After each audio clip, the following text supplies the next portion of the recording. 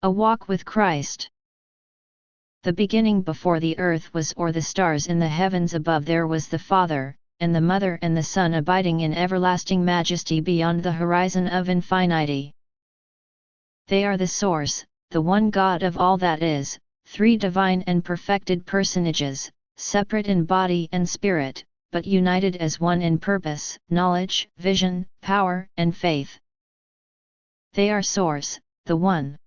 By the joint desire of the Father and the Mother and the agreement of the Son, the spirits, and eternal essence of all things that live in a physical form, that have ever lived, and that will ever live, were first created and existed in a spiritual state. Nor has the spiritual essence of any living thing ever come into physical existence with the breath of life, except by their divine intention embraced by their endless love and faith. And it came to pass that in the beginning by the union of love of our Heavenly Father and Heavenly Mother, all the spirits of men and women were created, in the likeness of their celestial parents they were created, every one. Into their spirit was placed an eternal soul, a sliver of the very essence of the Father and the Mother, to never know death and to always speak in a still, small voice calling upon their spirit to manifest in their lives the greatness they could become as true sons and daughters of God. Know then that all living things have spirits and existed spiritually before they existed physically. But only the children of men and women have been blessed with eternal souls, a piece of source, a light inside that ever beckons them to a higher path of virtue and righteousness. The souls of men and women are as innumerable as the sands of the seas, each and every one is gloriously unique, with special gifts and blessings given unto them by their Heavenly Father and Mother that they might manifest the majesty of their celestial heritage and fulfill the full measure of their divine creation. In the realm called Koropian, in the land of Zion, abide all things spiritual before they pass into the physical. Nothing that lives, that has lived, or that will ever live throughout the worlds of the heavens exists physically except it is first created spiritually and dwells in the land of Zion, in the realm of the Koropian. And it came to pass that each of the source came often to visit the spirits in Zion, to teach them many things so they could grow and expand, and to embrace their souls with their boundless love that love would ever be their guiding light. And it came to pass that the spirits of men and women lived in Zion in joy and happiness, even for a great time beyond time. They began as children and grew into men and women of spirit, detailed in form and substance, each with a unique personality, cherished hopes and dreams, grand opportunities to learn and grow, and soaring joy from knowledge gained, and cultivation of eternal relationships with other spirits, bonded through shared experiences beyond time and space. And it came to pass that many of the spirit children of the Father and the Mother expanded their knowledge and progressed from their varied experiences and relationships to the limit of their possibilities as beings of spiritual substance and form. The creation of the worlds. An explanation of the creation of the worlds through the organization of time and space and the reason behind it. And it came to pass that the Father and the Mother looked into the chaos of darkness they had not yet organized and desired to coalesce a part of it into a physical realm of order and light, that their spirit children might have worlds of physical substance to go to and inhabit, and that they might continue to grow and expand from their experiences and relationships and acts of faith, in ways that were impossible for beings of spiritual form alone, living in the presence of the Source. And it came to pass that Heavenly Father and Heavenly Mother decreed that balance and order should come from the chaos of darkness and from balance and order that time and space would exist. And it came to pass that Heavenly Father and Heavenly Mother decreed that all of their children of spirit should take upon themselves a mortal tabernacle of flesh and blood, after they had advanced as far as they could in knowledge, ability, faith, and relationships in Zion, as beings of spiritual substance alone. And it came to pass that Heavenly Father and Heavenly Mother decreed that forgetfulness would come upon the minds of every child of spirit when they passed into the physical realm of their choice, and that they would not remember their life as spiritual beings in the presence of their Heavenly Father and Heavenly Mother and the firstborn Heavenly Son. Unto each child was given the loving promise that their souls would ever be a part of the Source, and that the light of celestial truth would abide forever in their hearts and whisper in their higher minds, ever stirring them with a longing for a divine eternity, and a subtle but sure knowledge that within them was something great calling for something much greater. Thus, it is that amidst the vexing trials and tribulations of mortal life, and that in humility, all can fulfill their potential to become a child of light, called from the gentle promptings of their heart to believe in a divinity their eyes cannot see and a wonder their mind does not know, to feel coursing through every fiber of their being a sure knowledge that they are a cherished child of God.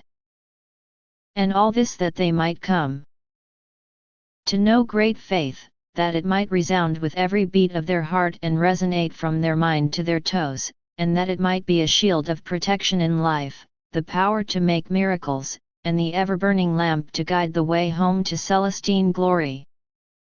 Verily, faith and love are the greatest of all powers, the very dynamic by which all things were and are created and exist. Love comes easy to the willing and compassionate heart, but faith is a struggle of virtue and humility, and the means to obtain it only comes to those who conquer themselves and are totally open to the flow of light from God. But be of good cheer, for these are among the preeminent gifts of Source unto the children of men. For this cause and to learn and grow further by their experiences in the flesh are the children of men born into the world, that they might be tested by the challenges of mortality and learn to see without seeing, to hear without hearing, and to do without doing. Such is the power of faith. And only by acquiring this power may they progress into a greater state of being. And it came to pass that the earths were without form or substance, where there would be worlds, there was only chaos, and darkness permeated all of space. And the father and the mother spoke to their firstborn son and bade him to go into the chaos and to organize it, that their children of spirit might take upon themselves physical tabernacles and have the opportunity to gain faith and further light and knowledge. And they decreed that all things which they had created spiritually, the animals and the birds, the fishes and the insects, and all manner of plants and all manner of life, should be created physically to abide with their children in physical worlds of paradise. The son obeyed his parents, and by his faith he spoke, and by the power of his word his light issued into the darkness and chaos, and the darkness was rent, and the chaos was put into intricate balance and order. And so it came to pass that the physical worlds and all the heavens began to come into existence. And it came to pass that all living physical things that were made manifest at the beginning of the physical worlds were organized and made to reproduce after their kind and given free will and the ability to learn and grow and evolve in every way. By him and through him, by the manifesting power of his love and faith, were all things made. And without him, there was not anything made that was made during the days of first light. And into all creatures that the Son made, the Father and the Mother breathed the breath of life, and they awakened to their world. Garden of Eden. The true story of the creation and destruction of the Garden of Eden, as well as the creation of the first 12 men and 12 women who were made upon the earth in the image of our Father and Mother in heaven. Upon the earth of our home, the Son created a most perfect garden upon a large island encircled by 2 mighty rivers. Upon this garden island abided all the energies of life, and all things in the garden flourished with joyous vitality. And the Son called this land the Garden of Eden. Into the garden and upon the world at large, he put a great diversity of creatures, from those so tiny they could not be seen to those so immense that to them man was insignificant. From those who moved only by instinct to those who gathered into tribes and took actions with forethought and reason. And into these, Heavenly Father and Mother breathed the breath of life, and they awakened to their world. Upon the garden isle of Eden, the Son formed 12 diverse tabernacles of flesh for men in many hues, in the image of God the Father, and 12 diverse tabernacles of flesh for women in many hues, in the image of God the Mother. And the Father and the Mother sent forth 12 stalwart brothers of spirit and 12 choice daughters of spirit from the land of Zion, and called for their souls to enter into the tabernacles of flesh the Son had made, and they breathed into them the breath of life, and they awakened to their world. These were the first people upon our earth that had been created in the image of our Father and Mother in heaven. One of the brothers was called Adam, and one of the sisters was called Eve, and they fell into a deep and abiding love in the tabernacles of their flesh, even as it had been for them in the tabernacles of their spirits before the world was. But it was a pure and innocent love, filled with attraction and admiration, but absent of lust. And the 12 brothers and 12 sisters lived in paradise in innocence, nakedness, and purity, for the days and the nights were warm and comforting, the waters pure, delightful, and delicious, fruits, nuts, and vegetables grew wild and abundant everywhere within their reach. And for them this was food, pure and unspoiled, full of life, not death. From time to time, the Father or the Mother or the Son of the Source would speak to them in visions while they slept, to teach them again the celestial laws of the Source they had known so well in Zion, including the laws of love and stewardship, and the law of faith by which all things are and will be. And it came to pass that the Source gave unto the 12 brothers and 12 sisters a commandment that they should be bonded together as male and female in a sacred union of love and respect, one female to one male, as they were all worthy and of equal number. And by this, each of the 12 brothers and 12 sisters would have a special companion to share and create life with. And the voice of the Father came like thunder from a cloudless sky of sun, and, with authority and admonishment, bonded each of the men to their wife in holiness. Source the Father commanded them to be fruitful and to multiply, and Source the Mother stirred their loins husband for wife and wife. For husband and revealed unto their understanding the ways in which a man could cleave unto a woman in mutual joy and pleasure and become one in body and desire, and that from this sacred union would come children, that the race of men in the image of God might spread forth across the earth. And the voice of the Father shook the very ground, saying, Unto the children of Eden dominion is given over all the life of earth, over every creature that flies in the air or walks upon the ground or swims in the sea. You shall have sacred dominion over the fish of the sea, and over the fowl of the air, and over every living thing that moves or grows upon the earth, that in your stewardship they also might be fruitful and multiply and spread forth over the earth in abundance. Every plant in endless variety has been given unto you for food, shelter, or comfort, and to heal your wounds and illnesses with prudence and faith. And behold, I have given you every herb bearing seed which is upon the face of all the earth, and every tree whose seed bears fruit of sweetness or meat, and the milk of the animals, and the non-fertile eggs of the fowls, and the honey of the bees, and these shall be your food. And to every animal of the earth, and to every fowl of the air, and to everything that creeps upon the earth, wherein there is life, I have given every green herb from the smallest to the largest, for their meat. Take heed therefore to be good and faithful stewards, and cherish all life, for the slothful steward shall be held accountable. 4. Every life diminished because of their neglect or disdain. Verily, if you take life or diminish the quality of life of the creations of Source without cause, so shall the bounty of your eternal reward be taken from you.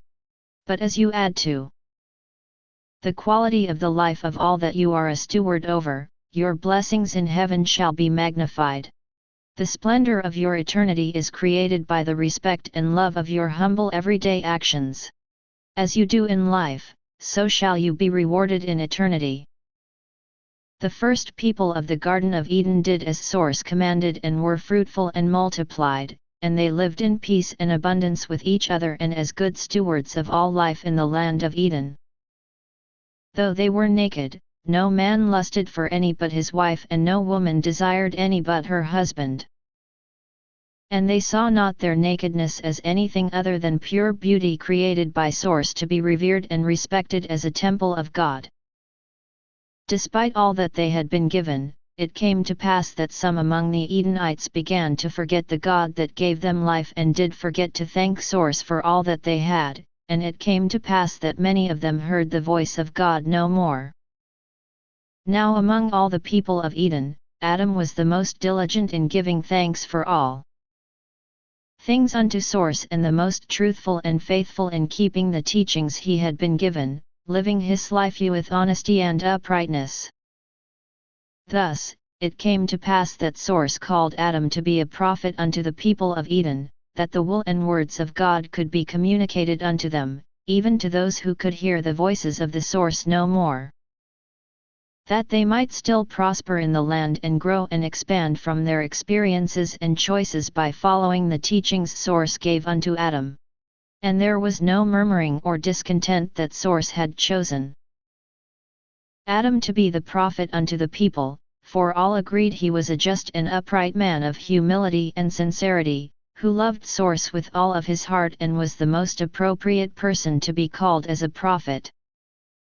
And it came to pass that the Edenites prospered and grew in the land, and one day Eshak, one of the 12 brothers, said unto Adam, What do you suppose is beyond the land of Eden?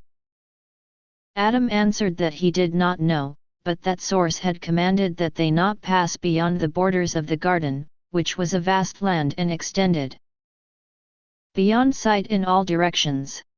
Now Eshak was not hurtful or disobedient, but he had a great curiosity that yearned to know what lay beyond the edges of the garden.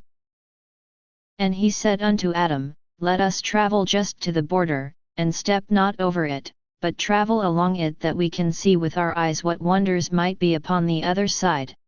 And Adam said unto him, There are no wonders, for Source has said that beyond Eden is only destruction and desolation. Then Eshak replied, I desire to see what destruction and desolation looks like, so let us be brave and go to the border. We will not disobey Source and pass to the other side. Thus, it came to pass that Adam and Eshak and another brother, named Tamad, parted from their families and traveled for 2 days until they came to the banks of one of the great rivers that encircled Eden. And the 3 brothers looked about them in astonishment. Behind them, they could see the lush foliage of Eden, but in front of them only stark desolation and barrenness, and they marveled at the power of Source. The realization came upon them that even if they desired, they could not pass beyond the borders of Eden, for so vast and swift were the waters of the river that surely no man could cross them. Then Adam turned to go back to his family, but Eshak and Tamad persuaded him to continue to follow along the river that they might see if a change came upon the land on the other side at any place. Thus, the 3 brothers continued their travel along the borders of Eden until the Sabbath, when they rested and gave thanks and prayers unto Source. Upon the sunrise of the next day, they began again to walk along the banks of the great river. Though the land beyond the far bank was bleak and dreary, they did see life in their travels, both plants and animals, and birds flew freely back and forth across the river. Thus, they wondered what might be beyond their sight. On 3 occasions, they saw what appeared to be bands of animals moving through the rocks, and once a small group that had somewhat the appearance of men, but they were in the distance and indistinct. On the 2nd day after the Sabbath, they came upon 4 such creatures standing on the other side of the river, and they stared at them secretly from behind the fronds of bushes, in great curiosity. They stood on 2 feet like men, but in a hunched manner, and they were covered in dark hair like animals. The brothers looked at one another in amazement and could not fathom what the creatures were, for no such animals that looked almost like men existed in Eden. Tamad commented with astonishment to his brothers, "They are men like unto us." Ishak scoffed in reply, "No, Tamad, for they are exceedingly hairy and walk in a most peculiar manner."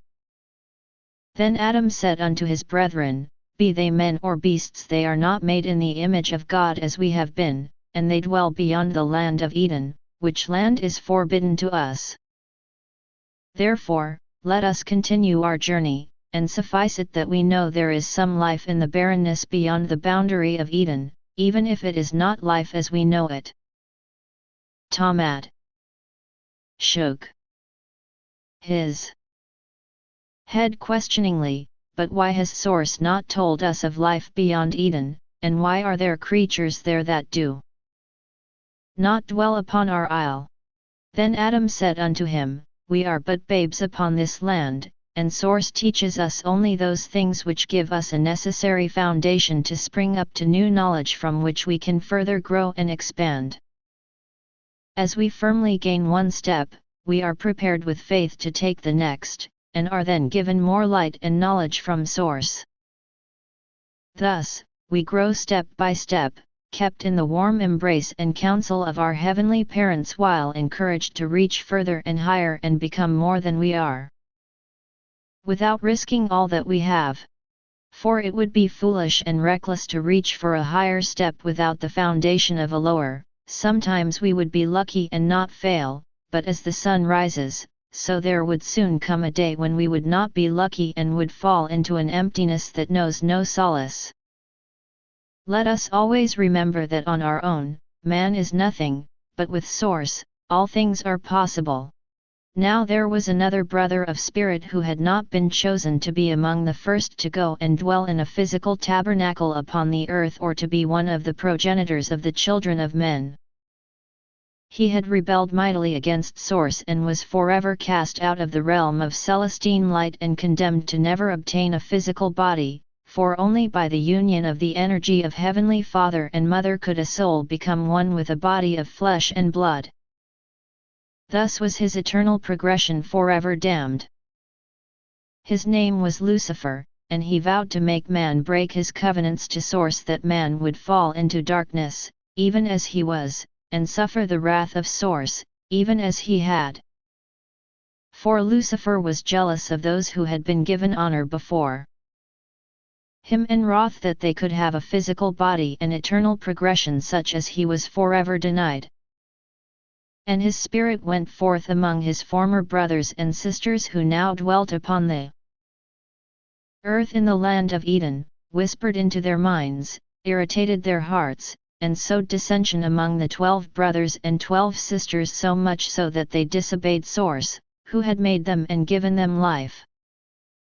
Source had told the 12 brothers and the 12 sisters to eat freely of any fruit of the garden, but of the tree of the knowledge of good and evil to not eat, save when a fruit of the tree was given to them by the Source.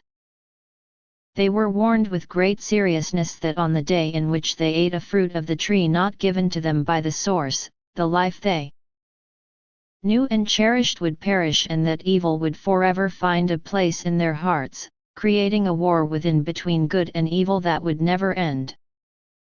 And other commandments were given to them that they might gain faith by following the admonitions of Source, who loved them with a love beyond the light of the sun, for with obedience they would see that as they followed the word of Source, they prospered on the land. And by this their faith would grow. But Lucifer misled them in their minds in so much that they thought they understood something greater than Source had told them. And the voice of Lucifer whispered in their minds, "You cannot progress if you know not more of good and evil. You will always be as little children if you do not gorge yourself upon the forbidden tree. The father and the mother know everything of good and evil, and they have become the gods of all that is. The Source made the tree, so surely they have eaten all of its fruit. How can you become like unto them if you do not know what they know?" They have only forbidden you to eat freely of the fruit to see if you have the initiative to seek out the things which can help you grow despite the obstacles that may be in your path. You will see that the fruits you have been denied are the most delicious of all fruits, and tasting of them will open many new delights unto you. Thus, they were all persuaded, every one, even Adam, and they ate the other fruits of the tree that the source had not given to them. The fruits were delicious as Lucifer had said, and they looked around and saw the garden remained in beauty even as it always had been, and they began to doubt and disbelieve the word of the source, who had told them that the life they knew would perish if they ate of the forbidden fruit. Then all the men looked at all the women and the women at the men, and they lusted in their loins such as they never had before, and they fell upon one another in their lust even as the animals, and no longer cherished each other in sacredness. At that moment, the source became distant to all of them, even unto Adam, for source called out to them in their hearts to forsake their evil, but they heeded not the promptings of their hearts. When their lust was satiated, they were overwhelmed by a sudden understanding of good and evil. And they now had desires for both, whereas before they had known only a little of evil and desired only good. As the men now lusted without love for women other than their wives, and the women for the men, they covered the glory of their bodies, for it now shamed and frightened them, and they hid themselves in guilt, feeling unworthy to be. With the suddenness of thought, they understood that for emptiness they had abandoned fullness. As the light of comprehension dawned in their minds, they knew that they had been misled by Lucifer, and they cried out in anguish for their innocence, which they could never again regain. In their bitterness, they heaped scorn upon themselves, for they now understood that Heavenly Father and Mother would have given all knowledge to them as they were ready to receive it. But in disobeying the commandment of Source, they gained knowledge before they understood how to use it wisely, and learned of evil before they were prepared to defend against it.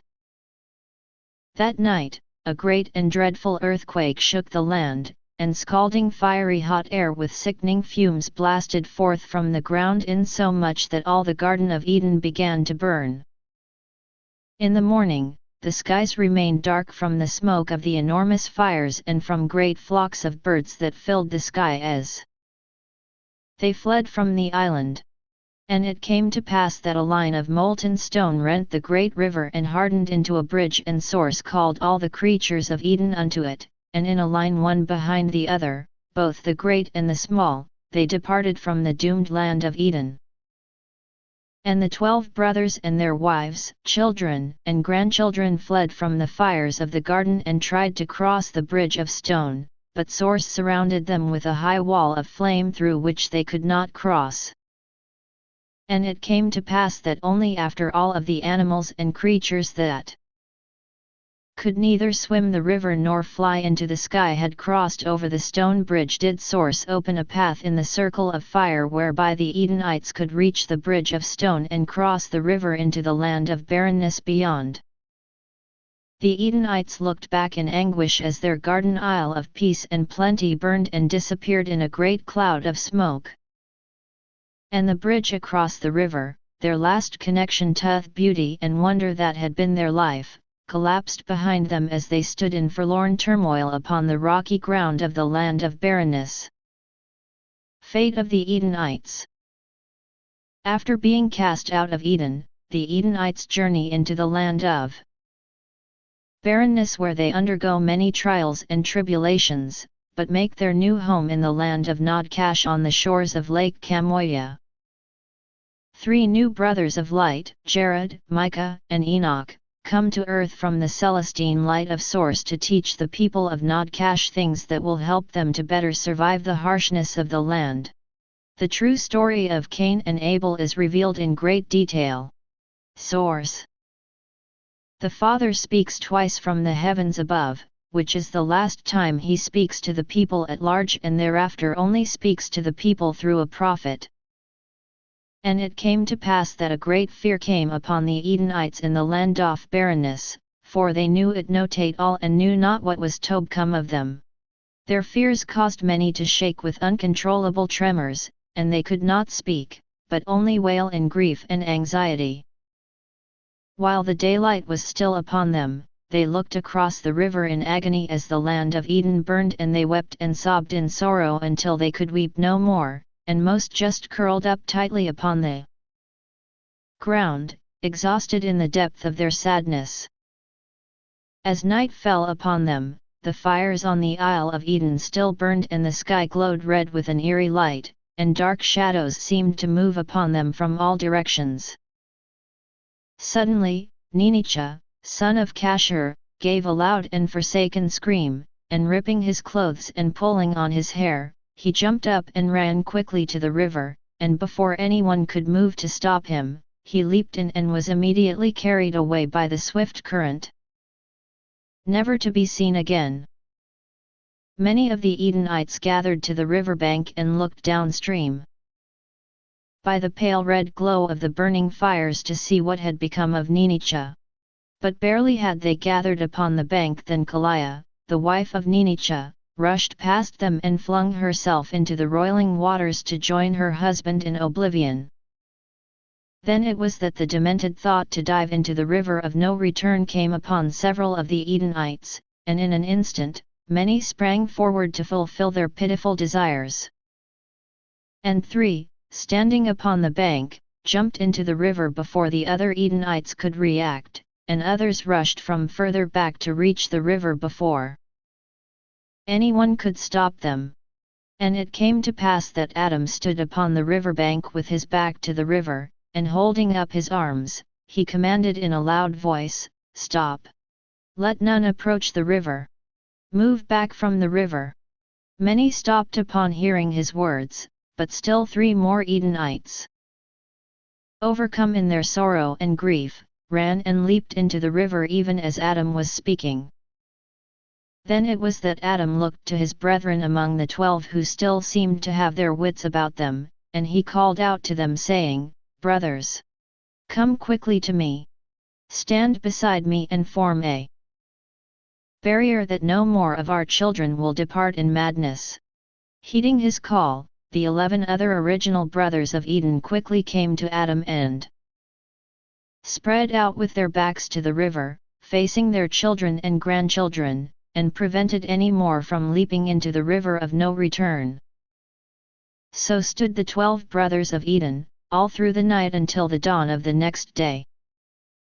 And seeing their fathers and grandfathers standing as one united in their love and purpose, the children of Eden lost their madness and fell upon the ground, both sitting and lying, in stupors of disbelief at all that had transpired. The following day, the Isle of Eden was naught but a smouldering ruin, and even the land of barrenness seemed desirable in comparison.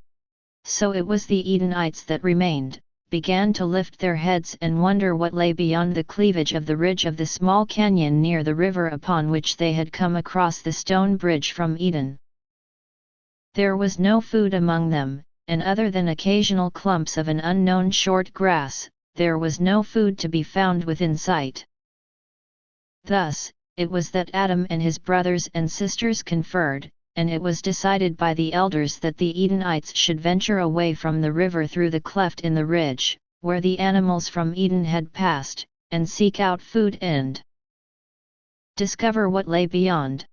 Before they left, Adam gathered them all into a circle of prayer and spoke unto Source for all of them, saying, "Dear Father and Mother of Light, forgive us, oh forgive us, for the errors of our ways. We have learned the painful lesson of the consequences of not following and heeding your words, given to us in love for our happiness. We venture forth now into a new and frightening world.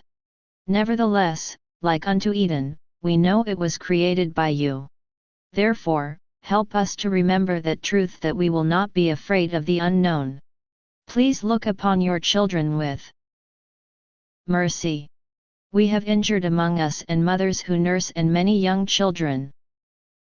We beseech you to ease our suffering and guide us to food and shelter that we might survive, to prove to you that we are worthy children and can become greater than we have been. These things we humbly ask in the name of your Son, even he who has called us brother, who comforts us, and abides in our hearts. And it came to pass that the Edenites journeyed out of the canyon by the river and passed through the cleft in the ridge. As each of the Edenites stood upon the crest of the ridge, they took a moment to look out into the land of barrenness. To their surprise, they discovered that it was not barren after all, for they could see trees near some hills not far off and many unusual plants within sight, and the occasional sounds of animals and the songs of birds could be heard. It was decided by the elders, the 12 brothers and 12 sisters who were the original Edenites, that they should seek to reach the hills in the distance where they could see trees growing on the hillsides and imagined water would run downhill and gather into streams. Though the hills seemed not that distant from the ridge, as the sun set. After a long walk in the hot sun through the day, the Edenites failed to reach the hills and dejectedly lay upon the ground uncovered, with empty stomachs and parched of thirst from their journey of the day. For they had no containers among them to carry water from the river and had left the canyon with only the water they could carry in their stomachs. Shortly after sunrise the next day, they began again to travel toward the hills, spurred onward by their ever-growing thirst. Hunger was also gnawing at their stomachs. In their innocence and ignorance, everyone ate freely of the red berries they encountered on short bushes while they walked toward the hills. But shortly thereafter, those who had eaten earliest began to get dizzy and their mouths began to burn, and their stomachs brought forth that which they had eaten. Those who had eaten the most passed out, and Milia, daughter of Yakanai, did not awaken. And Yakanai shook his daughter and pleaded with her to awaken, but her breathing stopped and she awoke not. Yakanai looked to Adam and implored him, "Has Source forsaken us? How can my daughter sleep and not be able to be awakened? Why would Barry's Source has put upon the earth cause her to sleep so deeply? I do not understand anything at all that has happened to us. Help me, brother Adam, for I am lost." Adam put his hand upon Yakanai's shoulder and spoke aloud to Source, saying, "Dear Father and Mother of Light, hear the words of my mouth and feel the pain of our hearts. We do not understand all that has befallen us. We beseech you in utter humility to give us the light of knowledge." And it came to pass that the voice of Source the Father rumbled across the sky and was heard by each of the Edenites. And the voice of the Father said unto them, "My children, learn now the law of consequence, that each action you do begets another action, the good to good, and the bad to bad.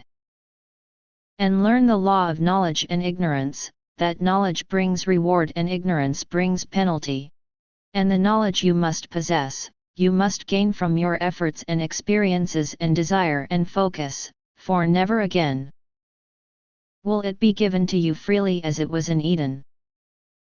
So you have now learned that beyond Eden there are things that look to be desirable that instead will hurt you if you partake of them. And that the action ripples like a stone upon water, with like actions, be they good or bad. In Eden, you had never seen death, but in the world it shall be your regular companion, even now, as the girl does not sleep, but has returned to us, and will be among you upon the earth no more. In Eden, there was nothing you could not eat, save the fruit of the tree of knowledge of good and evil, but upon the world into which you are now cast there are more plants to bring pain, suffering, and death than to bring health and life. In Eden, all animals were your friends, but in the land of barrenness, many will be your enemies, and many will seek you to be their food, so beware. In Eden, sickness and suffering were unknown, but in the land of barrenness, you will only be as healthy and free from sickness as you are faithful to the commandments and guidance we have given you. Among women, their travails will be many, and in pain they will now bring forth children, unless they abide strictly by the teachings of the source. Among men, never again will the earth bring forth fruits unto you in unbidden abundance, but you must work with sweat and perseverance, fighting the thorns and the thistles and praying for rain and sun, to bring forth the food that in Eden came freely unto you. In Eden, there was a balance between the male and the female inside each of you, thereby the men never angered and the women never wavered. But now in the world that is yours, the men will need to strive to remember the female within them lest they are overcome by the male and become even as the animals. And the women must ever strive to hold on to the male within them, lest they become without a voice and mere chattel to the men. Nor will the source ever again speak openly to the children of men, save once more in great condemnation. Hereafter, only to the prophet or prophetess we have called will we speak words for all people to heed, but only the worthy will hear their voice and take to their hearts the words we have spoken unto them. This is the world you have called unto you by your actions, and so the ripples shall go forth throughout time, generations upon generations, until the end of times. You will experience great sadness in your travails, but so too will you find great joys, even greater than those of Eden in your accomplishments of eternal significance. Therefore, fear not, for we are still with you. If you seek us out and live as we have given you, you shall always have our spirit to be upon you, and guide you, and bring you toward the Celestine light. And it came to pass that in sadness the Edenites continued on their journey toward the hills and took turns carrying the body of Milea, for they did not know what they should do with it. None of the others perished from eating the red berries, but most were sick, some more than others. Shortly before dusk, they reached the hills, and under Adam's direction, 2 parties of 3 men each quickly set out in opposite directions along the base of the hills to seek out water. As evening fell, both parties returned, their missions unfulfilled, and another day passed for the Edenites without water or food. The following day, Adam sent out 3 parties of 3 men each. 2 were told to explore further along the base of the hills, and the third to climb to the top of the hills and ascertain what lay beyond. All were instructed not to return until they had found water or were unsuccessful after 2 days. While the main exploration parties were gone, the Edenites set up a rudimentary camp, making shelters from what tree branches and brush they could gather.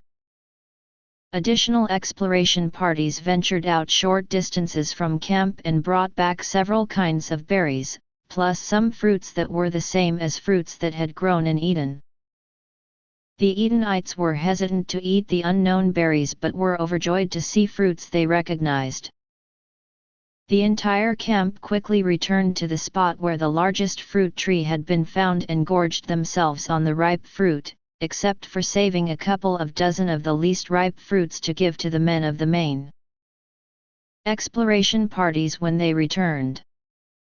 While eating at the fruit tree, Isaias, one of the 12 brothers, spoke to Adam, saying, "This tree requires water to live, and it is thriving on this spot. Though we see no water nearby, there must be some beneath the ground to feed the tree. Therefore, let us dig beneath it that we might come upon the source of its water and be able to partake of it." Adam agreed that Isaias had an excellent thought, and after explaining it to the others, the men began to dig enthusiastically. By mid-afternoon, they had dug a hole of the height of 3 men, which was no small feat considering the compact hardness of the ground, and that they lacked tools other than their hands and sticks. But still they had not found water or any trace of it, and all were now greatly fatigued from their efforts, and their initial enthusiasm had been replaced with disappointment. Dejectedly, everyone returned to their camp to await the hoped-for arrival of the 3 exploration parties with better news of success. Back at camp, Eve came to Adam and spoke unto him, saying, "Adam, why is it that you and your brethren are only doing what seems to you best in search of water and food, instead of inquiring of the source?" Adam answered Eve, saying, "The Father has said he will speak to us no more, and that we must discover and learn for ourselves from our experiences." "No," Eve replied. "That is not what he said. The Father said that the source would still speak to their prophet, for how else might their children be guided in light and truth? And it is you, Adam, who is the prophet of source. And so it has been long before we were cast out of Eden." Adam looked down at his feet for a moment and then looked up at his wife and said unto her, "You are true in your words, Eve. I will go and inquire of our father and mother and brother." But before Adam could leave the camp and seek out a place of privacy to speak with Source, there was a sudden scream from one of the women, and they looked to see Hamakila daughter of Sesh, writhing upon the ground. Rushing over to her, Adam and Eve saw 2 puncture wounds on her wrist and a snake, such as they had never seen before, slithering off into the brush. Adam looked at the friends of Hamakila and asked, "Did the snake bite her?" And they nodded affirmatively, and one said, "It was such a pretty little snake, she just picked it up to hold it, even as she had done with snakes many times in Eden. But it bit her with viciousness, and immediately she fell to the ground in pain." Adam looked closely at the 2 wounds, saying to himself, but loud enough for others to hear as well, "But this is a most strange bite. What snake has only 2 teeth?" His question was answered by Gorug, son of Keleth, who spoke to all, saying, "Like everything in this miserable place, what was harmless in Eden, even a small, pretty-colored snake, can be the source of pain and bitterness here in the land of barrenness." "You speak true, Gorug," Adam replied. "Until we know that something is harmless or beneficial, we must assume the opposite." They moved Hamakila to the place of greatest comfort that they could make and prayed over her that Source would help her to live. That night, most slept fitfully, anxious in their hearts for the exploration parties that remained away, and because of the many unknown and disquieting sounds they heard moving about in the darkness beyond their camp. After the passage of 2 days, none of the exploration parties had returned, and most of the Edenites lay upon the ground too fatigued and parched to move. But on the morning of the 3rd day, the party that had gone into the hills and the one that had gone into the rising sun returned. Both had found small quantities of water to sustain them, and each had found some plants such as those that grew in Eden for food. To the delight of everyone, they brought back as much of the food as they could carry and some water in hollow gourds. But there was more to their reports. Obadiah of the hill party spoke first, saying, "We did not find a place ascending the mountain that would be good for our people to reside, for nowhere did we find upon the mountain a large body of standing water or a running stream of substance. But there are great trees and much material for building up on the slopes. We saw many kinds of animals and some birds, but we recognized only a few from the Isle of Eden. When we topped the hill, we looked down into a vast valley which we could not see the end of. It is bounded by hills on 3 sides, and we were at the end of it upon the place where we stood. In the valley there is a large lake, so there is a constant water source and probably a good place to make our permanent camp." Everyone's mood was buoyed by this news, for it gave them hope of which they had begun to sorely lack. Then the team that had gone into the sun along the base of the hills gave their report, and Yamagon spoke unto the Edenites, saying, "We also saw many beasts, some in the hills above us and some upon the plains.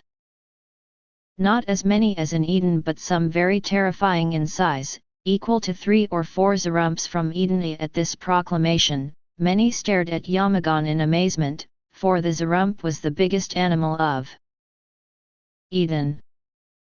"There cannot be an animal so large," scoffed Cain, a son of Adam. Yamagon speaks true, defended Haglund, who was one of the two that had accompanied him on the exploration. And more than this, we saw tracks of a creature that is likely twice the size of that beast. We also found some plants to eat that were the same as those from Eden, but there were not many and we found only small catch basins of water. You have done well, my brothers, Adam commended. It would seem that we should make our way over the hills and down into the valley, unless the third party returns with better news. Night was falling when two of the men from the third party that had traveled along the hills with the sun at their backs returned. They were greatly fatigued and collapsed into the arms of their brethren. "Where is Dalash?" asked his father with apprehension. "He is as Milia," answered one of the two men. "On our second day, shortly after the sun had risen, we came upon a group of 5 or 6 very strange creatures. They looked somewhat like men, but they wore no clothes and were covered with hair, and walked with a stoop. They are also very broad of body, but short of stature. We approached, seeking to befriend them. But they immediately fell upon us and commenced to beat us with heavy sticks. Dalash was felled by a blow to the head and then hit again until his head was no more." Hearing this, the parents of Dalash wailed in grief as did many of his friends. But Adam grabbed the hand of the man speaking and asked, "How is it that you escaped?" "We ran," answered the man. "We ran very fast and very long. But in truth we did not need to run much, for these man-like creatures cannot run fast at all. Nevertheless, we ran until we could run no more to put as much distance between us and them as possible." Considering the news brought by the 3 exploration parties, the elders met in the early evening beneath the light of a full moon and decided to make their way over the hills and down into the valley beyond shortly after first light and to eat and drink as they traveled whenever a source for either was found. In the morning before leaving, after a short prayer by Adam remembering her goodness, they buried the body of Milia in the hole they had dug at the base of the fruit tree, for it had begun to stink and they knew not what else to do with it.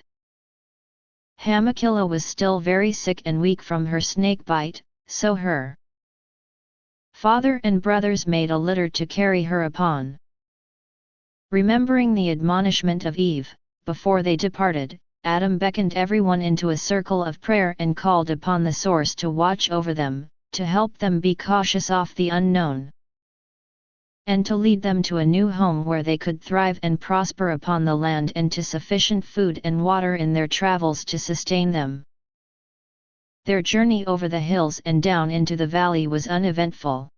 Along the way, they were able to forage water from small catch basins hidden in the shade and food from plants that they recognized from Eden, so by the time they reached the valley floor, they were greatly invigorated. The Edenites that came into the valley were just over 500 in number, with skin hues of many shades and physical appearances of great diversity. And the years passed one after another and the Edenites grew upon the land, and the women bore many children. And the Edenites multiplied in numbers greatly. The Edenites came to call the land of barrenness Nodkash, meaning bitter salvation, for though they were able to till the ground for food, catch fish in the lake, and harvest some fruits in the wilderness, life was very difficult and challenging, and they worked from dawn until dusk every day except the day of Source, simply to survive. And the community that they built upon the lake, they called Kamoya, and the lake they named after the community, calling it Lake Kamoya. Even as the Edenites welcomed new life with the birth of many children, so too did they come to experience much of death of which they had never known on the Isle of Eden. During the first 100 years of the cycles of the sun in the land of Nodkash, the old ways of eating were followed by everyone, and they had no sickness among them. But death and injury and infection still came to them, for many were the dangers upon the land. There were large and fearsome creatures hidden in the lake that from time to time leaped above the surface, swamping the logs upon which they fished, grabbing even the most alert of fishermen, and pulling them beneath the surface never to be seen again. So too had many a wild forager gone into the wilderness to gather fruits only to be attacked by terrifying wild beasts and pulled from the arms of their valiant friends and dragged away into the forest. In the early days in Kamoya, many men were lost, leaving behind grieving widows and children and parents. And the face and voice of Source the mother came unto Adam while he slept and told him it was not good that any woman should be without a husband or child without a father. And he was commanded that the men of Kamoya should take unto them the wives and children of the men that had fallen, if the widow would choose them for a husband and their wife should agree, and they should be their wives and their children too. B. And it came to pass that Adam spoke unto the people of Kamoya and told them the words Source the mother had spoken unto him. Some of the men heeded his dream, and when they were chosen by a widow and their wives agreed, they took unto them the wives and children of men who had fallen and joined them to the wife and children that were already theirs, and they became one family. But others heeded him not and ridiculed him, scoffing that he would presume that God would speak to him and command him concerning their private affairs. Therefore, there remained some widows without husbands and children without fathers, and these were taken in by the parents or brothers of the widow until such time as they could be joined in a union with another family. And it came to pass that for all the joy that children brought, so too was their sadness, as from time to time a mother would perish while giving birth to her newborn son or daughter. Seeing all the calamities continuing to befall his people, Adam prayed mightily to Source, asking for wisdom that the Edenites might know how to better be protected from harm and prosper on the land. And the Source heard the pleas of Adam and gave unto the Edenites greater wisdom, which came into their minds like a sudden wind that was not expected. From this new knowledge, they came to build stout homes of stone that kept out the strongest winds and rain. And they began to make greater observations of the animals that roamed about the land of Nodkash and learned that they could fish in the early morning safely, for the creatures of the lake slept until the midday.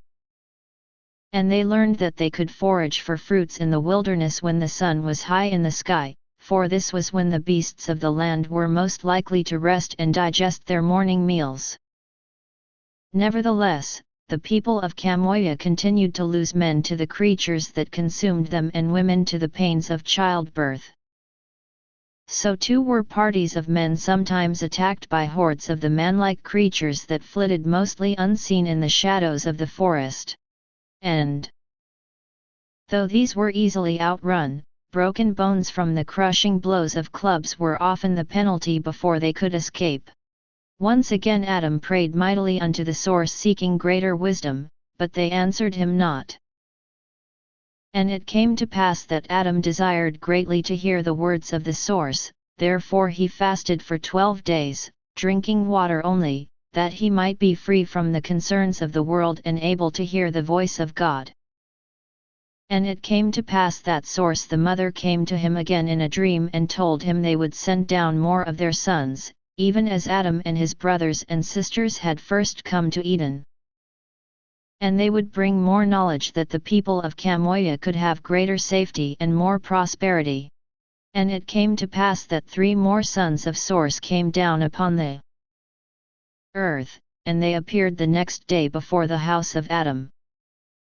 Though the mother had told him of their coming, Adam was astonished when he saw them before him, for though they seemed familiar, they were men he had never before encountered since he had been placed in the garden, and they were dressed in colorful and astounding ways, not like the people of Kamoya.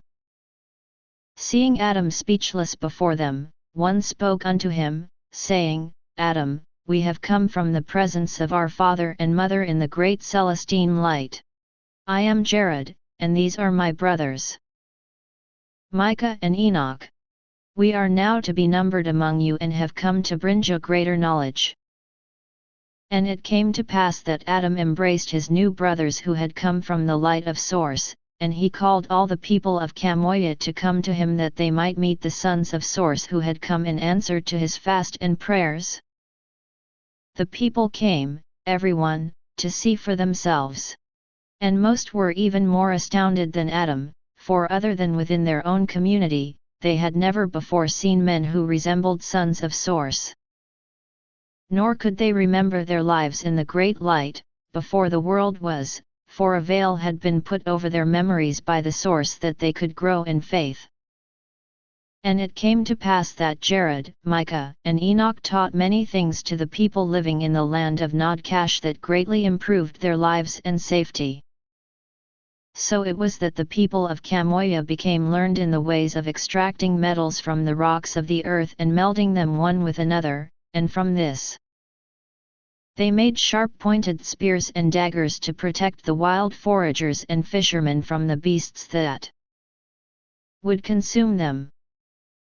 And they fashioned axes from the metal and honed their edges and used them to fell trees and built a great palisade of thick, vertical poles with sharpened points completely encircling Chamoia to keep out the predators of the day and the night. They were instructed in the creation of large canoes linked 3 abreast by beams. From these, they were able to travel safely far out into the lake and catch many more fish than they had ever previously been able. And the monsters of the lake could no longer breach their vessels before they could fend them off with long spears. So too did they teach them the way of writing in great detail and of engineering that they could build a tall and magnificent temple to honor Source from whom all blessings flowed. But there were some among the people of Chamoia, including Cain, a son of Adam and Eve, who did not accept the coming of Jared, Micah, and Enoch and wished to cast them out from amongst them. Yet most people marveled at their coming and accepted them to be numbered among them. And it came to pass that the 3 brothers from the Celestine light took unto them as wives the widows of men who had died and who had not yet found new husbands among the people of Chamoia.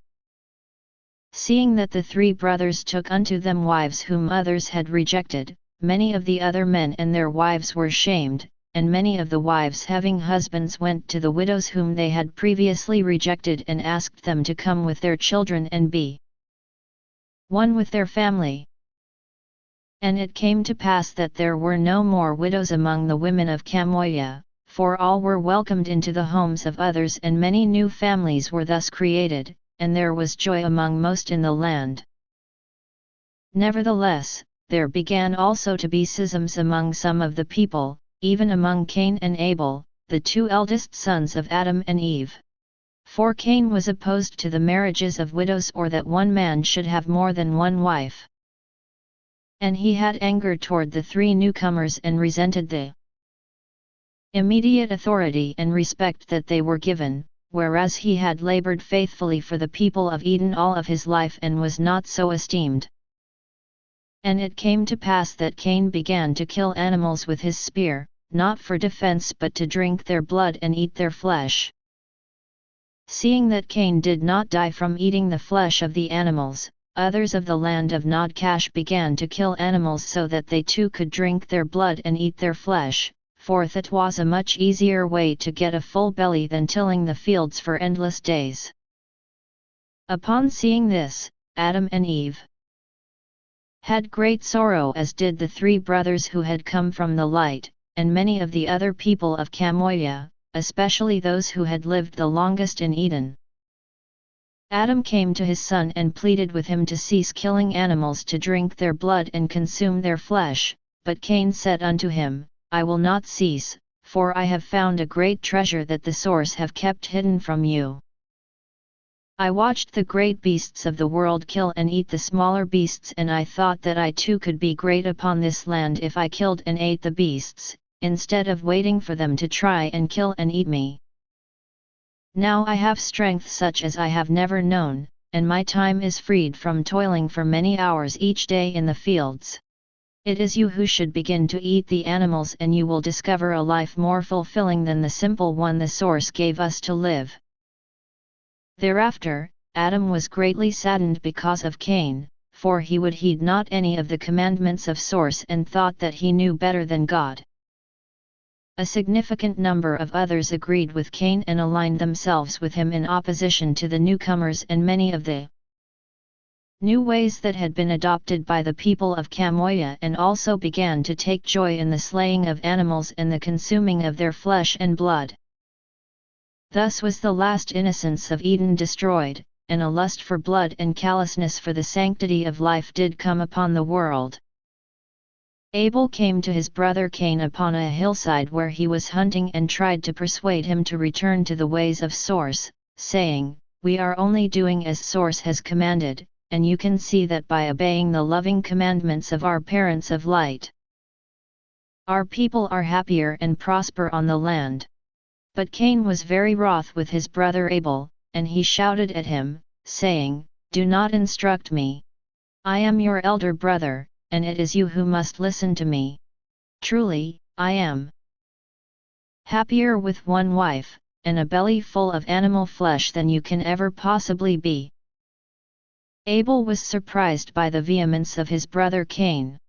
But he did not back down and said unto him, "I will listen to you when you are speaking wisdom and heed you not when you speak foolishness, even as you should do with me."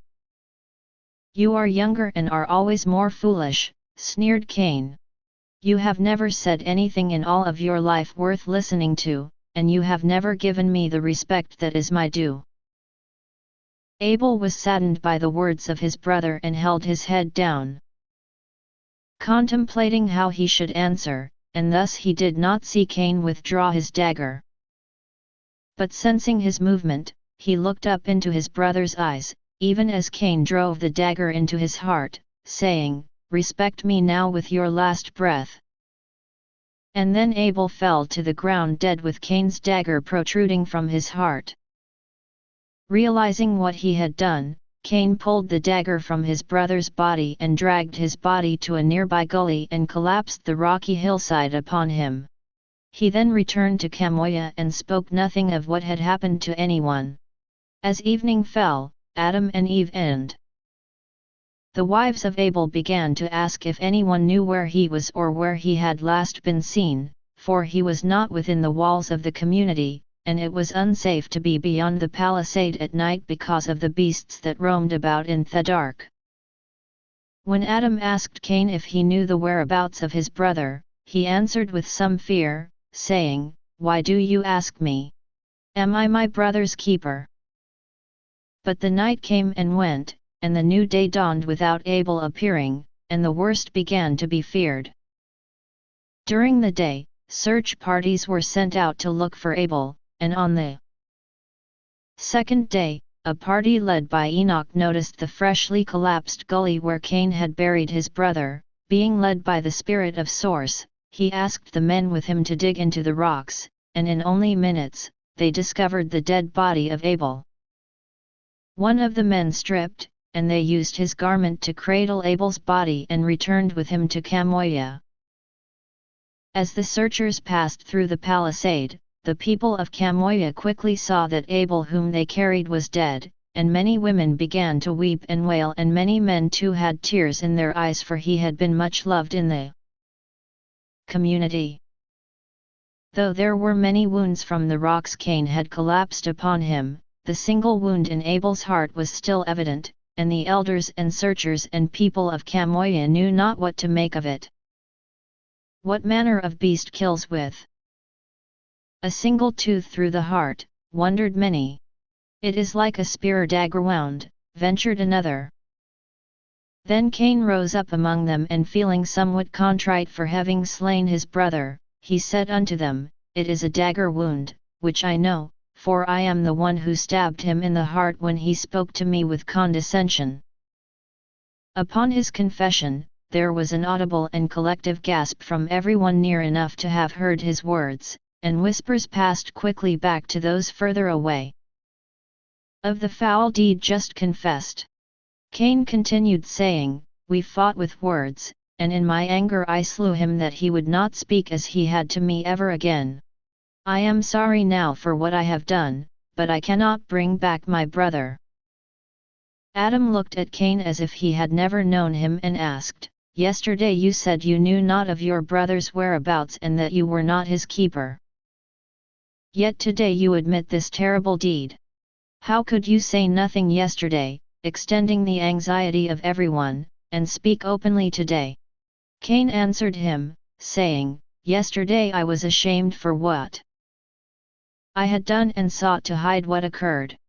Today I am sorry, but feel justified because of the way in which Abel has treated me, his elder brother for many years, as if he were better than me." Adam stood before his son, and though he was smaller in stature, he seemed to tower over him in his wrath, saying unto him, "You have done the greatest sin. You have killed another. You have stopped the eternal progression of your brother by taking him from this mortal life before his time. Such a thing has never occurred in the history of man, and now you have begun the chain that will have no end while man reigns upon the earth. For this great horror there can be no justification, no, not one, save the defense of your own life. Yet by your own admission, it is you that attacked Abel. How can you possibly seek to justify the unjustifiable?" Cain bristled at his father's words, and his contriteness vanished, replaced instead with anger. And he said unto his father, "What do you know? Your head is always in the clouds, speaking to a god of your imagination whom nobody else can hear. Though Abel attacked me not with a weapon, his words cut me just as deep and caused pain to wounds he had inflicted upon me all my life. Therefore it was in self-defense, to stop his endless attacks of words upon me, that I at last could take no more and silenced him forever. He brought his own death upon him, so do not think to cast it upon me." Then there was a great shaking and rumbling of the ground, and dark clouds gathered quickly, hiding the sun, echoing with thunder, and flashing lightning out and all around the people of Kamoya. And the voice of Source the Father rumbled from the clouds, and everyone heard, and with every word he spoke, the earth shook. And the Father said, "Cain, your life shall be desolation and your eternity shall be darkness. You sought to stop the eternal progression of Abel, but you have only succeeded in damning your own. Abel shall be reborn into mortality once more to resume his journey, but you have dropped yourself into a deep abyss, and only through time unmeasured will you be able to come again even to the place you were the day you did this great sin. Therefore, leave Kamoya and journey to another land. Take with you all who drink the blood and eat the flesh of animals, save they repent this very moment and sin no more. And know that it is from the killing of the innocent animals and the eating of their flesh, that callousness for death has been nurtured and made manifest in the evil you have done." And it came to pass that Cain left Kamoya, and all of his family went with him. And many of the people of Kamoya also departed with Cain, even all those that desired to still kill animals and eat their flesh and repented not. And these numbered over 300 people, including children. The meat-eaters journeyed far away from Kamoya and the land of Nodkash, and after some years, it was only with the infrequent visits from traders of goods were they still known by the people of Kamoya that had seen them depart. Thereafter, the meat-eaters were called Canaanites, after Cain whom they had followed rather than obey the voice of God that had spoken to them. And those that remained were no longer remembered as Edenites, but thereafter were called Kamoyans. Asterisk asterisk asterisk asterisk asterisk asterisk asterisk asterisk asterisk asterisk asterisk as a rump is about a third larger than the size of a modern-day African bull elephant 100b. This involved men who were already married, as the people of Kamoya married very young and there were no single men of a mature age available. The city of Enoch. Adam dies at 830 years old, and Enoch is called by Source to be the next prophet of the children of light.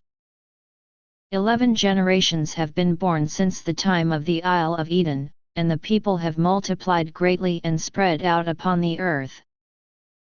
Many have become very wicked in their ways, with numerous wars between the clans, and many people are slaughtered. Only the children of light who remained at Kamoya remain true to the teachings of Source. Enoch prays for guidance so the children of light may be spared from the attacks of other clans. Source creates a new island for them to live on and sends 12 special brothers of spirit to inhabit physical bodies upon the earth to help the children of light. The people of Enoch build a most beautiful city made of marble with spires of gold. Because of their righteousness they are rewarded by Source and taught to use the secrets of heaven that are their birthright. They never taste death as the earth can no longer contain their goodness, and the entire city of Enoch, including all of the people, except 12 families chosen to bring their light into the world, ascends into the sky. And it came to pass that the days of Adam were 830 years upon the land, and then he died, and Eve soon followed him to their eternal reward. Upon the passing of Adam, Enoch was called by Source the Father to be the next prophet to the children of light, and from that day forth, Source the Mother began to come to him in his dreams to show him the days to come and give him wise counsel that the children of light might be forewarned of the coming calamities and tribulations. And it came to pass that 11 generations had been born since the time of the destruction of the Isle of Eden, and the people made in the image of the Source multiplied on the face of the earth, and many sons and daughters were born unto them, and they spread out upon the earth far beyond the land of Kamoya. But many of the descendants of the Edenites became wicked in their ways, forgetting the Source who had formed them in their image and given their forefathers life. And many began to revel in all manner of wickedness, defiling the temples of their bodies in many and diverse manners. And it came to pass that clans formed after the desires of their hearts and the gods of their imaginations, and each chose a place upon the earth to call their own, and this became their land. And it came to pass that the clans began to war against those in the other lands, and great was the slaughter of men, women, and children across all of the earth. So great was the killing of men that in many places there came to be many widows without men to take them again as wives, and many virgins without a man to find as a husband. The Source were greatly saddened by the descent into darkness by the children of men, how they had turned to false gods, and how they had taken to killing and eating the flesh of animals, and from this, murdering one another all across the land. Only the children of light who remained at Kamoya stayed true to the teachings of the Source, and they alone prospered on the land. Many were the clans and descendants of the Edenites from afar who regularly came upon the Kamoyans seeking to kill the men and enslave the women and children. It grieved the hearts of the Kamoyans that in their defense they needed to slay those who attacked them, to whom they still felt a kinship, but they knew they must slay or be slain to protect themselves and their land and their wives and children. But they, Kamoyans, grew increasingly wary of maintaining their ever-vigilant defense and slaying their attackers, which was repugnant to their souls. Therefore, at a meeting of the elders, it was asked of Enoch to inquire of the Source how they might better protect themselves from the wickedness and dangers of the world, for even in their stout defense, 15 Kamoyans had been slain by the clans in the last solar cycle. Enoch prayed mightily to the Source, seeking knowledge and wisdom, and the Mother came to him in a dream as a most beautiful woman and spoke unto him, saying, "This night, while the people of Kamoya sleep, an island as large as Eden shall come forth from the waters of the great lake. On the morrow, begin to remove your people to this new land, and there you shall be safe from the attacks of all those from the lands afar. We shall send seeds of all kinds that are right for this place to grow in abundance upon your island, and within a cycle of the sun, it shall be a bountiful land." And we shall send down 12 more of our sons, and they shall venture out into the lands with few men, because of all the clansmen that have been killed, and find virgins of greatness, and they shall return to the island sanctuary to be married and create lineages of renown. Following the calamities to come, these lineages and others from Kamoya shall spread forth over the land, that children of light might walk upon all parts of the earth. And it came to pass that the next day the people of Kamoya awoke to not only see a vast island in the middle of the great lake, but also an island mountain that towered high up into the sky above all other things. As the people of Kamoya stared in incredulity at the island, Enoch came and explained all that source the mother had told to him in his dream the last night. As he finished speaking, 12 men of great height appeared among them, and their appearance was startling, for though Enoch had just spoken of their coming, none had seen how they had come to be among them. And the Kamoyans marveled at the 12 sons of Source that had just come, for the smallest one was more than a head taller than the tallest Kamoyan. And it came to pass that one of the 12 came up to Enoch, and falling to one knee, he bowed his head, saying, Enoch, blessed prophet of Source, I am Brontes, and these are my brothers, sons of glory, of the father and mother, even as you are, and the 12 sons and daughters of Eden were. We have been sent down by the Source to bring more celestine light unto the world, lest it should vanish before its time. Enoch smiled at Brontes and embraced him in welcome. Now Enoch was not a small man, but was large in stature. Nevertheless, in his embrace his arms but encircled the waist of Brontes, and his head came but to his chest. And it came to pass that after remaining with them for a short time, the 12 sons of Source departed to the lands afar, that they might find virgins of greatness for wives, as they had been commanded by the Source. During the current and following moon, teams of workers traveled to the island and began to construct new homes for the Kamoyans. Enoch and the elders decided to not abandon their village on the shore of Lake Kamoya, but to remain living there for at least a solar cycle while the vegetation grew upon the island, which they named Latani, meaning abundant fortress. One solar cycle had nearly gone by, and the attacks by clans upon the Kamoyans had increased and intensified with every passing moon, so much so that all of the women and children had been ferried to the island for permanent resettlement by the 7th moon. By the 11th moon, another 8 men had been killed by raiding parties, and Enoch was in Kamoya directing 30 Kamoyans in the final disassembly and burning of the village so it could not be occupied and used by one of the clans. As the Kamoyans were completing their final task in the abandoned village, they were attacked by over 100 warriors of the Skastan clan. Having burned their buildings, toppled their stones, and removed and floated the logs of the palisade to Latani, the Kamoyans had no place of cover to take refuge in, and 10 men were felled by the rocks of slings before the Kamoyans even had time to react to the attack. Gamil, a mighty warrior chief of the Kamoyans, quickly took charge, commanding, retreat quickly to the Tricanoes, 6 encircle and protect the prophet, all others begin such an onslaught of stones from your slings that the enemy dare not lift his head. Leave none behind, be they dead or wounded. As Gamil commanded, so it was, and under the cover of a hail of stones from their slings, the Kamoyans succeeded in reaching their Tricanoes, but the Skasdans charged them as they boarded, as they could not both board and fight.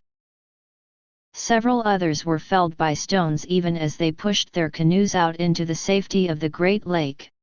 Then a mighty roar was heard from behind the Skasdans, and all eyes, both the Skasdans and the Kamoyans, turned to see the source of the enormous sound, and there running down the hillside toward the battle was a gigantic man, one of the 12 sons of Source. The Kamoyans knew him immediately, for he was the largest of all of the 12 sons. easily twice the size of an ordinary man, and he had flaming red hair such as was not commonly seen. His name was Tananza. For both the Kumoyans and the Skazdans, it seemed for a few moments as if time had stopped as everyone stared at the living mountain that was rapidly descending upon them in a rage. As he neared, the chief of the Skazdans roused his warriors to begin slinging rocks at the man-creature. Most were still too petrified by the raging giant running toward them to react, but some did begin to load their slings. But before they could launch their missiles, each was struck dead by a rock to the head. Hurled by Tananza, not with a sling, but with his bare hand and the mighty strength of his arm, which flung his missiles with such rapid speed that it seemed that he killed 2 Skazdans with every stride. Spying the chief commanding the others, Tananza reached into the sack of rocks that hung about his neck to waist level and, aiming with sure accuracy, felled the chief with such power that he was lifted off his feet by the impact and thrown far backward. Seeing their chief felled by a man such as they had never before seen or imagined, their remaining Skazdans panicked and quickly fled. In chaos in several directions, Tananza came to the empty beach and fell to his knees, and bowing his head with his face into the sand, he began to weep in great sobs. The Kumoyans on the lake quickly returned to shore, and Enoch came to Tananza and comforted him, saying, "You have saved us, Tananza. I know why it is that you weep, for to kill any living thing is a sorrow and our own kin, a tragedy. But in defense of our lives, Source looks with understanding and forgiveness upon your actions." But the words of Enoch did not soothe him, and Tananza remained as he was weeping loudly with his face in the sand and his hands to the sides of his head so that none could see him and he could see nothing. Then a most beautiful woman appeared among them. She came down from the hill that Tananza had descended. She came up to him and put her hand upon his neck and said unto him, "Tananza of the sun, weep not, for on this day you have protected not just the life of me and these men, but have ensured the future of an entire people. Deeply sad was the deed you had to do, but by doing it, you have put a great fear into those who would harm the people of the light that you have spoken to me so much about. And in that, I think you have preserved many more than are here upon the beach this day." At her words, Tananza looked up into her eyes. Despite the sand upon him, his face was handsome, and she held his large head between her 2 hands and kissed him lightly upon his sand-covered forehead. Tananza looked from her to Enoch and said unto them, "I have been upon this world for such a short time, barely 1 solar cycle. I came from a most beautiful place where all people were good and no man thought to injure another. Though most cannot remember their life before this life, it has been given to the 12 sons of Source to remember all things. I was shown this world before I came. I saw the evil that men do to one another, but in my naivete, I thought that it would not be a part of my life. I have travelled far now in this world of men and save for this people and those of the goddess standing beside me, I have seen little worth saving, for men fall upon beasts and other men with a lust for killing, and when they are not killing, they are living in all manner of debauchery, without thought for Source, the living God of this world. Now I have killed, and though I understand that I am forgiven, for it was in defense of those I love, nevertheless, I feel so far now from my father and mother in heaven. The sadness of this feeling is what overwhelms me with grief." Then Tananza stood and wiped the sand and tears off his face and clothes, and holding the hand of the woman beside him, who was also uncommonly tall for a woman, even as tall as Enoch, he said unto Enoch, "This is Eden, she whom I have found to be my wife. Her father is Yokatanku of the clan of Amorites. He is a good man and named his daughter after the garden of his ancestors. In my travels, I came upon her people, all whom are taller than the people of other clans I encountered. Elsewhere, I was attacked at every turn, and only among the Amorites was I welcomed, as were 3 of my brothers who traveled with me. I am the first to return here as we were commanded by the source, but my brothers among the Amorites shall soon follow with the women who would be their wives." Enoch beamed with happiness upon hearing the words of Tinanza and welcomed Eden, saying, "Most gracious lady, it is our honor to have you among us. You are obviously the Mata of the soul for Tinanza, and you are most welcome to become one with the children of light upon the island of Latani." "Thank you," Eden said, bowing her head toward Enoch in acknowledgement. And it came to pass that the children of light upon Latani prospered on their island sanctuary, and never again lost men to the clans upon the mainland, for seldom did they venture off their island except to catch fish upon the lake or to mine metals in the mountains to the south. And Enoch and all the people prayed mightily to the source for many a day that their island would be protected from all harm, and so it was. During the generation that followed, from the mountain upon the island, vast quantities of fine white marble were quarried and the most beautiful city that had ever been built upon the earth was raised, with tall circular towers with spires gilded in gold reaching up to the heavens.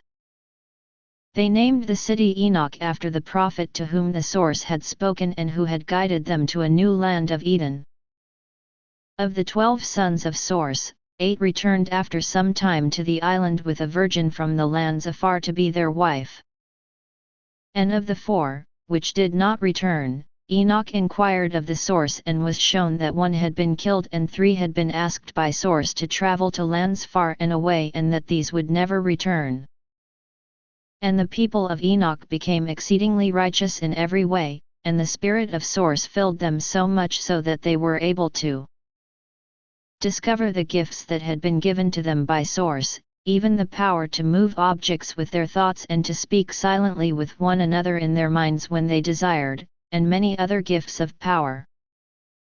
Empowered by their gifts, the people of Latani were no longer fearful to travel away from their island sanctuary, for they were always aware of any danger before it fell upon them and could either avoid it or counter it with their celestine gifts of power. And Source the mother came to Enoch in a dream, and she said unto him, "Enoch, it is given to men to have strength of body and to women to have strength of the gifts of heaven and to each a little of the other, but only to a rare man or woman to have both, even one such as you, Enoch the prophet. Therefore, encourage now the women to discover and claim their special gifts of heaven that they might know the power that is the birthright of all women of virtue. Show unto them the gifts of light we have given unto you, for there is naught that you can do that they cannot also do, save speak with the source for all of the people. Let them gather together to learn of their gifts and how to use them for great good that the people of the city of Enoch may be lifted closer to the celestine light of heaven."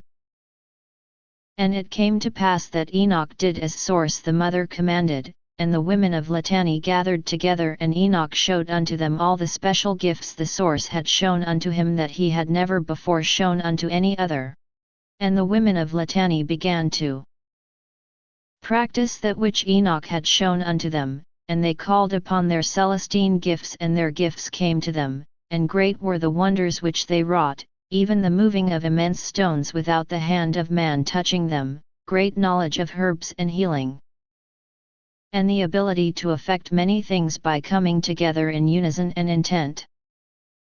And the women of Latani joined hands and came together in one great circle, then separated into 3, with a smaller circle within the larger and a still smaller circle within it. As the men of Latani watched, they women sang a prayer of rhyme, louder and louder they sang it, with each circle moving opposite of the circles surrounding it at an ever-increasing speed. Then in unison, they suddenly stopped, and lifting their hands together toward the heavens they let out a final shout of joy and triumph. From that day forth, it was as if a great spell had been cast over the mainland about Lake Kamoya, and never again did any member of another clan come within the boundaries of the land of Kamoya except they came in peace, and the people of Latani walked freely once more upon the mainland, without fear. And it came to pass that Source the mother appeared again to Enoch in a dream and said unto him, The people of the city of Enoch have become more virtuous and righteous than any people who have ever lived upon the earth, so much so that the earth shall soon no longer be able to hold them, and they shall be lifted to a higher glory without tasting death. But the world beyond the city of Enoch has descended far into darkness, and even as the city of Enoch is being pulled to a greater glory, sadly, the cities of the earth are being pulled toward a great destruction by the perversities of the people. But this is not solely because of their own wantonness, and because of that, the day of destruction is held in abeyance that they might still repent and turn to the light. For they have been led astray and their own dark propensities encouraged by their leaders who once served the Source. Therefore, despite their wickedness, the people of the world shall be given one more opportunity to turn from darkness and seek the light. Yet most will not, for the pleasure of their moments of depravity blinds them to the eons of darkness they are creating for their inheritance and the emptiness they create in their daily life. But if those who are great lights of virtue stand before them and speak to them and show them a better way, there are a few who will repent and seek the greater light and be saved. Therefore, consider prayerfully who among the people of Latani might go into the world to seek out these few to save, knowing they will never again be able to return to this place of paradise while they still live upon the earth. For this place and all of its people shall soon rise to a greater glory, but those walking in the world will be left behind when the city of Enoch rises to its glory. Enoch was startled by all that the mother told unto him and asked, How can a man leave all that is light to be in the darkness, knowing he can never return again to the light and his family and friends? Source the mother answered him, saying, Remember time, Enoch. It is not what men suppose. Despite the darkness that surrounds them and stains them, the pure in heart will always be drawn back into the celestine light and be with their family and friends in eternal glory. Though it may not be upon the day of your ascension, it shall be upon another day, and the time between will be as nothing. And great is the reward for the valiant, for the Source are the celestine light, and when light is given in service upon the earth by the pure in heart, greater light flows to them from the Source and they shall be lifted even higher in their eternal reward. The mother prepared to leave and walk out of Enoch's dream, but Enoch pleaded with her to stay one moment more, and he asked her, Most High Mother of all that is, you spoke of those who once served the Source, who have led the people into sin. I would know more of this if you will, for never did I suppose that those who served Source could lead men into sin. The mother replied, I will answer you, but reveal not my words, save to those who have a great faith and understanding of the celestine light, lest they fall away not being able to comprehend the immensity of life beyond the world they know. In the celestine realm, where the Source dwell, there are many forms of man in many states of exaltation. None are there who have not been drawn to that great light, by the worthiness of their lives. Nevertheless, there is not one who is bound by any power, force, or coercion, to continue to be good, to be sons and daughters of the light, and the choice to do evil is still present, for it is only in having to fight the darkness that ever abides within that the light of the soul is empowered in its brightness. There are some spirit children in the celestine realm who have existed for a great time among us and have yet to come down onto an earth to abide their spirit within a physical tabernacle of flesh and bone, for they have so great a love for where they are they cannot bear to depart. The eldest of these, we call to fill duties as angels, and they are given glorified bodies of flesh and bone that they can fulfill their missions whether it is on heaven or earth. This is not the fullness of the glory given to those who have been resurrected, but sufficient that they can exist in both heaven and on earth, which is a gift given only to angels. In time, as the angels who were male looked down upon the mortals of earth, some began to lust after the comely and beautiful daughters of man, and they did not fight the darkness that rose within them. They came to us and asked the source to be sent down onto the earth as full-grown men and not as babes, even as had the 12 sons of source, that they might take daughters of men as wives. But this we forbid, for they were not as advanced as the 12 sons, and it was needful for them to complete their full progression, beginning as babes that they might grow into the fullness of the Celestine light. Our decision angered many of the male angels, and they did not abide by our words. 200 cast off their callings as angels and departed from the Celestine realm and came upon the earth that they could take unto them the daughters of men and fulfill their unrighteous lusts. These fallen angels have sowed great evil in the hearts of men. They have revealed some of the secrets of heaven to men and taught them of war and led them into even greater unrighteousness of lust. Therefore, because of them, the day of judgment upon man does not yet fall, and there is time for some from Litani to go into the world and bring back the Celestine light to those who still seek it. Now Enoch was incredulous at the words of the mother, for he had a memory of the Celestine realms and never imagined that those so high would fall so greatly. And he asked of her, I remember many of my brothers and sisters who served as angels. Who are those who have fallen? And the mother answered him, saying, Semyaza was their leader, and he persuaded the others, showing them the fairness and beauty of the women of your earth and telling them he was going down to take a mortal for a wife, even if they all were too afraid. But the others said they were not afraid and they too would go down and take mortal women as wives. Then Semyaza said unto them, I fear you will not agree to do this deed, and I alone shall have to pay the penalty of a great sin. But they answered him, saying, Let us all swear an oath, and all bind ourselves by mutual vows not to abandon this plan but to do this thing. Then they all swore together and bound themselves with mutual vows upon it. And they descended upon the earth shortly after you and Jared and Micah came down, and they have been a plague upon it since that day. Semyaza is their leader and Arechilba, Ramiel, Kakabul, Tamlil, Ramlil, Danil, Ezekiel, Barakiel, Asael, Armaros, Badarel, Azazel, Ananel, Zakiel, Samsapiel, Sadarel, Turel, Yamiel, Sariel are each chiefs of 10.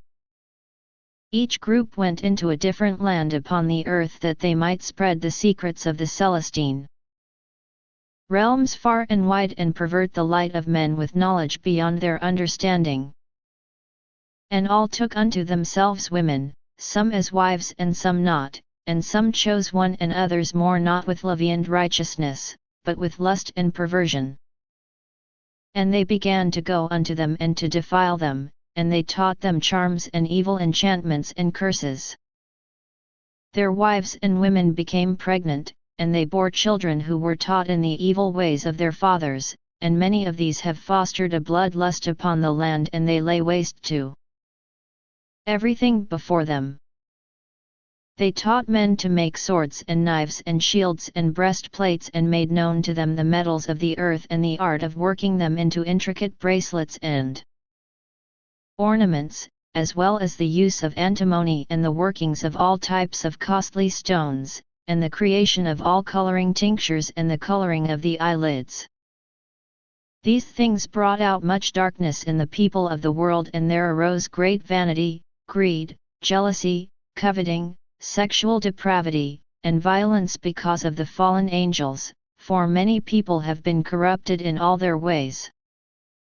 Enoch was astounded by all that the mother told unto him, and he asked her, why have the source allowed this great calamity upon the world and upon the innocents who remain here? Would my own people not have been slain by the marauding clans if these fallen angels had never come to earth and spewed their poison? The mother reached out to him and touched him in his dream and said unto him, We Arathi watchers. We do not intercede, save we must to fulfill the destiny of man or because of prayers of great faith and perseverance from the righteous.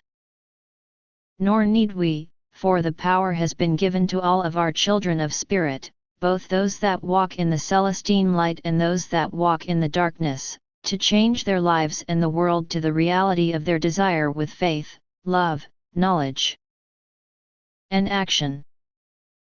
Though it grieves us to see the pain they sometimes suffer and inflict upon one another, we must allow them to learn from their experiences and give them the freedom to grow into their greatness, even when such freedom can cause great misery and even death. Enoch awoke the next day, understanding many things he had not comprehended before because of his dream. But the knowledge of why evil propagated by the fallen angels occurred on the earth did not take away the pain in his heart from the losses inflicted upon the innocent, and he grieved and was quiet and reflective for many days thereafter. Many years passed following Enoch's dream, even unto the birth of 3 more generations. The city of Enoch and the lands of Latani and Kamoya became like a different world from the rest of the places upon the earth, for the people were exceedingly righteous and good, even unto the perfection of mortality. They were of one heart and one mind in all things of virtue, and upon their lands there was great peace. Of the darkness upon the face of the earth, they knew little, for few ventured beyond the domains of their homeland, for in it they found everything they desired. And it was only through the stories told by traders who visited from the surrounding clans that they understood how different the world beyond was.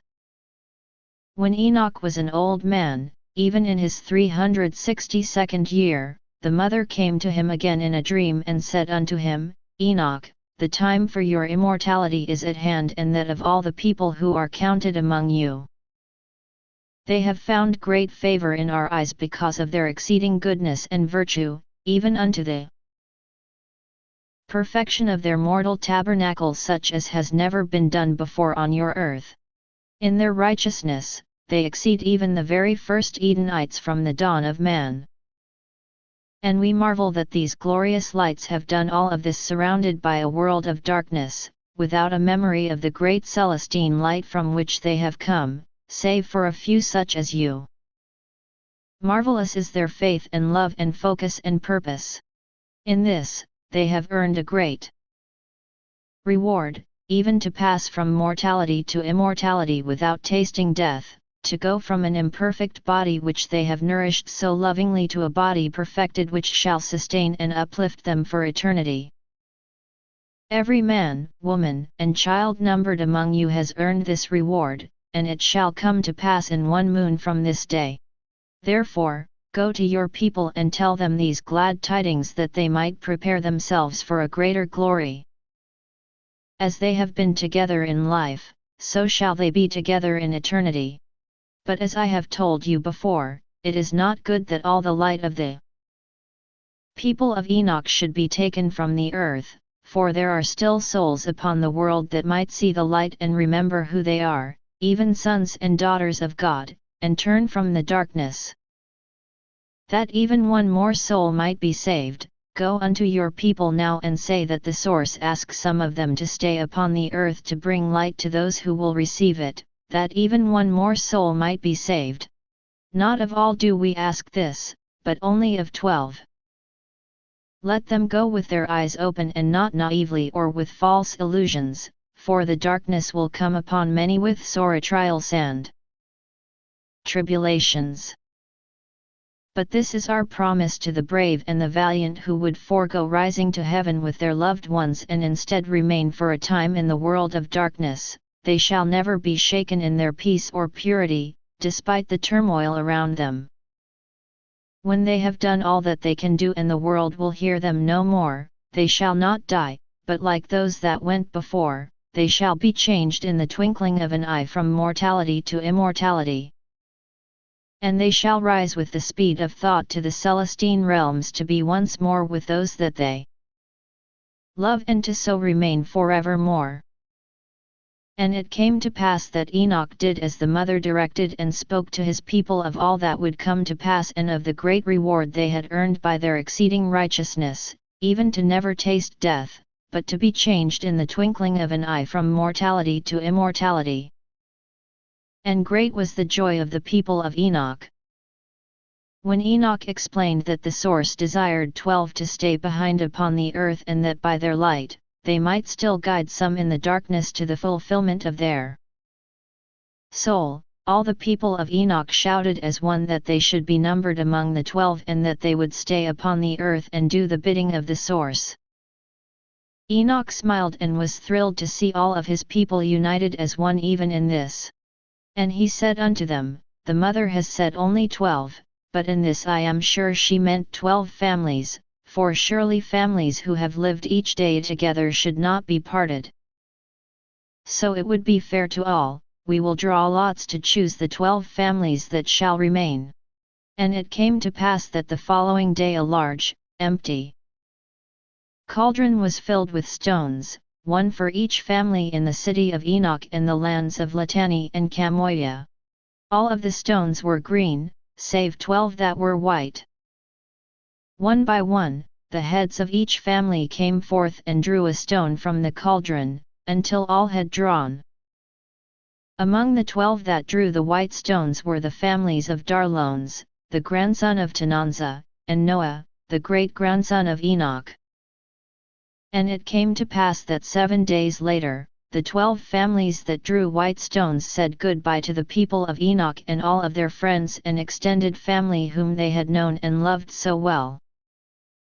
But during the 3 days before their departure, there was the greatest celebration and feast that had ever been known among the people of Enoch. And there were no tears shed.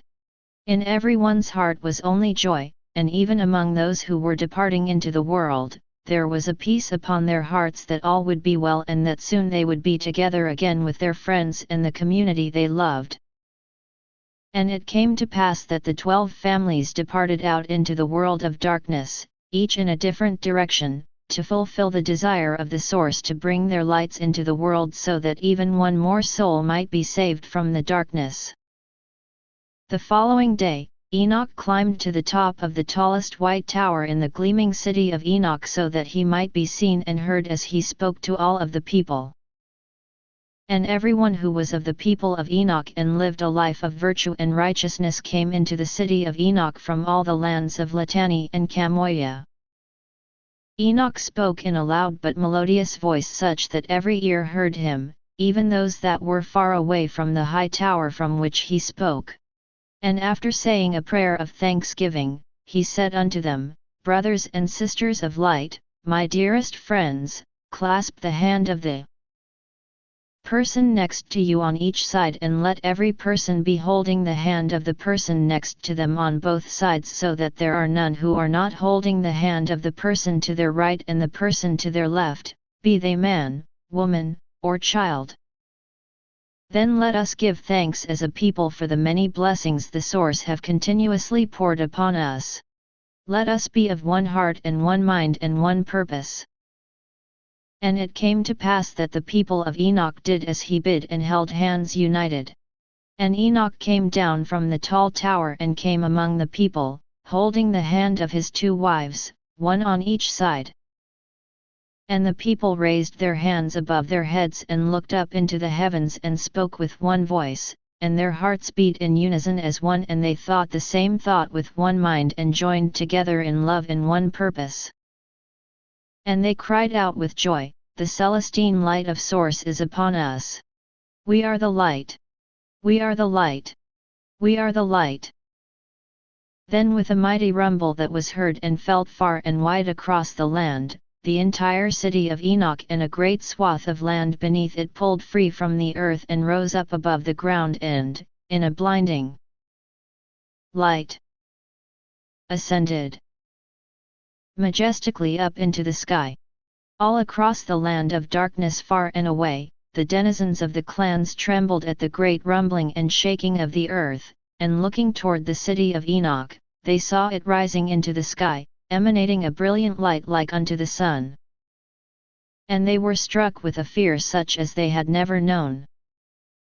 Each of the 12 families of the city of Enoch that had remained upon the earth also heard the great rumbling and felt the earth move as the city of Enoch tore free of its earthly bonds and began ascending to heaven.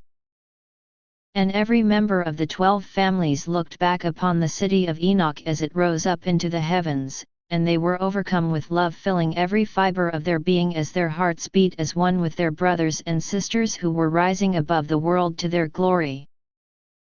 And with tears of happiness in their eyes, they experienced a joy and fulfillment such as they had never known or imagined. The coming of the ark. Source: the Father speaks to Noah in a dream and tells him that the earth must be cleansed to be rid of the wickedness that now dominates the world. But Noah is given 40 years to preach the light, to see if the light can grow and the earth spared. Fallen angels are seen to be the root of the evil upon the world, and Source creates the damned class of demons from the former angels and condemns them to a horrible fate.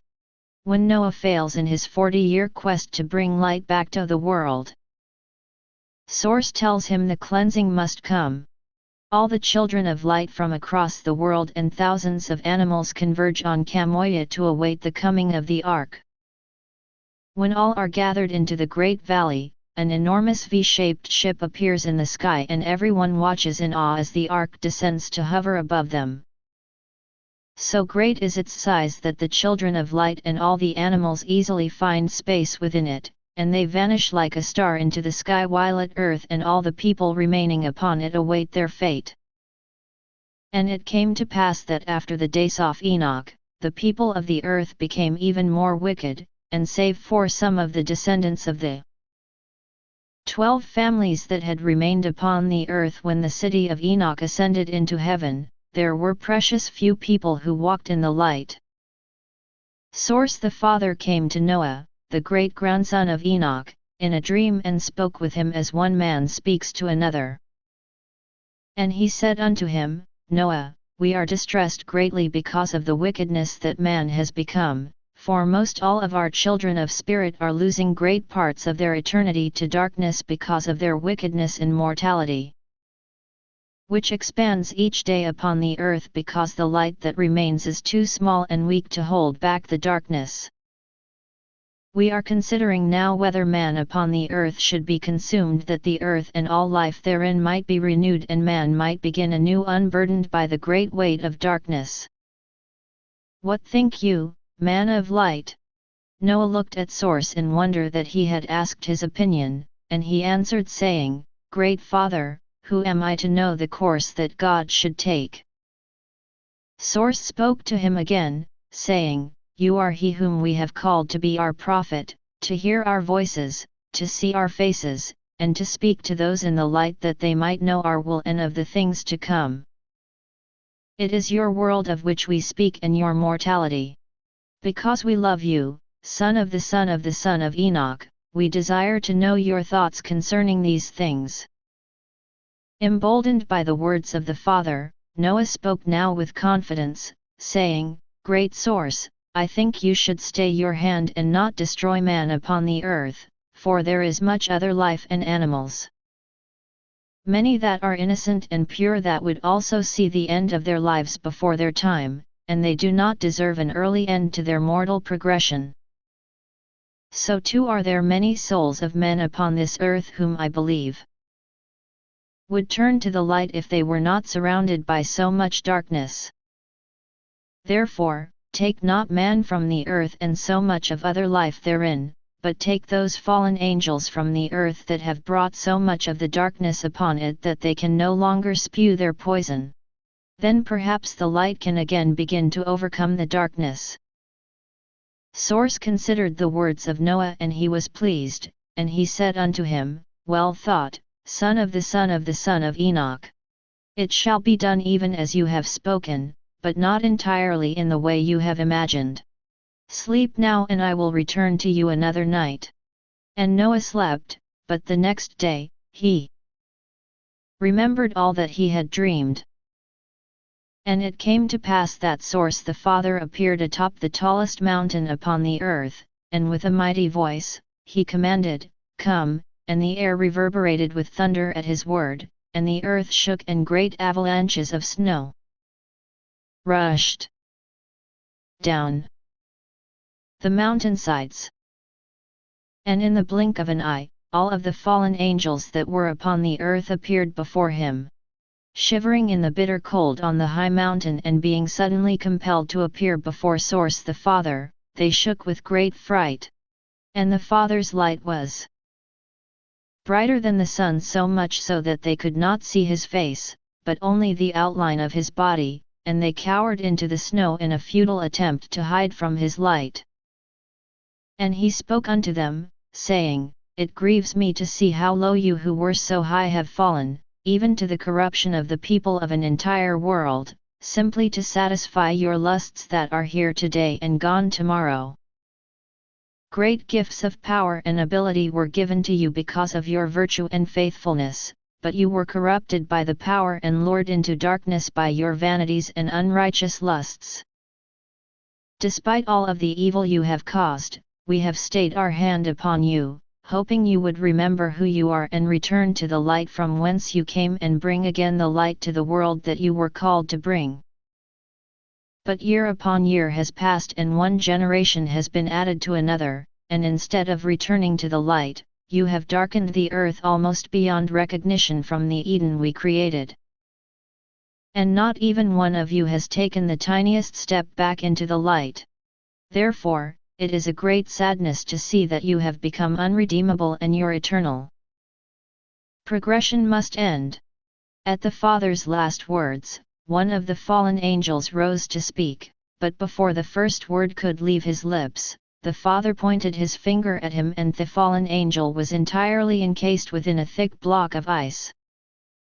"None of you shall speak," the Father commanded with thunder.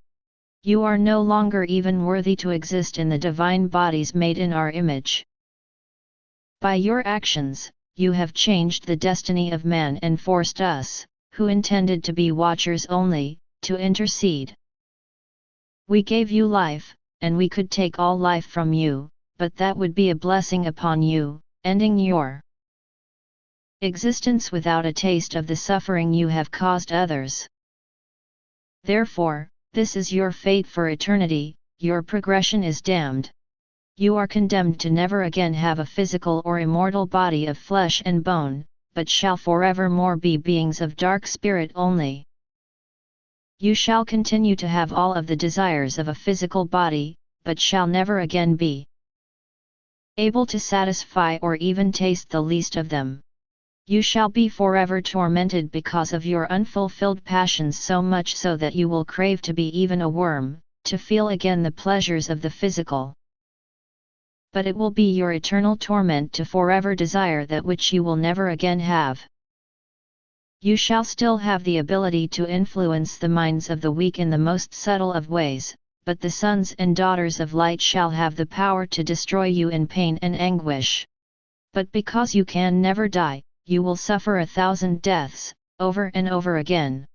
Nor shall you ever see your numbers grow or diminish, and you shall grow to hate one another even more than you have despised the sons and daughters of men.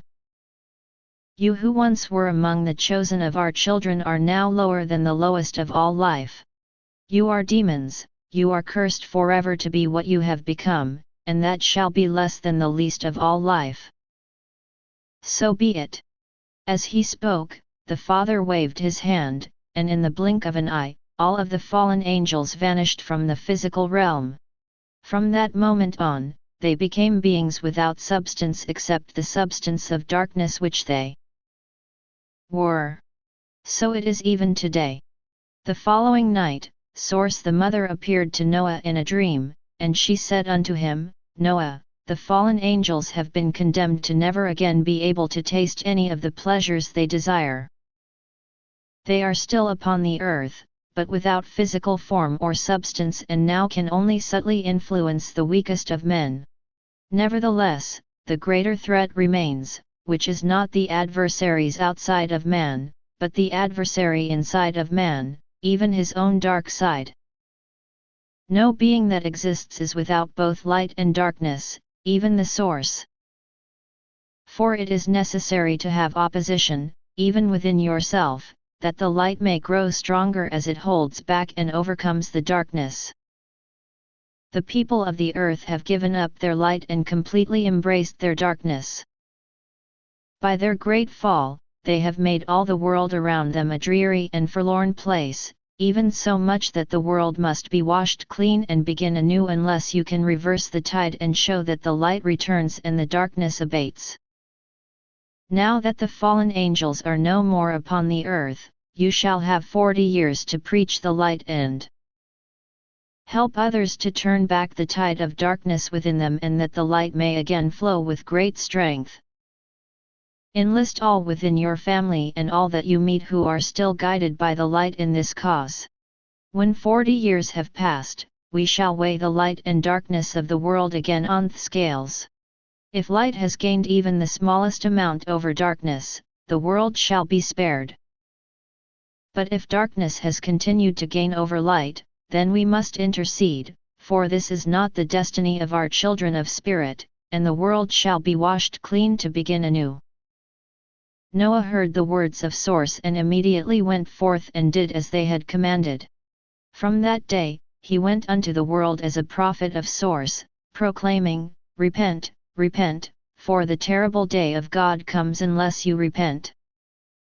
Noah also sent his 3 sons, Shem, Ham, and Japheth, out into the world to preach repentance, and for 40 years, they also labored. The brothers took turns traveling away for 6 months and then returning and remaining home. When one arrived, another would leave, while the brother that returned would remain home with his family for 1 year to tend to their needs. But Noah traveled into lands far away, and sometimes his family did not see him for as many as 3 or 4 years at a time.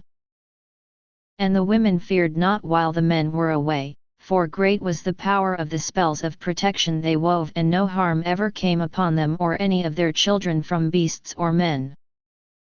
And great was their joy whenever Noah or his sons would find someone still living in the light.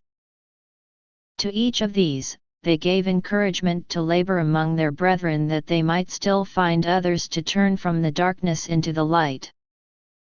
Each was given instructions that on the day 40 years after Noah had spoken to Source, they must all be at Chamoya to hear the words of the Source and discover the fate of man. Thus, it came to pass that 40 years after Noah and his sons had begun to preach repentance, the land of Chamoya was swelled by the children of light who came from near and far to be upon that spot on that day, as Noah had directed. Counting only the adults, there were 144 children of light who were in Chamoya that day. Among them were people of many hues and sizes, including Darlones the giant and his family. And everywhere there were children. 7 days earlier, Noah had gone atop a high hill to fast and pray and communicate with the Source. When he came down into Chamoya, his hair had turned all white, and he gathered the people to him and spoke with great solemnness. And he said unto them, The Source have weighed the light and darkness of the people of the world in the balance and found them destitute, and the great and terrible day of God is upon us. The world shall be cleansed, and God, who has given all men life, shall take it away now from many who had received such a great gift. From this day forth and continuing for 40 years, the earth shall be convulsed in great agony. Some mountains shall spit up liquid fire, which shall cover much land. Other mountains shall sink into the sea and disappear, while some places that are plains shall rise up into mountains. Rain shall fall such as it has never fallen in ferocious storms with terrifying winds such as you cannot imagine in your worst nightmares. And great shall be the floods in various and sundry places. Even more calamitous, immense storms shall come upon the seas, and they shall spurt as fountains and shall assault the lands upon the shores with terrible fury. In some places, crops shall fail for lack of water, in others, because of too much, and all the people of the earth shall fear and tremble, knowing not what shall become of them, and a great many shall perish. But because of the convulsions of the earth, those that remain shall remember the power of the God, who made them, and comprehend how small they are compared to the immensity and greatness of God. Perhaps after all of this, they will turn again to the light and be spared an endless time of darkness in the life to come. The people in Kamoya showed many emotions as they heard the words of Noah, some feared, and others excited and wondered. And many voices cried out at once, seeking answers for the questions that had come into their minds. "What of the innocent animals?" cried one. "What of our families who are not with us?" shouted another. "What will become of us?" asked another in earnestness, and many others repeated his words, crying unto Noah, "What will become of us?" Noah raised his hands and answered them, saying, "The animals shall be spared as much as is possible. They shall have time to flee to higher ground and escape the floods, and shall be warned by source to move away from the places that shall be consumed by liquid fire. As for your families who are not among us, if they return to the light, they might yet be spared, but that is beyond our power to know, for their fate is in their hands, not ours, for they are the ones who have created it, and they are the only ones who have the power to change it. As for us, I have something to tell you which will seem the most strange thing you have ever heard, but I tell you this in all seriousness as the prophet of Source, so do not make light of that which I shall reveal to you, even though it will be beyond your understanding.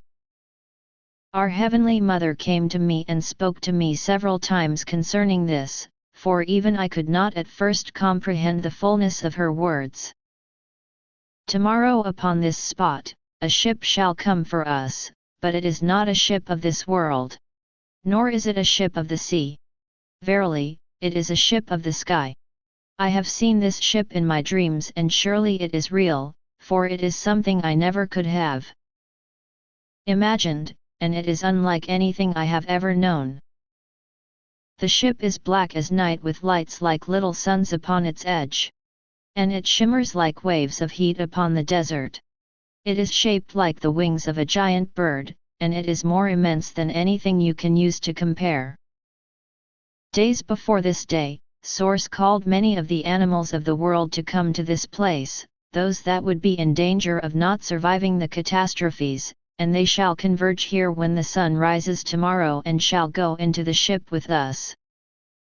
Ask me not where we shall go, for I know not. Nor ask me how a ship can be in the sky without falling to the earth, for that too I know not, save to say that with Source, all things are possible. When Noah stopped speaking, many others began speaking at once, and many questions again flew toward Noah. And though they were children of light, one and all, many spoke with doubts, not only that there could be such a thing as an enormous ship of the sky, but even if it were true, how would the animals survive the gauntlet of hungry clans to reach the land of Kamoya? And how would they who had gathered survive on a ship when they had only a few days of food among them? Hearing all these things, Noah spoke again unto the people, saying, Doubt not the Source, and have a true faith in your hearts. You have trusted the teachings of Source all of your lives for things small and great, and they have not failed you. Do not waver now in your faith simply because you are asked to trust in something beyond your understanding, for surely all things shall be made known to those who hold fast to their faith. And it came to pass that the people of Noah did as he exhorted and held strong to their faith. The following day, as the sun rose, a loud clamor was heard coming toward Kamoya. And expecting the arrival of the animals, the people went to the top of the nearest rise that they could see for themselves the source. And great was their wonder at what they saw. Coming from every direction were animals of all descriptions, birds of many colors in the air and beasts of every type upon the ground. There were snakes and elephants, mice and lions, and many creatures that no one had ever before seen. People of the clans could be seen in the distance staring at the animals as they passed, but they looked at them confounded and attacked them not. In only a few hours' time, the small valley of Kamoya was filled with animals and the air overhead and the trees all around with multicolored birds of great variety. Noah called all the people to gather together in a group, and they came to him, standing near the lake upon the original site of the first Kamoya that had been torn down and burned when the people of Enoch had moved to the island of Latani on the lake. Then Noah raised his staff and pointed to the eastern sky. All eyes turned to see a large immensely bright light approaching with the speed of a shooting star.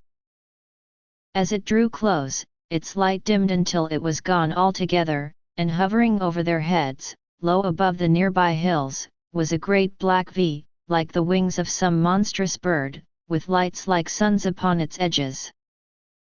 So great was its size that though the point of the V was centered over their heads, the expanse of the wings covered the entire valley of Kamoya, and the tips could not be seen before they were lost from view beyond the rising hills.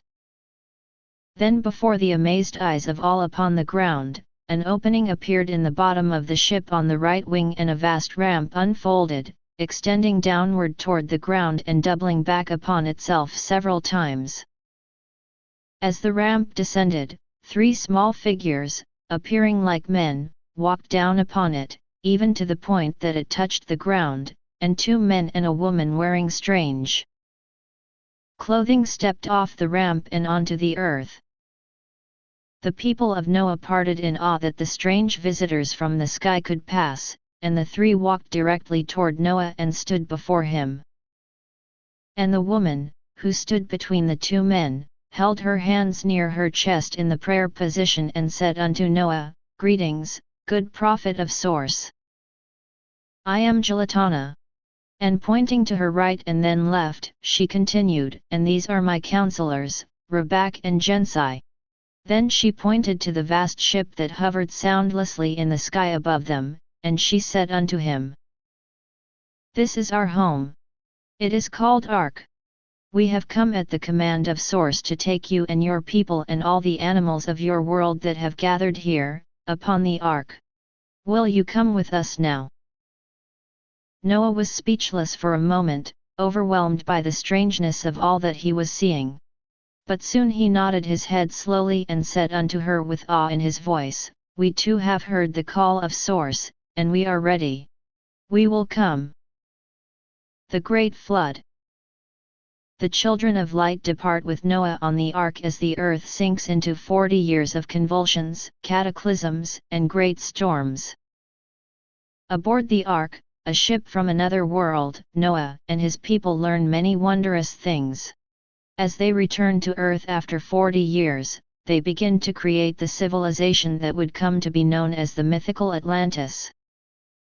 And it came to pass that Noah and all children of light, gathered at Kamoya, walked up the ramp and into the ship of the sky, their eyes filled with wonder at every step.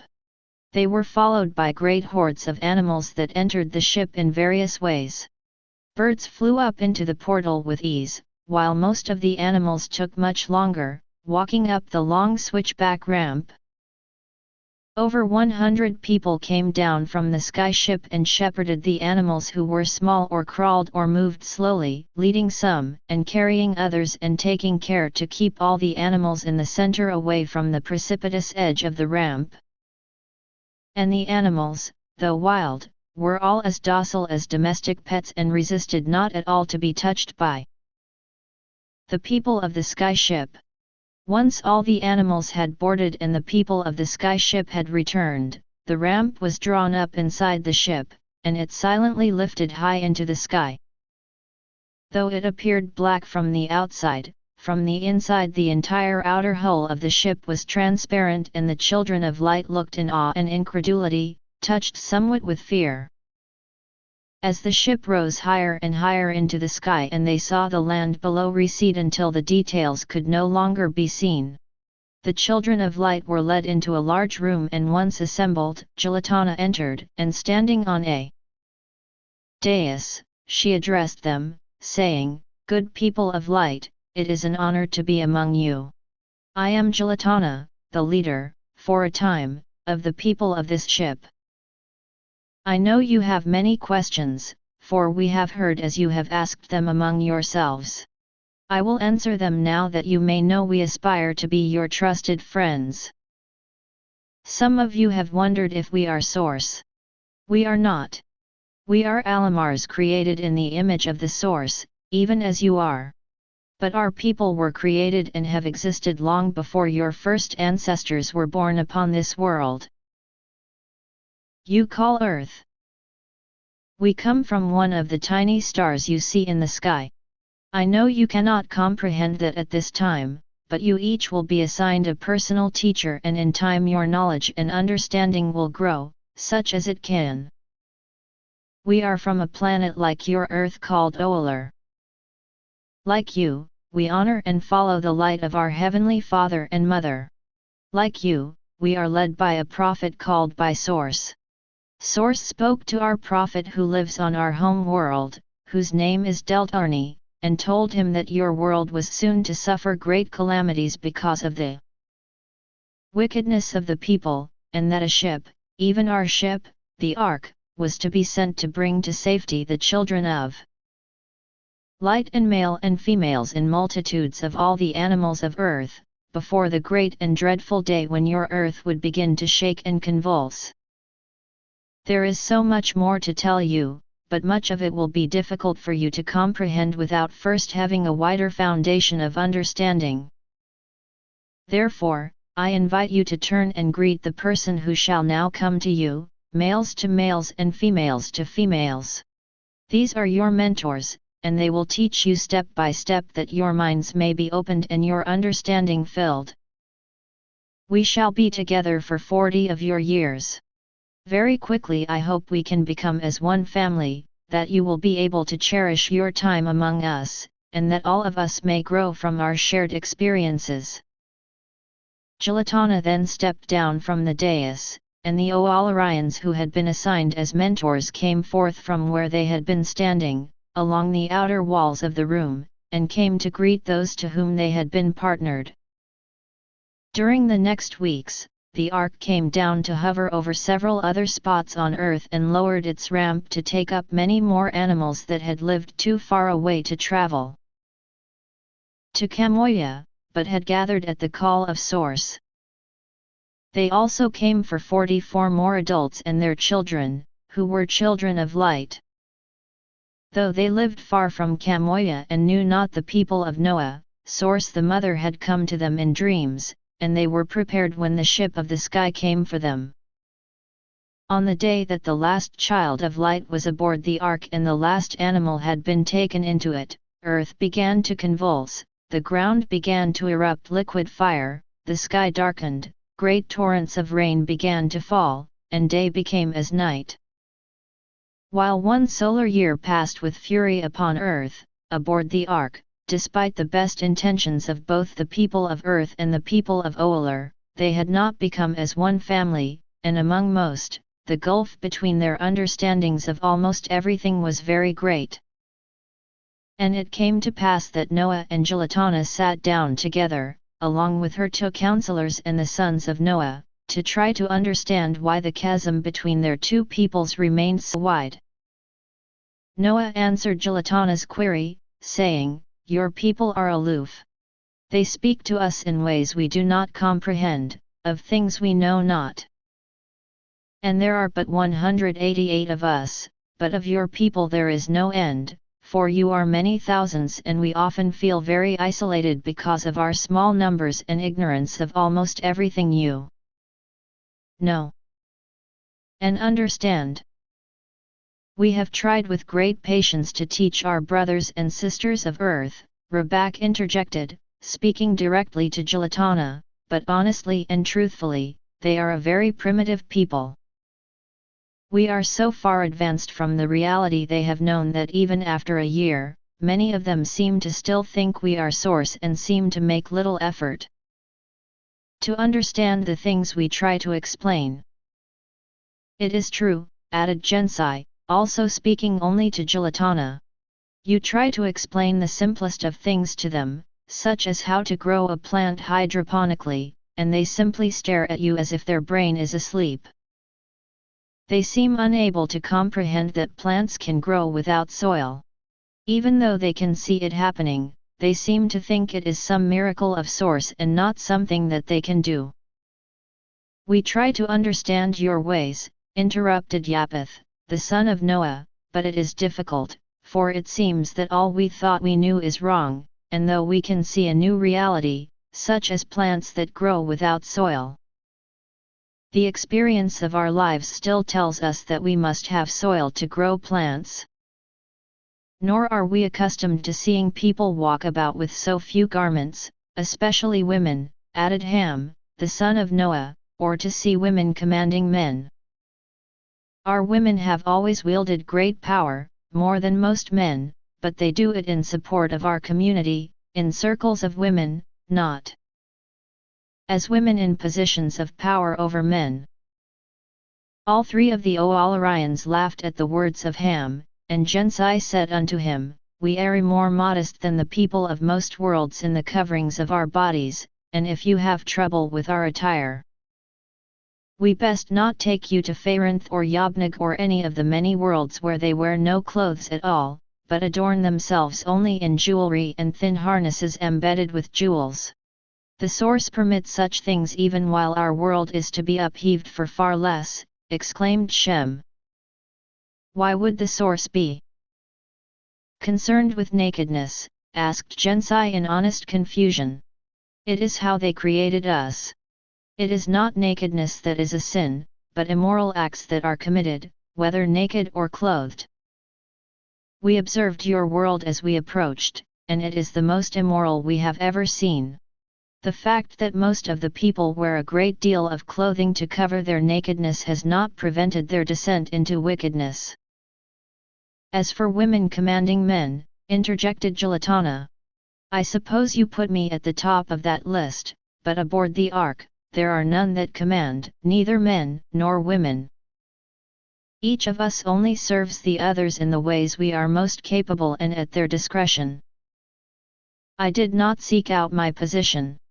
Even as our prophet is called by the source, so I was called by my people aboard the ark to lead them because of my experience.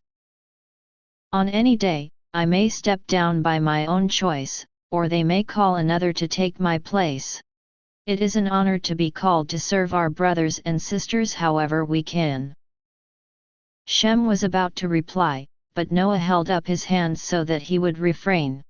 And Noah spoke unto them all, saying, We are speaking much of our differences, and surely there is a great gulf.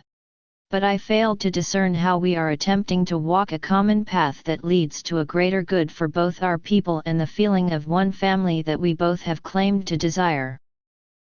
And there is more to consider here than simply learning to understand the ways of one another or for us to comprehend even a small part of your greater knowledge.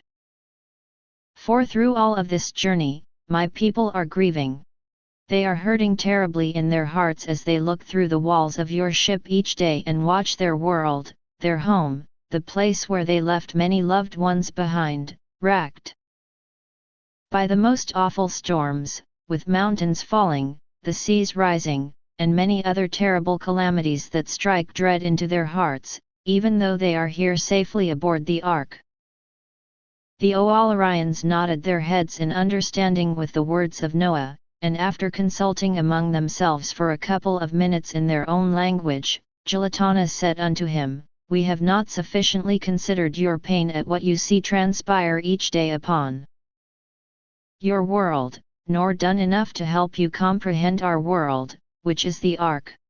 You are the prophet among us, Noah, what would source have us do? Noah considered her question for a moment and closed his eyes and reached out to the source in his mind. And they answered him as quick as he thought his question, and Noah opened his eyes and spoke unto those in the room, saying, "It is not enough that you teach one-to-one with personal mentors, for it is too much like a parent and a child, even a babe.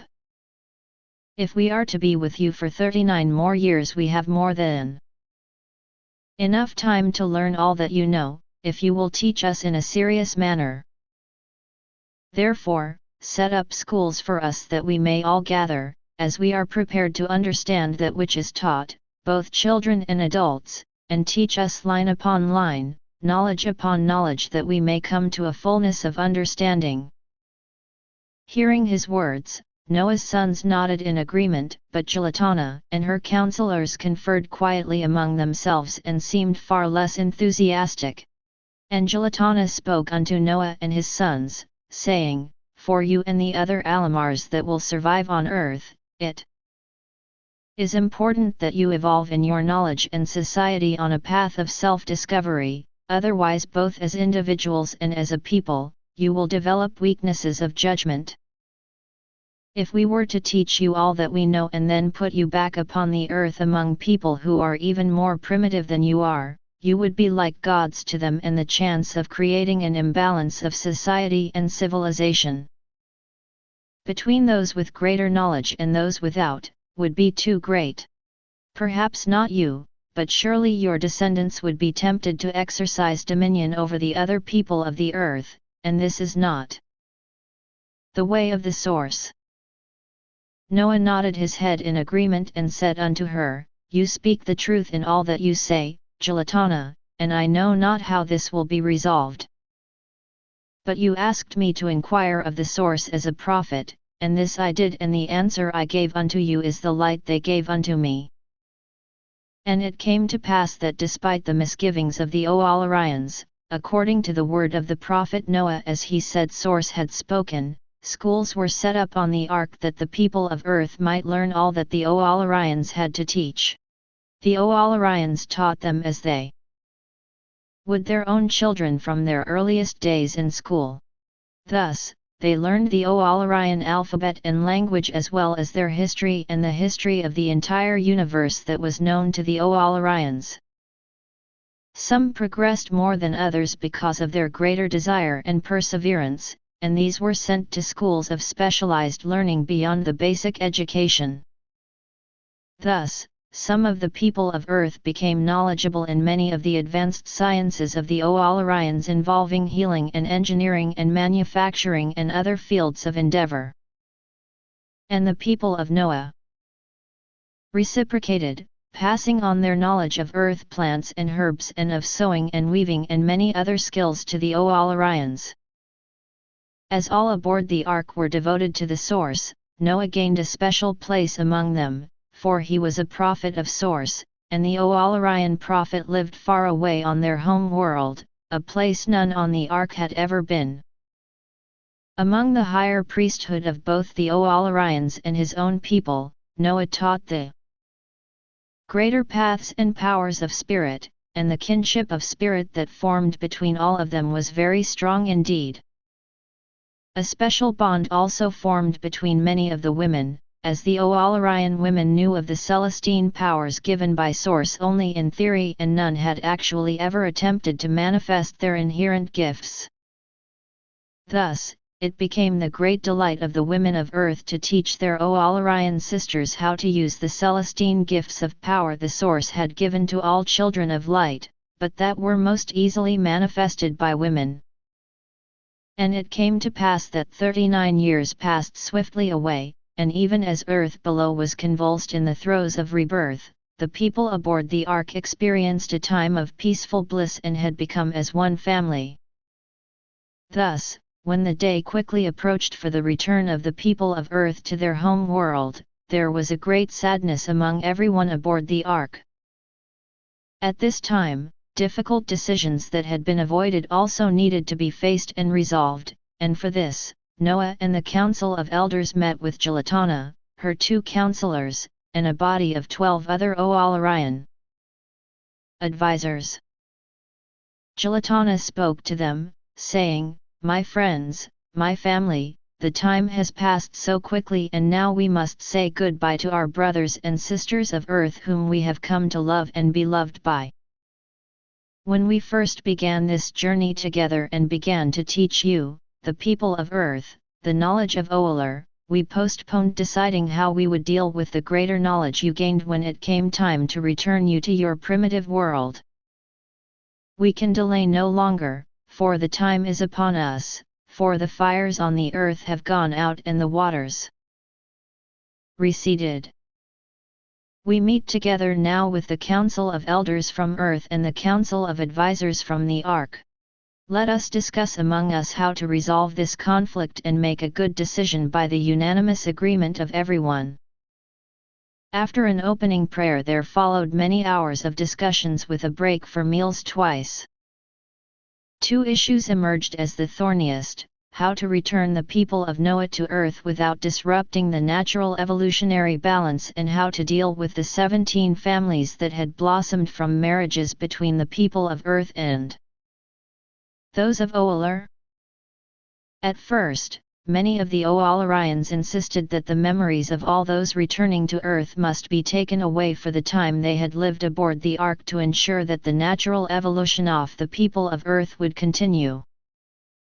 But Noah and the Council of Elders objected strongly to that suggestion, for they had gained much knowledge in their time aboard the Ark, which they treasured and were unwilling to lose. "But it is not something you will miss," explained one of the Oalarians. "You will be returned as you came to us, with no memory of your time aboard the Ark or the things you have learned. You cannot miss that which you do not remember. If you cut off all of our right arms and took away our memory that we ever had right arms, we would still miss them, for we would be able to do less with one than we could with two," interjected a member of the Council of Elders. "Thanks to Oalarian training in engineering, I now know how to build structures that will withstand the storms of time. How does giving this up and returning to a state of ignorance help the evolution of man?" And so the discussions continued, back and forth with no resolutions, let alone unanimous decisions. Among the Oalarians who had married people from Earth, there was an equal trepidation, for they too were threatened with memory loss as a condition for returning to Earth with their families. Nor could their families remain aboard the Ark, for Earth had been depleted during the 40-year cataclysm and needed all of the survivors aboard the Ark to return to help the planet renew. And it came to pass that the meeting of the councils ended for the night without resolution. Before he slept, Noah prayed to Source, asking for guidance and a solution for the problems that seemed unsolvable. And the Source heard the prayers of Noah, and Heavenly Mother came to him in a dream and showed unto him all that must be done to reach unanimity, and for the benefit of the people of Noah and Earth, which was their home. The next day, the councils met once again.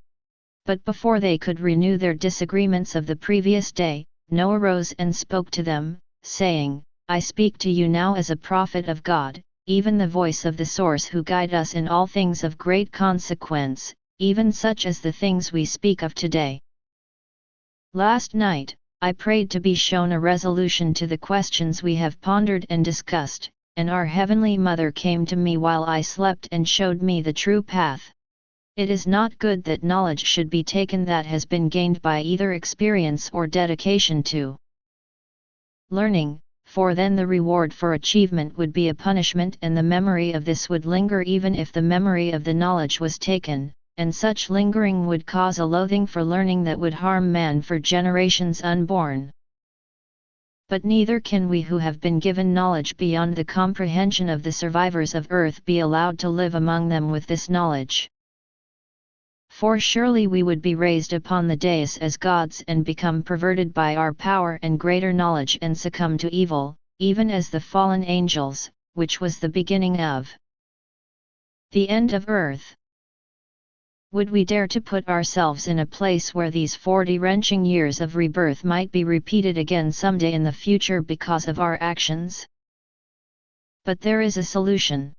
One that will allow us to return to Earth and the Oalarians who are now part of our families as well, without the loss of any memories or any threat to the evolution of man. This the Source have shown to me clearly. Therefore, open your ears and hear, people of Earth and Oalar, for this is the path of light that Source has revealed to me.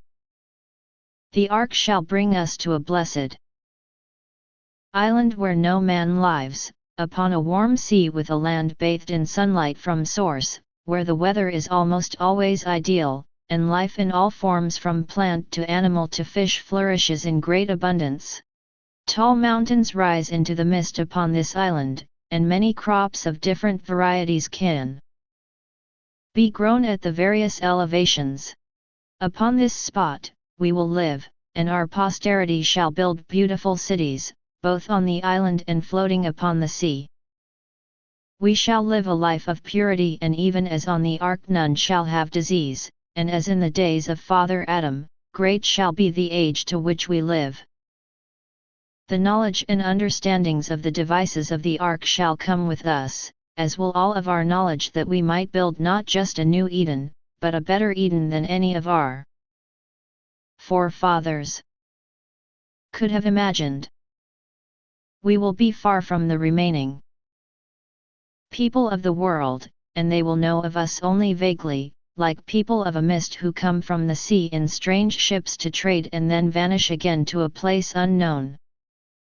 Some of our posterity will migrate to other remote islands and in a like manner establish outposts of our civilization.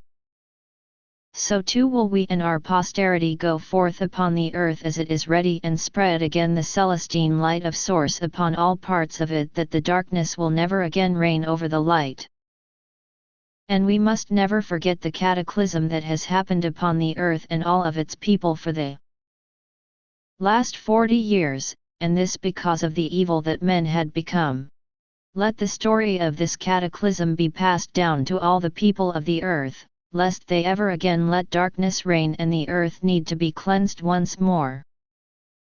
And let us pray every day in humility and thankfulness for the blessings that are ours, and strive to live worthily of all the Source have given us. And take heed, where great things have been given, great things are expected, and we are asked to be a light all the moments of our lives. Know with a surety, that if we, or our posterity, ever stray from the path of light, all that we have been given shall be taken away, not in 40 years as we have seen, but in a single day and night. Teach that well to our children, that such a day will never come. Remember to live worthy of the blessings you have been given, and to reflect the light given to you, that others may bask in its warmth as well. And it came to pass that as Noah had spoken, so it was accepted in unanimity. The following day, the ark hovered over an immense island in an archipelago of thousands of smaller islands, and with tearful goodbyes for the Oalarians they would never see again, the people of Noah went down the long ramp back onto earth. With them came 17 Oalarians who had married among the people of Noah while on the ark. Typical of their race, they were tall and blue-eyed, with either red or blonde hair. And their goodbyes were even more tearful and heart-wrenching as they parted with the families they had known all of their lives to embrace a primitive world just reborn. And these were the Oalarians who came to live among the people of Earth, by their age, oldest to youngest, being 10 males and 7 females, Atalas, Aania, Kalchas, Thrinchia, Barian, Guachi, Aquilas, Algi, Kramat, Saka, Karad, Hespar, Blessed, Namlin, Gressus, Zeunian, and Nibirum. During the next days, the ark visited many places upon earth, repopulating the animals upon the reborn lands and seas, prudently putting pairs of like animals in several locations to maintain the strength of the bloodlines. As they passed closely over Earth, the Oolarians were surprised to look down upon many survivors of the cataclysms of the last 40 years. Seeing them, Gensai commented to Rabak that it seemed that more survived than perished. And Rabak answered saying, hopefully with more respect for the power of Source and a greater willingness to live the light when it is shown to them. And so came the children of light back onto Earth, and so began the second dispensation of Source upon Earth. Asterisk asterisk asterisk asterisk asterisk asterisk asterisk asterisk asterisk asterisk asterisk asterisk notes. This chapter was the briefest overview of what occurred during the 40 years Noah and his people were aboard the Ark. A several hundred-page book could be written just to cover that amazing period in detail. A couple of things worthy of mention that are not detailed in the chapter include the fact that the return of Noah, his people, and the 17 Oolarians and the advanced civilization they established was the basis for the later stories of Atlantis. However, contrary to modern theories that place Atlantis either in the Mediterranean or in the Atlantic Ocean, the actual location of the return of Noah was a large island in the eastern Indian Ocean. This is a somewhat incongruous chapter with all the others in the Oracles of Celestine Light, as it takes place in what would seem to be a science fiction setting and deals more with practical matters than spiritual ones. However, this chapter is literally true, and as astounding a premise as it sets pointed now in the right direction it can all be. Proved by modern science and archaeology if anyone cares to follow the leads. In the interest of modern science, we would also note that the Ark was both levitated and propelled by a gravity drive that interacted and utilized the gravity field of Earth or any other celestial body, even those a great distance away, when traveling through space. One other note that may be of interest to some is that during the 40 years on the Ark, they had friendly contact on 3 different occasions with other space-traveling races of non-Alamar origin. The descent into darkness. Noah and his people disembark from the Ark and settle upon an island they name Saladas, known to us today as the fabled island of Atlantis. There they build a magnificent city named Kamuri, employing many of the advanced technologies they learned from the Oolarians. They spread out upon the land, populating areas beyond the island of Saladas. Building technologically advanced communities far away from more primitive populations, they prosper greatly, living many generations in peace and tranquility. However, there begins to be contentions between the different cities, and over time, an angry schism is created, leading many down a path of darkness and the conversion of peaceful technologies into those of war. And it came to pass that the children of light descended from the Ark and came down upon the great island which, in honor of their benefactors of the last 40 years and the hope they had for the new earth, they named Saladas, meaning promise in Oolarian. And the people of Noah and the Oolarians who had come to earth with them lived and prospered on the island of Saladas, and many generations were born and passed away in peace and prosperity. They built a magnificent city named Kamuri, meaning one with God in the ancient language of Noah and Adam, and it was here that Noah was buried when he died at 636 years. Noah was succeeded as prophet by Valangera, who was called by the Source at the young age of, and became the new prophetess, after confirmation by revelation to the Council of 12 Elders. Her selection was acclaimed by the citizens, for she was loved deeply by many because of the numerous good works she had done to benefit the people. During the time of Valangera, the people of Saladas went forth to many places around the world, for being directed by God, she was determined that the light of Source should be brought to the barbarians who were the descendants of the survivors of the Great Flood.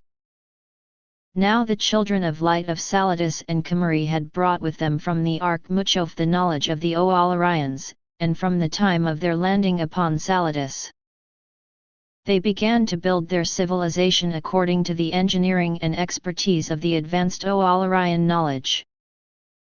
So it was that Kumari rose to become the most beautiful city, with walls made of stones of various types and colors that were liquefied and poured into wonderful curving shapes and then solidified in place as natural stone. And many smaller communities were built upon the island and adjacent islands and even floating upon the sea. Hen the Comorians were called by Valangirat to go forth into the world to bring the light of source to the barbarians. They did so in marvelous airships patterned after the technology of the O'Alarians. There were 4 basic types of ships, from the large double-decked domed saucer that held over 100 people, which was called Vimai and appeared as a bright, luminous cloud when it flew, to the small, pointed cylindrical craft that carried 1 to 5 people, which were called jadals. All of the sky ships were both lifted and powered by the same gravitational drives that had been used by the Ark, and the engines of the Vimai were large enough to lift it into Earth's upper atmosphere. To not frighten the barbarians they encountered, each craft employed some form of invisibility. The Vimai simply looked like a brilliantly glowing cloud, while the jadals actually were cloaked in such a way that they could not be seen by the human eye, and others appeared merely as small bright lights in the sky. In contrast to the choices made when Saladas and earlier outlying communities were begun, it was decided that the new enclaves would be established near large concentrations of the barbarians so they could be used for the manual labor that the people of Saladas had come to disdain. The largest group of barbarians was located in the valleys of the high mountains of Tibra, which were the highest on earth, and had been the final refuge of many of the survivors of the Great Flood. 7 towns were founded in the valleys of the Tibran Mountains, and each was initially settled by 100 families from Kumari and the communities of Saladas, and in the generations that followed, these 7 communities each grew into beautiful cities known collectively as the 7 cities of Tibra, and the people known as Tibrians. And the capital city of the Tibrians became Rishishi. 4 other communities, also founded by 100 families, were placed at other high mountain locations around the world where many barbarians had escaped the flood, and a 5th was located on an isolated island in the Western Ocean, that it might become a remote and protected repository of all knowledge. Many of the Comorians and Saladasians had reservations when the new communities had been built with the intent to have daily interaction with the barbarians. But the barbarians who lived near the new cities of light were blessed to be there, for the children of light came among them and uplifted them with the teachings of Source. Many of the barbarians became one with the children of light, and they were barbarians no more, and the cities grew and prospered. But beyond the trading area of the cities of light, where the barbarians still had little contact with the children of light, the life of the people was still very primitive. And many more generations passed away, and Earth continued to blossom with new life in many and varied forms springing up by the design of the Source. Every 1,000 years, there was a great millennial celebration among all the children of light upon Earth. At this time, a ship of the O'Alarians, similar to the Ark, would come to Earth to renew the bonds of the O'Alarians with the children of light upon Earth, and this was the only direct contact the O'Alarians maintained with the descendants of the Noahites. For 1 week upon the island of Saladas, there was a great feast and celebration, and the children of light from all over Earth travelled by every airship available to attend the festivities and greet the O'Alarians, the children of light from the stars. And so did time pass upon Earth, and among many generations, there was bliss. But beginning at the time of the prophet Garden Cole, the bliss began to vanish and was replaced by strife and descent into darkness among many of the children of light. The 7 cities rose in power so much so that they outshone the grandeur and majesty of Kumari. And the people of the 7 cities began to think and act differently than their forefathers, and they disavowed the supremacy of the prophet at Kumari and the council of 12 elders and named their own prophet and council of 12. But having been called by man and not by God, when the prophet and council of elders of 7 cities inquired of the source, they heard only their own imaginations in return. In the land of Saladas, the people were most disturbed by the schism with the 7 cities, and there arose a great anger among many that the 7 cities would dare break away. The prophet Gardan Kol and the council of elders tried to reason with their people, to convince them that they were overreacting, but their words only further angered the populace. In their unrighteous anger, Dlamraka, self-styled the Great, arose to power. He was a man of glib tongue, and he incited the people in their anger toward the citizens of the 7 cities so much so that he convinced them that only by force could justice be rendered and the traitors be punished. And Dlamraka, who was a very wealthy man, raised an army to mount an offense against the 7 cities and capture their leaders. He marshaled the knowledge and abilities of many of the great minds of Saladas and Kumari to turn the peaceful technology of their cities into engines and vessels of war and violence that retribution might be rained upon the 7 cities. Seeing this, the prophet Gardan Kol spoke as a prophet in the name of Source to the people of Saladas and Kumari and plainly told them that they were straying from the path of Source and must not make war upon their brothers or upon anyone except in self-defense of their lives. Dlamraka argued that they were defending their lives and way of life, which by the very act of succession, the people of the 7 cities were threatening. Back and forth went the conflicting words of Gardan Kol and Dlamraka for many months. And the council of 12 also went out among the people each day to counter the persuasions of Dlamraka and remind them what it meant to be a child of light. But each day, the people listened with boisterous agreement more to the words of Dlamraka and hissed in rejection at the words of the prophet. Feeling their unwavering disdain, Gardan Kol prayed often to the Source that he might be shown a way to bring his people and the people of the 7 cities back into the light. One night while he slept, Source the mother came to him in a dream in answer to his faithful prayers, and seeing her, he kissed the hand that she offered and asked, "Dearest Mother of Light, a great schism grows between the children of light, and many are turning to ways of darkness. Not in depravity, as in the days of Noah, but in their machinations and thoughts of violence against their brothers afar. What can I say or do to avert the tides of war and reconcile and heal the rifts?" The mother answered him, saying, "You have said well and with truth, all the words that must be said, as have the council of 12. If the children of light will not hearken unto your words, they have by their choice thrown off the halo of light that was upon them and chosen by their free will to walk a path that will lead to their destruction."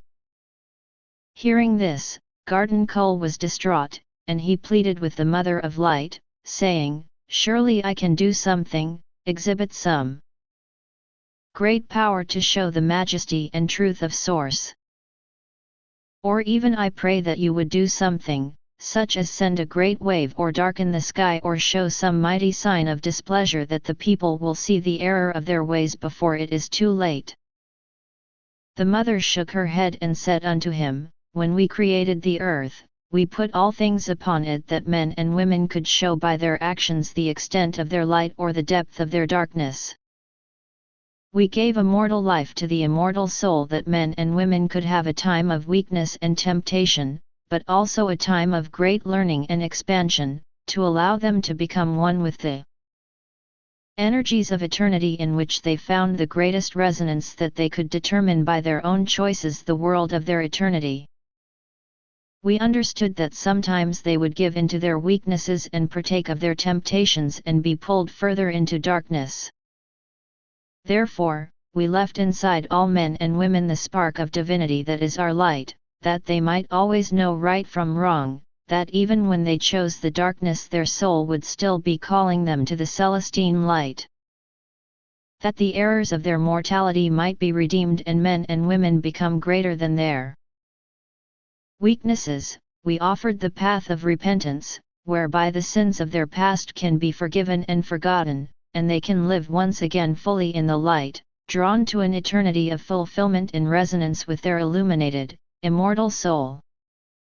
All this we have created that men and women might fulfill the destiny they make for themselves, that on the day of judgment, when they will be pulled to the world of their eternity, be it light or darkness, that all of the actions and choices of their lives will be upon their shoulders, and they will not be able to say, "It is because of this circumstance or this person that I gave into temptation and walked a path of darkness." Beyond this, we are watchers only, watchers with sadness whenever we see our children make the wrong choices, but also watchers with love, confident we have given our children the best path and sufficient opportunities to create an eternity for themselves worthy of the greatness they each have within them. Hearing the words of the Holy Mother, Garden Cole nodded in understanding, but still he pleaded for her help, saying, "Good Mother, I understand all of the words you have spoken, and I ask you not to compel my people to the light, but merely give them such a great sign of your majesty that they will remember who they are, children of light, and return again to the path of light. If I may be so bold, in the days of Noah, you acted not as watchers only, but intervened in the lives of all men and animals and plants upon the earth, and a very great event the cataclysm was. Do I ask too much to beg you to intervene in a much smaller way with my people, that they may be awakened to the errors of their choices and return again to the light?"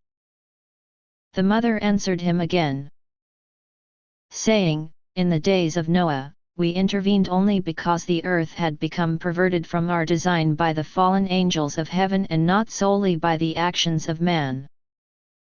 Such is not the case in your time, when men descend into darkness by their own choice.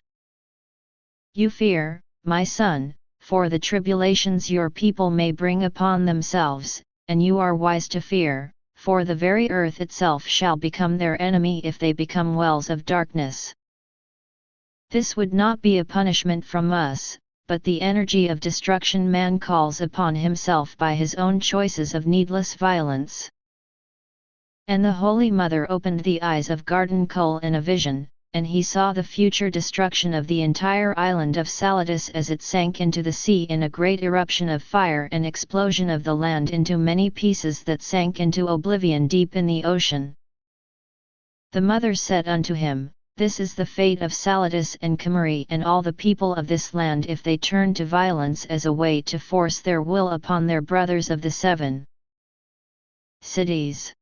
And this is not by our hand, for we are watchers only, but the doom they call upon themselves by their actions of destruction.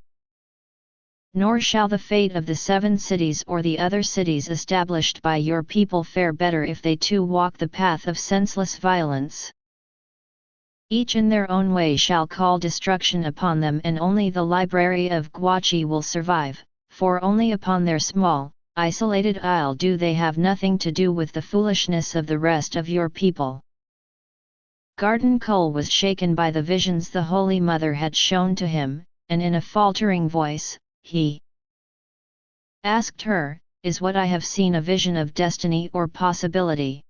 The mother answered him, saying, "You know that all men and women are called to greatness. That is the destiny we have prepared for all of our children.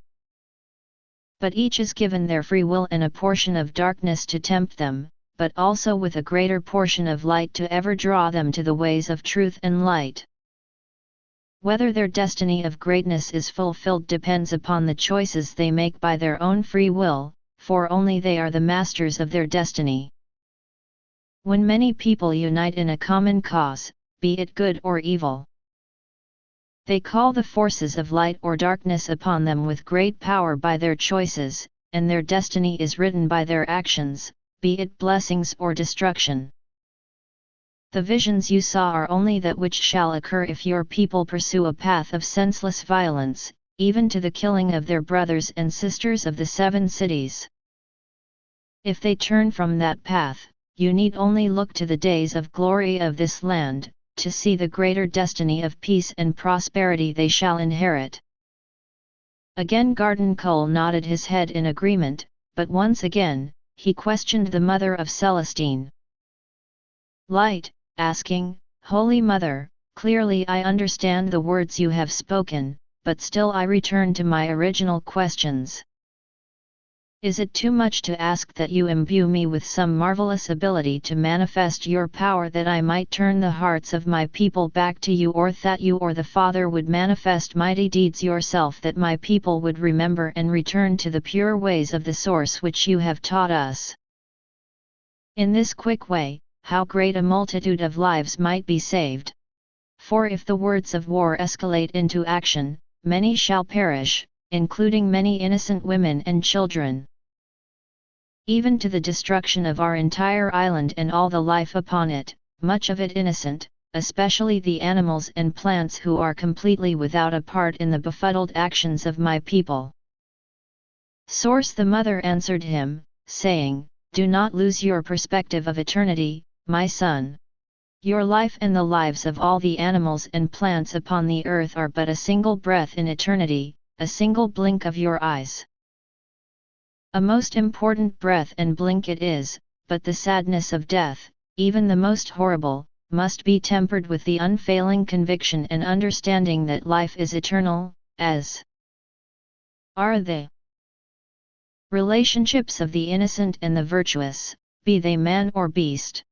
Mortality is merely the brief, fierce wind that blows away the chaff of facade and falsehood, that the wheat of truth and light may grow in grandeur in eternity. And every living thing is promised the fullness of mortality, be it in one life or more." With those words, the Holy Mother disappeared from the vision of the prophet. When he awoke, he was greatly disturbed by what he had seen and called a meeting of the Council of 12 to share with them all that he had seen and heard. After hearing his words, the council made haste to redouble their efforts to turn back the rising calls for war. But despite all of their actions and words, the people heeded them not at all, nor did they listen to the prophet. Instead, falling further into the darkness, they turned their backs upon all things having to do with God and church and religion, and became very worldly in all that they did. And save for a handful, they no longer gathered together on the holy day of Source each week to celebrate all of their blessings and be edified and uplifted. In the 7 cities, the people walked down the same dark path, turning their backs upon all things of Source and living in the ways of the world, gluttons of gold and all the things gold could buy, for their sites were exceedingly wealthy. And the schism between the people of Kimmery and the people of the 7 sites grew into such a great gulf that even trade was greatly curtailed between them, and threats of war flew back and forth with greater stridence and frequency. In the 29th year after the vision of the prophet, the great millennial celebration occurred. And it was with wistful and expectant hearts that the prophet and the Council of 12 and the few others who kept the faith with them hoped for a reconciliation with their brethren in the 7 cities, as all of the descendants of Noah would be coming to Kimmery to celebrate and greet the O'Alarian ship that came every 1,000 years for the occasion. And so they came, from all parts of earth where the descendants of Noah had settled. Most came by airships, but many also by ships of the sea. But there was a tension between the people of the different cities, and it was not mollified by the many feasts or sporting games or celebrations. And there were numerous fights and brawls among the men of the various nations over trivial arguments and puffed up vanities. By the last day, as all the people gathered on the great lawn of the holy temple to await the coming of the O'Alarian ship, it was almost could do to restrain themselves from yelling and fighting with the people from other lands, for great did they each perceive their grievances. But the day turned to night, and the Oalarian ship did not appear. And that night, there were many fights among the people of the various nations and cities as they released their pent-up anger toward one another, and 13 people were slain that evening in many incidents of anger and violence around the city. On the morning of the next day, word was sent out that the prophet would address all the people at noon at the holy temple concerning the Oalarians. People no longer cared to listen to the words of the prophet, but they did wish to know about why the Oalarians had not appeared, so when noon arrived, the great lawn was once again teeming with people from many lands. And the prophet stood upon a high balcony atop a minaret that he could be seen by all the people, and his voice and image were cast mechanically throughout the entire city. And he said unto them, O, you who should be children of light, you who are loved so greatly by Source, our holy Father and Mother, and elder brother. How have you strayed so far from what you know to be true? Why have you turned away from love for one another and embraced violence? What can violence bring you but more violence? What have you gained by turning away from the light of Source? What is your reward for giving your brothers and sisters of other lands a painful blow instead of a brotherly kiss? Verily, the Source have given you free will and have not compelled you to walk their path. But your choices have consequences, greater and more deleterious than you have realized. When you tend a fire, it grows or shrinks depending upon how much wood you feed it. And the fire can do good or evil depending upon how you are applying it. You could use it for evil and burn down your neighbor's house, or you could use it for good to melt and fashion gold and silver and create beautiful jewelry and art. If you use it for evil and burn down your neighbor's house, you can continue to add fuel to the fire and burn down many houses or even an entire city. But what is gained by such foolishness? Smug pride, that you put your insulting neighbors in their place? Perhaps, seeing the destruction you have wrought, you will have a feeling of satisfaction. But will that feeling last once you realize that you no longer will be able to obtain that exquisite wine you so savor because you have burnt the vineyards? Or that special fish you like for the Jartara celebration because you have sunk the fishing fleet? Do not think to yourself that you can bring forth violence and not have it snap back and strike you an even greater blow. Violence begets violence, even as love begets love. If you burn your neighbor's house, do you think that those that survive will leave your house unscathed? If you destroy your neighbor's vineyard, do you think that yours will somehow be spared? If you sink your neighbor's fishing fleet, do you think that yours will somehow survive? If you beat or kill your neighbor, do you not think that your neighbor's friends and family will not now look to ways that they might beat or kill you and your family? Violence only begets more violence, and if you continue to travel upon the road you have embarked upon, painfully evidenced by the deaths that came to some last night, then you may consider what I have just spoken of, not mere stories, but prophecies from Source of what shall come to pass in your lives in the days to come. And more than this, my brothers and sisters, much more than this, so hear my words well. Verily, I speak to you as the prophet of Source, and my words are the visions the Source have shown to me.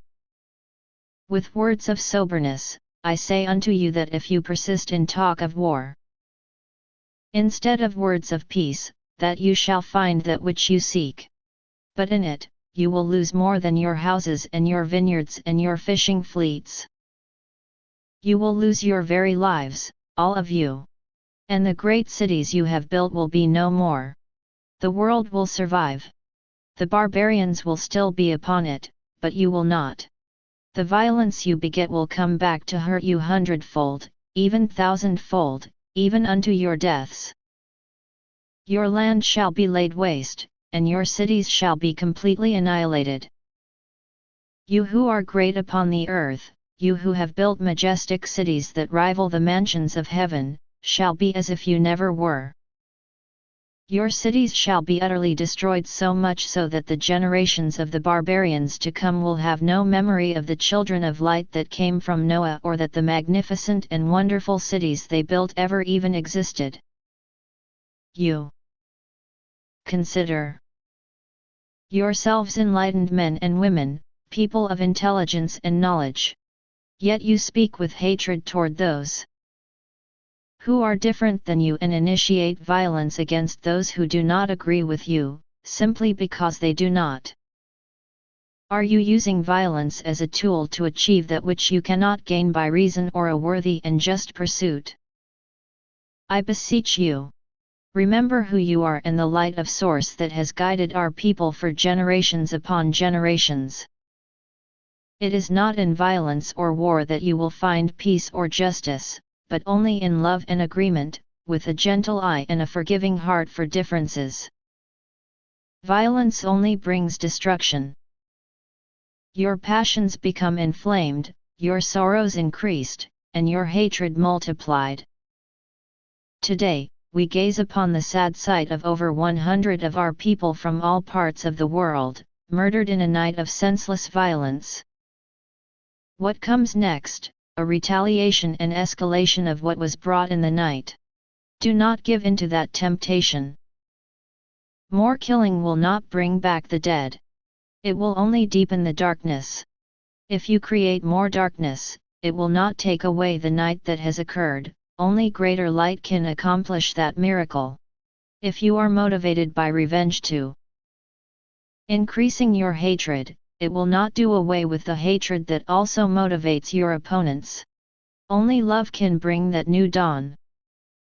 And I love you still, as do the source, and I implore you to remember who you are and how greatly you have been blessed and live up to your highest potential, not descend down to your lowest. You are not Comorians or Tibrians or Celians. You are all brothers and sisters. You are not black or white, or yellow, or red, you are simply the children of the Most High, each given a beauty of your own. The more you separate yourselves by the country you live in, the differences of your customs, or the color of your skins, the more you are inviting violence into your lives. It is for this cause, because of your separation instead of unification, because of your desires for war instead of peace, for violence instead of reason, that the Oalarians have not come, nor will they ever again, save you become once again children of light, who live by the light. But I perceive that I speak to the air. You see my lips move, but your ears hear not my words. I will have no more to say to you, for you have hardened your hearts toward me and the words I speak, which come from source. You are in the last minute of the last hour before your destruction. But even now it is not too late to turn from hate and embrace love, to refute violence and propagate peace. Your fate is in your hands, as are the fates of your children and your animals and your homes and your cities. Hear well my words. When you stand before Source, as you one day will, you will not be able to say you were ignorant, for I tell you plainly that on the road you travel to violence and war, there are no winners, nor will there be victors, for your mutual destructions shall be total and final. Knowing that, can you be so blinded by foolishness that you would give up everything for nothing? The lands that time forgot. Contentions between the lands of the 7 cities and the lands of Salatus lead to war, which results in the nuclear destruction of the 7 cities of Tybar and the subsequent earthquakes and volcanoes that swallowed the great city of Kimuri and all of the surrounding islands, giving birth to the legend of Atlantis.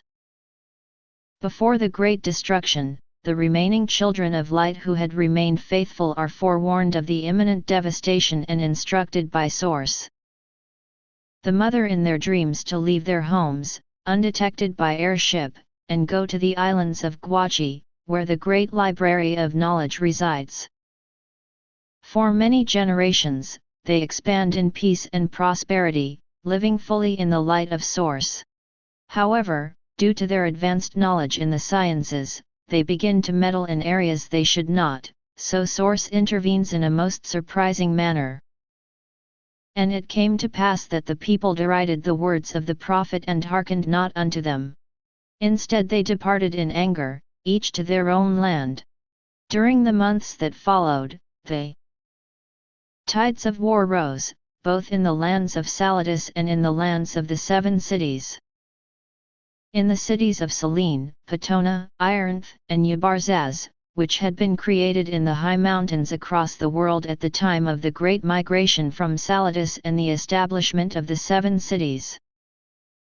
The people were restless and anxious because of the talk of war between the Comarians, the homeland of Saladas, and the 7 cities of the Tiberians.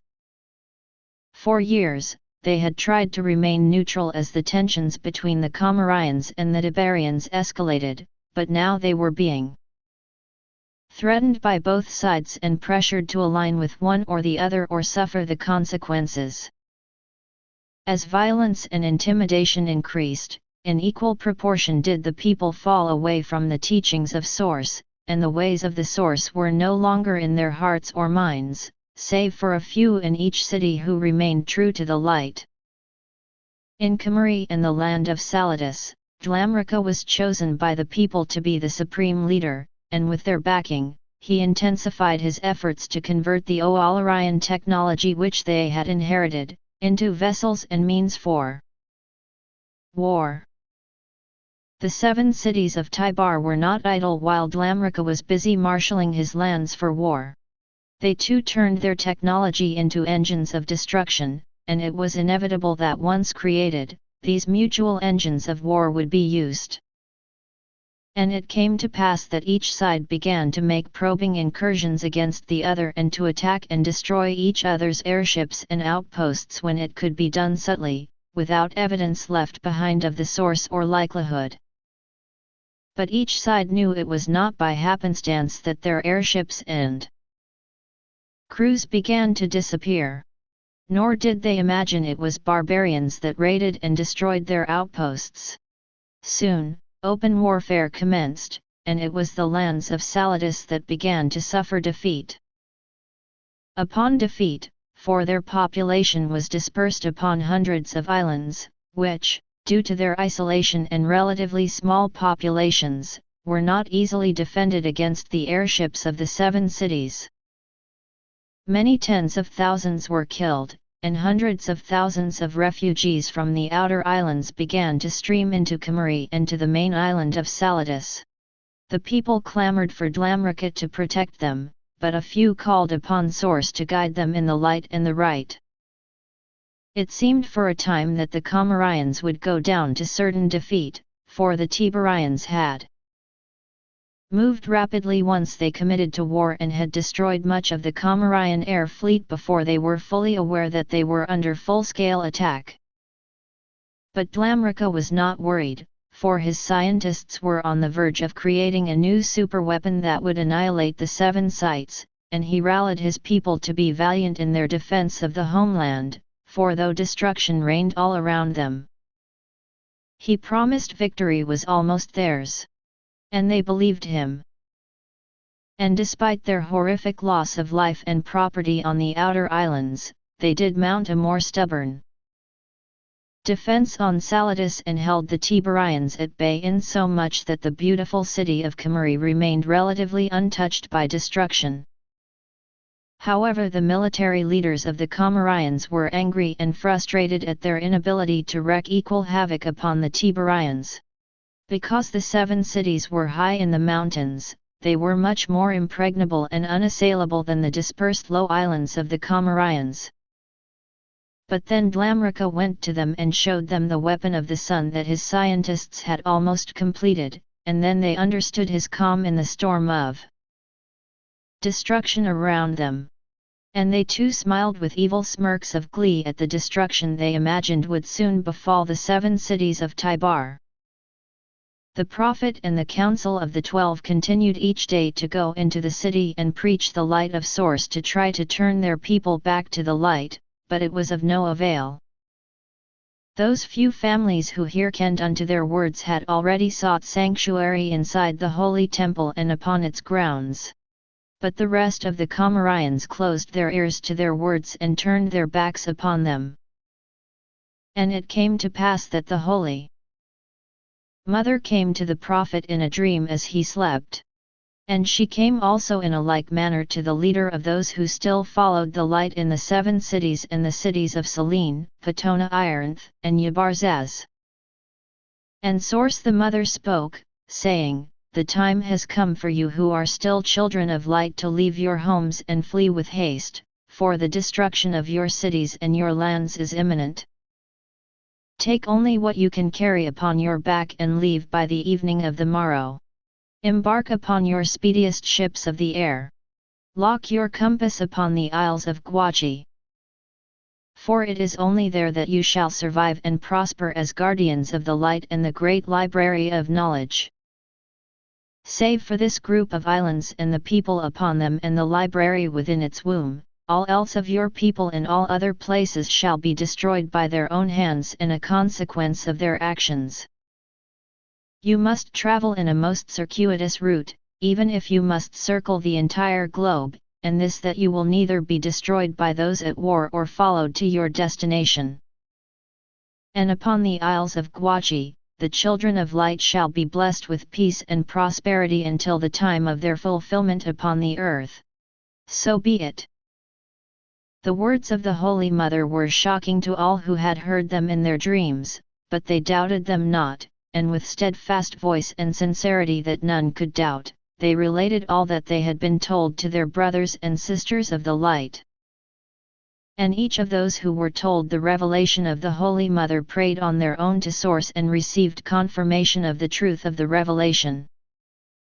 Therefore, all did as they had been forewarned to do, and that evening from Kamari and each of the 7 cities and also the cities of Selene, Patona, Iranth, and Yabarzaz, airships took to the skies and shot off into the night in many different directions. None were captured or destroyed. And in a single day, all of the children of light that had remained at any of the former cities of light upon earth vanished. And it came to pass that so much had the people of the cities forgotten Source and the teachings of Source that it was not even noticed that a few followers of Source had disappeared. In Kamari, 7 days passed before one of the officers of Dlamrika commented casually to him and fellow officers that neither the prophet nor any of the council of the 12 had been preaching in the streets for some days. Rather than be concerned about this, everyone laughed, made jokes, and generally agreed that having the religious people keep out of sight and quiet was the most helpful thing they could do. 13 days after the children of light had departed, Dlamrika called a meeting of his highest military officers and revealed that the sun weapon was completed and had already been mounted to his personal airship. "Let us see a demonstration," implored one of his officers. "No, no, that is not possible," cautioned Dlamrika. "It is too powerful of a weapon to demonstrate on anything other than an actual target, and that can be no less than a city, for the destruction it will unleash will obliterate everything as far as your eye can see." His words were incomprehensible to almost everyone present, for until that moment, the most powerful weapon they had ever seen was the Taka beam, which could do little more than destroying a ship or blasting large holes in buildings. Then Dlamrika outlined his plan to annihilate the 7 cities. "But they are still our brothers," protested some of his officers. "We cannot use a weapon such as this upon them that will completely obliterate them and the great cities they have built from the face of the earth." "And what of the spoils of victory?" asked another. "True victory would not be to completely destroy our former brothers, who are now our enemies, but to humiliate them and take their lands and their wives, and their cities and their wealth." "Is that what they are doing to you?" screamed Dlamrika. "We have innumerable refugees in our city. Many of our outlying towns have been completely destroyed. There has been no mercy shown. Can there be any doubt that if given the opportunity the Tiberians would exterminate us all and our sites as well? No, your sentiments are noble, my friends, but they cannot be given into with such an implacable enemy as the Tiberians have become. With such words, Dlamraka swayed those who counseled restraint, until even with misgivings, all were in agreement that they would attack and destroy the Tiberians until there were none remaining. And it came to pass that 5 days later, Dlamraka boarded his airship, and accompanied by the 6 fastest ships remaining in the fleet, cloaked in invisibility and piloted by his most loyal officers, they sped into the night sky on their deadly mission of doom. Each of the 7 ships carried a death arrow, as they called it, one for each of the 7 cities. It was not many hours before they were approaching the cities high in the Tibar Mountains. Their ships had been detected once they were over the lands of the 7 cities, but due to their rapid speed, they were unable to be pinpointed or intercepted. Dlamraka's eyes were wide with an almost crazed anticipation, and it seemed to be with great joy that he gave the order to shoot the arrows. At his command, a death arrow was shot out from beneath his ship and from beneath each of the 6 ships that accompanied him. Silently, they shot forth with blinding speed, making no sound other than the wind whistling mournfully through the tail fins and leaving no trail, each flying with unerring accuracy toward the heart of one of the 7 cities.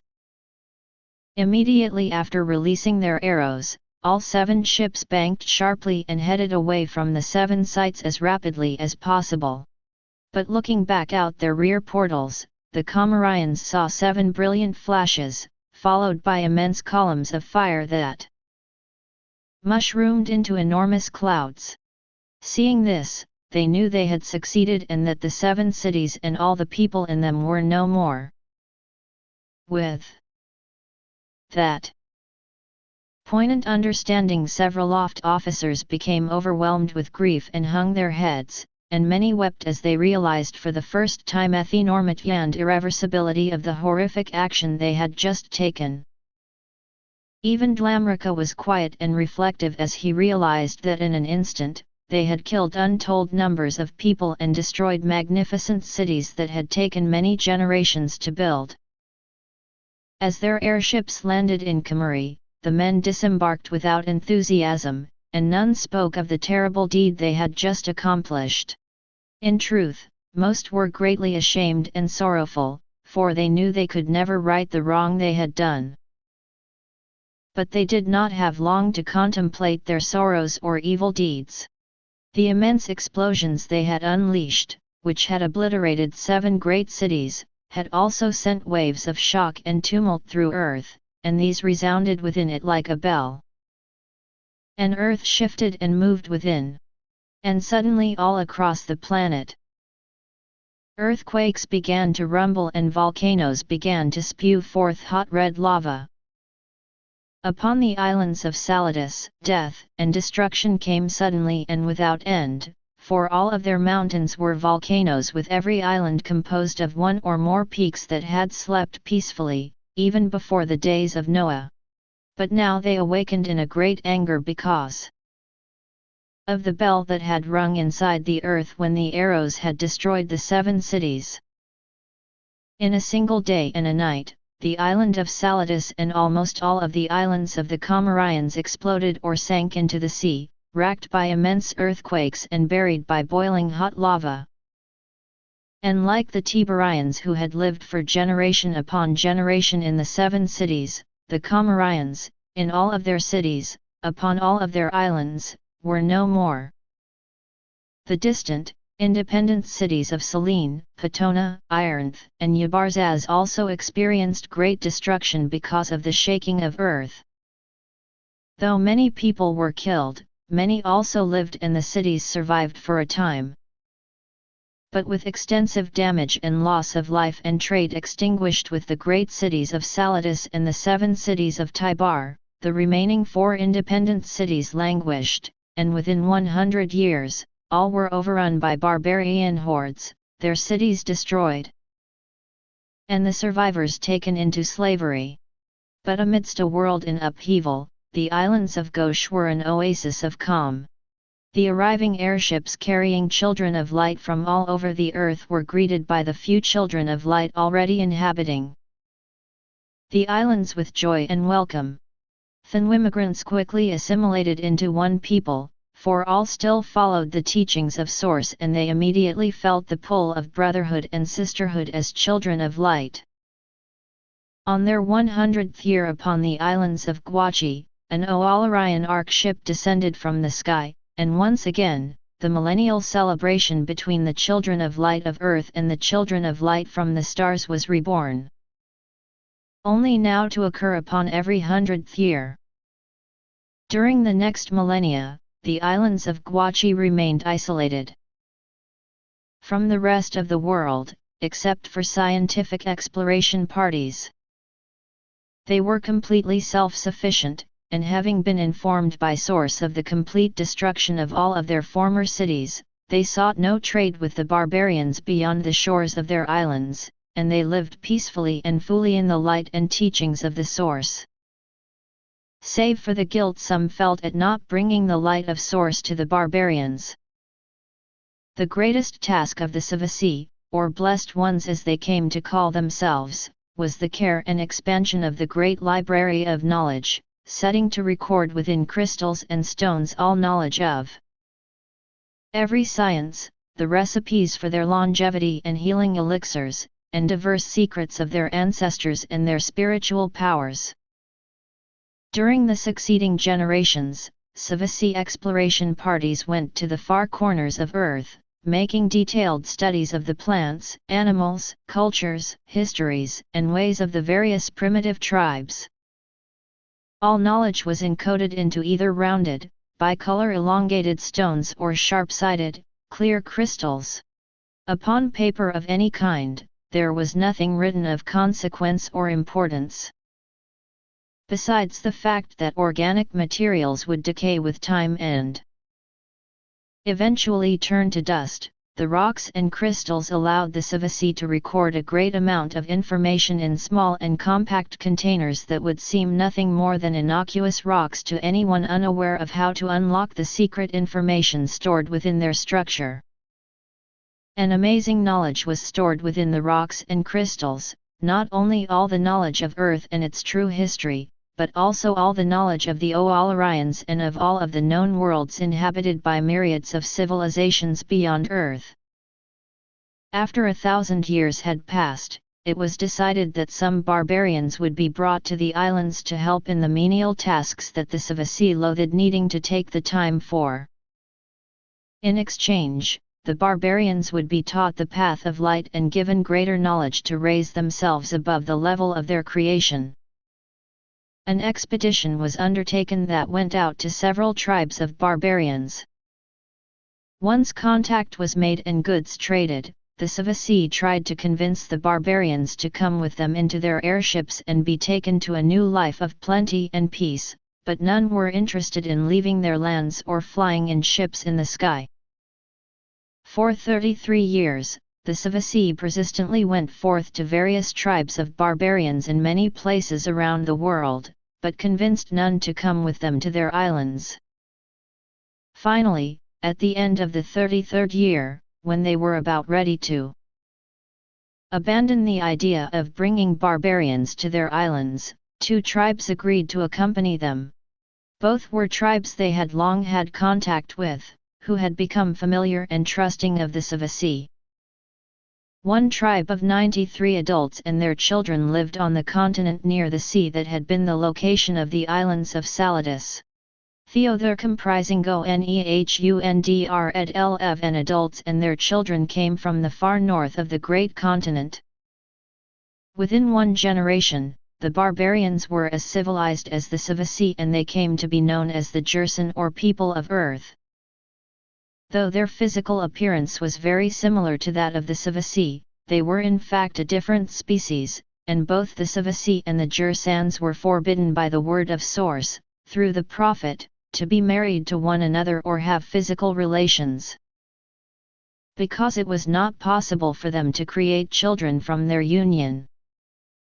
Nevertheless, there were some Savasi who did not agree with the decree that the two species should not mix, and in secret collaboration with rogue geneticists over several years, they succeeded in changing the genetic template of some of the Jerson women successfully, enabling them to bear children from a Savasi mate.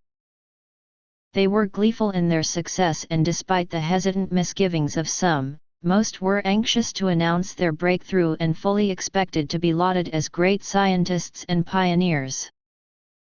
Upon announcing that they had succeeded in creating genetic modifications enabling Jerson women to mate with Savasi men, some people did laud their achievement. But the far greater number were shocked that the men had so blatantly disobeyed an edict of Source to not have physical relations with the Jerson. And the prophet Dalalan came to them and said unto them, that you have disobeyed a commandment from Source is a serious mistake, especially that in your error, you have chosen to override the template Source gave for the Jerson, which is an unthinkable wrong. But Letof, the leader of the geneticists, dismissed the words of the prophet and said unto him, You speak foolishly, sir. We change the templates of the flowers to make them brighter in color. We change the template of the bees to make them produce more honey and allow them to live longer lives.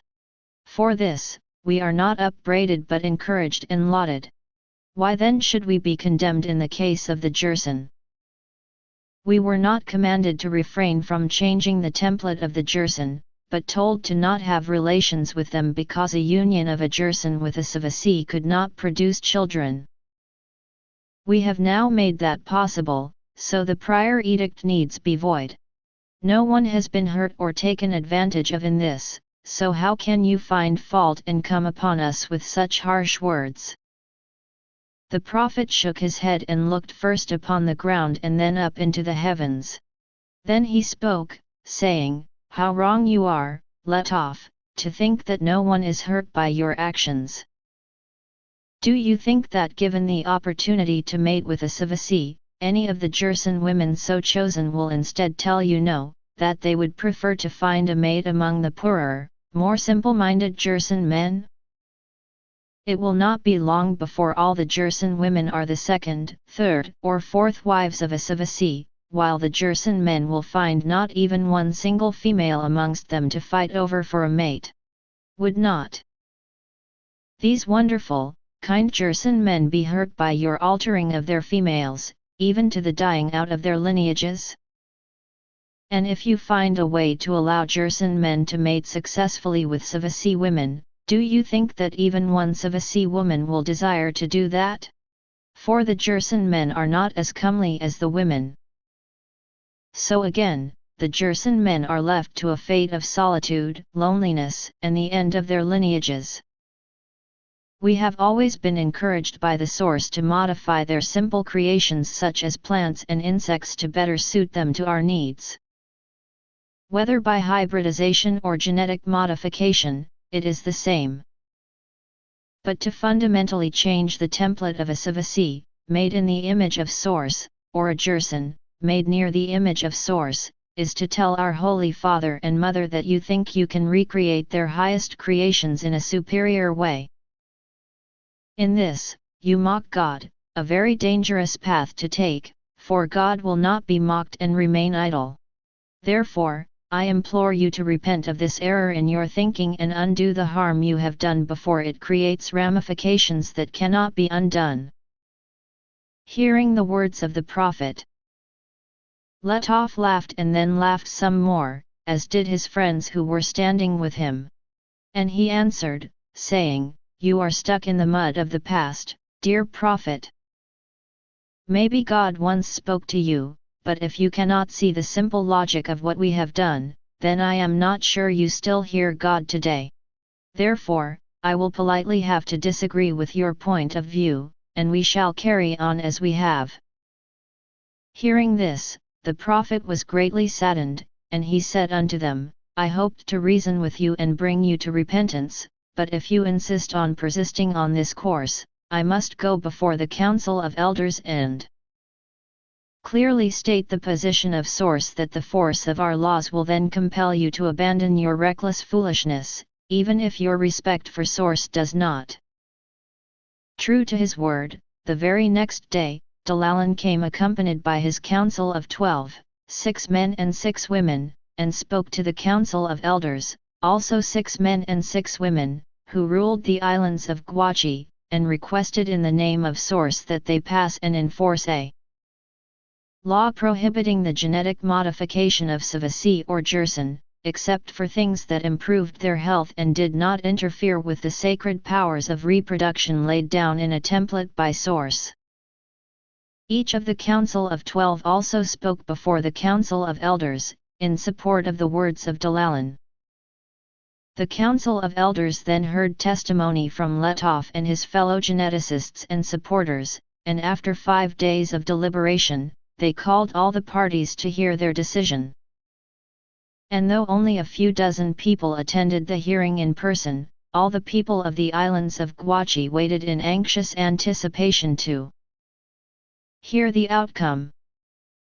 The chief of the elders spoke, saying, "Upon careful and prayerful deliberation and a review of many scriptures from the records of the prophets, by a 7-5 vote, we support the actions of Letov and do not feel there is sufficient cause, despite the words of the prophet Dalalan, to create a law preventing the actions of the geneticists.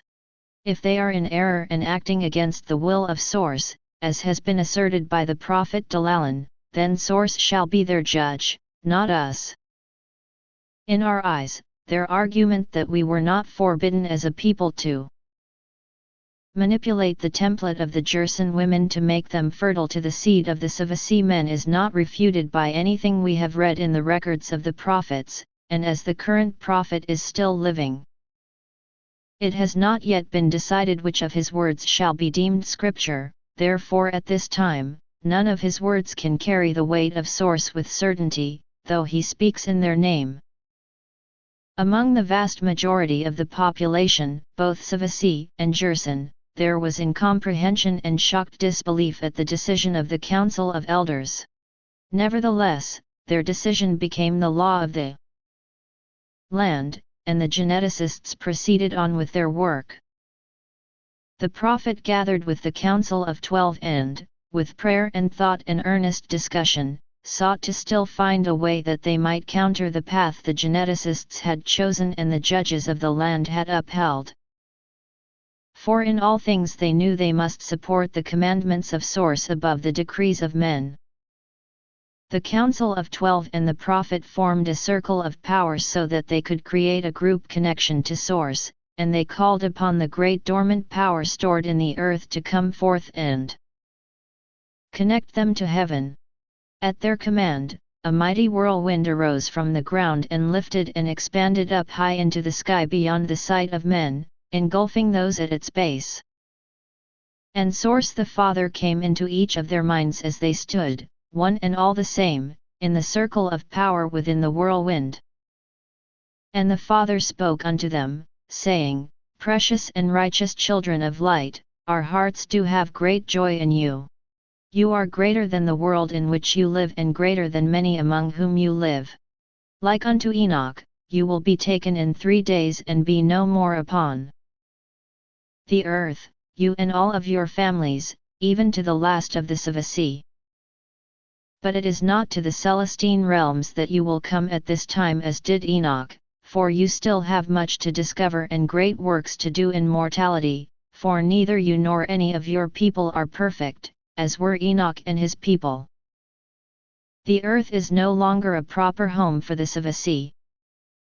The gap of knowledge and ability between you and the others upon the earth has become so great that your people have begun to give in to the temptations to make themselves creators even as the Source. But they create not from love and for the betterment of all, but only to satisfy their own egos and selfish desires. Therefore, they take upon themselves the creation power without vision, love, or devotion to their creations. They take unto themselves the power of the gods, but with irresponsibility like foolish children. Like in the days of Noah, 3 days hence, an Oalarian ark ship shall come for you and all of your people. You shall be taken to another earth where the people are more advanced and equal to you in their knowledge and technology. There you shall continue your mortal journey. None shall remain behind. Seal the library of knowledge and all of its branches safely beneath the earth, that its wisdom may come forth again to another generation of children of light, long after all that man has now built upon the earth has passed into forgotten memories. Gather everything you possess that you will not carry with you and place them on the small desolate isle of Halak, where they and the island will be consumed by the ocean on the day of your departure. Prepare now, for your time is short. So be it. With those words firmly imprinted upon the minds of all within the whirlwind, it quickly fell back down into the ground and disappeared. The following day, the prophet again appeared before the council of elders accompanied by the council of 12 and related to them all that source the Father had told unto them.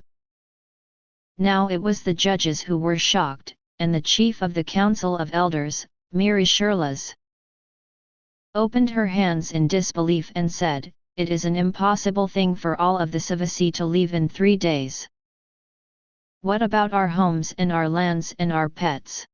And what of our exploration parties that are in far-off lands? And what type of stewards would we be to leave the Jerson here to fend for themselves and our lands and property to wither without our care?" "I simply will not go," added another elder. "The Oalarians can come and all of you who wish to leave may do so, but I like it here just fine and I am not going anywhere." "I think our prophet means well, but he is getting old and touched in the head," added another elder. "Surely source did not tell him such a thing." Ferbera, one of the council of 12, stepped forth at the words of the judge and proclaimed, "It is not the prophet alone who heard the commands of source, but all 12 of us as well. And each heard every word spoken the same. What Dalalan has spoken shall come to pass. To remain was not an option given to any of us, so it would be best if you prepared to depart, for surely, at the appointed time, you shall depart." The prophet again stepped forward. He thanked Ferbera for his words, and then spoke again to the council of elders, saying, "The Savasi are still, by and large, a goodly people, worthy to be called children of light. But this world is no longer good for us and neither are we good for it. Other than the few Jerson who live among us, what good have we done upon the earth in the time since our ancestors first came to these shores? Let us not fight the will of source and draw their wrath upon us.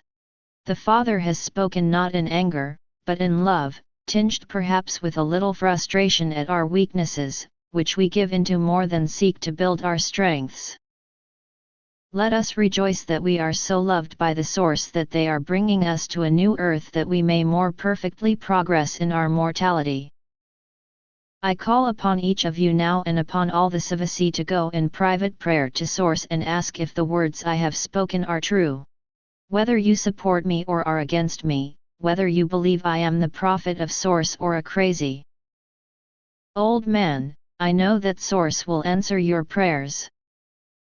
Though you may not like the answer, I know there will be no doubt in your mind and heart that the words I have spoken to you are true.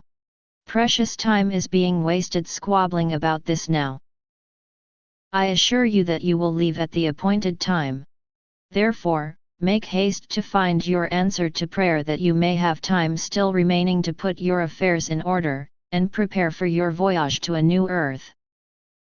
At his words, everyone moved to make haste, some because they knew he spoke true, others because they feared he might, and still others who doubted he did but wanted to take precautions and be prepared just in case.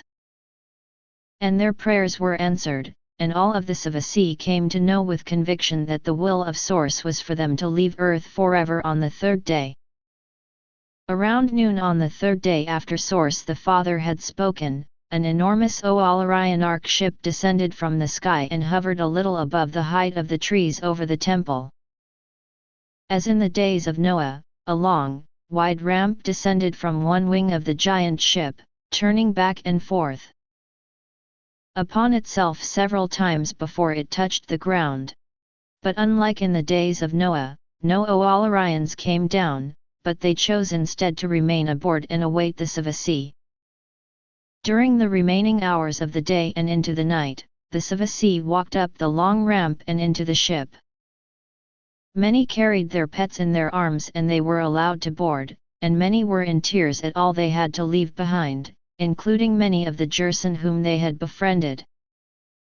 The words of the prophet and all that had been told by Source the Father had been sent within moments after his last meeting with the Council of Elders to all of the scientific exploration parties scattered across the earth, and all raced to return to the islands to be with their families and board the Oalarian Ark.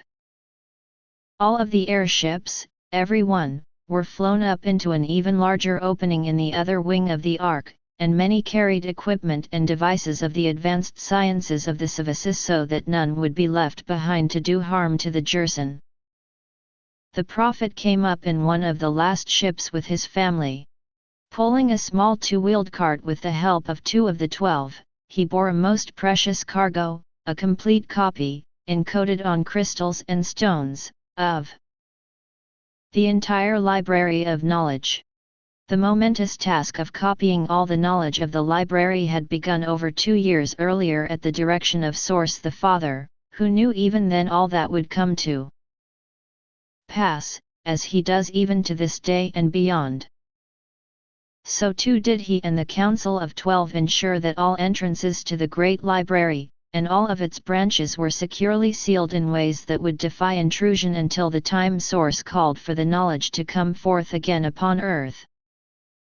However, all the Savasi did not willingly go up the ramp and into the Oalarian Ark. Some took elaborate actions to remain undetected until the ship had departed. But it was to no avail, as once together, to fulfill the word of Source, the Council of 12 joined in a circle of power and sent forth a spell of desire over all the islands of Guachi, and any Savasi not yet aboard the Ark felt an overpowering urge to be there and raced to join the others already on board.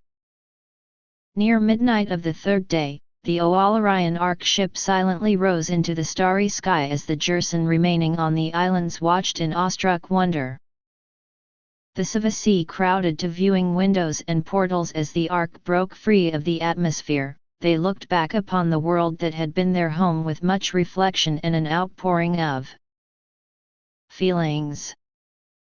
But as Earth quickly became just another indistinguishable star in the sky, they turned their thoughts in expectant contemplation and quiet conversations with one another to the new Earth that would soon be their home and considered all the adventures and wonders that might be before them. And most at some point in the first hours aboard the Ark fell to their knees in most earnest prayer and gave thanks to Source for their blessings so great they were beyond the expectations of men. The Seed Bearers. Approximately 1200 of the Savasi returned to Earth from the planet Harbonta in the Seven Sisters star system at the request of Source the Mother who comes to the prophet Lilian in a dream. They are the seed bearers and from them come the 12 great ancient civilizations of man upon earth. And it came to pass that after the departure of the Savasi from earth, the primitive civilization among the tribes of Jursen scattered across world remained almost unchanged for many millennia that followed. The Savasi that had departed traveled to the planet Harbonta in the star system of the Seven Sisters, as this was the nearest world to Earth from which they had come, where the inhabitants were their equals in culture, technology, and spiritual understanding. There they lived and prospered for generations upon generations, but not without turmoil, both from within and without. Within the star system of the Seven Sisters on nearby planets and upon Harbonta, there dwelt a few communities of Oalarians, the Savasi, the new settlers from Earth. Sertuas, another Alamar race civilization, and 3 other non-Alamar races. Other than the Savasi, all the others were at similar levels of technological advancement. Amongst these groups, especially between the Alamars and the non-Alamars, there were often frictions and hostilities, but never destruction or warfare. But those accounts are best left for another time. And though the O'Allarians were friends with the Savasi, they never shared with them the secrets of their great ships of space, and even after millennia, the Savasi were unable to duplicate the technology of even short off-planet space travel. After several generations had come and gone, many of the descendants of the Savasi fell away from faithfulness to the light of Source, and the history of the departure of their ancestors from Earth seemed to most Savasi to be only a myth. After a time, the O'Allarians abandoned their communities and did not return, and this contributed to the vanishing of the stories of Earth from the memories of the Savasi. But upon a fateful day, in the 88th year of the prophet Leolian, Source the Mother came to Leolian in a dream and said unto him, "The earth has matured and its people have evolved. It is good soil, waiting for the planting of good seeds that it might fulfill the fullness of its destiny. You and your people are the seed bearers. It is given to you to do what your ancestors could not, to plant the seeds and cultivate the garden and bring to pass the blossoming of earth and the people therein. Gather unto you 1,200 men, women, and children that hold most true to the light and return to the planet of your ancestors.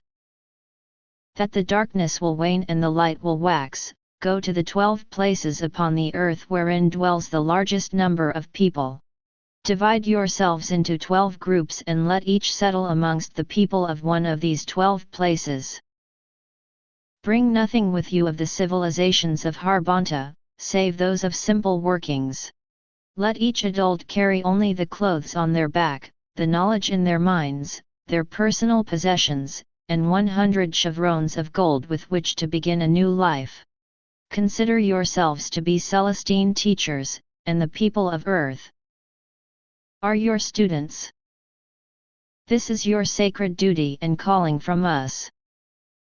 We have given unto all the children of earth, born for the last 7 generations, our light written upon their souls.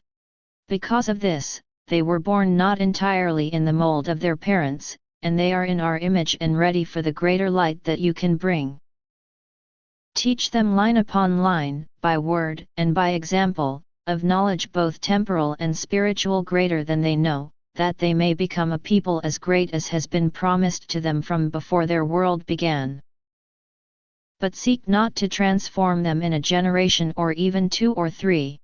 Give them greater knowledge only as they are capable of holding it with greater responsibility and stewardship. As I have spoken, so let it be.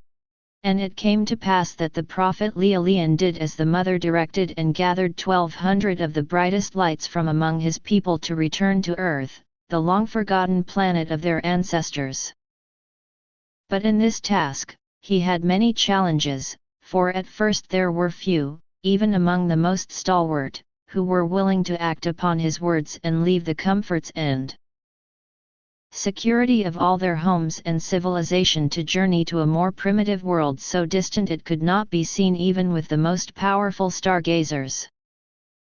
It was only after much persuasion, prayer, and fasting that 312 families, comprising just over 1,200 individuals, agreed to make the journey to Earth and leave everyone and all they had known for all of their lives on Harbonta behind forever. Once again, it fell to the O'Allarians and an ark ship to return the new settlers of Earth to the planet. But few O'Allarians still followed the ways of Source, and a ship and crew were only procured after payment of 300 chevrons of gold per passenger. It is fortunate that the Divine Mother only directed the settlers to bring 100 chevrons of gold each, as that was all most had left after selling all of their property and most of their possessions to raise the fee demanded by the O'Allarians for passage to Earth. Even after divesting themselves of all of their possessions, it was only after some of the wealthier settlers and some with less children paid the passage for those still lacking the fee and some who were remaining on Harbonta contributed, that the entire 369 chevrons of gold was paid to the Oalarians. The trip to Earth took over 3 years, but finally the day arrived when the blue planet came into view, and few were those who were not awed as the Ark approached ever closer.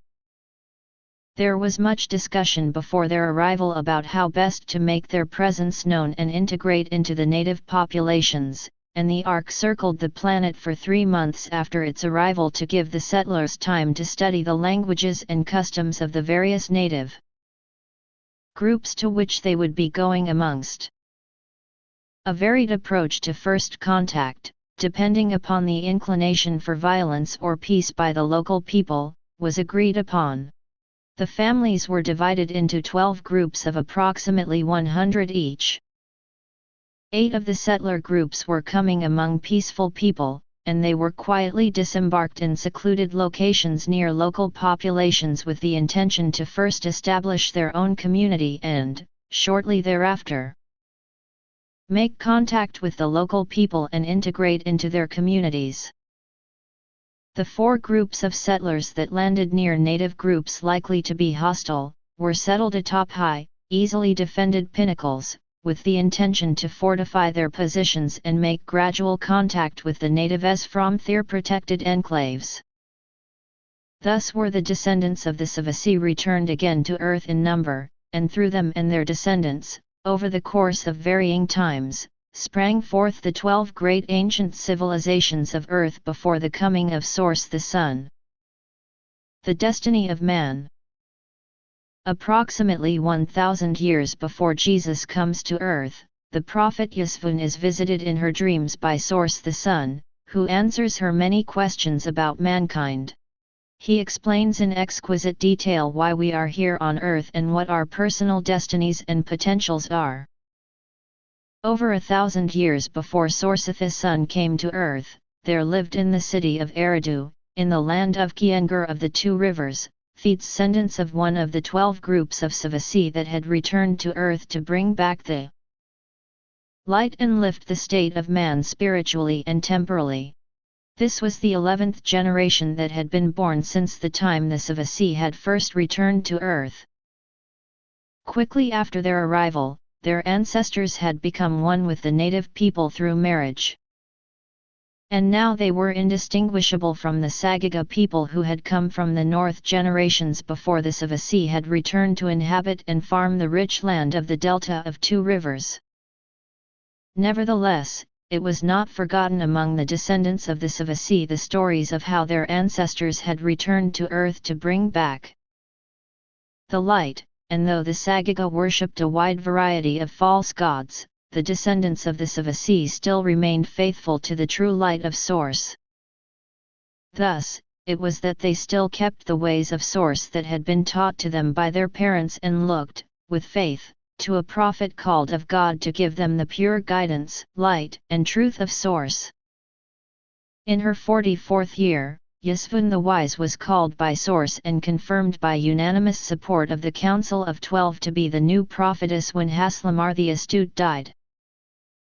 And it came to pass that the prophetess Yasvun fulfilled her calling, and through her came a wonderful book of scripture concerning the destiny of man. These are the words she spoke to the Council of 12 and the Children of Light on that day so long ago. Beloved friends, it is such a humbling honor to be numbered among you, and to speak to you this day of a great dream from Source that came upon me 7 nights ago.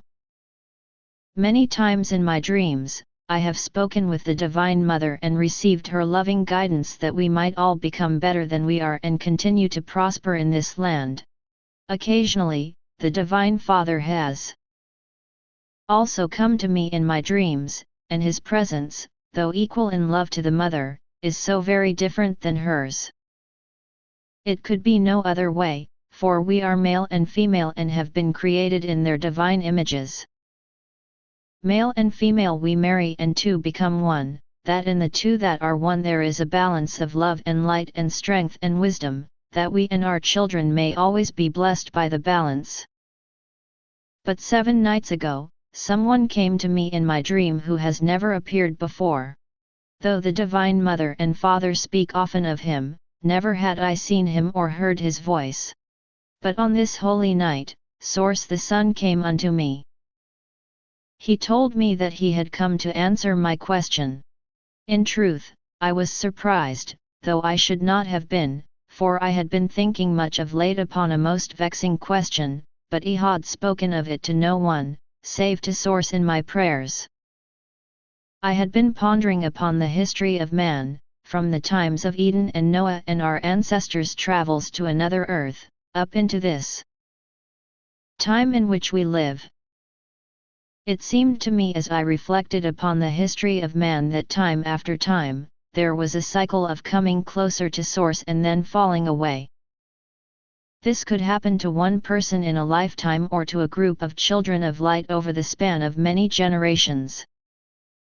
I contemplated how it could be possible for men and even children of light, in many times past, to witness marvelous wonders and miracles from Source and still walk away from the light and the joy that living in the light brings. As I looked back upon the history of man from the time of Eden until the time we live, try as I might, I could not understand how it is that man never seems to learn from the follies of history and that the errors made by one generation, rather than being remembered as lessons of what not to do, are instead forever repeated by generations that follow, who become doomed by their foolish actions to suffer the same pains in mortality and immortality as their ancestors. Why has this cycle never been broken? Is man so thick-skulled and dim-witted that no matter how many times he hits himself on the head with a mallet, he cannot comprehend? What is causing the pain? Why, throughout history, have men from earth continued to war with one another and kill one another and do all manner of atrocities to one another? Despite the evidence after every war that victory is hollow and that which is lost by both sides is far greater than anything won by the victor? From our parents and grandparents, we know that in worlds beyond this earth, this lesson has been learned, even by people more primitive than we of earth are today. If it is so elsewhere, then why not here upon this earth, with these men?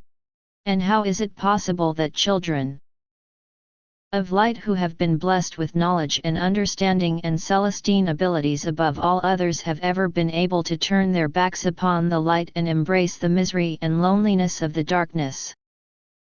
Even to participate in a level of war and destruction so great as to not be imagined by the men of earth today, so great that those few children of light who survived were our ancestors who fled this planet.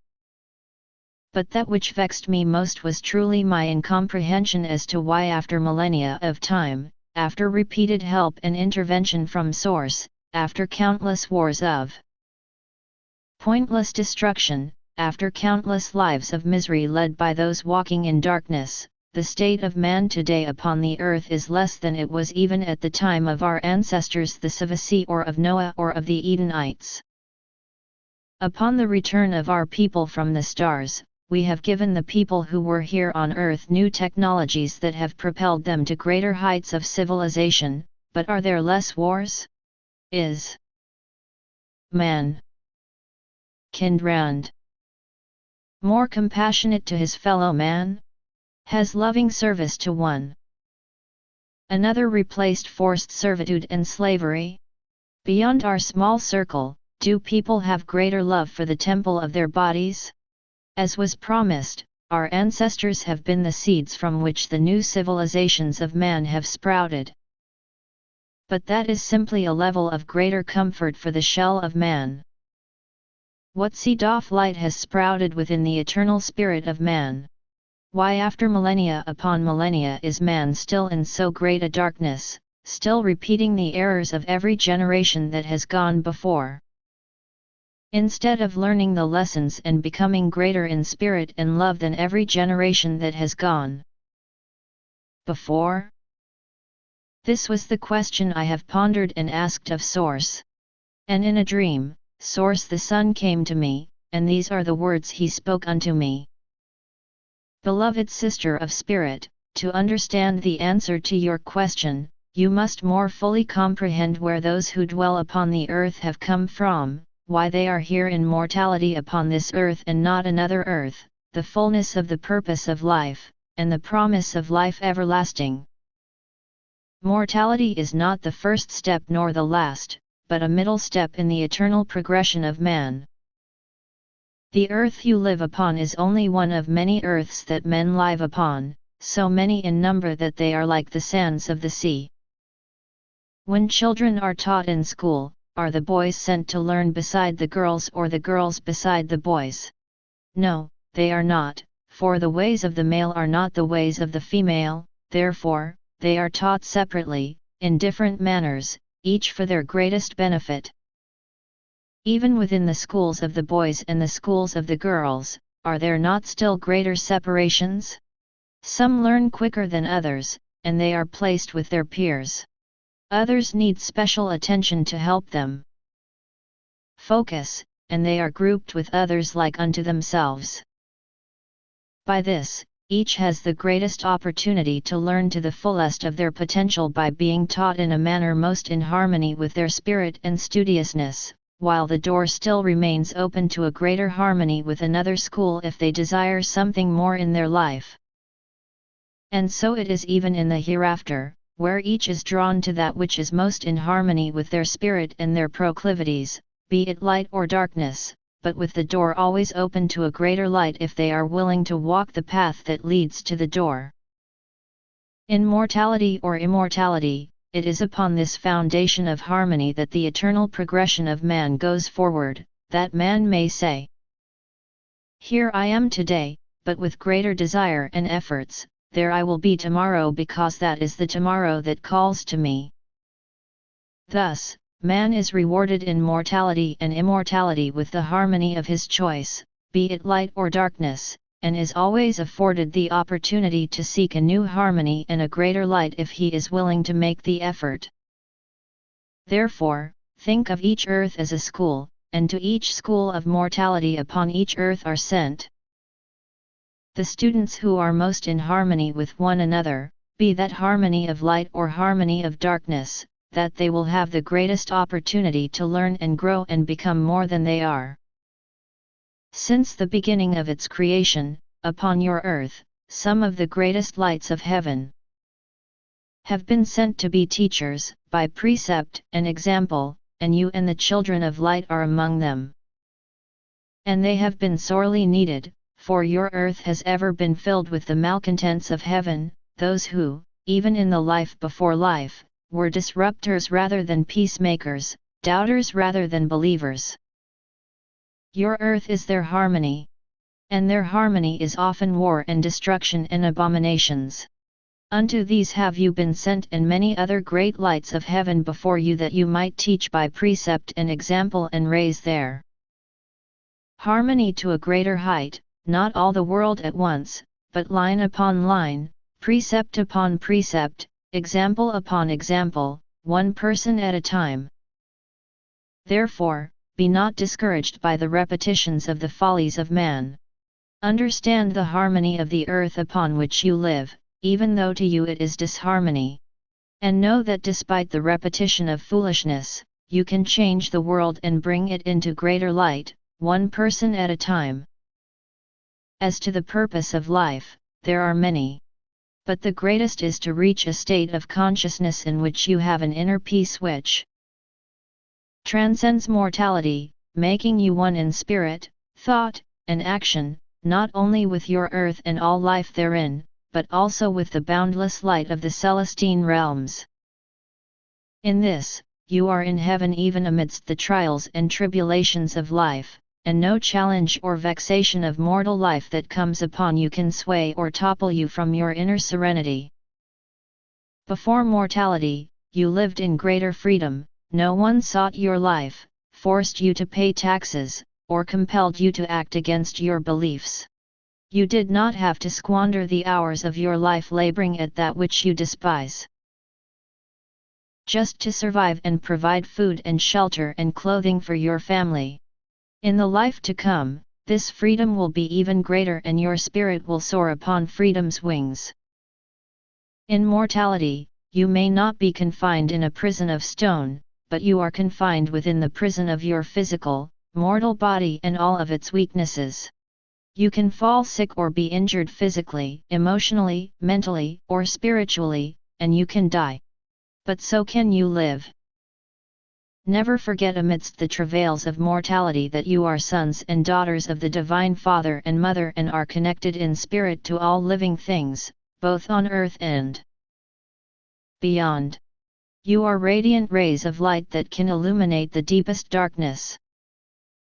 In the life before life, you were as you are now, sons and daughters of God.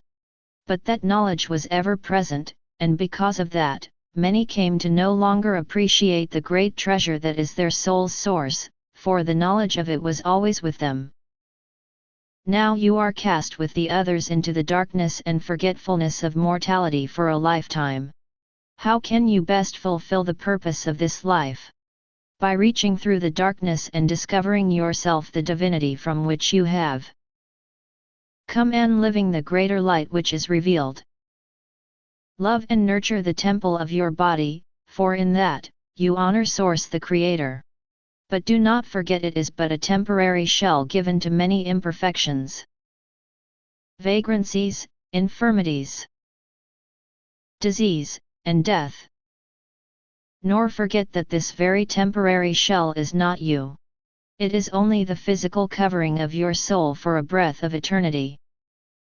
Therefore, do not separate yourselves by the colors of your skins or hair or eyes or the beauty of your face or the youth or suppleness of your body, for these things are not you, merely an artist's covering to hold the brilliant sun of your soul. The masterpiece is not outside of you. It is inside of you. But for you to know and love your eternal soul and spirit, you must be one in spirit with the source of all creation, even our Divine Father and Mother. For by their command have all things come into existence, and there is not one thing that exists or has existed or will exist that is not from them. You are a part of Source, and they are a part of you, even as you are a part of all that lives and all that lives is a part of you. The cause for all of man's problems and sickness and sorrow is that the connection between man and God and man and all life has been severed.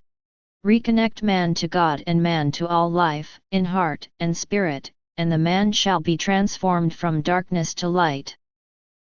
Return to eternal oneness and there is no place for strife, sickness, or sorrow, for man only wars with that which is not in harmony with his eternal soul. Cease looking at the differences between men and women on the outside and instead remember and embrace the divine inner harmony that all people can have through the divinity by which they were created. The resonance of this earth has been dim and dark, separated from the harmony of Source that is bright and light. Guide those in darkness to the light by precept and example, and many will resonate again with the light. That is the source of their creation and eternity. All the sorrow that comes upon the children of men, all the weeping, all the pain, all the sufferings, come only when man is separated in spirit from the healing love of the Divine Mother and Father, which is an abiding peace and tranquility that overcomes all sorrow and pain and grief. You were created before this world was as true sons and daughters of God to progress eternally that someday you might even become as our Divine Mother and Father now are.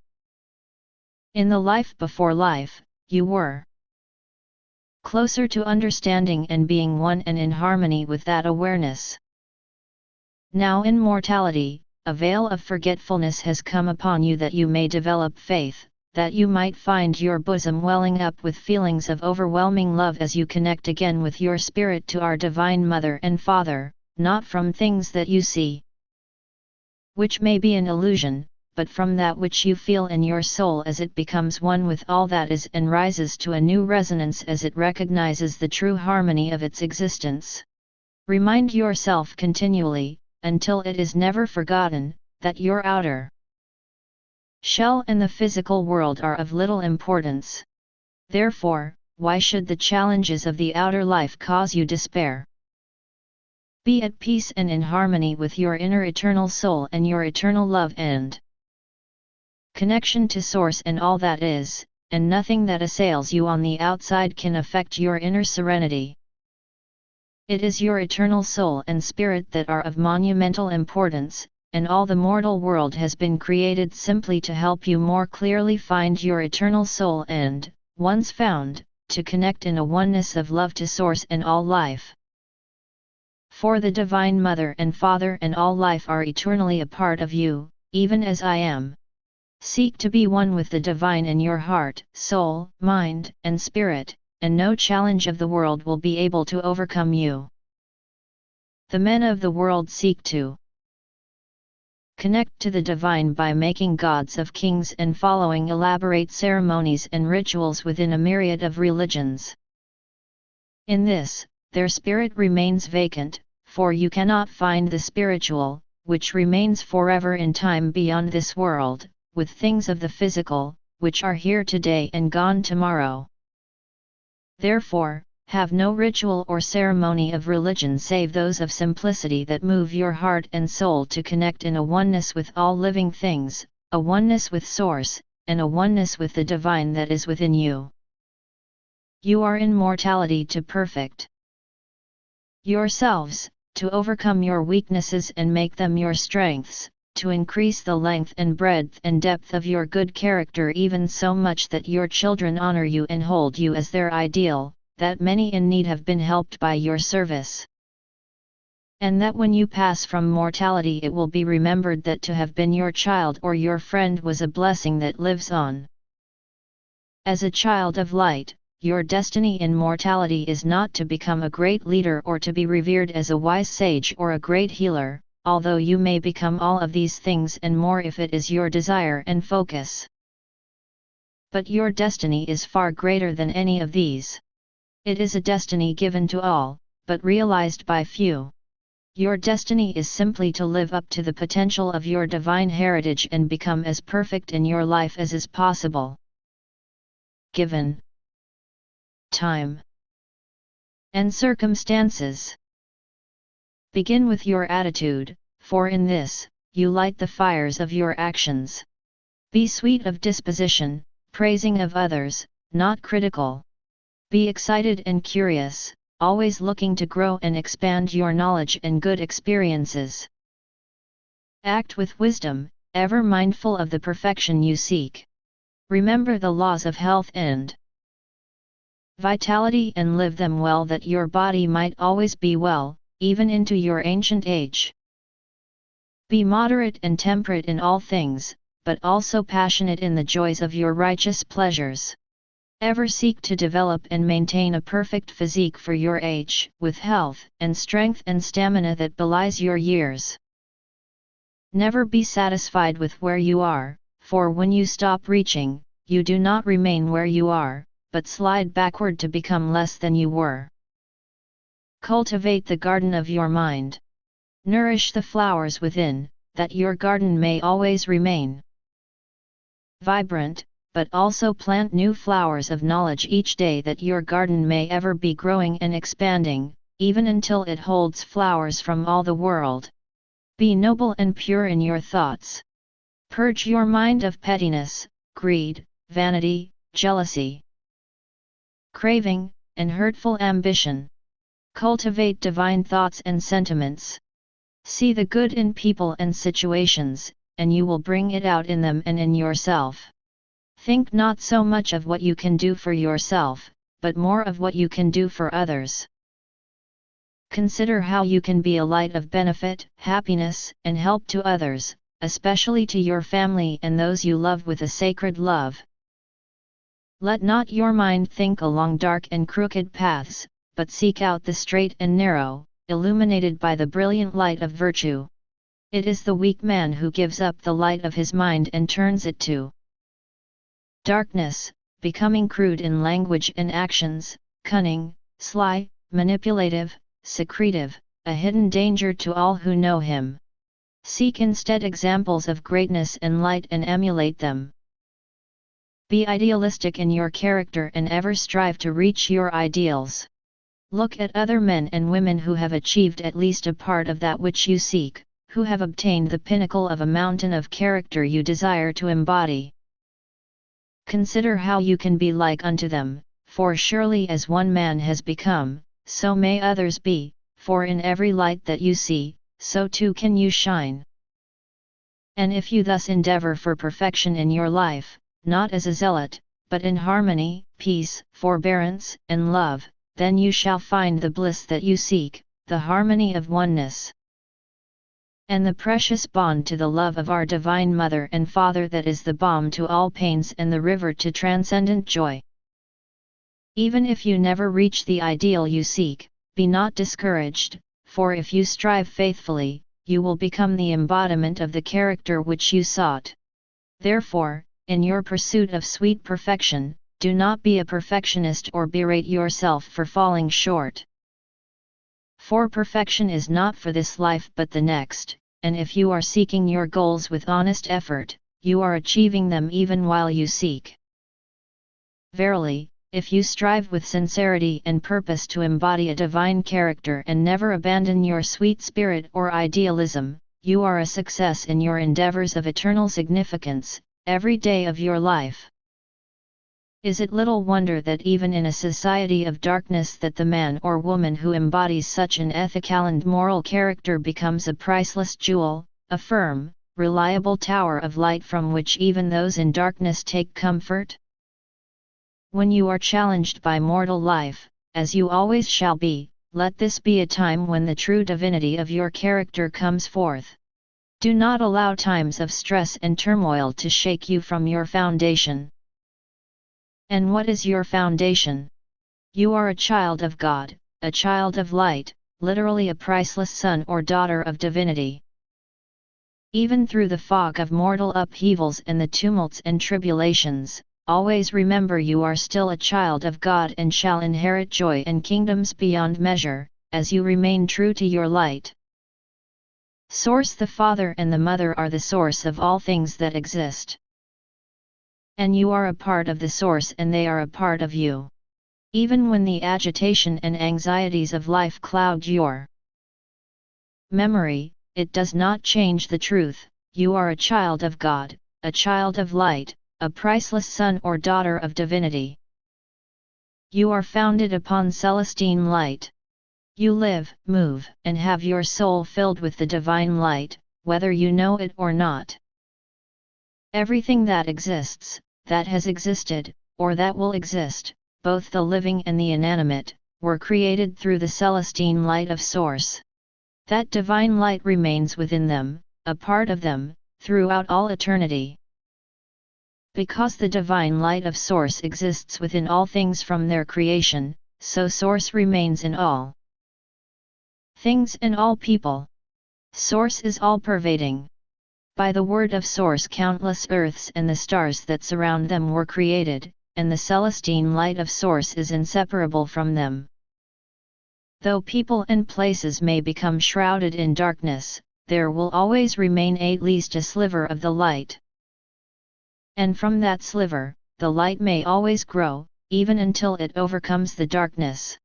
Therefore, remember, when you are of weak faith or downtrodden by the torments of mortality, that you are ever a child of God whether you remember it or not, that within you waiting always. To see the light is a divine perfection, a divine bliss, a divine love for the sacred and the holy. When men do evil, they cover the light of their divine nature and hide it from themselves and others. The more evil they do, the more the light is hidden. But never forget that no matter how evil a man becomes, he can never eradicate the divine light of Source that is inescapably a part of his soul forever. And the same divine light of the soul that calls man to his greatness will also condemn the man who heeds not the calling and instead does evil in his life. For after mortality, there will come a day of judgment, and it will be the divine light of his own soul that judges the man, when he looks into the light and sees his shadow. If his light has been hidden by his evil acts, it will shine but a glimmer of its former glory, and great will be his shadow. But if he has fulfilled his destiny, the light of his soul will be brilliant, radiating forth in every direction, even so much that there will be no shadow. Thus, man is judged not by the source, but by his own soul, by his light and his shadow, which shows without prejudice or favor how well he fulfilled his own destiny of divinity and mortality. Now you live upon a tumultuous earth. Disease, famine, pestilence, and war may overcome you at any time.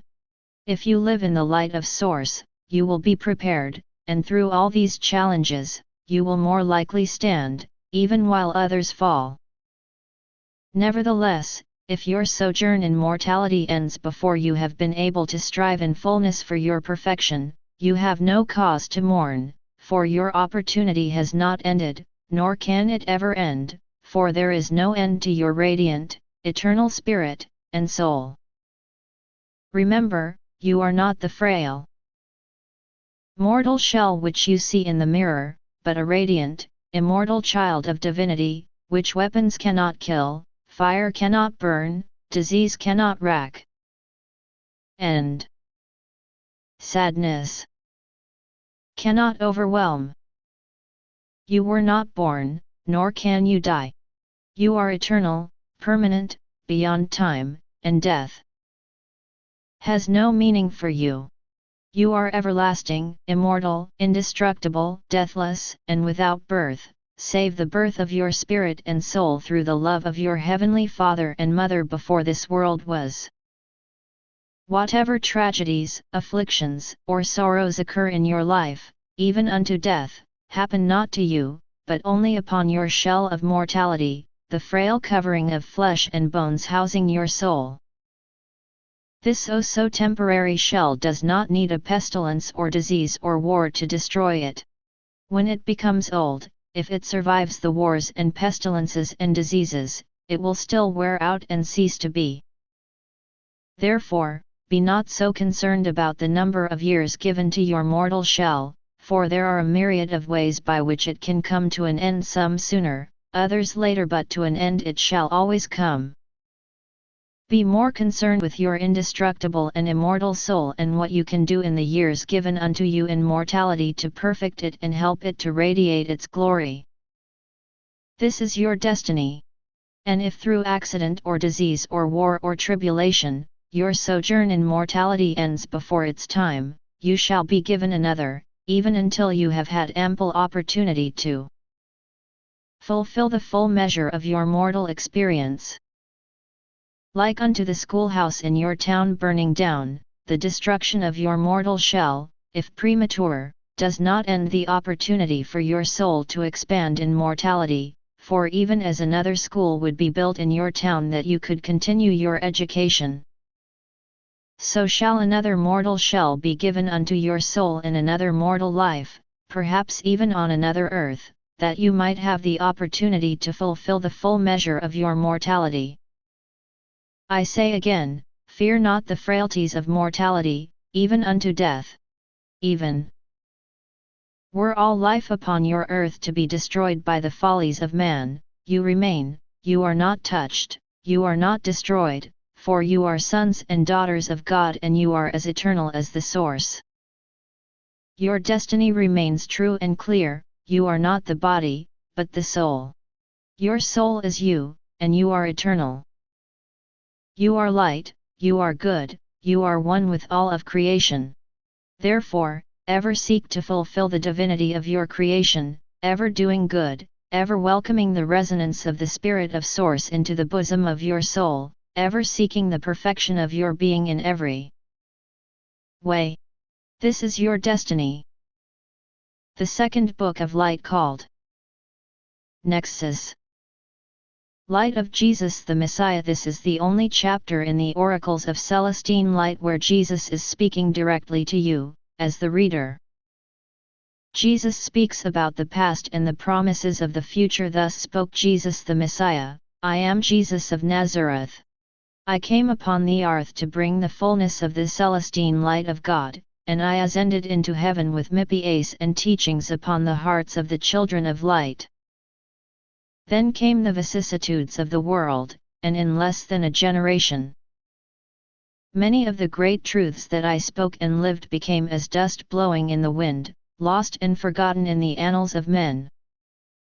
But the whirlwind comes, and upon its breath, the fullness of truth shall rise up and the celestine light shall shine once again.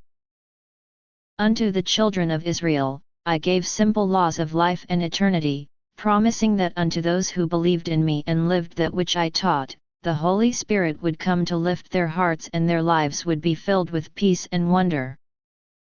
Unto my apostles who walked with me in life, I taught the mysteries of God, for they were sent forth unto the tribes of Israel and into a world that would love them not, therefore I gave unto them a fuller understanding of all things that they might have a shield of greater knowledge and a well of deeper faith to withstand the persecutions to come. Unto the valiant children of light, who fully lived the foundations given unto them, my apostles were directed to endow with a greater knowledge as they were guided by the Holy Spirit. But these gifts were bestowed only to a precious few of the worthy and faithful before my friends were martyred or departed from the earth. And those precious lights became voices from the past, crying in the wilderness to people who heard them not. While I ministered unto the children of men, many of the faithful wrote the words which I spoke and of the things I did.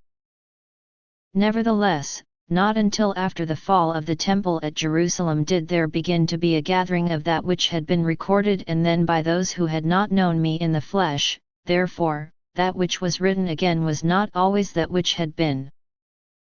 And because of persecutions and religious prejudices, more of what I said and did was lost and cast out than was saved. And it came to pass that the full and faithful accounting of my life and many of the plain and precious precepts which I spoke and lived were altered in the oral and written words of men, some to offer appeal to the children of Israel and others to offer appeal to the Gentiles. And precious understandings and stories of the light were lost because of the intolerance of men, even the righteous, when the words and remembrances of my beloved, Miriam, who knew me more than all others, were cast out and found no place in the canons of acceptance. And I ask you who seek the truth, where are the writings of the 11 who walked faithfully with me and broke bread with me and were living testaments to my life and teachings? Verily, they were honestly written by their learned disciples, but cast out by both the pious and persecutors, for they gave the fullness of my teachings and not the words and precepts men desired to hear. To some, my life was a storm. For I came not only to uphold the true laws given by God, but also to throw upon the ground and trample under feet the unjust laws of men and the false traditions given in the name of God that lead the innocent astray. Because of this, for many, it was easier to give up their life in my name than to understand and live the fullness of the celestine light which I taught. I am the Good Shepherd, and I have ever called upon the children of light of pure heart to be of one fold, with a common understanding and acceptance of the fullness of the truth, to faithfully follow the path that I taught by precept and example. With humility and love, I truly sorrow for the foolishness and weakness of men when it is not so. Nevertheless, all things come to pass as they need to be, and for the honest and open of heart, source shall always give succor to that which they seek that they might be sustained, despite all that men and evil may do. And to those of contrite spirit who seek the truth with openness and a sincere desire to understand, the Holy Spirit of Source will testify with warmth in their heart and illumination in their mind. My father and mother know all things which shall come to pass and allow adversity to be in the world that the valiant might gain faith, and those who search earnestly for truth will find it, by the strength of their faith. And I say unto you that faith is the foundation of all truths, for it is the power by which all things are and can be. To know faith abiding in every fiber of your essence is to fulfill one of the great purposes of your life and to unlatch the door to your glory in eternity. In the days of old, after a time, came one flock into preeminence by grace of the Romans, and they organized unto their persuasion, choosing for their foundation the writings and revisions of the words of my apostles and disciples that agreed with their desires, and burying those which did not.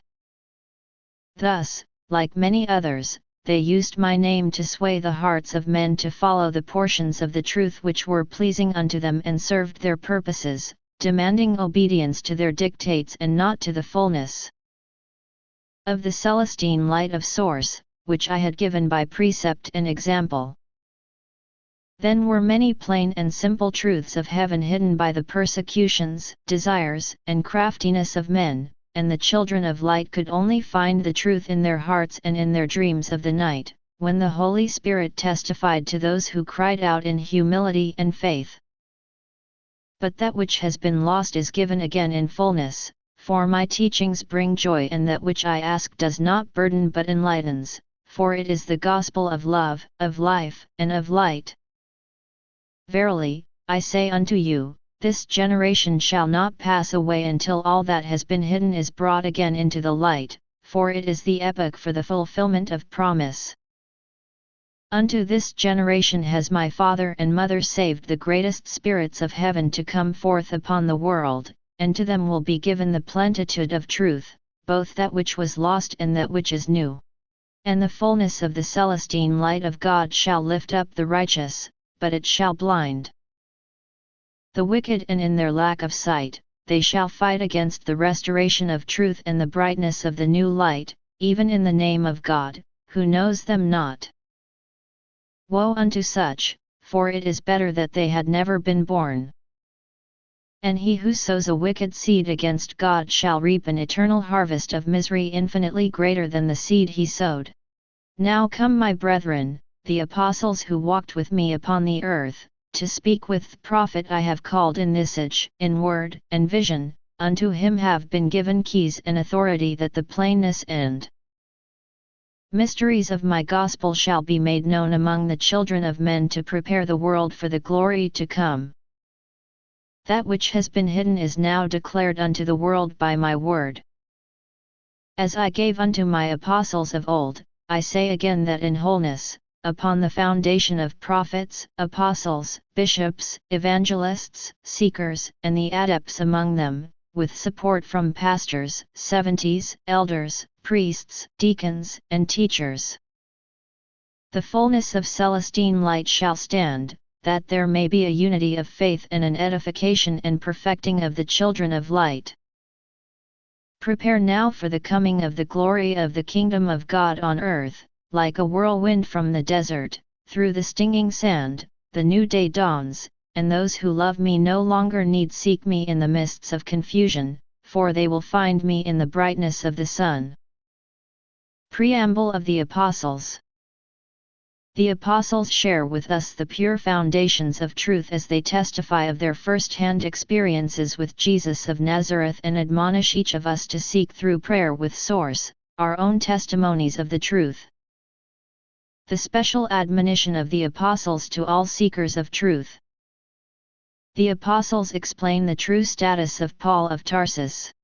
Thus spoke the Apostles of Jesus. Herein is the true account of the most important events and teachings in the earthly life of Jesus of Nazareth, the only begotten Son of God, who though glorified and without sin, came to earth of lowly birth, that the path to God would be made clear for all mankind. He is our friend and salvation, and so much more than you have known. We speak to you of the things which we have seen with our own eyes and heard with our own ears, and also of the testimonies of other disciples of that which they have seen and heard, much of which was written and is no more, and some of which was never written except upon the hearts of those who were witnesses. Verily, the fullness of the truth that has been hidden is now brought into the light, that all righteousness may be given unto you. Know that because of prejudices and false beliefs and partial truths that have prevailed for millenniums, the words of this book shall turn the world upon its head, and many will be those who will fight against it, for it will challenge the foundations of their beliefs. Therefore, we would ask that when you read these things, which the Spirit of God has led you to read, that you would not blindly heed the exhortations of men, but go in humility to seek out God, in a quiet place of solitude, in the brightness of the sun. And upon your knees, with palms together, with an open heart humbly desiring to know the light of truth, lift up your face to the warmth of the sun, and in the name of Jesus the Messiah, ask to know the truthfulness of our words and of our accounting of the life of our elder brother of spirit. And if you shall ask with a humble spirit, with an open heart, and in all sincerity desiring to know the truth, the Spirit of God shall flow into you. And you shall know the truth, and the truth will set your spirit free, and with an overflowing joy in your heart and a clear knowing in your mind, the Holy Spirit of God will testify to you, whereby you may know the truth of all things. As a child, he was called Jesus, and this was the name by which he was known by his family and friends, save a few who called him Yeshua. But in Galilee, the land of his holy ministry, Greek prevailed in commerce and among many of the people since the time of Alexander of Macedonia. Under that influence he came to be known throughout the land as Isis of Nazareth.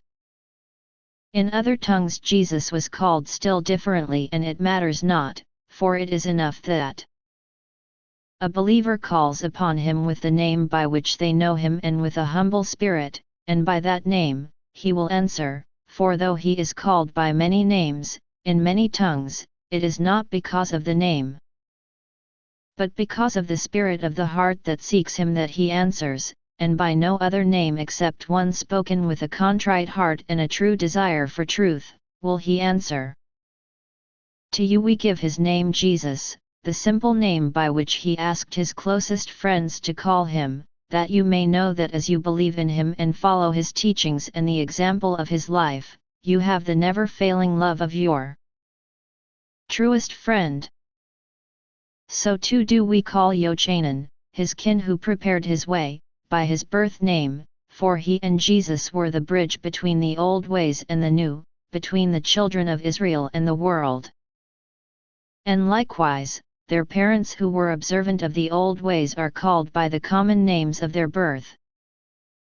But we wish that you not be burdened with comprehending unfamiliar names, and therefore leave to Ambrosoen, who has been given this work to bring forth, to use names as seems to him best, except where we otherwise direct. Know that we speak with authority from God, to give the pure foundations of truth to all the world, for we were called by Jesus, ordained and set apart to be special witnesses to teach his gospel. To our eternal joy, we walked with him during our earthly sojourn and lived with him during his ministry, and had the humbling honor to know him as no other men ever will. Therefore, know that Cephas the rock, the bone ridges sons of thunder and sons of Zebedee, Yaakov and Yohanan, Amram, Philip Bartalma, Yaakov of Nazareth, Judah, Toma, Shimon the Zealot, and the sons of Cleopas, Mattaiah, and Judah declare unto you that our Lord Jesus lives. In his love, Jesus called us out of the world and set us apart to be apostles of his gospel, first to the tribe of Judah and the remnants of the 12 tribes in Israel, then to the dispersed tribes of Israel in other lands, and lastly unto the Gentiles. Among many in the world today we are known as Peter, James, John, Andrew, Philip, Thomas, Simon, Matthew, Levi, James, and Jude. But the world truly knows us not. Yet we present you, the seekers of light, also with these names, as they are the ones you may associate with us in your day, though for the most part they are not ours. Like our Lord, it matters not the names by which we are thought of, but matters only the spirit that carries the thought. And know that we speak not at this time of 2 other apostles whom you shall come to know, whose cherished works for Jesus have been erased and perverted in the records of men, but are written forever in glory in the annuals of God. And they are numbered among us and speak as one with us. And there was another, a great evangelist. He was not an apostle among us, but his imprint was indelible.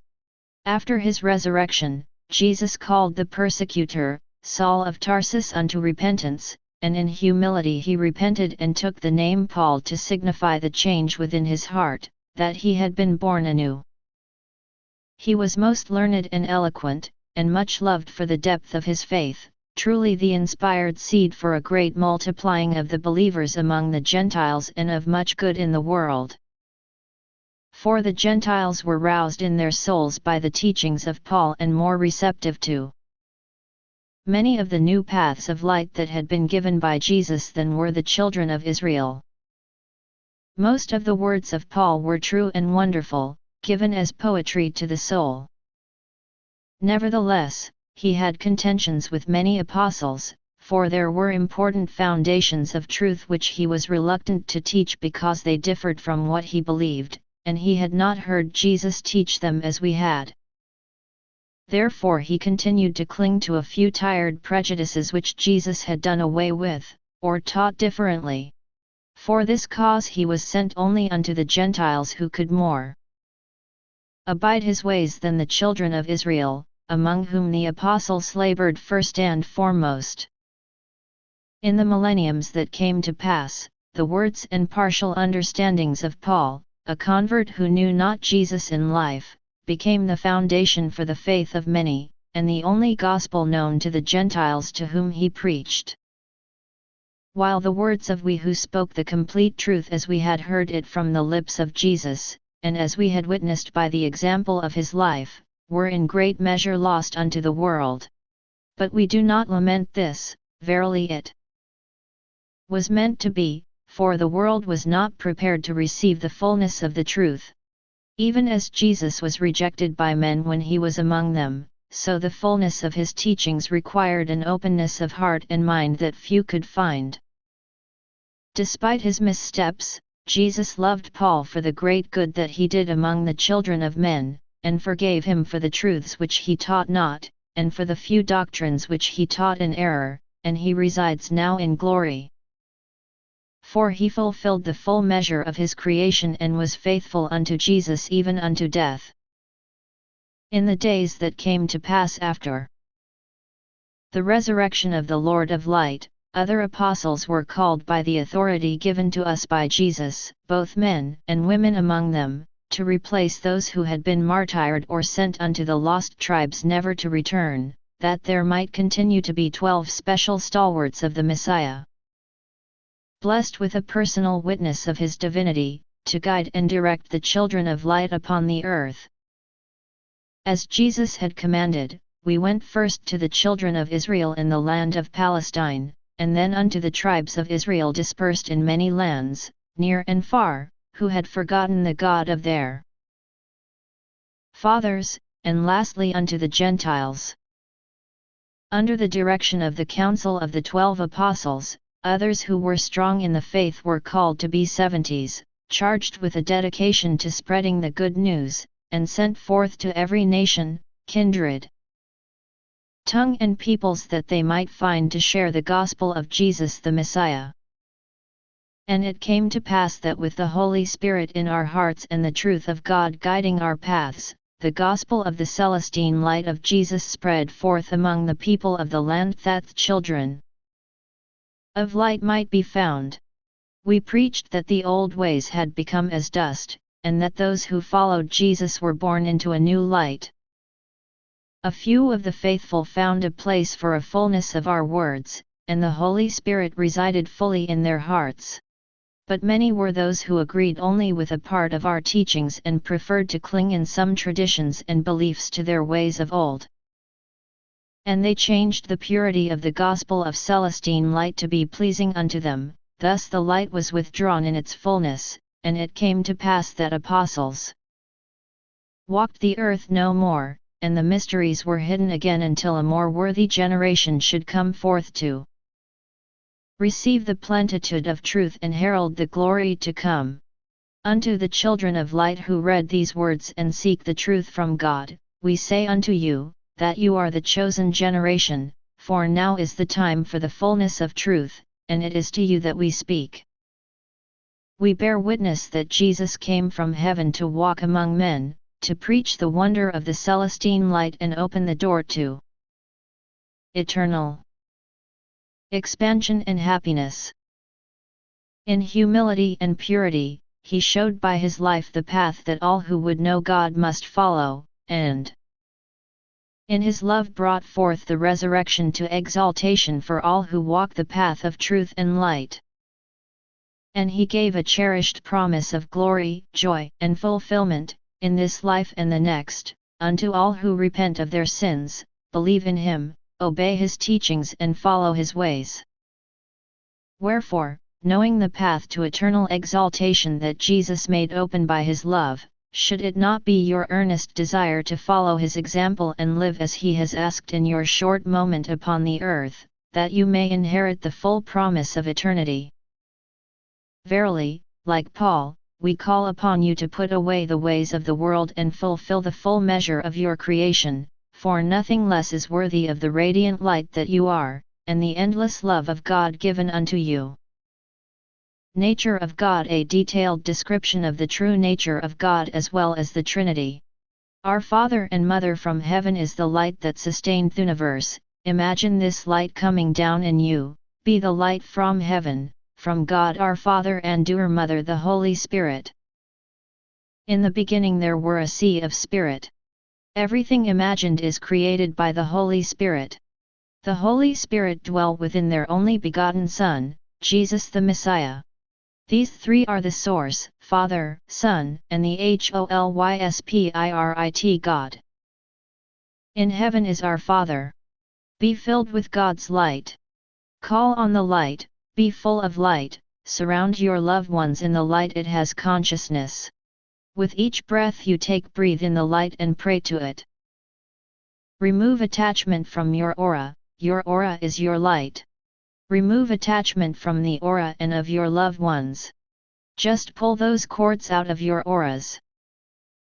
Take a bath in salt water and sprinkle salt throughout your home to cleanse your auras. The sea create the atmosphere around you which create your experiences.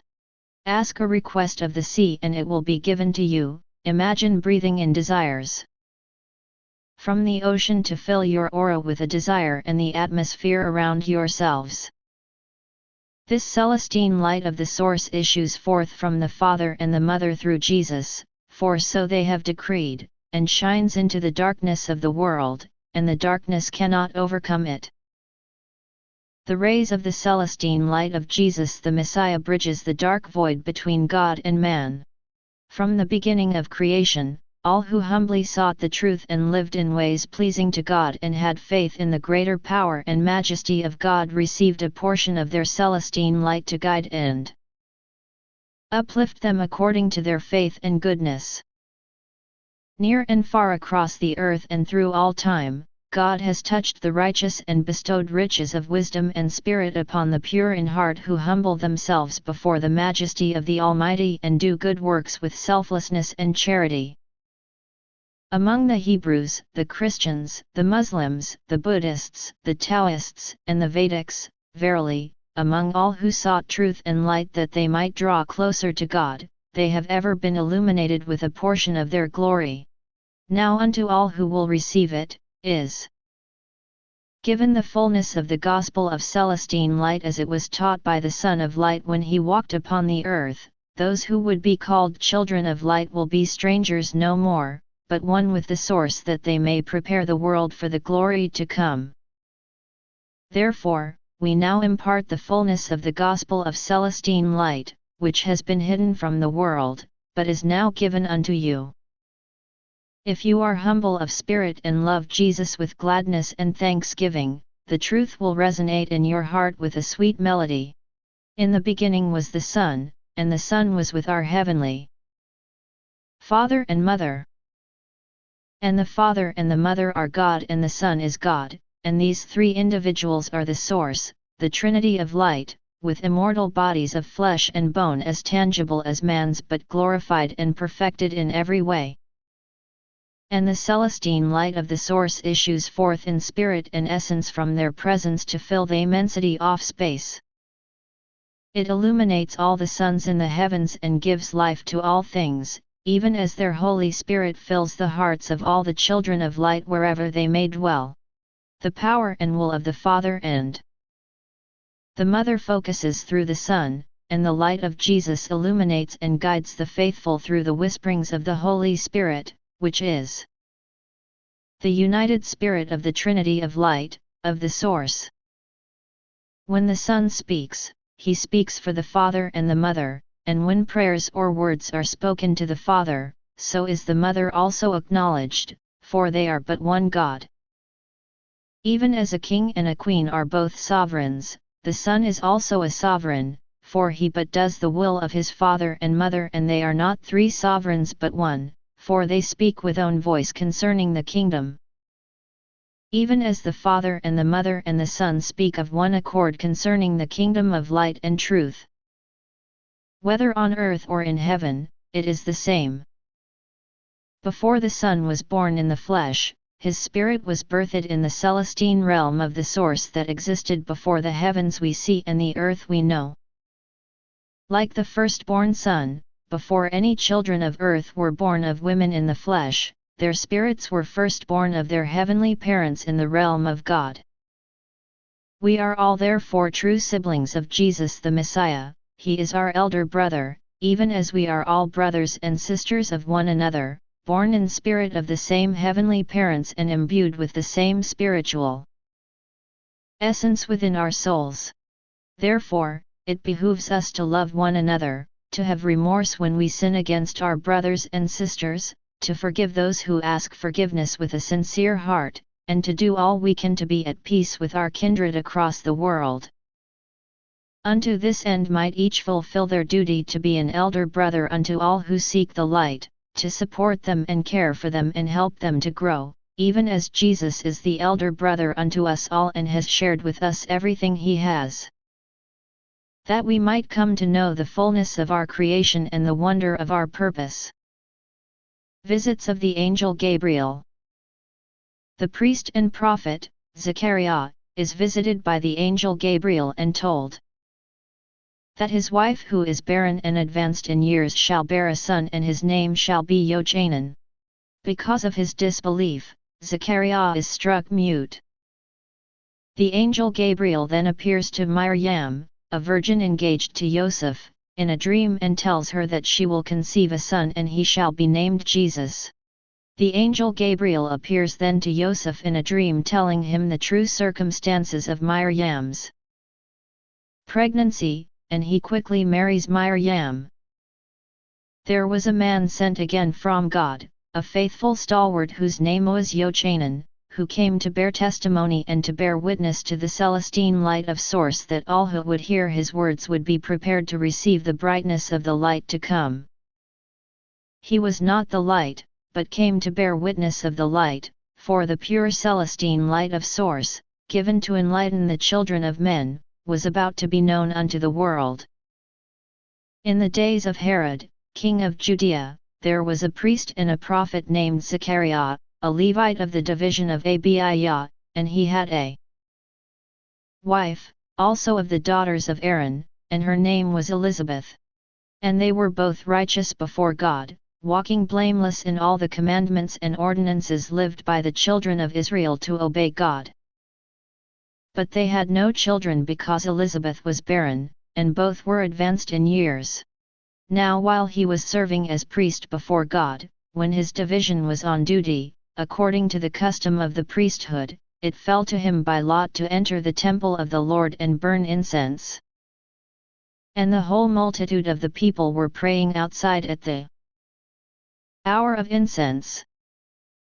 Then the angel Gabriel appeared to Zechariah, in a vision, standing on the right side of the altar of incense.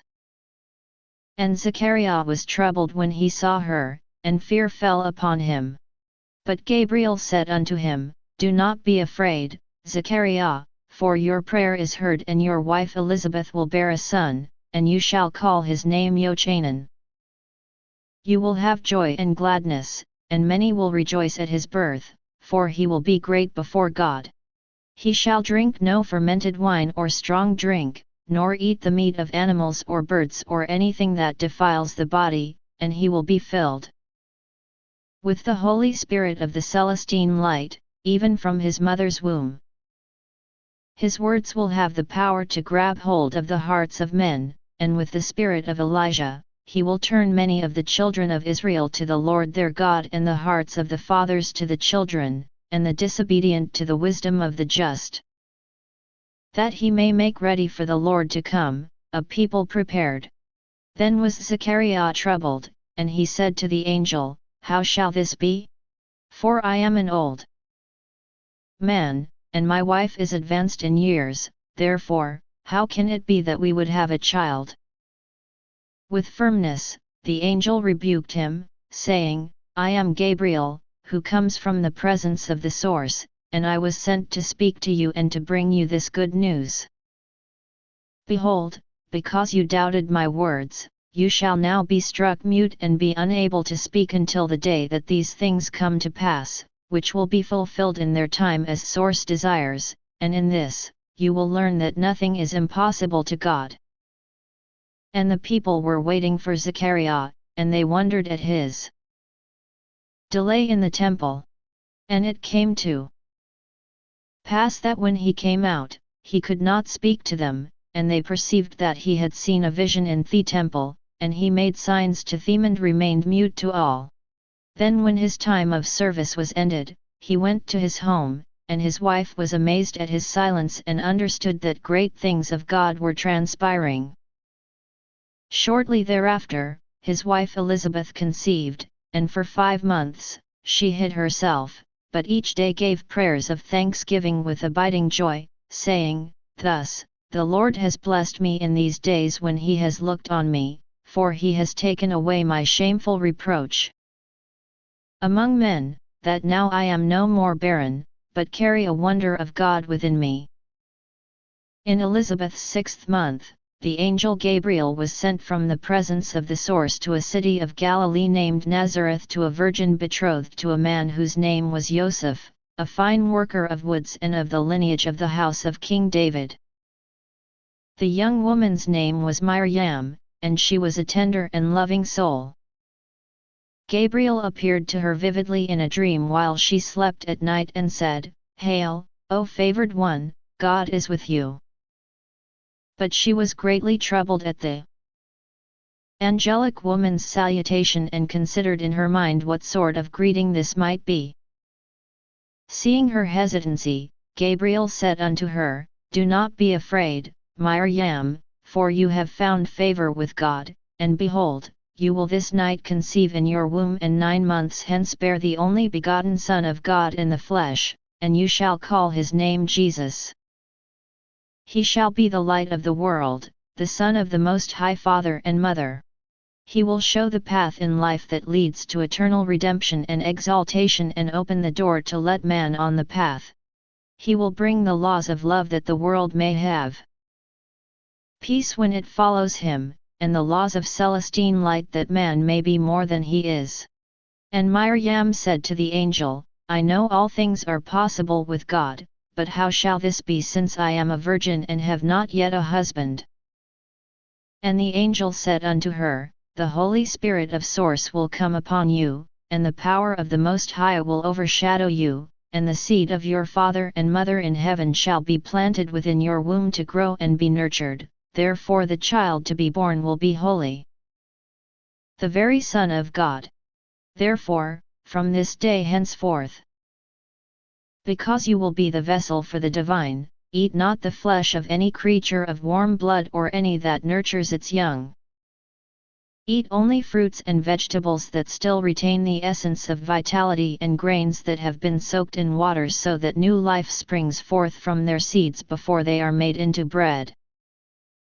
Nor shall you take strong drink or drink wine except unfermented of the pure grape, or take anything that is harmful unto your body, for the holy child you carry has been consecrated unto God from before the days that the world was created, and his body must not be defiled.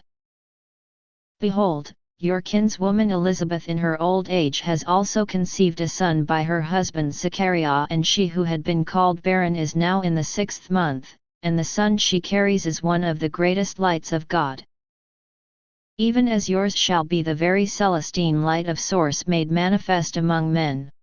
Then Miriam bowed her head in humility and said, Behold, I am the handmaiden of the Lord, let it be to me according to your word. And by the power of the Father and Mother in heaven, so it was, and the angel departed from her. For 3 days after the appearance of the angel, Miriam was overwhelmed in her spirit and said nothing to Joseph of the miraculous message from God. On the evening of the 3rd day after the angel Gabriel had visited her, Miriam revealed unto Joseph all that had transpired, and he was disbelieving that it could be true, for he esteemed Miriam to be a virtuous woman and in sadness. He imagined that she was with child because of sin and had created the story to hide her transgression. Therefore, he thought to break their engagement, but feared for shame or harm to come upon Miriam, whom he still loved, and decided to ponder the matter until the morrow. As he considered this, behold, the angel Gabriel appeared to him in a dream, saying, Joseph, son of David, do not fear to take Miriam for your wife, for she has known no man, and that which she nurtures in her womb is the seed of God. By her purity and faithfulness, she has been chosen to carry the holy child of the Father and Mother of heaven, and her name shall be blessed for all the generations to come. Miriam will bear a son, and you shall call his name Jesus, for he is the Messiah, the celestine light who is salvation, and will save his people from their sins. When Joseph awoke from sleep, he did as the angel of the Lord commanded him, and straightway married Miriam, but knew her not in the way of the flesh until she had borne the Son of God, as foretold by the angel Gabriel. Shortly after her conception and marriage, with the blessing of Joseph, Miriam arose and went with haste into the hill country of Judah, and she entered the house of Zechariah and greeted Elizabeth. And when Elizabeth heard the greeting of Miriam, the babe she carried leaped in her womb, and Elizabeth was filled with the Holy Spirit and exclaimed with delight, It is my fortune that the most favored daughter of God should come to me this day, blessed are you among women, Miriam. And blessed is the fruit of your womb, and when the voice of your greeting came to my ears, the babe in my womb leaped for joy. And Miriam said, My soul magnifies the Lord, and my spirit rejoices in God, for without regard for the lowest of his handmaiden, he has bestowed blessings beyond measure upon me. He who is mighty has done great things, and holy is his name. He has turned away from the proud and the imagination of their hearts, he has put down the mighty from their thrones and exalted those of low degree, he has filled the hungry with good things, but the rich he has sent away empty. He has blessed Israel with remembrance in his mercy and kept a covenant with our fathers, even Abraham, and his posterity forever. And Miriam remained with Elizabeth and cared for her during the remainder of her term and the labor of birth, and then returned unto her home in Nazareth. Births of the Saviour and the Herald. Elizabeth gives birth to Jochanan. On the 8th day, Zechariah once again is able to speak, and he is filled with the celestine light of source as he prophesies the calling of his Son to be the prophet of the Most High, giving knowledge of salvation to his people for the forgiveness of their sins. Miriam gives birth to Jesus in their humble abode in Nazareth of Galilee. Shepherds witness an awesome symphony of heavenly lights and melodies, and hear in their heads a voice proclaiming, The Messiah is born, and immediately afterward go to Miriam and Joseph to reveal all that they had witnessed. A devout and righteous man named Shimon and a prophetess named Anna both proclaim Jesus to be the light of salvation. Now the time came for Elizabeth to deliver, and she gave birth to the son that had been foretold by the angel, and her neighbors and kinsfolk heard that the Lord had shown great mercy to her, and they rejoiced with her. On the 8th day, they came to circumcise the child, and they desired to name him Zechariah after his father, but his mother said, "Not so, for he shall be called Jochanan." And they were baffled and said to her, "None of your kindred is called by this name." Assuming that Zechariah was also deaf, they made signs to him, inquiring what he would have him called, and he asked for a writing tablet and wrote, "His name is Jochanan," and they all marveled. Immediately thereafter, the mouth of Zechariah was opened and his tongue was loosed, and he spoke, blessing God, and awe came upon all their kinsfolk and neighbors. And all these things were talked about with amazement through all the hill country of Judea, and many who heard of it saw the hand of God in his birth and wondered, "Who then will this child be?" Upon the birth of his son, Zechariah was filled with the Holy Spirit of the Celestine light and prophesied, saying, "Blessed be Source, the Lord God of Israel, for he has visited and redeemed his people and has raised up a horn of salvation for us in the house of his servant David. As he spoke by the mouth of his holy prophets of old, that we should be saved from our sins and from the hands of all who hate us, to perform the mercy promised to our fathers and to remember his holy covenant, the oath which he swore to our father Abraham, to grant us that we, being delivered from the hand of our enemies, might serve him without fear, in holiness and righteousness before him all the days of our lives, as we honor and obey him." Then holding his babe above his head for all to see, Zechariah said, "You, child, will be called the prophet of the Most High, for you will go before the Lord of Celestine light to prepare his way, to give knowledge of salvation to his people for the forgiveness of their sins, and through the tender mercy of our God, when the day shall dawn upon us from on high, to give light to those who sit in darkness and in the shadow of death, and to guide our feet into the way of peace."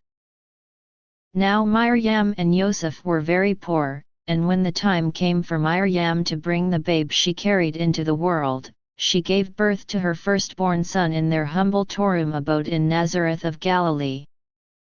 And they wrapped the baby in the swaddling cloths of his father, and laid him on a fresh bed of straw in a simple cradle made by Joseph of cast-off wood. On that night in the region, there were shepherds out in the field keeping watch over their flock, when suddenly there was a flash of brilliant light in the heavens, and for a moment, it was as bright as midday. And though the night was clear and cloudless, they heard a mighty thunder rolling across the heavens, and a soft voice spoke in their head, saying, "Be not afraid, for behold, good news of great joy, for this day in the city of Nazareth, wrapped in swaddling clothes and lying in a cradle, the Anointed of Israel and the Messiah of all the world is born." Suddenly, the very heavens began to resound in a most strange and melodious harmony. Stars of brightness fell from the sky and flew over their heads with great tails of light, so much so that the shepherds fell to their knees in awe and wonder and praised God. And when the stars that flew had disappeared and the heavenly sounds had faded, there was a great silence in the night, and the shepherds whispered one to another, "Let us go into Nazareth and see for ourselves this wonder that has happened, which God has made known to us." They went then with haste and found Miriam and Joseph and the babe lying in a cradle, and many of the people of the town gathered round. And when they saw them, they related the events which they had witnessed concerning the child, and all who heard it praised God at what the shepherds told them. And Miriam thought about all these things, pondering them in her heart, remembering everything that had taken place since the day when the angel had first appeared to her. And she was greatly humbled. After each had seen the babe and said a prayer unto God, the shepherds returned to their fields, glorifying and praising God for all they had seen and heard. At the end of 8 days, when he was circumcised, the babe was called Jesus, the name given by the angel before he was placed within the womb. When 33 days had passed after the blood of Miriam's purification, according to the law of Moses, they brought Jesus up to Jerusalem to present him to the Lord, as it is written, "Every male that opens the womb shall be called holy to the Lord." At this time of significance, they made an offer by sacrifice to fulfill the law. It was the custom that the sacrifice should be of a young lamb and a turtle dove, but due to their poverty they gave a sacrifice of 2 young turtle doves instead, as the law allowed. Now there was a man in Jerusalem whose name was Shimon, and this man was righteous and devout, looking for the consolation of Israel. And the Holy Spirit was upon him. And it had been revealed to him by the Holy Spirit that he should not see death before he had seen the Messiah, and moved by the Spirit, he came into the temple. When Joseph and Miriam brought in Jesus, to do with him according to the custom of the law, Shimon asked to take him up in his arms and, giving praise to God, said, "Lord, now you can let your servant depart in peace, according to your word, for my eyes have seen your salvation, which you have prepared in the presence of all peoples, a light for revelation unto the Gentiles and for glory to your people Israel." Joseph and Miriam marveled at what was said about Jesus, and Shimon blessed them and said to Miriam, "Behold, this child is the keystone for the fall and rising of many in Israel." And there was also a prophetess, Anna, the daughter of Phanuel of the tribe of Asher. She was of a great age, having lived with her husband 7 years from her virginity and as a widow till she was 84. Now in her old age, Anna knew the time of final sleep was soon upon her, and she did not depart from the temple, worshipping with fasting and prayer night and day that she might be in harmony with God. When Joseph and Miriam came upon her, she bowed her head to Jesus and gave thanks to God and exhorted all who were looking for the redemption of Israel to see the child before them, and the very celestine light of God come into their midst. And some of the people considered that she was enfeebled of the mind in her old age, others thought she was seeing heaven as she prepared to pass from life and therefore saw earthly things in heavenly ways. But Miriam and Joseph praised source unto themselves, for they knew God had given a witness of the truth unto her. When Joseph and Miriam had performed everything according to the laws of the temple, they returned to Galilee to their own city, Nazareth. Coming of the Magi. Noble Magi, having seen the celestial signs of the birth of the King of Light, come to pay tribute. They inquire of King Herod of Judea as to the location of the infant, but on the counsel of his advisers, Herod mistakenly sends them to Bethlehem. When the Magi do not find him there, a skipping ball of light appears which they follow to the home of Miriam and Joseph in Nazareth. After paying homage, the Magi open their treasures and offer the infant Jesus gifts of gold, silver, spices, perfumes, and other tributes. An angel appears to Joseph in a dream and warns him that they must flee to Egypt and remain until the death of Herod. Elizabeth also receives a vision that she must flee with her son Jochanan. King Herod demands the death of Jochanan and all children under the age of 2 with special signs around their births. Now when Jesus had passed his first year, behold, noble Magi and their retinue appeared from lands beyond Judea and came to Jerusalem. And the Magi came before King Herod of Judea and asked, "Where is the King of Light that has just been born? For we have journeyed far to pay tribute to him." When Herod, the king, heard this, he was troubled, and thinking to mask his motives, he inquired of the wise men how they, being foreigners, knew of the king that was born. And the Magi said unto King Herod, "We have seen an unusual conjunction of the stars in the sky foretelling the birth in this land upon the summer solstice, at the time of greatest light, of a King of Light that shall rule all the world. We have therefore journeyed to Jerusalem to see for ourselves the King that the very stars bear witness of, that we might honor him, but we know not exactly where in this vicinity to find him, and therefore make inquiry of you."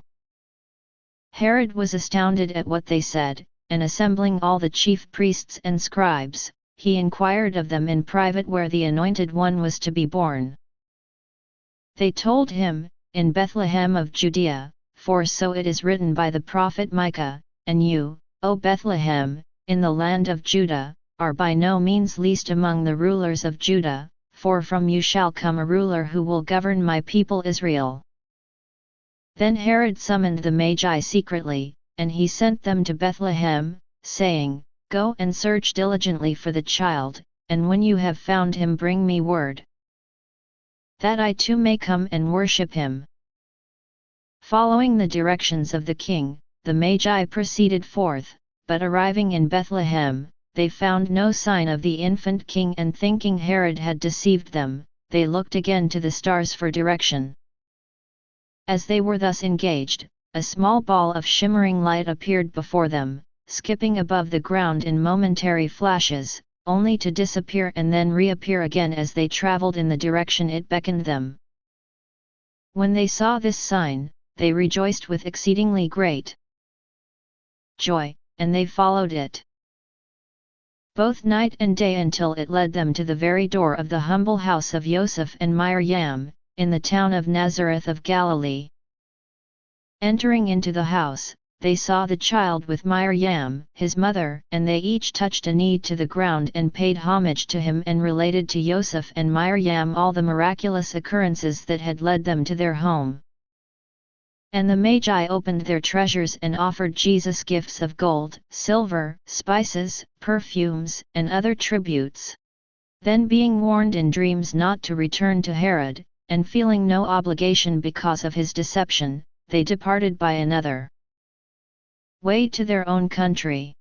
From that time forth, Joseph and Miriam were barrenly poor no more, but using the treasures of the Magi frugally, they were able to increase their stature. Nevertheless, being told by an angel in a dream, they buried most of the gifts in the ground that they might be brought forth at another time to serve God. Now when the Magi had departed, behold, an angel of the Lord appeared to Joseph in a dream and said, "Rise, and use a part of the gifts of the Magi to take the child and his mother and flee to Egypt. Remain there until I come again to you, for Herod is about to search for the child, to destroy him." Then Joseph rose and took Jesus and Miriam and departed to Egypt and remained there until the death of Herod. This was the first fulfillment of what the Lord had spoken by the prophet Hosea, "Out of Egypt have I called my son." That same evening, Miriam's relative Elizabeth received a vision of an angel at her bedside, warning her to flee with her infant son Jochanan, and without a word to her husband Zechariah who was in the temple, she went up into the hills and hid him. When Herod realized that he had been tricked by the Magi, he was in a furious rage and jealous that any other should be regarded as a king in the land of Judea or have the audacious honor to be called the king of the world. His priests had told him that the scriptures foretold of the king to be born in Bethlehem, and uncertain as to whether the Magi had spoken of the most recent summer solstice or the previous. He inquired of his priests if there were any children born in Bethlehem or all of Judea, in the last 2 years, which had been noticed of the people or shown signs of wonder. His priests told him of the son of the priest Zechariah and of the many signs that had accompanied his birth and of the prophecies of his father. Then Herod gave specific instructions that the son of Zechariah should be destroyed and that any other children under 2 years of age in all of Judea, which had great signs about their birth, should also be killed. And because of this evil decree, 12 children returned to God. With grim resolve, the soldiers of Herod went forth upon their mission to destroy the son of Zechariah, and having searched his house and finding it empty, they appeared at the temple and, standing before Zechariah, demanded to know the whereabouts of his infant son, whom the people already proclaimed. Zechariah held forth his empty palms and professed ignorance, noting he was serving the Lord in the temple and knew not the things that were transpiring without. Then Herod's soldiers were wroth with Zechariah and threatened him with their weapons, saying, "Tell us in truth, where is your son? Know you not that your life is in our hands?" But Zechariah again disavowed knowledge of the whereabouts of Jochanan and told the soldiers that if they spilled the blood of an innocent man in the service of God, they would have no forgiveness in the world to come. But the guards regarded not his words and slew him at that moment, spilling his blood upon the temple court. As punishment for his evil, the Lord cursed Herod with a sore curse, and from that day forth until his death, his body was consumed from within by worms, which caused him great pain and agony.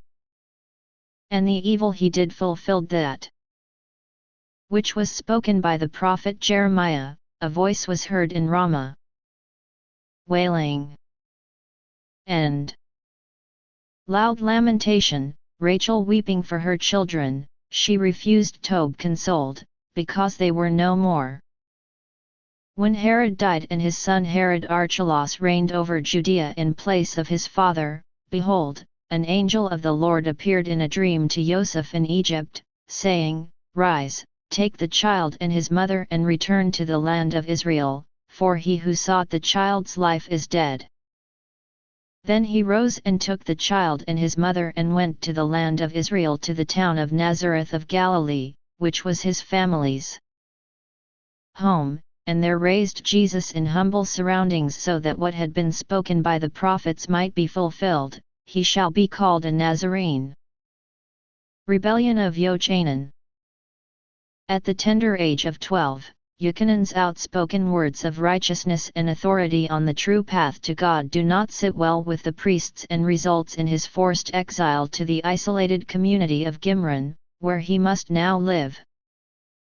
Jochanan grew and became strong in the Spirit of the Lord. His mother found great happiness with his devotion to God, for she knew he had been called from birth to be a prophet of the Most High, and she was glad that he endeavored to be worthy of his calling and that it might be fulfilled. Nevertheless, she worried for the activities of youth, which he shunned and had no interest, and for his penchant to speak with authority tojults which oftentimes incurred their anger. It was seldom possible for Jochanan to sit in silence during lectures given to the youth by the priests and teachers, as was expected of children. Frequently, he would stand and rebut what was being said or even the man who was speaking, and this caused much distress to his mother and among his kinsfolk. Thus, he was frequently reprimanded by his elder kinsfolk. But they could not sway his spirit of defiant righteousness, for he knew he had been called by source for a high and holy purpose, and even in his tender years, the Spirit of God swelled his heart and spoke to his mind. One day, his uncle Nathanael came to him and said, "Jochanan, you are a mighty youth of source, but you must show more respect for your elders and those in authority, for soon you will be a youth no more but a young man. And such things will not be tolerated and can cause harm to both you and your kinsfolk." Jochanan shrugged his shoulders and answered him, saying, "I speak only the truth. Is it so painful for those in high places to hear?" Nathanael shook his head in disapproval and answered, "It is the truth only as you think in your inexperience of youth. Consider that if you are at odds with the laws and traditions of our people that have been given unto us by God, is it not against God that you are being rebellious?"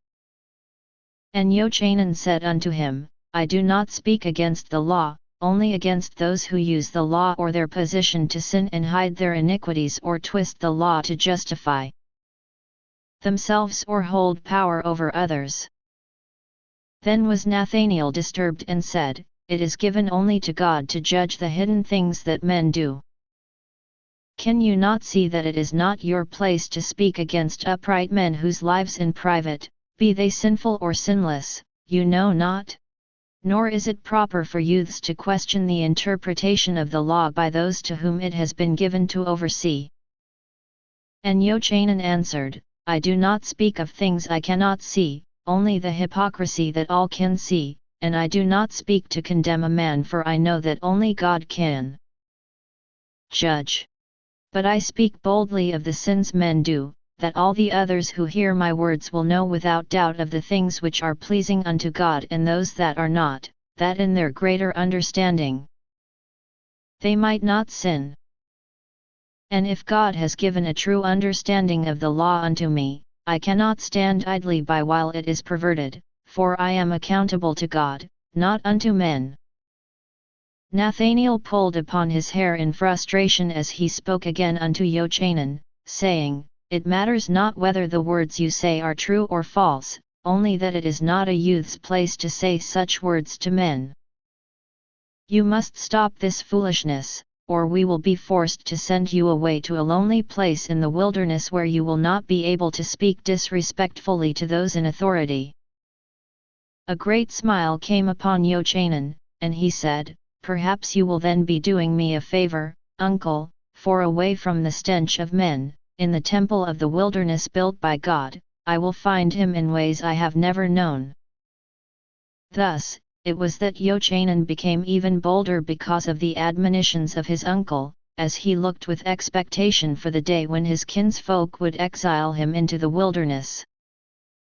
After he had attained the age of 12 years, Yochanan had reached the time of transition into manhood when, as was spoken by Nathanael, his affronts to those in authority would not be tolerated as lightly as they had been when he was a youth. And it came to pass that Yochanan was sitting in a class to educate young men in the history of the children of Israel and to train them in their adult responsibilities.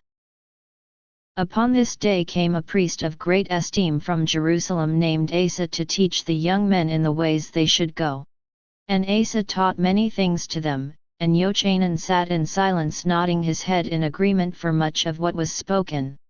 Then Asa came to speak on the duties of men according to the laws of God. And the list was very long. And Asa said unto the young men, Remember every word of these laws that they may be inscribed on your hearts, for only he who keeps the letter of the law and the traditions handed down by our fathers will be granted favor by God. Then it was that Yochanan stood up, which was not allowed, and began to speak unto Asa, as one man of authority speaks to another, which thing was also forbidden. And Yochanan said unto him, Rabbi, obeying the law is worthless as dust unless a man has a repentant heart and brings forth fruits worthy of a true repentance, for all men are sinners and no amount of laws obeyed can bring man to God, but only the love of God inscribed on his heart and the light of God reflected in his life. But Asa, having been forewarned of the disruptive character of Yochanan by the local priests, had prepared for such an encounter.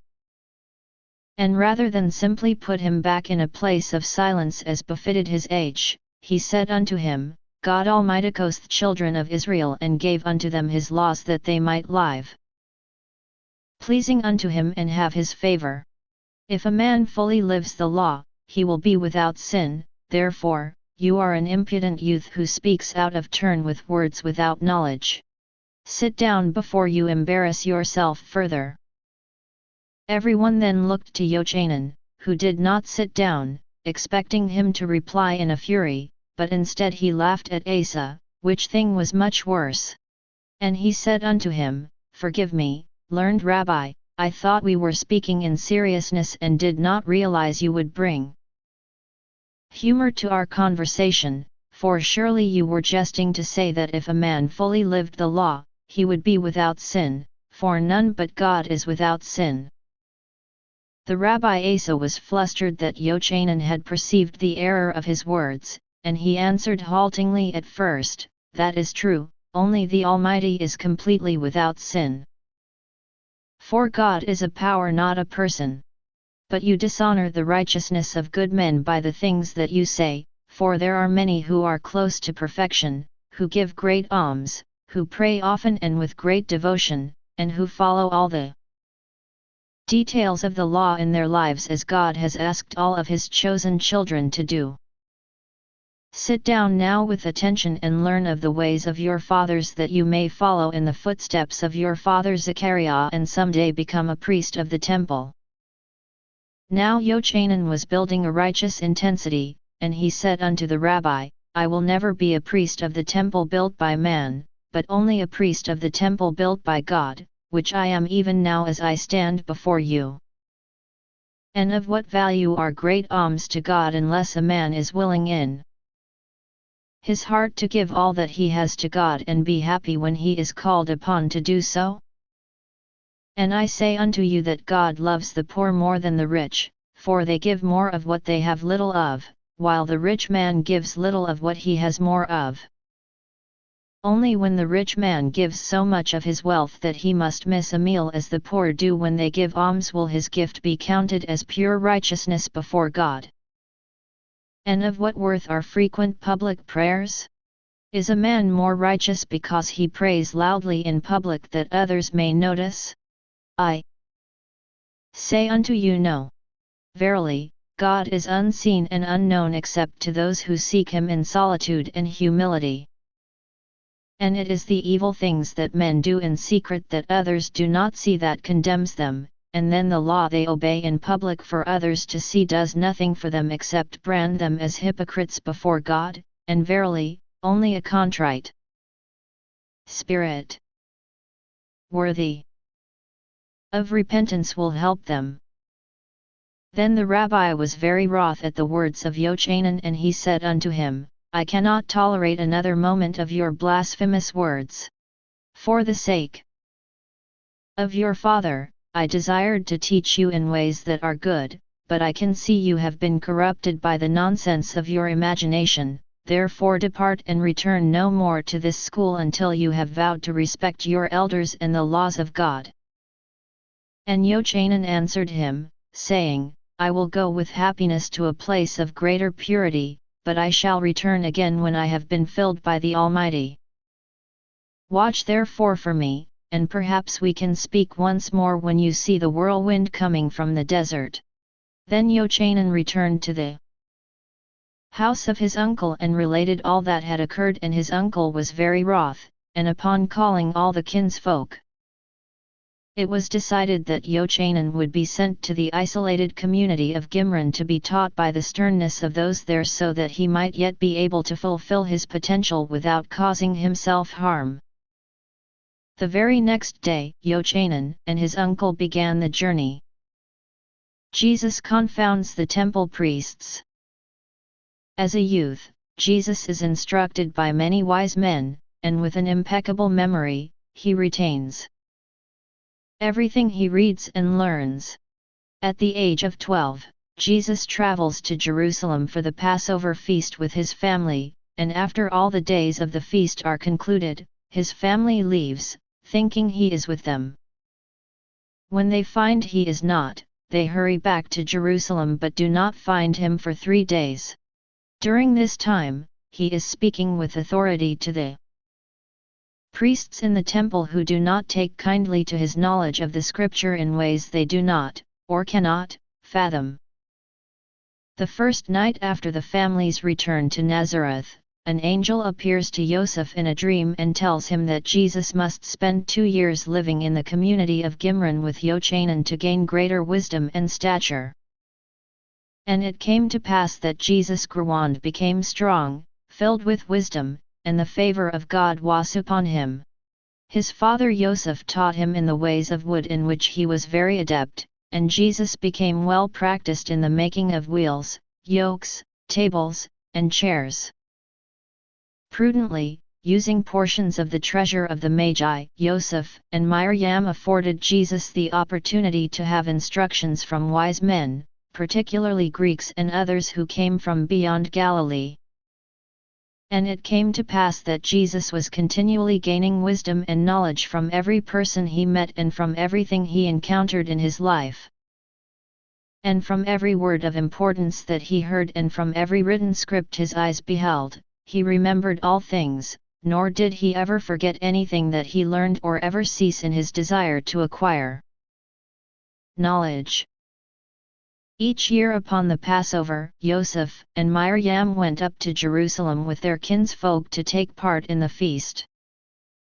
According to the admonitions of the angel Gabriel whom visited Miriam when Jesus was conceived, they ate not the flesh of any animal of warm blood or that nurtured its young nor drank anything except pure water and wine of the pure grape.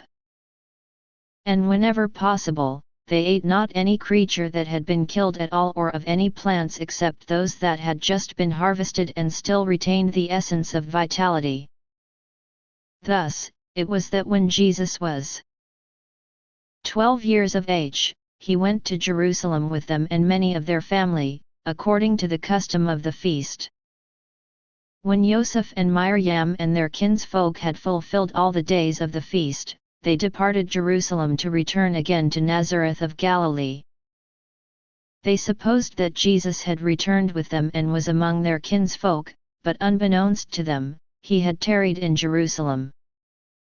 His parents, upon discovering that he was not among them, hurried back to Jerusalem to search for him and, after 3 days, found him in the temple, sitting in the midst of the priests and learned men in earnest discourse, listening to them and asking questions and giving answers. And a large group of people had gathered, and upon hearing Jesus speak, they were astonished at his understanding. As Yosef and Miriam approached, a priest said unto Jesus, You say source desires man to not eat the meat of creatures of warm blood and is more pleased if man eats meat not at all of any animal or fowl or even fish, but only plants and a little of honey and eggs and milk foods. Yet the sacred scrolls tell us that source said unto Noah, The fear of you and the dread of you shall be upon every beast of the earth and upon every bird of the air, upon everything that creeps on the ground and all the fish of the sea, into your hand they are delivered. Every moving thing that lives shall be food for you.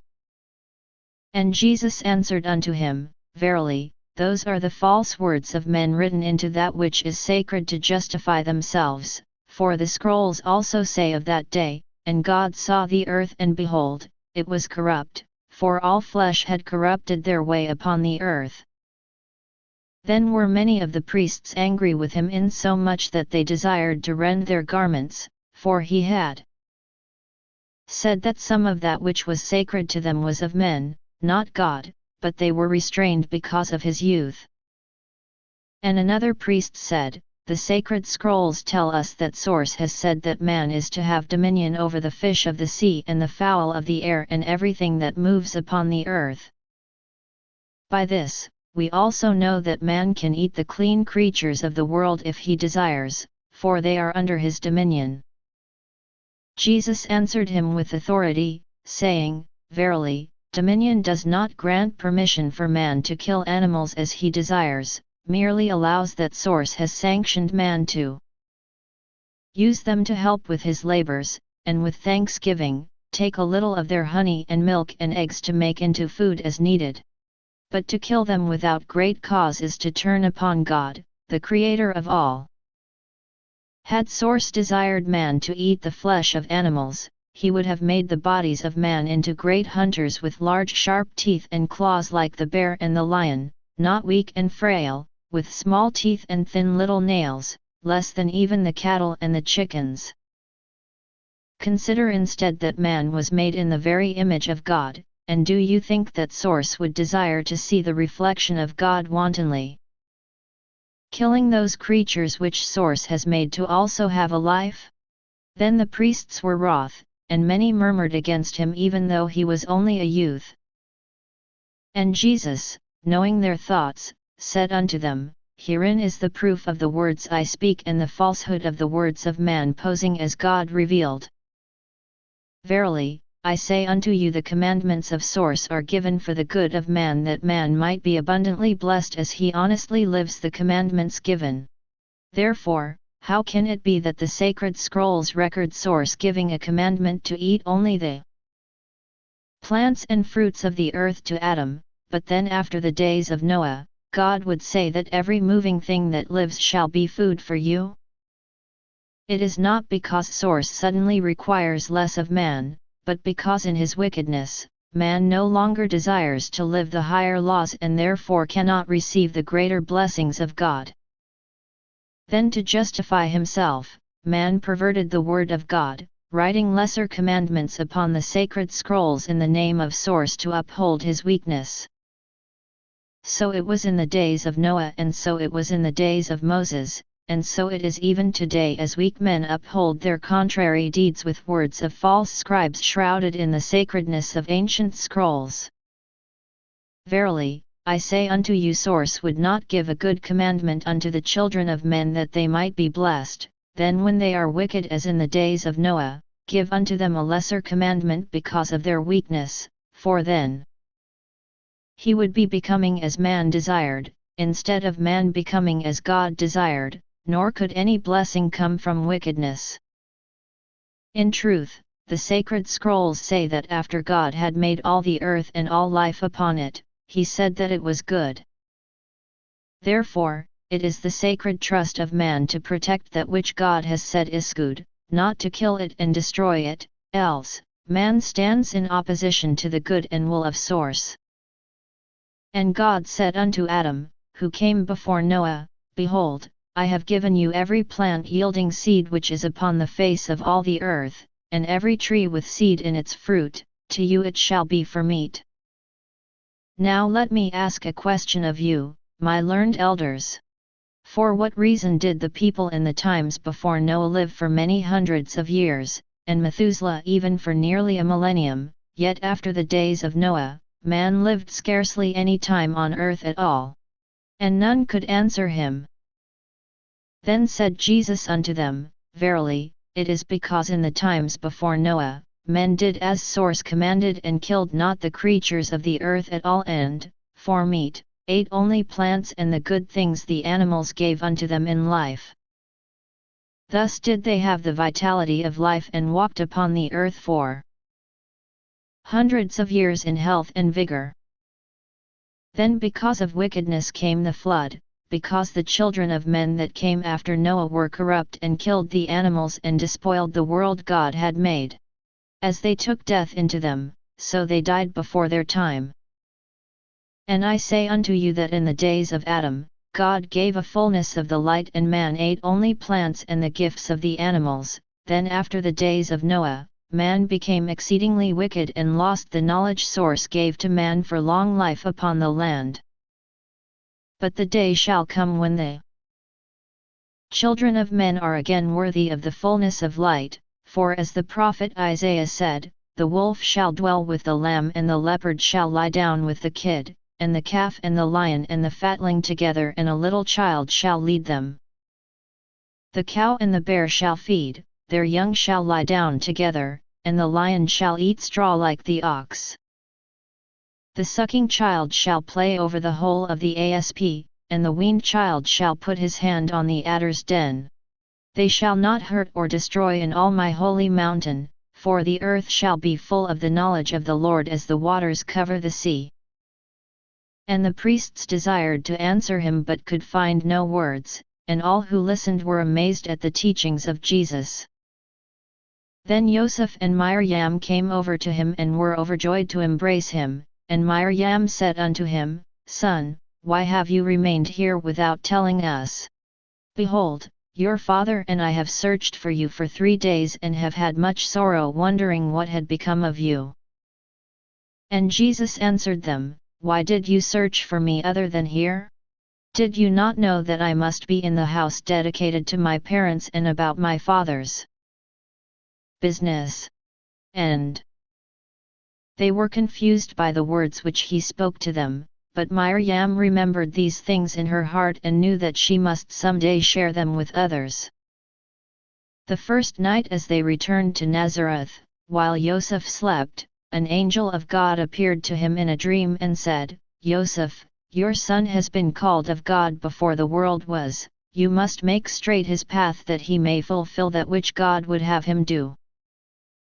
Therefore upon your return to Nazareth, prepare him to journey to the community at Gimron and there to join Jochanan, the son of Zechariah and Elizabeth, and remain for 2 years that he may further increase in wisdom and stature and find favor with God and man. And being an upright and righteous man, who had seen wonders such as few men had seen, Joseph did not hesitate or doubt that which he dreamed, and, straightway upon their arrival in Nazareth, began to make ready for Jesus to depart, healing a broken heart. On the way to the community of Gimron, in company with his mother's brother, Abraham, Jesus encounters a man beating his donkey. After confronting Jesus in anger and being offered the light in return, the man prostrates himself before God and asks for forgiveness. 2 days before the arrival of Jesus, an angel appears to Jochanan in a vision and instructs him to prepare a place for Jesus. Then an angel also appears to the 3 chief priests to testify of the truthfulness of Jochanan's words. Great then is the welcome that Jesus receives when he arrives, which is highly unusual for someone of such a young age. Thus, it was that shortly after the families returned to Nazareth, Jesus journeyed along the river Jordan to the community at Gimron in the company of his mother's brother Abraham. Along the route, they came upon a man pulling a heavily laden donkey by a rope near a low watery spot next to the edge of the river, amidst a grove of date palms. As they made to pass, the donkey stopped and refused to move further, despite the man's forceful tugging on the rope about his head. Jesus and Abraham looked back behind them as they traveled by to see what would become of the man and donkey, when to Jesus's dismay, the man took his staff and began to beat the donkey about the head and body while cursing at him in a most foul way. Before Abraham realized his intent, Jesus ran back to the man to prevent the evil he would do. Already in his youth, Jesus was large for his age and strong because of his work in carpentry with his father. Thus, it was that when the man pulled back to take a mighty blow upon the donkey, Jesus took hold of the staff from behind him and pulled it suddenly from his grasp, leaving him to swing forward in emptiness, whereupon he fell upon his face. The man rose in a rage and went to strike Jesus a blow, but Jesus drove one end of the staff into the soft ground and, holding it upright before him, used it as a shield insomuch that the man's intended blow hit the staff, causing him great pain and agony. Whereupon he sat upon the ground, holding his injured hand and cursing all around him.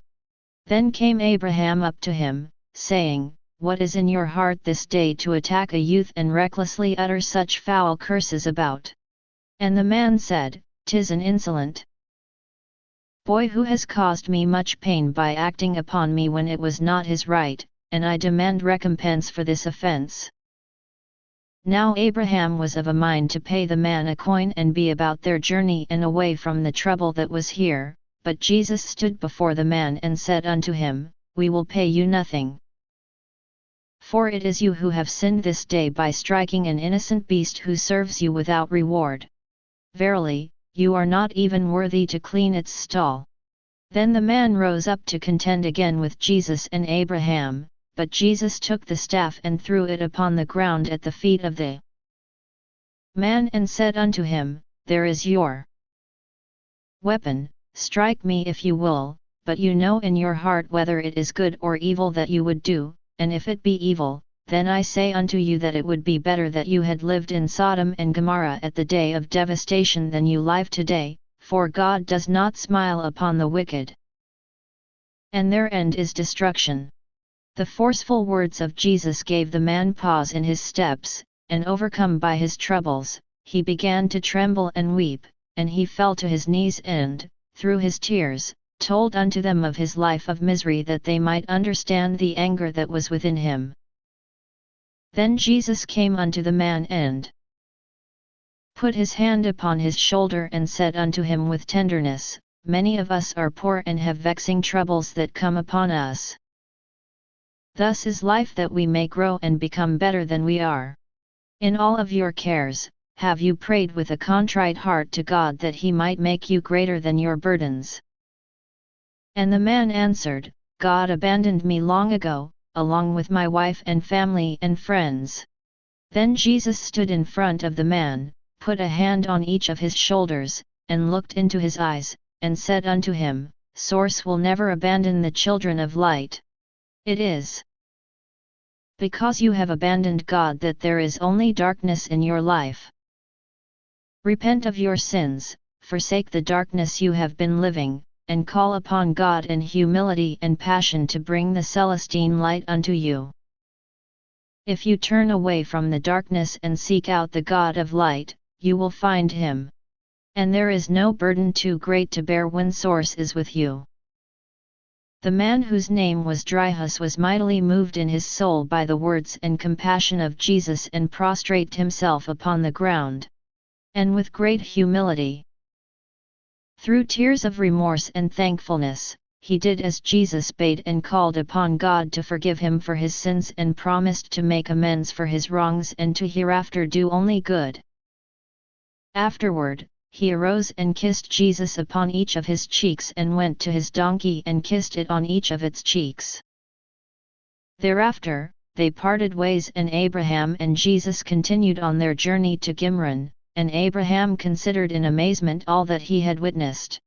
Now Yochanan had been at Gimron some time prior to the arrival of Jesus and had already come into favor with the elders because of his studious ways, good labor, and quick mind.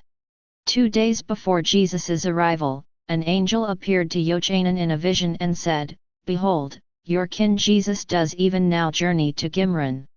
Prepare a place for him. Yochanan did as the angel directed and arranged a sleeping area for Jesus next to his and passed a message through the hierarchy to the elders concerning the arrival of Jesus, whom he assured them was blessed greatly of Source. Then an angel of God appeared in a vision to the 3 chief priests and testified of the truthfulness of that which Yochanan had spoken. And the Spirit of God filled the hearts of the men and women of Gimron such that they knew that an unusual moment was arriving. Thus, it was that when Jesus arrived at Gimron, there was a crowd of people who greeted him as he entered the village in such a way not accustomed for a youth of his tender age. Before he departed to return alone to Nazareth, Abraham made a small donation of silver and a vessel of resins of pine to the community from the treasures that had been given by the Magi when Jesus was a babe so that they might care for and teach both Jesus and Yochanan. From that day forth, Jesus and Yochanan began to spend every minute of almost every day with each other, continuing to forge the bond that united them in purpose and understanding to fulfill the desires of God. Discovery in the wilderness. Yochanan and Jesus begin to suspect the divine nature of Jesus's creation. When, on one of their outings, plants of all kinds spring up out of the barren ground in abundance wherever Jesus steps, Jesus falls out of favor with the elders and priests of Gimron when he affronts the established order by speaking out as a youth, which strengthens his resolve to fulfill his purpose on earth. And it came to pass that Jesus remained for 2 years at Gimron as the angel had bid Miriam. He grew strong in the wilderness and climbed often upon the steep peaks about the village to meditate and commune with God. Jesus and Yochanan studied diligently with the priests and people of Gimron, nevertheless they were not part of them, and this was acknowledged in the community in so much that when their daily spiritual and temporal duties were completed they were given freedom to do as they wished. And it came to pass that they spent much time together wandering in the wilderness about Gimron, praying and fasting and communing with God. Jesus and Yochanan spoke often of the sacred scrolls and the prophecies of old and of that which had happened in their lives. They knelt many times together in prayer upon the mountains and called upon God for wisdom. Through these efforts, they each began to understand who the other was and Source's plan for them in so much as was revealed to them at that time.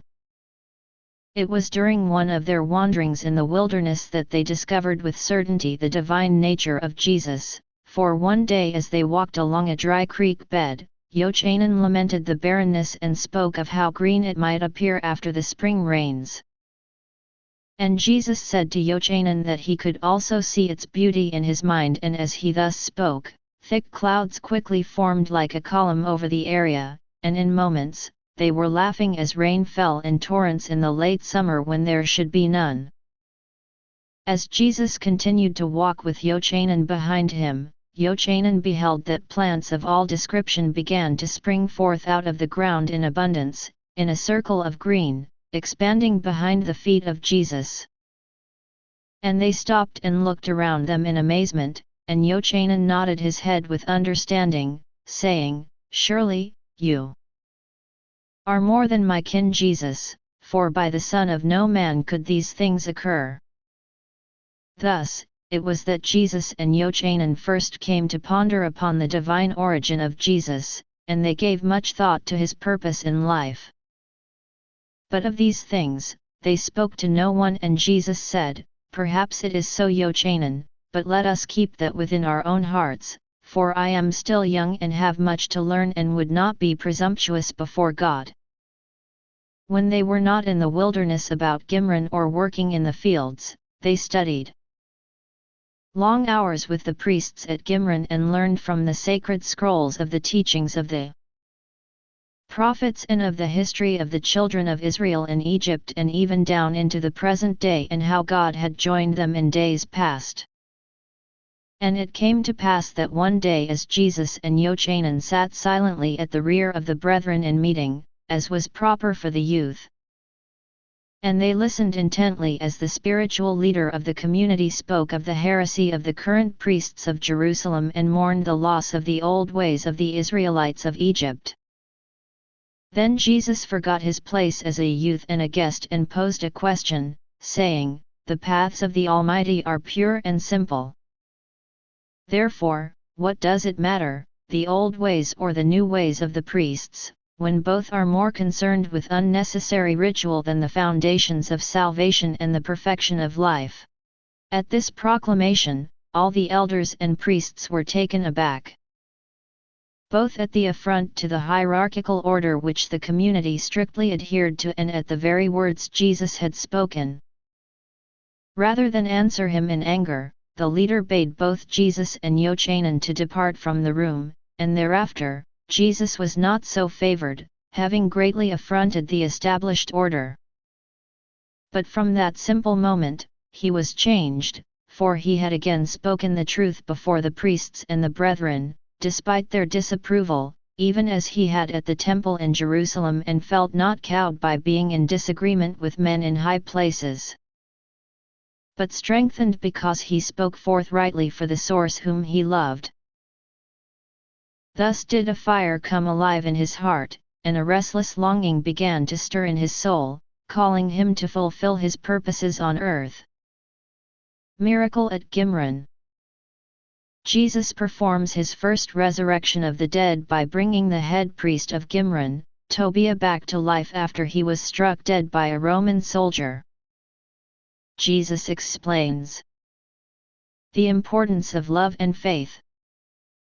One day, when Jesus's time among the community of Gimron was drawing to a close, a party of 8 Roman soldiers came into the village demanding a tribute to Caesar from all inhabitants. Though the brethren were wroth with the Romans, they dared not show it and incur the wrath of armed soldiers. Therefore, the 3 priests that led the community approached the Romans, and the head priest Tobiah spoke to them, saying, "We are a poor village of humble means dedicated to preserving the straight paths of God. We have little, and what we have, we share in common. We therefore have no means to give Caesar individual tribute." In that instant, without a word, but on a signal from the officer, a soldier stuck Tobiah with a deep prick from his pilum. And the community was of great sorrow and desired to rush to the side of Tobiah as he lay dying, but the Romans forbid it until the tribute was brought forth. Everyone then made haste, and soon gathered a small pile of valuables including a silver coin that Abraham had left for Jesus and Yochanan.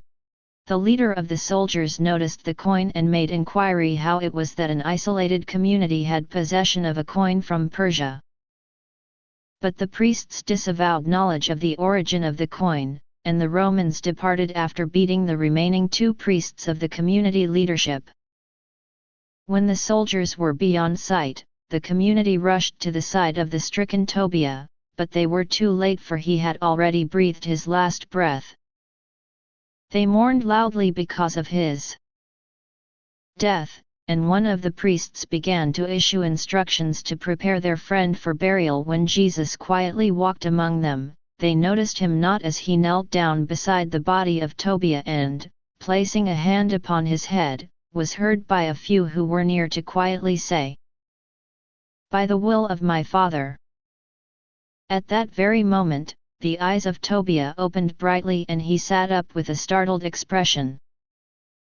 And all the community marveled that he lived, and it was noticed by only a few, including Yochanan, that it was Jesus who had wrought this miracle, and to these, Jesus held his extended finger to his lips, making a sign that they should remain silent to what they had seen. There was a certain woman in the community named Rachel, the wife of Reuben, who had befriended Jesus and Yochanan and looked in upon them with motherly concern. Because of her closeness to them, she perceived they were favored of the Lord. She was among those who had witnessed Tobiah, who had been killed, return to life upon the touch of Jesus. One day before he departed, she came up to Jesus and whispered to him in private, "Tell me in truth, did you bring life back to the body of he who had died?" And Jesus answered, "I do nothing of my own, only by the will of our Father in heaven."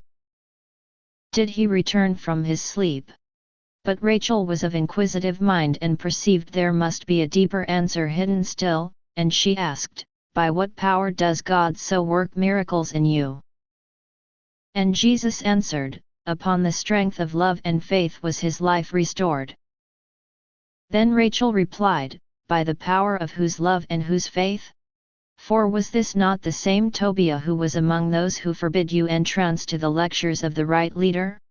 Did God so love him to return his life, or was his faith so great? Or did you whom he had chastised hold such great love for him?" And Jesus answered unto her, "Life is given by God and it is most precious, for it is in life that you fulfill your purpose on earth and create your eternity to come. If you would love God, love everything God has created with a pure love that sings in your soul, for all life has a grand purpose that connects to all other life. Love the birds in the air, the beasts upon the ground, and the fish in the sea. Remember, in their demeanor, they only reflect that which they see and can only give back to you that which they receive from you. Love the plants that grow in abundance, for they give great beauty to the world and vital sustenance to man. Even love your enemies and those who have wronged you, that the mirror of life will reflect back to you that which you have shown. Verily, hate merely continues upon an endless circling path that takes away the years of your life and gives nothing in return. Only reciprocated love and respect can break the cycle of destruction and build a bridge of light to tomorrow.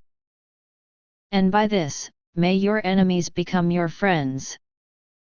And then, if you have love, add to it a faith without doubt, and your life will witness miracles and wonders, and that which you ask in love and righteousness, which serves the purposes of God, will ever be given to you by source.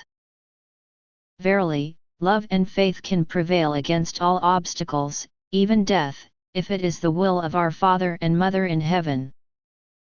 And Rachel bowed her head in awe and reverence, saying, "How can a young man do and know such things? Surely you are chosen of God." And Jesus bid her to keep those thoughts within her heart and to tell no one, for it was not yet time for him to be persecuted. A life renewed. Jesus leaves the community of Gimron with his uncle, Abraham. Staying at an inn for the night on their return, they happened to cross paths with the same man, Dryhus, whom they had encountered on the way to Gimron, but he is now a very different man. Dryhus introduces Jesus to his son, Teoma, who expresses his gratitude for the change Jesus wrought in his father's life, which has brought fulfillment and happiness back into his life and the lives of his family. And it came to pass that Abraham came to Gimron to return Jesus to his parents in Nazareth, and he again imparted a small portion oft treasure of the Magi to the community that they might maintain Yochanan until such time as he was ready to leave. This despite the fact that Yochanan worked diligently in the fields to produce food and assisted in creating the perfume of Gimron, which the community used in trade. Now Abraham remained with Jesus and Yochanan for some days at Gimron that he could have a full account from the elders of Jesus's sojourn among them so that he could relate it to Joseph and Miriam and their kinsfolk in Nazareth. The 3 high priests of Gimron had mixed feelings about Jesus, and they were quick to add Yochanan as well. And Tobiah, the high priest whom Jesus had saved, said unto Abraham, They are most peculiar boys. They both have good heads, and it would seem that Jesus forgets nothing. But in truth, they have been very trying on us, for they question everything, even the very correct answers to the questions they have asked. They speak when they should be silent, and when given permission to talk, they say a great many more words than are necessary. They are hard workers when we can get them to stay in the village and work, and they have always met the quotas of work and study we have assigned unto them, but not always in a timely manner, for they often disappear to explore the emptiness in the wilderness, we suppose to commune with the lizards, but in truth we know not what draws them to the barrenness. The priest said a great deal more, both favorable and critical of Jesus and Yochanan, and once they had concluded, Abraham gave them additional coins of silver that they might continue to keep Yochanan and train him in strictness, despite the disruptiveness of his spirit. When the time finally came for Jesus and Yochanan to part, it was almost more than either could bear, so great was their brotherly love one for another. And among all the people, only Yochanan knew that Jesus was chosen of God in a way beyond that which any man had ever been chosen. And as he embraced him one last time, he whispered into his ear, When next we meet, I shall acknowledge you, my Lord. And Jesus answered, And I shall acknowledge you, my brother, the prophet of Source. After saying goodbye to Yochanan, Jesus and Abraham began to make their journey back to Nazareth. As they traveled, Abraham told Jesus all that had occurred in Nazareth while he had been away. And Jesus related to him many of the wonders he had discovered and learned in Gimron. But of all that had been revealed by God to him and Yochanan, he said nothing. And it came to pass as they journeyed back to Nazareth that they passed through the forest of date palms along the river Jordan and stopped for a night in the town of Shiloh, for Abraham desired to see a merchant there, and for a roof, they retired to a humble inn. As they were taking their evening meal at a crude table, a merchant and his son, who was older than Jesus, came in and asked to sit beside them, as it was the only available place.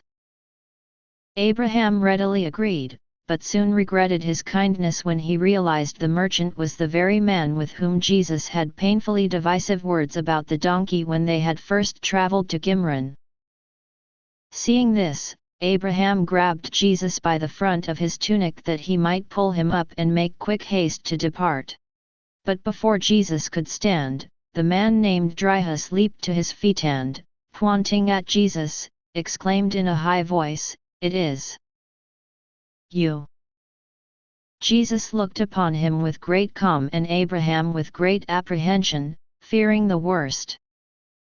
But lifting Jesus to his feet, Dryhus gave him a warm embrace and, pointing to his son, said unto him, Behold my son, Teoma, who was lost to me for many years because of my wickedness, but now is found because of my light, which blessing you caused me to know." Then turning to his son, he said, "This is the youth I have spoken about, in whom the Spirit of God flows like the faithful river Jordan." Teoma came over to Jesus and embraced him and said unto him, "Words can never tell of the gratitude my family has to you.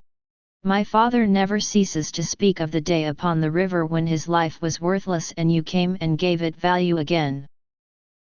I do not understand how all this can be, but I know that before that day, because of the iniquities of my father, my mother and brothers and sisters were no better off than the rats of the refuse. Our father had abandoned us and left us with nothing, and so angered our relatives that we had but crumbs from their tables. When our days seemed numbered upon the land, we prayed as a family, my mother and brothers and sisters and I, to the Almighty God, such as we had never prayed before. We asked with the most contrite hearts for God to deliver us. 3 days later, our father returned home. But it was not the man that had left or the man anyone had ever known, but a new man filled with the Spirit of God and desiring only to do good with his life. From that day forth, our fortunes changed, and today my father is a respected merchant, and my mother and brothers and sisters have again a good roof over their heads and bellies that are full.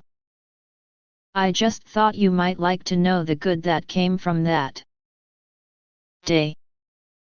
Jesus was greatly moved by the words of Teoma and again embraced both him and his father and said unto them, "The path of light is sweet, even as the path of darkness is bitter. Having known the dregs of bitterness and now tasted the cream of sweetness, let us give thanks for the mercies of God, who ever loves the repentant sinner and blesses those who live with virtue." And there in the little inn, in the town of Shiloh, they prayed together until their hearts were touched, one by another, and they were lifted up in their spirits and saw the celestine light of God about them and felt the Holy Spirit of source swelling in their hearts. Among the sparrows and the lion, Jesus admonishes 3 boys who killed some sparrows for food to look instead to the abundance of plants that they can use, so they need not take a life. He then brings the sparrows back to life. On another day, Jesus encounters a young male lion being chased by some hunters and beckons him to his side. As he is running his hands through his mane, the hunters come upon him and are amazed at what they see and are awed by what he says. Immediately upon his return to Nazareth, Jesus began to work again in carpentry with his father Joseph and his brothers, making plows and yokes and many other useful items. Nevertheless, his family knew he had a holy calling from God, though they knew not yet what it was, and he was given much free time to pursue the things he desired.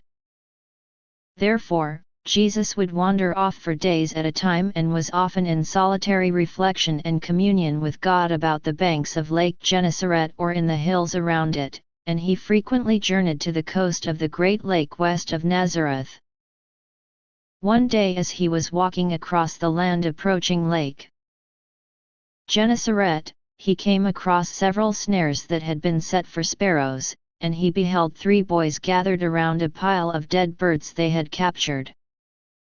Jesus walked over to the boys and asked, "Why have you killed these gentle wonders of God, who were children, even as you are?" And the boys looked at one another in confusion as to why someone would ask such a silly question. And they replied, "It is for food that we have killed them." Then Jesus pointed to several plants growing around them and said, "You have no need to take the life of such loving creatures to sustain your own. Look here at this plant and this one and still another over here. Even as your heavenly parents have provided food for the birds, so do they provide it in abundance for you who are worth far more." So saying, he waved his hand over the dead sparrows, and they came again to life and flew off with a great noise. And the boys were frightened by what they had seen, and they ran home and told their parents, but none believed them and thought only that they made up a story to excuse that they had returned without meat.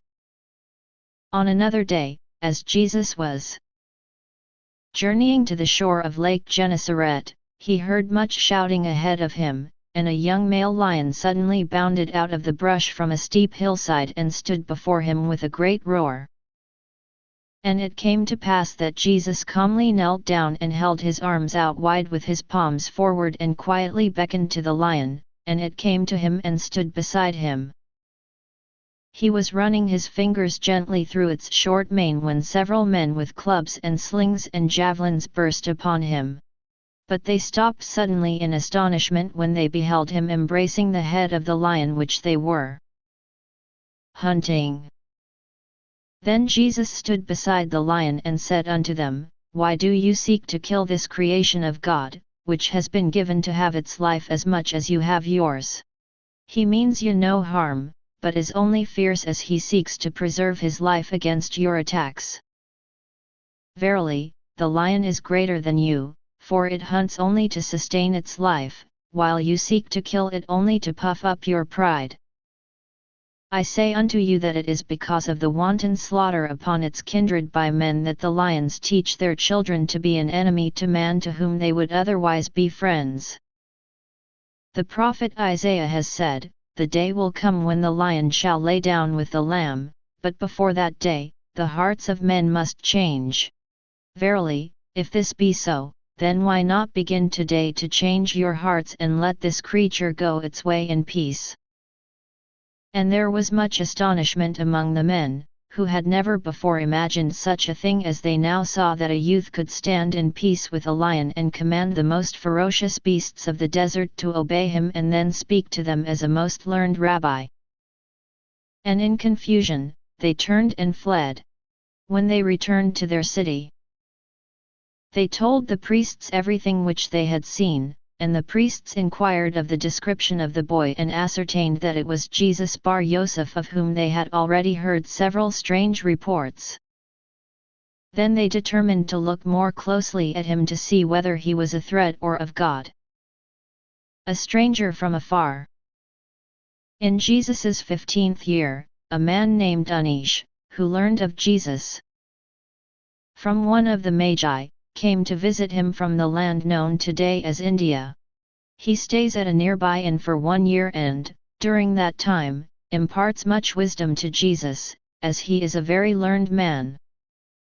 He teaches Jesus about the greeting, Namaste, which Jesus uses for the rest of his life. Jesus in turn teaches Anish the ways of truth and light so the rest of his days would ever be fruitful. When Jesus was in his 15th year, there came a traveler from the east to his parents' house and asked for Jesus by name. Now this man was dark-skinned and told them he had journeyed a great distance from the land of Bharat to speak with Jesus, and he brought gifts of fine spices to give to Miriam. He said, Many years ago, I spoke with a Magus who had paid tribute to Jesus when he was a babe. After several years to put my affairs in order, I have at last made the journey to see what had become of the child that was so proclaimed by the Magus. I wish to learn of him and perhaps have some knowledge I can impart unto him. Now Yosef and Miriam and all their children and kinsfolk were amazed at the appearance of this stranger, but Jesus said, My Father has told me of your coming, peace be upon you. And after hearing him speak thus for many years, almost everyone in Nazareth knew that he spoke not of Yosef, but of his Father in heaven. And the visitor from afar, whose name was Anish, was welcomed. He sought lodging at a nearby inn and remained in Nazareth for 1 year, meeting often with Jesus and his family. Anish and Jesus would speak late into the night by the light of the stars and the moon, and Anish learned more of Jesus than any man at the time, except Yochanan. Truly, it would fill a great book to write all that Jesus and Anish said to one another. Anish taught Jesus many things, for he was a very learned man. Often Jesus's brothers and parents and kinsfolk would gather in respectful silence to hear the deep discussions on many subjects Jesus and Anish would share. Whenever they would meet or depart, as was the custom of Anish, they would each place their 2 palms together with the 5 fingers of the left hand against the 5 fingers of the right hand and hold them close to their heart, and with a slight bow of the head, looking into the other says, proclaim, Namaste, which as Anish said means, the light of God that is in me honors the light of God that is in you. Concerning Namaste, Anish expounded, saying, in this word, which is both a greeting and parting, there are many truths. It speaks of one person and the Spirit of God within them. Respectfully acknowledging another person and the Spirit of God that dwells in them.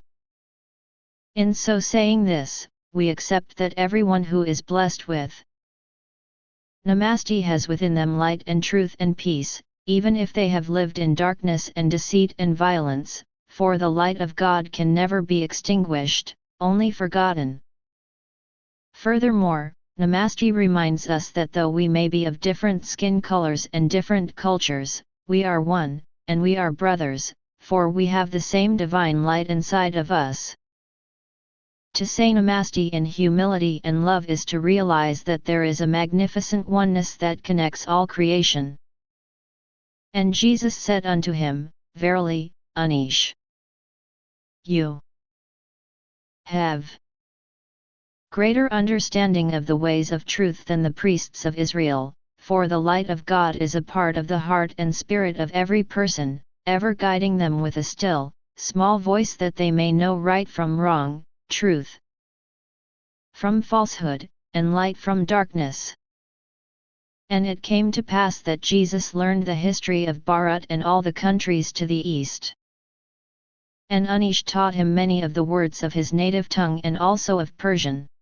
Anish also taught him of the religions of many other cultures and people, and said unto him, I am a student of truth, and I seek out truth wherever it may be, and if you so desire, I will impart to you some of the jewels I have discovered on my journey. Jesus smiled warmly and answered him, saying, with a glad heart and a willing mind, I will savor the words you have to say, and will show unto you the source of all of your jewels, in return. Thus, it was that Jesus and Anish shared many treasures with one another.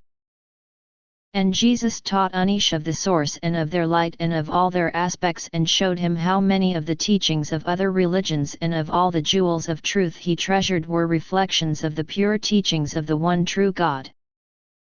Anish expounded further on the foundations of religions, saying, some noble faiths teach that suffering and misery, birth, disease, old age, and death are inescapable realities of the journey of man. And Jesus replied unto him, believe in source and follow their precepts, and the pains of life will be less and death shall have no sting. Anish answered, it is said by some that all suffering is caused by lust, be it lust for things carnal or lust for riches or fame or any other thing, and by the ignorance of truth that creates such lust. Therefore, it is vital to seek knowledge and gain wisdom, that lust will have no power over you.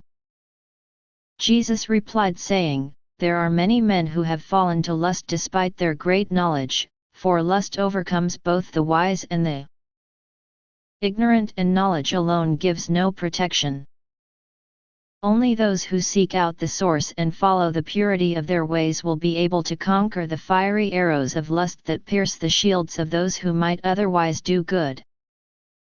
Verily, I say unto you, only the righteous shield of source never fails. Therefore, only when a man turns away from God can lust have power over him, regardless of how great his knowledge is in all other things. Anish replied, some say that only if you do away with the ignorance that creates lust can you do away with the lust and the suffering caused by lust and ignorance. Jesus responded, many a great man has fallen to lust in full knowledge of the evil he does, but incapable of stopping himself from doing it. Even as King David sinned in his lust for Bathsheba. And this must always be, for the carnal man is an enemy to God and to himself and to his family. This has ever been so since the beginning of time. Yet verily, lust cannot be done away with, for it is a part of the passion that is the whole of man. If you do away with passion, you destroy the passion for good, as well as the passion for evil.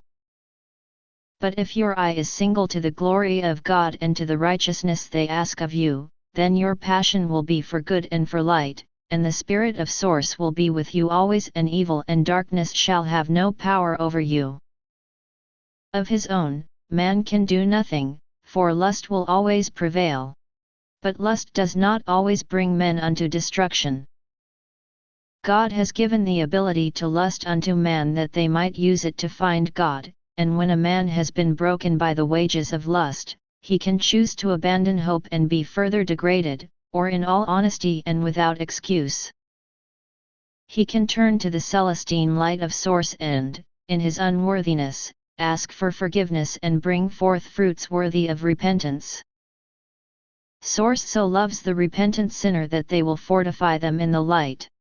As they seek, so shall they find, and never again will they be a slave to the lust that had been their master, as long as they stay faithful and true to the light of God. Many were the things that Jesus and Anish discussed, and many were the people that wondered, saying, "How can this be the carpenter's son, for he speaks in ways that touch our hearts and draw us to our God?" When the priests heard of the meetings of Jesus and Anish, they were of a mind to go and hear their words. But Jesus, knowing the ensnaring and judgmental thoughts of some of them, warned Anish, and with much spirit and love, he departed from Jesus and his family and the kinsfolk of Yosef and Miriam and began the journey back to his country. But he did not leave as he had come, for when he arrived, he was a mere seeker of truth, finding jewels of light only after much fruitless time searching in the mud. When he departed, it was with Source, the source of all truth, lighting his path that every precious moment of his life thereafter would be fruitful. Nor was Anish ever forgotten by Jesus, who thereafter greeted his kinsfolk with Namaste, in remembrance of his friend Anish and of the light of truth that shone forth from that greeting, but among the children of Israel, he did not, for they would not honor what it meant. Breath of life. Jesus shares some of the wisdom that Anish imparted to him with his family, which are movements very similar to yoga. Below are the detailed instructions for the 3 exercises that make up the contemplative meditation movements. A few moons after Anish had departed from Nazareth, the family of Jesus began to be concerned because of his activities. Usually, it was accepted that his ways were different than others, and it was accustomed to leave him to do as he would without explanation, even though some of his actions were peculiar. But of late, he had been given to rise before daybreak and journey beyond the confines of Nazareth, not to return until about 1 hour after sunrise. This he had been doing ever since the departure of Anish, and finally one day upon his return, his mother Miriam asked him, "What great things are you doing early in the morning that have kept you away from home every day until after the sun has risen?" And Jesus said unto her, "There were many secrets Anish gave unto me, which seekers of truth from far off places have used to commune with God in heaven and God in our soul.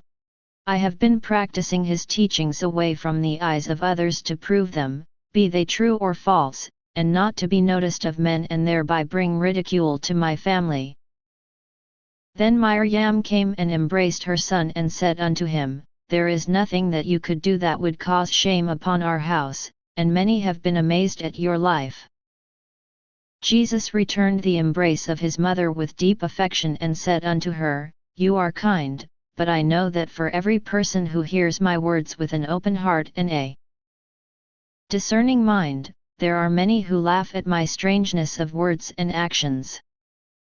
But Miriam did not allow such sentiments and said unto him, "Source is with you every moment of your life, and when God stands with you, of what significance are those who stand against you?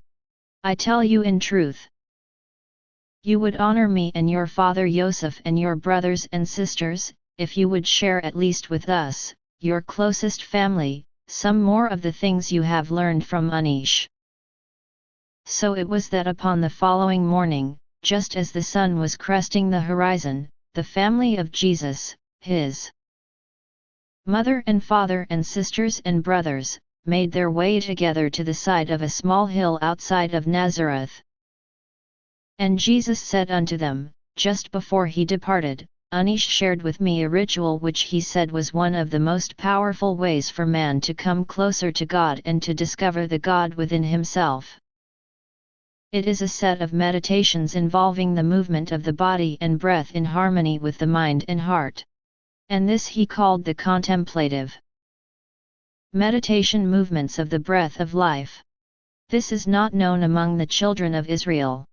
Therefore, lest I be led astray, I first asked my father and mother in heaven to know whether that which Anish revealed was of light or darkness.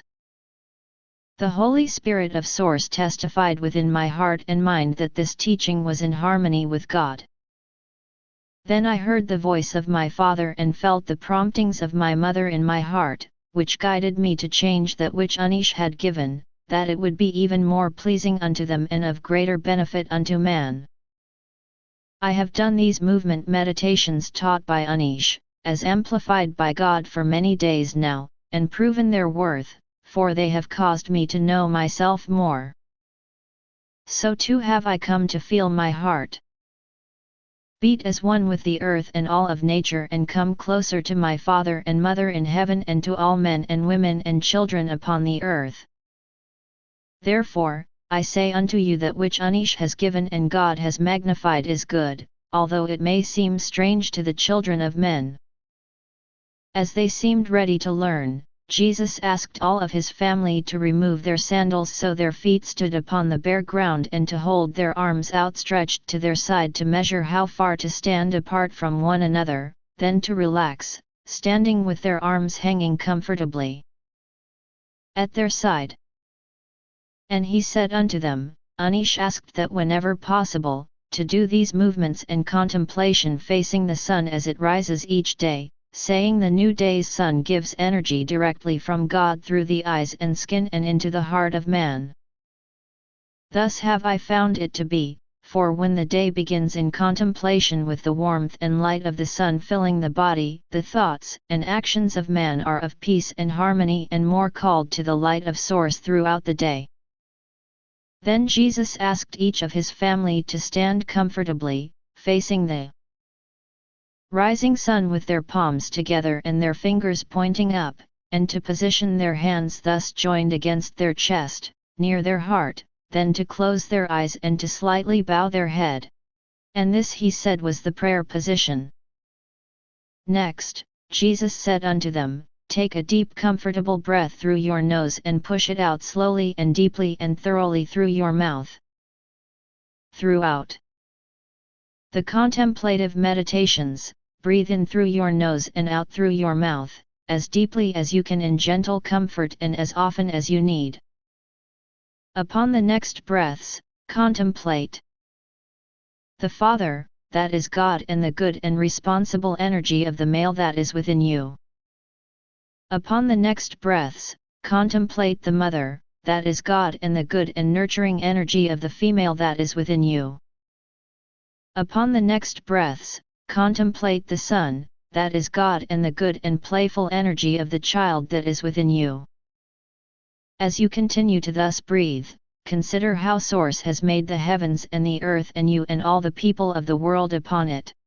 Let your spirit feel the connection of the Creator running through you and through the earth and through the sun and all the heavens. Reach out with your spirit and feel the spirits of the people beside you. While in this contemplation and expansion of your spirit, and while continuing to breathe comfortably and deeply, raise your head to a level position and lift your hands in unison until your arms are outstretched above your head, with your open palms facing the rising sun, your fingers wide open, and your thumbs and forefingers touching, forming the triangle of the Trinity of Source. While in the same contemplation and expansion of your spirit, exhale slowly and deeply.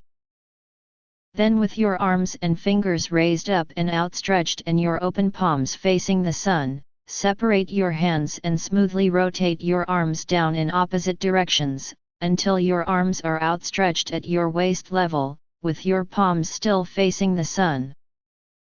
As your arms are descending, open your eyes for a long blink and gaze upon the fiery orb of the sun and contemplate the physical light of God, which shines forth upon the earth and gives life to all things.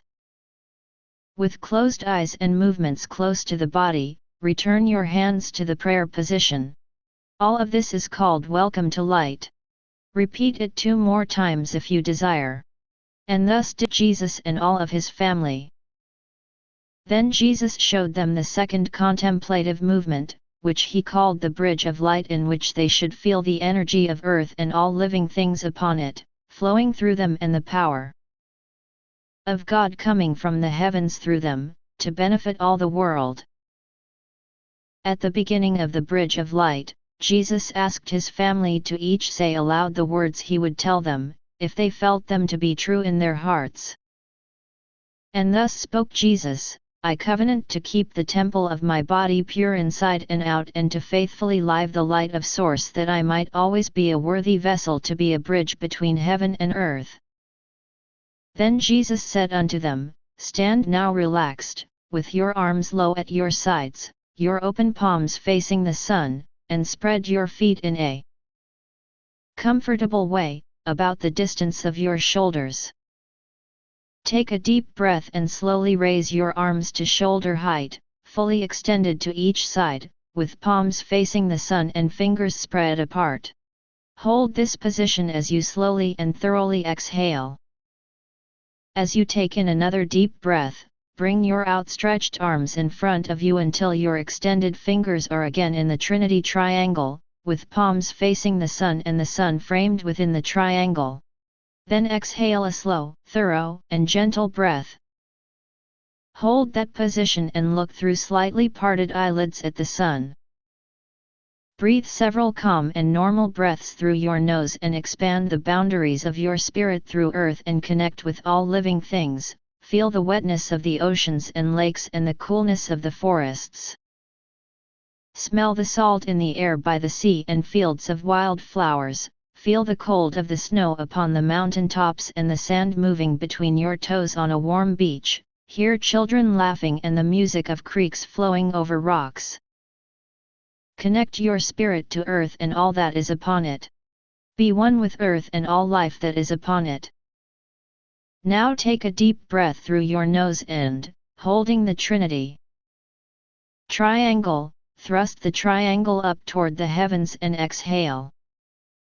Then take a big breath and exhale slowly as you lower the triangle down toward the ground, bending over at the waist and with knees gently bent as far as necessary to touch your hands or at least your fingertips to the ground, holding the Trinity triangle. As the triangle descends from the apex to the ground, in your mind, call upon all the life force of the earth and all living things upon it to touch your hands and swirl within the triangle of the Trinity. Continuing to hold the Trinity triangle, take a deep breath and bring your hands up along your legs with palms facing your body, pulling your connections to all the life forces upon the earth up through your body. Your greatest point of incoming breath is near the area of your heart.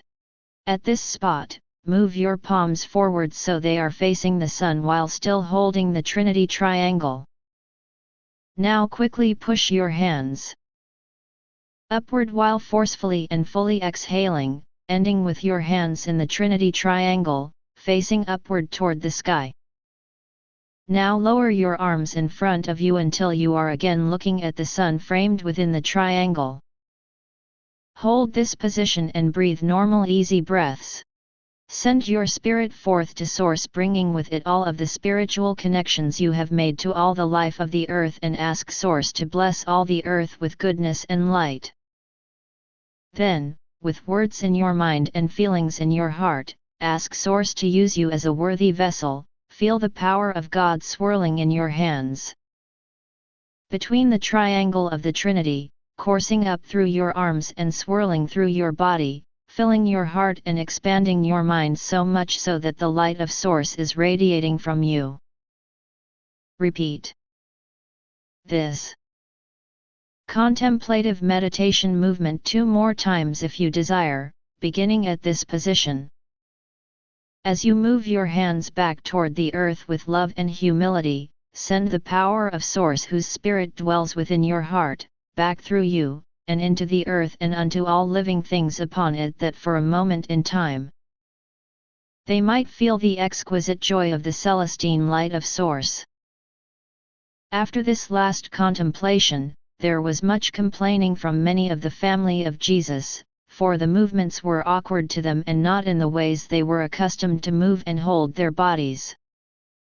And Jesus said unto them, It was also difficult for me in the beginning, for so much was I caught up in the unfamiliar movements and breathing that I was not able to benefit as much in my spirit as I was after several more days of effort. When the movements and the breathing had become easy, each contemplative meditation movement can be done just once if it is easier for you, and you can still gain many good things. But take heed to not dismiss these things because of their difficulty on your first attempts or because of the strangeness from the teachings and traditions which you know. For I say unto you that they work greatly to balance your spirit and the powers of your body and mind. They help you to begin your day in harmony with God, in rhythm with the earth, and connected in peace and oneness to all life. These contemplations are good for the soul and of benefit to man during all of his day. Then Jesus showed them the third contemplative movement, which he called, the wind of love. And he said unto them, The ills of the world, wars, plagues, famines, pestilences, disease, and all other things, that haunt man and make his sojourn on earth a trial come to man because of his lack of love. Because a man does not love God, he does not have the Spirit of God to inspire him to do good or the Celestine light of Source to guide him and help him in his life. Therefore, he inherits the opposite of the light, which is darkness. Because a man does not love his neighbors, he covets their life and possessions and thinks of ways to deprive them of that which they have, which brings jealousy, adultery, dishonesty, murder, war, and plundering.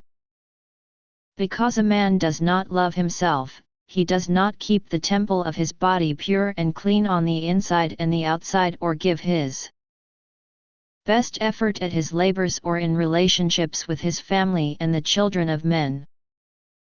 And this brings many plagues upon man, diseases, pestilences, famines and other hardships, and an early end to a life that could have been much longer and fuller and given to greater joy.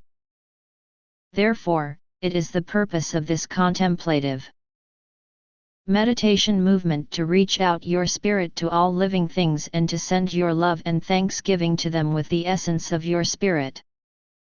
Whereas before everyone moved in unison, during most of the wind of love, each will move as their spirit guides them, which may be different every time you do the contemplation. Because each person's spirit and the way it communes with others is unique to them and to that moment in time. Remaining within the space where you are standing, close your eyes and stand comfortably with your arms held loosely at your side, with your palms facing the sun. Now breathing as you desire, begin to move any part of your body as little or as much as you desire, in ways that your spirit calls upon you to commune with the energy of all living things. Begin by reaching out with your mind and your heart to send the essence of your spirit to touch the essence of the spirit of the person next to you and then the person beyond them and then beyond them. Touch no one with your body, but touch everyone with your spirit. Nor should you make any sounds other than the quiet sounds of your movements and your breathing. Take all thoughts of worldly things from your mind and think only of the unconditional love that the nobility of your spirit is giving to the nobility of the spirit of the person next to you, with thankfulness for the good things they bring to your life. Then do likewise with the person beyond them and then all of the people in this town and then in this land and then in the lands beyond, even to lands you have never known and people you cannot even imagine. Now think of the animals that are kept by man and known to you, being in or near your home, and send them your spirit of unconditional love and thanksgiving for the good things they bring to your life. Then expand your spirit to touch all of the animals kept by man in this land and then to all those in nearby lands and then to all in the world.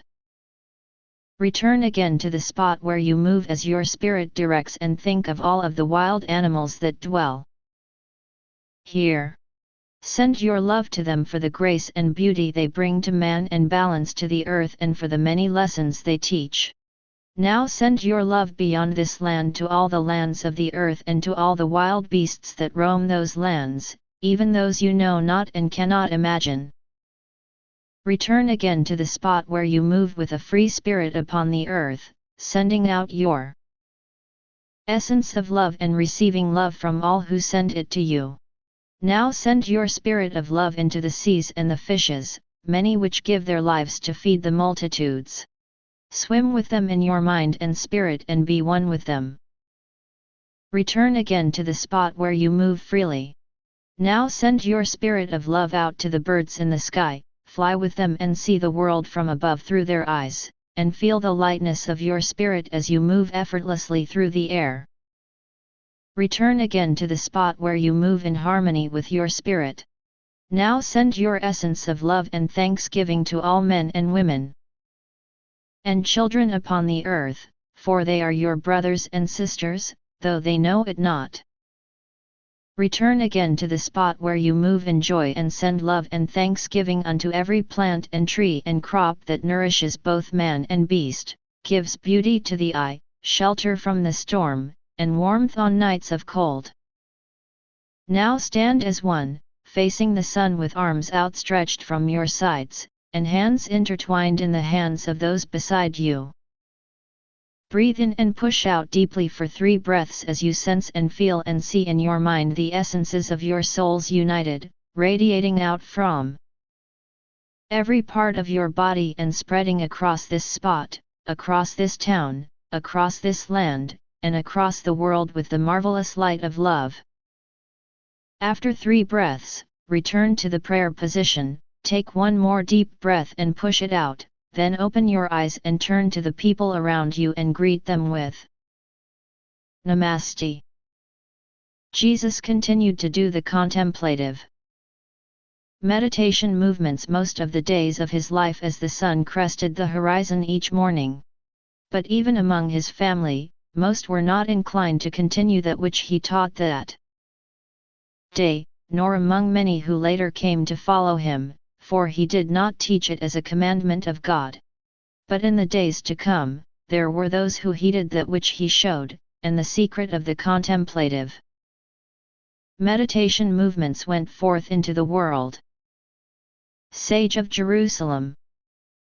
In Jesus' 16th year, an angel appears in a dream to an elderly, crippled priest by the name of Ezra. He is told that he needs to teach Jesus the intricacies of the law of Moses and the ways of Israel. When he arrives at Nazareth, Jesus heals him of his infirmity. Although Ezra is a very good teacher, there is not much that Jesus does not already know of the law, so Ezra has fun coming up with precarious situations related to the law and moral values to see how Jesus will resolve them. In Jesus' 16th year, there was an elderly priest by the name of Ezra, who being widowed and greatly crippled of arthritis had retired to the south of Lake Gennesaret, at Philateria, to live out his years. One night as he slept, an angel of God appeared to him in a dream and said, "Ezra, Ezra, you have a great work yet to do before you take the last sleep. Journey to Nazareth and there find the house of Joseph, the carpenter whose firstborn son is Jesus, the anointed one of Israel and of all the world. Teach him the law of Moses and the ways of Israel, as taught by all the prophets and traditions, and give him difficult tests that his mind might become quick, and great shall be your reward in the world to come. Upon the sunrise, Ezra made the journey to Nazareth and in 3 days' time came to the house of Joseph and Miriam and related all that the angel had told him. When Jesus, who had been away, returned to his parents' home, Ezra marveled at his countenance and said, "Surely this is the Anointed One, for the light of God shines from his very face." And Joseph related all that Ezra had told unto them, and Jesus said unto Ezra, "You are a chosen priest of God, that in your old age and frailness, you would nevertheless heed the call of God." Then Jesus touched his hand and said, "Verily, I say unto you, Ezra of Amasa, God loves you for the good man that you are, and as you love God, may the ease of your youth be restored to your joints." And immediately Ezra's affliction left him and he stood amazed looking at Jesus. And Jesus bade him speak to no one of that which he had done or that which he knew of him, and he said unto him, "It is by your own faith and because of your exceeding love for God that your infirmness has departed. I merely opened the door to the light of your soul that God could touch it with his love." And it came to pass that Ezra remained in Nazareth for long periods to teach Jesus of the law and traditions, but found there was little he did not already know. From time to time, Ezra would return to his home on Lake Gennesaret, and at times, Jesus would visit him there. It became the delight of Ezra to design precarious situations of the law and moral values to see how Jesus would resolve them. And he told him to speak his heart and not to be constrained by what others might say or think of his words. One of many such challenges was as this: Ezra said unto Jesus, "King David lusted after Bathsheba, the wife of his faithful soldier Uriah the Hittite, and arranged his death to have her. Then came Nathan, the prophet of God, unto King David with God's condemnation and judgment. And King David abashed himself for his wickedness and came unto a sorrowful repentance. From that day forth, he loved God greatly and brought forth good fruits. Bathsheba later bore him a son named Solomon, who became the king all Israel still praises. What then was the greater sin? That King David lay with Bathsheba or caused Uriah the Hittite to be killed? And lest you say that death is the greater sin, remember that Uriah was a foreigner, and because of his death, David became a better man than he was, and a son was born that became a great king for the benefit of all Israel. Jesus did not hesitate to answer and said unto him, To take a life unnecessarily is to damn the progression of the soul from the good it came into mortal life to obtain. David is counted as great among the kings of Israel as is Solomon, but verily, I say unto you, the deeds he did these days will forever lessen the good he otherwise did, and his throne in eternity shall be taken away and given to another. Think not that Solomon needed to be birthed from Bathsheba, for David had many wives and God could have given Solomon unto any of them. Therefore, David first sinned by lying with Bathsheba. But this was a lesser sin, for with repentance, the consequences would not stop the progression of the soul, though they may still carry the judgments of men. But David then conspired to have a loyal and faithful guardian killed in battle that he might take his wife, and then sought to hide the truth, but he could not hide it from God. Therefore, I say unto you, some sins are greater than others. When you consider the depths of the evil, ponder upon the eternal consequences of the foul deeds that are done. For every sin, there must be remorse and a sincere repentance if the light of God is to burn once more in the heart of the sinner, for God cannot shine in an unclean tabernacle. And for those sins which hurt or take from another, there must be an open confession and sincere restitution. But for some sins, such as murder, there can never be full restitution, for how can a man restore the experiences and joys that will now never be? Therefore, as much good as David then did all of his life, it could never balance the evil that was done. As much as God loved David for his goodness, mercy could not rob justice, for in this case, David took that which could not be repaid in his life. In so doing, he took from himself some of the eternal reward he would have otherwise earned. There are those among the children of Israel who would say that it was not murder David did that day because Uriah was a foreigner to whom the laws given by God to the children of Israel did not apply, and that David did not commit the act, but merely put the man in harm's way and left it to God to spare him or take him. But I say unto you, all people are God's children. All stand before him in equality, and that which God has said, he has said unto all the world. An evil against any child of God is a sin against God.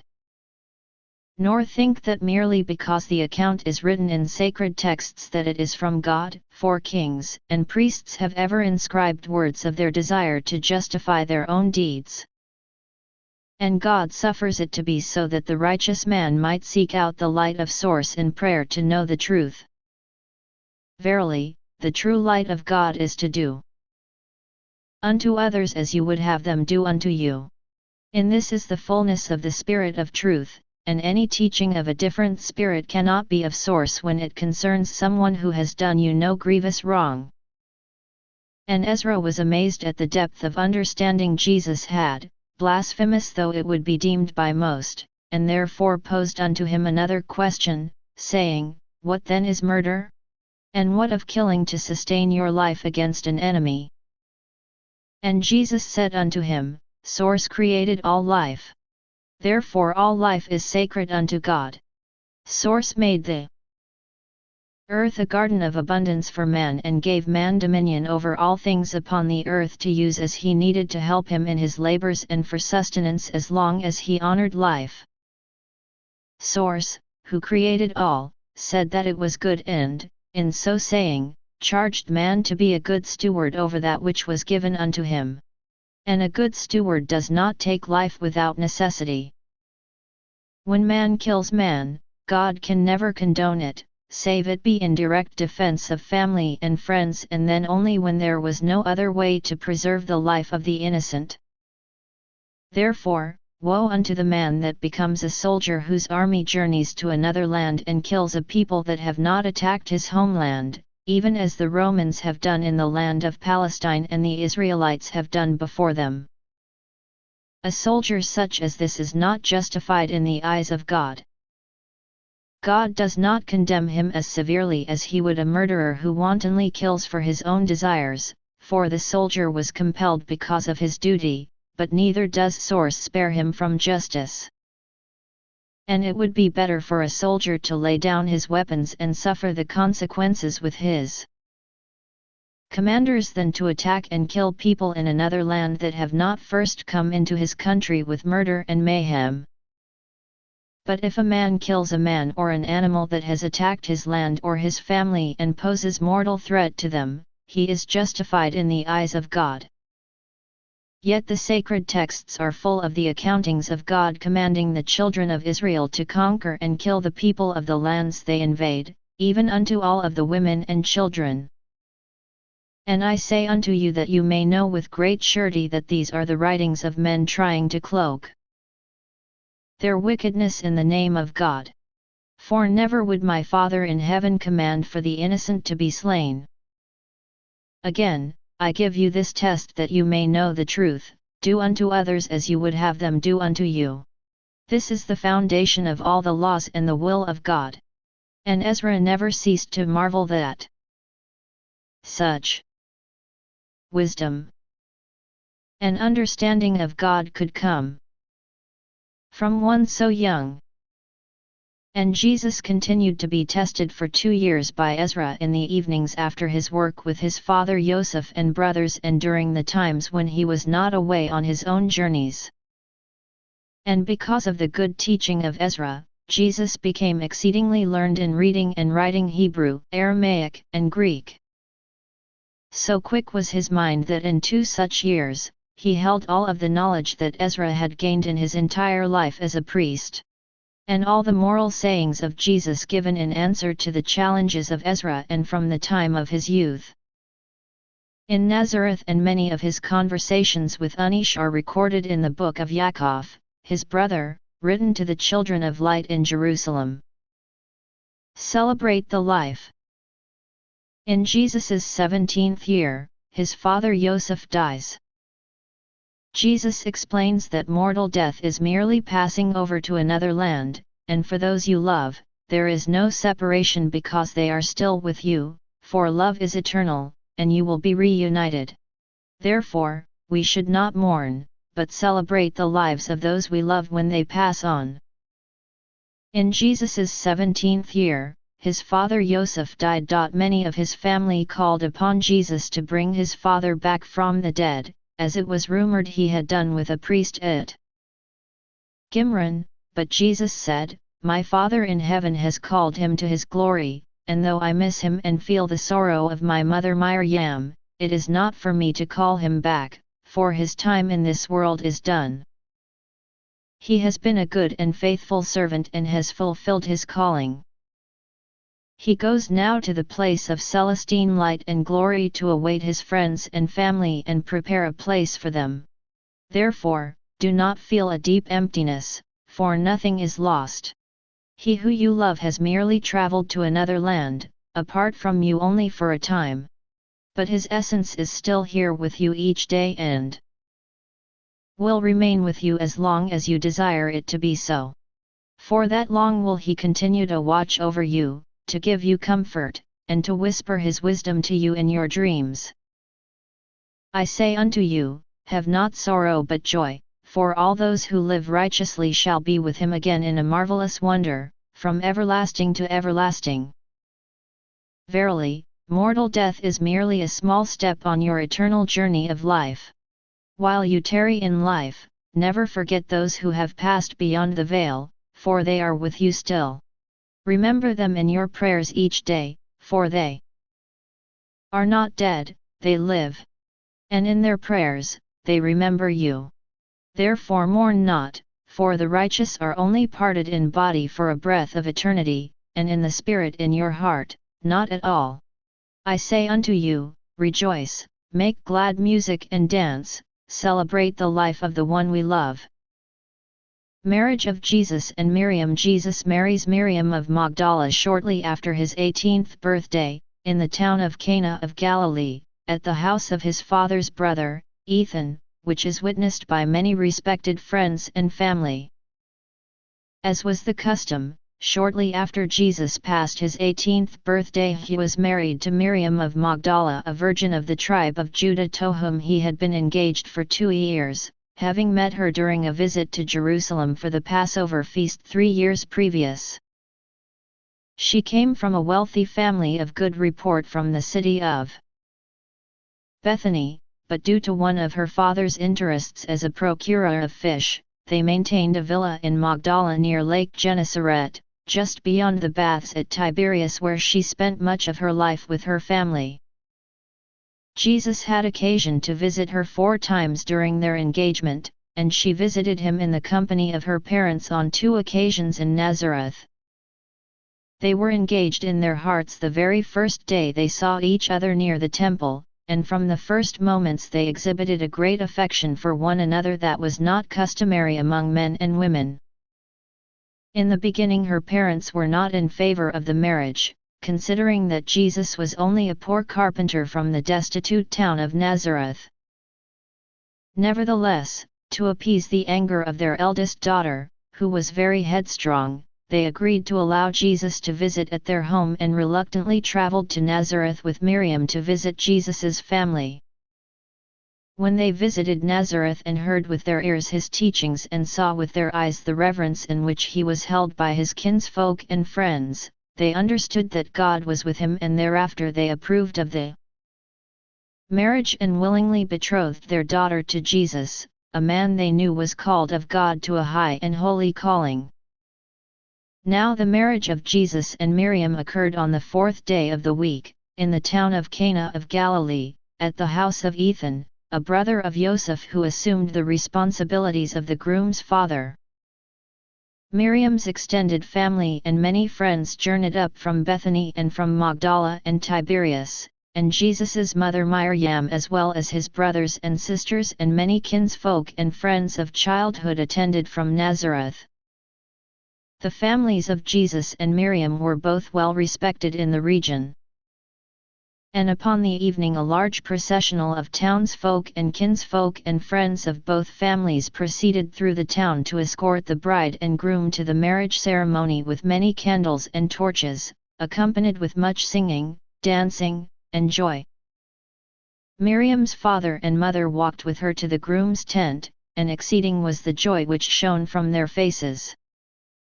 And Miriam was covered from head to foot in a flowing veil, woven by her with golden threads, and she wore great amounts of flowers in strings about her neck.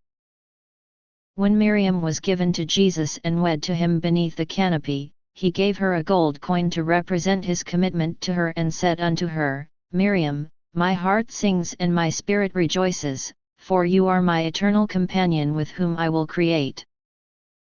And Miriam replied to Jesus, looking steadfastly into his eyes, I will never leave you, my Lord. Your light will always guide my paths. And with you I will create. As the sacrament was concluded there was a rumble in the heavens and the very earth shook from its power, and many bowed their heads or knelt to the ground in reverence or fear, but Jesus and Miriam remained standing, holding each other's hands and looking into each other's eyes, and it would seem to be that they were unaware of the commotion about them. As the people rose to their feet, Jesus and Miriam turned to them, and Jesus said unto them, On earth as in the heavens, man is not without woman, nor woman without man in the light of source. And of this, I bear witness to my friends and family and all the world that upon this day we have fulfilled the desires of source and of our hearts, and upon that fulfillment have the windows of heaven been opened, for we now see the greater blessings that await the man and woman united in love and in God. Verily, with our eyes now open, we see the wonder before us, so marvelous it is that we had not even imagined. Wedding Feast at Cana. The wedding feast of Jesus and Miriam, which lasts for 7 days, as was customary, is held at the home of Ethan, the brother of Jesus's father, Joseph, in the town of Cana of Galilee. Because so many people attend, on the 3rd day of the feast, the wine runs out. Lest Ethan be disgraced as a bad host for running out of wine, Jesus's mother, Miriam, asks Jesus if he could ask a small favor of God that some more wine may be found. In response, Jesus turns 6 stone jars of water, each containing 20 to 30 gallons, into the purest of wines. Following the wedding, Jesus's uncle Ethan gave a great feast in honor of bride and groom that lasted for 7 days and was attended by many friends and relatives from both families. Ethan bore the cost of much of the feast, but Jesus's mother also gave Ethan 1 gold coin of the Magi. And unto Jesus and Miriam, she gave all the remaining gifts of the Magi as a wedding present. All the years since the visit of the Magi, she and Joseph had hidden most of the treasure and lived a humble life so that Jesus might be given the gifts when he wed and have the freedom to devote his time to God without neglect to his family. On the 3rd day of the feast, because of the great multitude that attended, the wine ran out, and the servants prepared to go to the wine merchants to obtain more. But Ethan was distressed at the time it would take to fetch more wine and felt disgraced lest his guests should know that he had run out of wine. Therefore, Jesus's mother bid him to assist Ethan that he would not be disgraced. Jesus was in happy conversation with his friends and did not understand the depth of his mother's request and said unto her, O mother, what has this to do with you? or me, for we are not the hosts but the guests, and what would you have me do that cannot be done by those whose charge it is, for is not my time due elsewhere?" Then Jesus sensed his mother's sorrow and felt contrite for his words and embraced her and said, "Whatsoever you would have me do, I will do." And Miriam implored him, "It is now that we must have wine, for the cups of the guests are dry. Can you not ask a small favor of God that some wine may be quickly found until more can be obtained from the merchants?" Jesus then clasped his hands by his heart, and after gazing up into heaven, he looked upon Miriam and said unto her, "As you wish, Mother Miriam. Please ask the servants to bring some water." And his mother said to the servants, "Whatever Jesus bids you, do in haste." Now 6 stone jars were standing nearby for the rites of purification, each filled with 20 to 30 gallons of water. The servants brought Jesus to them, and he touched each for but a moment. Then reaching his finger into one, he then brought it to his lips and said to them, "Why go to the wine procurers? This is not water, but wine of the finest grape. Draw some out, and take it to Ethan." And in bewilderment, they took it. When Ethan tasted it, he was amazed, for it was the purest wine of the grape and delicious to the taste, and he asked his servants from whence it came.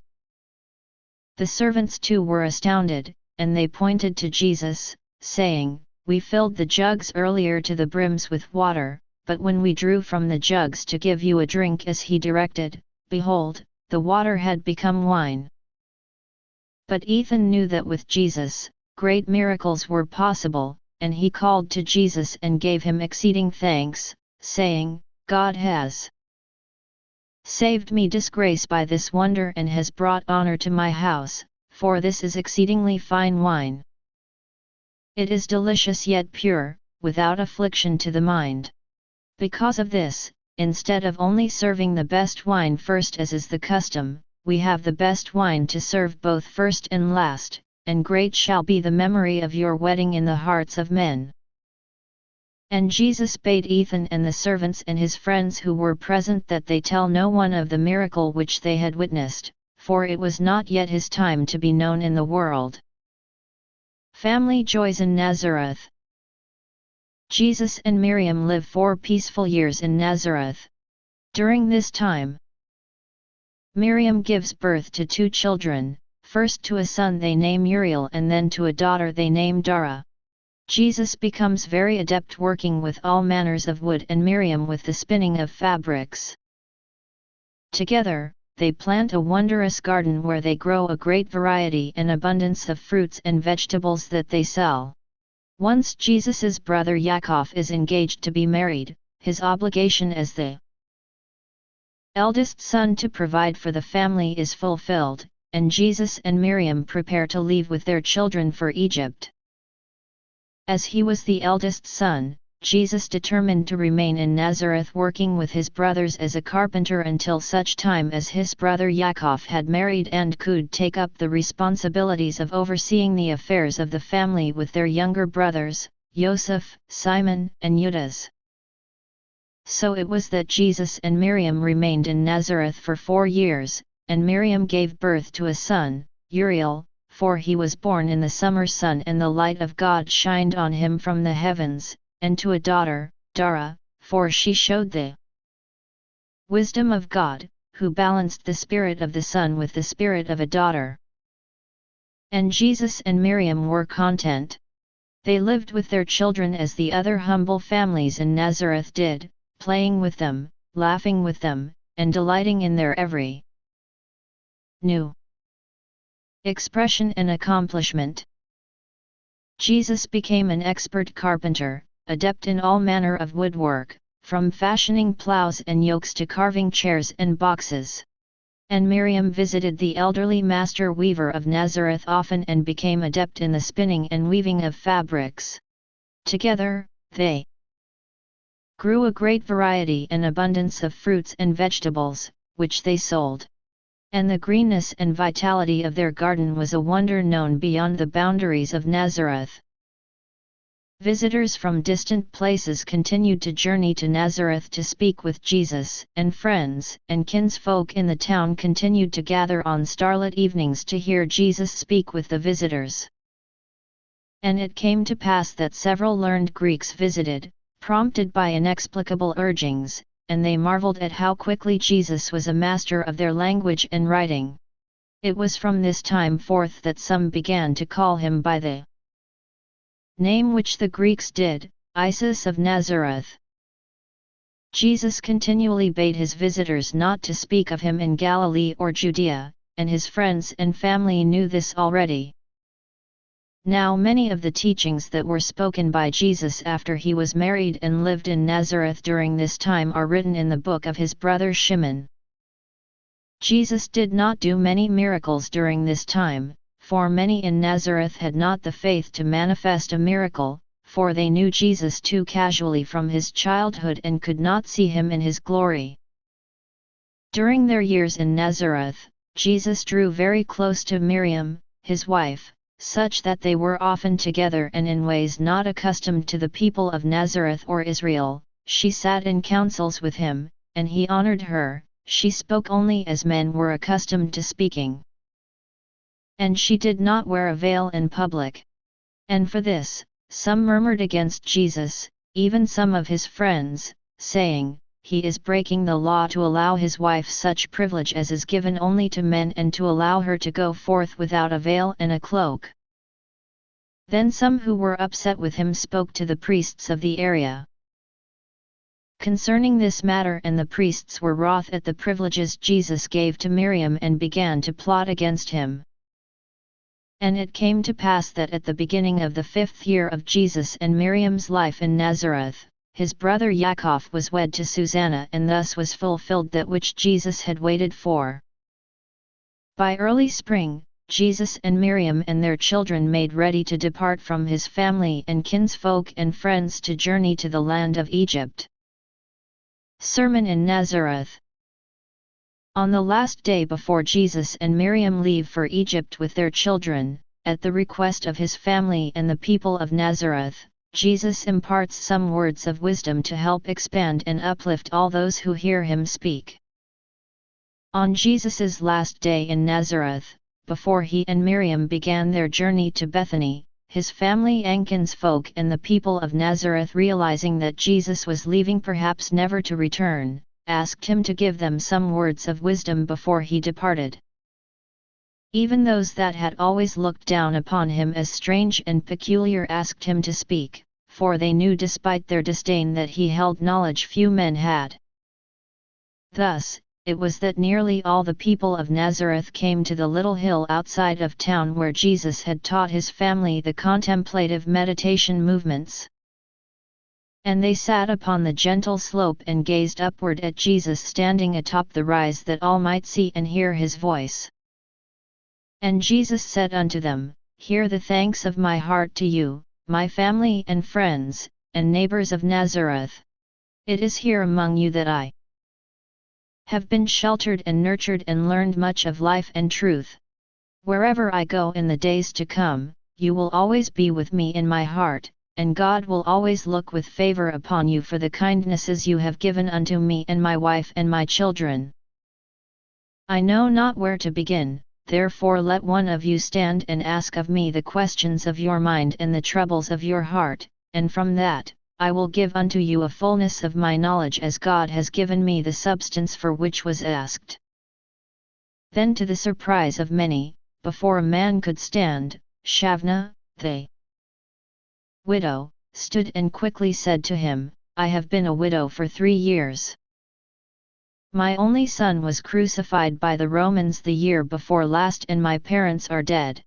I still have 3 children in the tiny hovel of my home, and barely exist upon baskets that I make for a merchant, and the little that my brother, who is here with me and himself infirmed, can give me. According to the law, I must be double veiled and cloaked to be outside, so that even now I can scarcely see you or breathe. Why is life so hard, and especially why does God allow women to be treated barely above the animals? Even to Speak to you as I now am shall bring condemnation upon me. Jesus was very moved by her words and said unto all the multitude, Hear me, O children of Israel. This woman's words cause anguish to my soul. And he asked for Miriam, his wife, to come and stand with him on the hill. And she alone, among all the women of Nazareth, was not cloaked or veiled. And Jesus said unto the multitude, This is Miriam, my beloved wife, and you see the fairness of her face as fully as I do. And it is I that have asked her not to hide the beauty of the face God has given. For what God has given is not for man to take away. She is not a harlot, but a most virtuous and pleasing daughter of God, a delight to soar seen her every word and deed. Verily, the wicked lusts of men are not her sin but theirs, for she does not look to them or entice them, and any who lusts upon her shall be held accountable for every impure thought on the judgment day. And more, she sits beside me at councils, and in all things do I consider her opinion, and many have been the wise words she has given unto me. I say unto you that it is man that is too often the abomination unto God, and women in their virtue who God favors, for it is man that makes war, and man that enslaves, and man that rapes, and man that despoils, and man that murders, and man that does all manner of evil in the world. But of all the sins men do, the trampling of women underfoot, even their very wives and daughters, is among the most loathsome sins unto God. If Miriam was to stand here naked before you and innocent of all offense or outward temptation, whose sin would it be? Verily, it could not be her sin, for she was merely being as God had made her. But it would be the sin of every man who lusted upon her, and the sin of every man or woman who judged her in her nakedness. Therefore, I say unto you, ask not women to cloak and veil themselves, if it is not their desire, for the crown of their temple is their eyes and their face and their hair, which is beautiful as God has made, and to see this wonder in purity and respect is to honor the Maker. Ask instead to have control over the evil inside of you, to not imagine perverted thoughts of the temple God has built. For I say unto you that on the day of judgment, man shall be weighed in the balance by every impure thought as well as act. And to the men, I say again, seek not to be masters over your women, especially not to the point of servitude and degradation, but seek rather to be master of the carnal man within you, who lusts after the virtuous and sins against the righteous. And to the women I say, fear not to show your face, for it is a glory of God, but be modest in your dress, and look not at men to entice, nor to allure them by sensual speaking, for then the fault is yours for the evil you stir in the hearts of men. And then it is both you and the man that shall be accountable on the day of judgment. Let all remember, as Solomon has said, he that conquers himself is greater than he that takes a city. Therefore, I say unto you, be masters of yourselves. There once was a hermit who was so afraid to sin that he left his family and built a one-room house without windows outside of the city walls, so that he would not see anything that would tempt him to sin. He never came out except once each week, clothed in a robe with a deep cowl, to go to a market on the outskirts of the city to sell the trinkets he made and buy a little food. And so he passed his life until the day when he was an old man, and a great storm came from the desert, and knocked down his little house and blew away his possessions, and left him standing in the brightness of the sun with only the clothes on his back. The man was forced to go into the city to seek food and shelter, and he passed much devastation, for many had been afflicted by the storm. Then came a well-dressed man through the streets with many people following him, and spying the hermit, he asked him to come with him and told him that he would give him shelter and food. So the hermit went with the man. As they passed through the streets, the well-dressed man called others who had misfortune to him, promising shelter and food. And many people followed the man as he climbed a hill at the center of the city, until at last they came upon a large white house at the top where lived their benefactor, the richest merchant in all the city. He brought the people into his home and gave of them everything he had, all of his food, all of his fine clothes, and the space anywhere in his house. They desired to walk or to make a bed. And despite his fears, the hermit found he had no coveting thoughts, but only gratitude. And the hermit found that though he was looking at the men and women, some with their garments in great disarray, that despite his fears, he was finding no wicked or lustful thoughts toward them, but only sympathy for sharing the same misfortune as he. Then the hermit walked onto a balcony, overlooking the azure blue sea, a sight he had not looked upon since his youth, and despite his fears, he had no thoughts to irresponsibly sail away with the first ship, but instead was content to remain where he was and instead gave thought to how that which had been destroyed might be rebuilt. As he viewed the city below him and all of the grand buildings of stone which he had never seen, he wondered what they could be. And despite his fears of the past, he did not feel compelled to do evil simply because he knew there would be evil somewhere in the city below. The following day, with a belly full of good food and a fine new robe from his benefactor, the hermit walked down into the city to explore all he had never seen. Throughout the day, he was like unto a little child, overjoyed with each new surprise, but innocent in his wonder, and never once tempted to sin though there were temptations at every turn.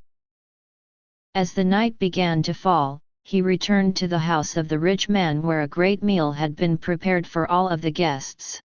Even though everyone had just experienced devastation from the storm, all was forgotten in the comforts and good company of the rich man's house. The following day, the rich man came to all of his guests and asked them where they had lived and what type of house they had lived in.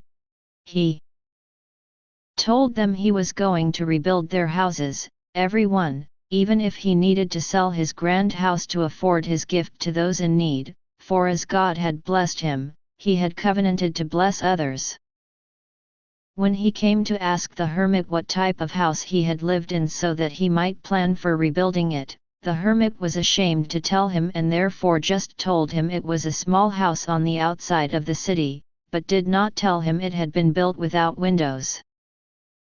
That night as he lay in a comfortable place, he was not comfortable inside his skin and could not sleep, for he was tormented by the realization that he had seen so many men and so many women and so many wonders of the city and never once had he sinned or been tempted to sin. He thought of the rich man who was giving all that he had to help those in need and realized that in his life, he had only thought to help himself, and even in that, he had only given himself to emptiness. And he wept in the memory of all the years of his life he had lost and the relationships he had spurned and, unlike the rich man, all the good he had never done for his family and fellow man. All of his isolation would have been worth it, he reasoned, if it had been the only way to keep him from sin, as he had supposed. But in now seeing everything he had seen and not having been tempted to sin, he came to understand that his sins of youth were not because of other people or the simple life of the city, but because of his own weaknesses of the flesh and spirit. Now he understood that his weaknesses could be overcome by changing his thoughts, for as his thoughts became pure and full of kindness and charity, so too did his actions. And what was weak had become strong. Upon the morning, he went to the rich man and told him he had once been a builder and asked if he could now be a servant in his house that he might help him in helping others, as he was wont to do. The rich man was overjoyed that he had a heart to give aid to his fellow man, but would not have him be a servant. Instead, he asked that the hermit would help his neighbors in their time of need and, in that service, would be serving him. And so the hermit labored to help many people rebuild their homes. Then one day, his friends covered his eyes and brought him to the plot of ground where his house had stood before the storm. And opening his eyes, he discovered to his joy that in secret, they had rebuilt a new house for him with 3 rooms and windows for air and light upon every wall. Thereafter, the hermit spent his days, tending the gardens of his neighbors and became known through all the city for his kindness of spirit and helpfulness to others. He spent his last years building a grand fountain, stone by stone, and asked his rich friend to run water to it. When he died, many turned out to bid him goodbye, and for many years, the hermit's fountain remained outside the city gates, next to the empty house with windows on every wall, kept clean and tidy by all of his friends to welcome and give relief to the weary travelers coming from the desert. And I say unto the men among you that you have the choice in your life to be like the hermit who was conquered by the fear of sin and a slave to his fears, becoming a shell of a man to whom friends did not exist and neighbors were unknown. Or like the hermit who conquered the temptations of sin to become the master of himself, flying free in his soul, a joy to his neighbors, a delight to his friends, and a light unto the world. Remember, O people of Nazareth, as you sow, so shall you reap, both in heaven and on earth, for as you confine the righteous spirits of others or bind their worthy lives into emptiness, you also become a shell of what you could have been and exist in a world inside your soul as confining to your spirit as the hermit's house with no windows. Or you may draw the favor of God and man and choose to be like the rich man who judged not the lowly state of his brothers and sisters from the children of source, but gave unto them all that he had in their hour of need, and this without condition, but only with love. Unto such as this, God will say at the judgment day, Well done, my good and faithful servant. If I must part from you, my family and friends and neighbors of Nazareth, let me part with these words, that you remember you are all sons and daughters of God, and therefore, you are all brothers and sisters in the Spirit of God. And I tell you in all truth that men and women are equal before God in their creation. But in the judgment, it will always be found that there have been more virtuous women than righteous men. Therefore, men, I say unto you, be faithful to your wives in thought and deed. Honor and respect your wives and your daughters for their virtue and abilities. Think not to place them below you, but hold them beside you, that all may go forward together to a greater light. And do not demand that they be cloaked into invisibility because of the impure thoughts of a few sinful men. And to the women I say, honor and respect your husbands. Do not hide your glory which source has made in your beauty, but be modest in your manner and dress, that your husbands need not worry about the impure thoughts of unrighteous men toward those they love, that your moments together may always be comforting and joyous. Unto all I say, look to and care for one another. Be as the rich man. Even if you are poor, be rich in your spirit and in your desire to do good. Suffer there not to be any among you in agony of spirit because their cupboard is bare or their roof lets in the rain, or with a spirit that is broken because of foul deeds done to them.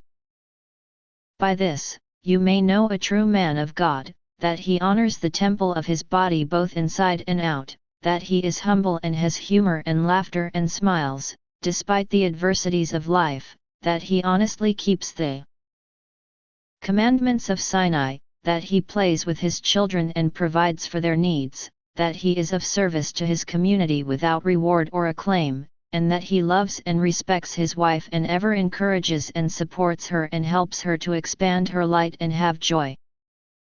And by this, you may know a true woman of God, that she honors the temple of her body inside and out, that she is not vain, that she smiles and laughs easily and greets her husband with warmth and care, that she keeps the commandments of Sinai, that she makes her home a piece of heaven, no matter how humble it may be, that it is always a refuge of peace and comfort for her husband and her children, that she plays with her children and sees to their education and welfare, that she is of service to her sisters in need as she can be. and that she loves and respects her husband and ever encourages and supports him and helps him to expand his light and have joy. You have been accustomed to think of yourselves as separate families living within the town of Nazareth. May you begin to consider yourselves as the family of Nazareth, living within the Celestine light of Source. As one undivided, the happiness and comfort of all is magnified. As one undivided, the trials and tribulations of life are eased. As one undivided, you will live long upon the land and prosper, despite the Romans and all else the world may do. My brothers and sisters of light, make it so. And Jesus continued to hear the questions of the people of Nazareth and give answers unto them that lifted their spirits and filled their souls. And all of the other words that Jesus spoke that day are written in the book of Yaakov, given to the children of light in Jerusalem. Enduring blessings. As Jesus, Miriam, and their children travel to Bethany, they encounter a destitute family along the way whom they nourish with food for their bellies and food for their souls. Some of Jesus's family, including his mother and some of his kinsfolk, asked him to remain in Nazareth and not to journey to Egypt. But Jesus insisted they must go, and said unto them, I must be about my Father's business, and there are in Egypt things of which I must learn and do. Even after all the years his family and kinsfolk in Nazareth had known him, only a few understood that in saying this, he spoke of his Father in heaven and not of Joseph, who had died. When one of his relatives asked the day in which he should return, Jesus could not answer and said, I know only the beginning of my journey into Egypt, not the end, for my Father has not yet revealed it to me. Jesus noticed that his mother was sad, imagining that she might not see him again, but he said unto her and everyone there, Fear not, for as you see us depart, so shall you see us return, for it is in Galilee and Judea that I will fulfill that which my Father has called me to do. Thus, it was that Jesus and Miriam and their 2 children departed from Nazareth and began their journey to Egypt. They all walked and carried their meager belongings, and only Jesus's carpentry tools, their food and water supplies and some of Miriam's weaving materials were carried on the back of the donkey they brought with them. Jesus was exceedingly strong, and he often carried both children strapped in a long cloth about his back. When he tired, he put them in a little cart he had made that he pulled or harnessed to the donkey. They intended to journey first to Bethany that they might see the family of Miriam before they departed to Egypt. As they were traveling on that route and evening approached, they came upon a family of a man and his wife and 4 children at a well, and they appeared greatly enfeebled and destitute. Miriam came to the woman and asked, By what are you afflicted that you can barely stand beside the well? And the woman answered, We are journeying from Sychar to the house of my brother in Malatha, south of Jerusalem. We hunger greatly, for we have had but crumbs to eat for weeks since the Romans put us into the street for taxes we cannot pay, for my husband was injured and cannot work. Immediately, Miriam went to the supplies upon their donkey and gave the family most of their bread and cheese and all of their dried fish, leaving her own family only a little bread and cheese remaining for the evening meal and milk for Dara from her mother. And for this, she did not even speak to Jesus, knowing he would act the same. Then Jesus came over to them and asked if they would mind if his family journeyed with them as far as Bethany that they might have safety together in greater numbers. He asked this not for necessity, but to give an opportunity for his family to remain with the family in need for a time, in a way that the man could retain his dignity.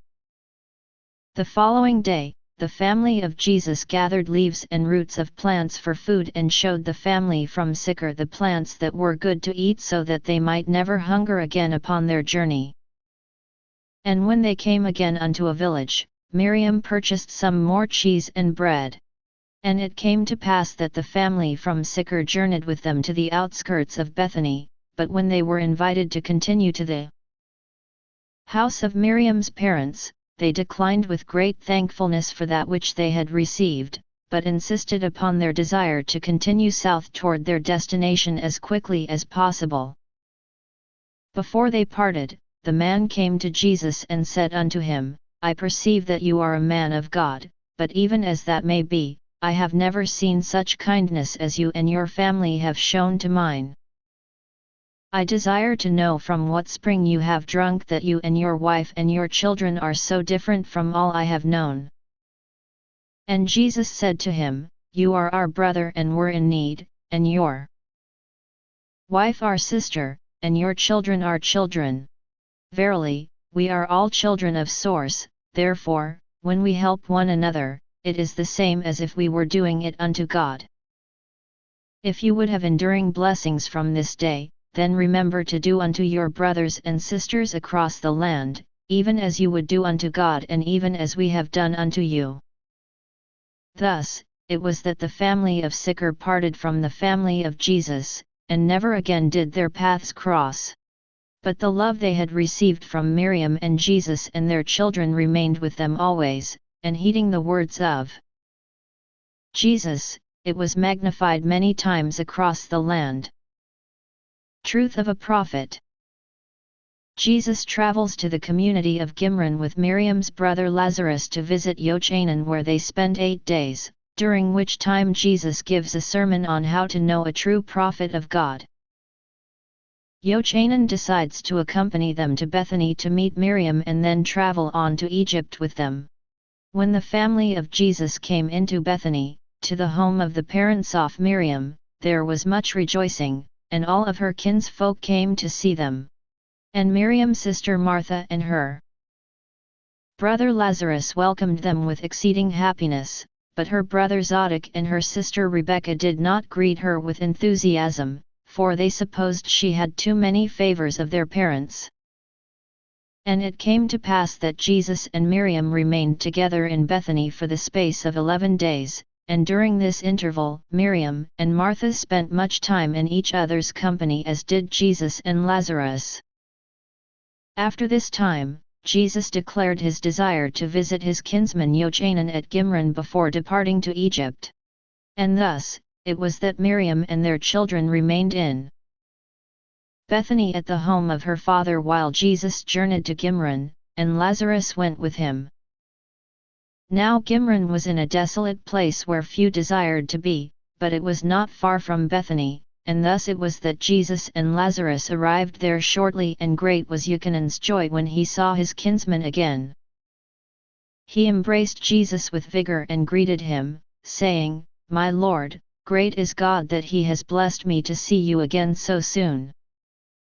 He has told me that you should arrive, and I have prepared a place for you. Jesus also embraced Yochanan with enthusiasm, saying, Yochanan, prophet of the Most High, I am honored to be again with you. The years apart have been long for me, and I have missed you.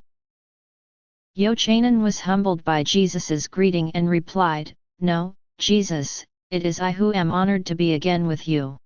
I have missed you as well. Time has had little meaning in my life here, but the memory of our discoveries with God seems to me to be just yesterday. Hearing their dialogue, Lazarus was perplexed. He did not understand the manner in which Jesus and Yochanan greeted each other, nor that in so doing, they were fulfilling the vows they had made to one another when last they parted. Jesus and Lazarus remained with Yochanan for the space of 8 days, and Jesus related to Yochanan all that had transpired in his life since he had left Gimron, and Yochanan did likewise, accounting for his time in Gimron. Lazarus sat in attendance at all their conversations and thus learned somewhat of Jesus and Yochanan that few men knew. Of these things, Jesus asked that he speak to no one, except Miriam, to whom he could speak of all things. While Jesus had been away from Gimron, Yochanan had grown in stature spiritually as well as physically, and many in the community now looked to him for guidance and inspiration because of his fervor and conviction. Thus, it was on the following day, that there were sermons being given by the high priests, and Yochanan and Jesus and Lazarus were invited to attend and listen. And Yochanan, though still unmarried, was asked to speak at the end of the meeting to rouse their spirits. And it came to pass that the high priests spoke on the calling of a prophet and how the penalty of Moses for a false prophet was death by stoning. And there were lamentations from many in the room about the many false prophets wandering the land of Israel, leading good people astray and away from the purity of the principles of God. One of the men present, named Tamash, exclaimed, I have heard some called prophets in Jerusalem, and each sounds as good as the other, but they proclaim different teachings. How then are we to know which one to stone and which one to heed? For God will surely condemn us if we put to death a man whom he had called and will not forgive our error or ignorance. After much debate upon this subject, Yochanan was asked to say the final words.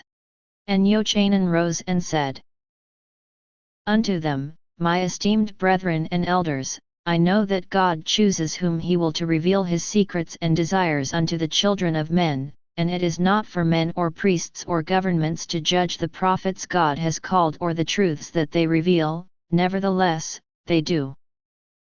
And among the children of Israel, it would seem that to know a true prophet is very simple, for as the priests tell us, either a prophet teaches the law of Moses or he does not, and by these you may know them. But though I am young, I have learned that blindly following the law does not always lead to the light. I have learned that if we would know pure truth, we must not obey without question the persuasions of men or the authority of the priests, but each of us must ask God to reveal the truth unto us and trust that the Spirit of Source will let our hearts understand things our minds cannot know. If your own discernment is lacking, which I think all of us would agree is sometimes the case, then I say it is good to consider the discernment of those whom you respect in these matters for their wisdom and fairness, those whom you know accept not the dictates of men, but weigh each matter with God. And in this, I know there are some who look to me, and I am greatly humbled by such an honor, especially in consideration of my young age and inexperience with life. But upon the foundation of such worth that men may esteem me, I would like to give my place to Jesus Bar Yosef of Nazareth, whom I testify has been called of God, whom I testify speaks the words of God. This I know to be true. With every breath of my body, this I know to be true. Then Yochanan sat down abruptly, and amid an exquisite silence Jesus rose among them and said unto them, Men are only led astray by false prophets because of the vanities of their hearts and the delusions of their minds. Of vanity, man must repent and forsake, and of delusions, man must do all he can to reason the truth in his mind and then humble himself before God and ask for the Holy Spirit to give a sure knowing of the truth in his heart. And unto the righteous, the Holy Spirit of Source will always speak in a still small voice in his mind, and a warm contentedness in his heart, that all men of virtue may know truth from falsehood. But the man seduced by the world, in his vanity, in his desire for comfort and ease, in his desire to indulge his sins and wanton ways, in his desire to keep authority over his fellow men, becomes deaf and dulled to the promptings of God. Though he may inquire still of God in his times of need, his ears will hear only the deafening sound of silence, for Source does not speak even in the smallest of voices to the man who mocks God by the manner of his life. Thus, man is left standing alone, with a part of him seduced to the ways of the world and a part of him still longing for the sweetness of God, and he is racked with torment inside, not knowing the way to turn. Verily, I say unto you, the ways of God are easy to know, and that no man may ever be deceived. Take now the lamp that I bring, whereby in its light, you may see and discern truth from error when men say they speak from God. Many have said that the law of Moses clearly tells how the people may know a true prophet from a false, therefore why do we speak of these things? But I ask, do you worship a dead or a living God? For if all you have for your faith and the actions of your life are the laws of ancient times, then you have only a part of what God has given for the good of man.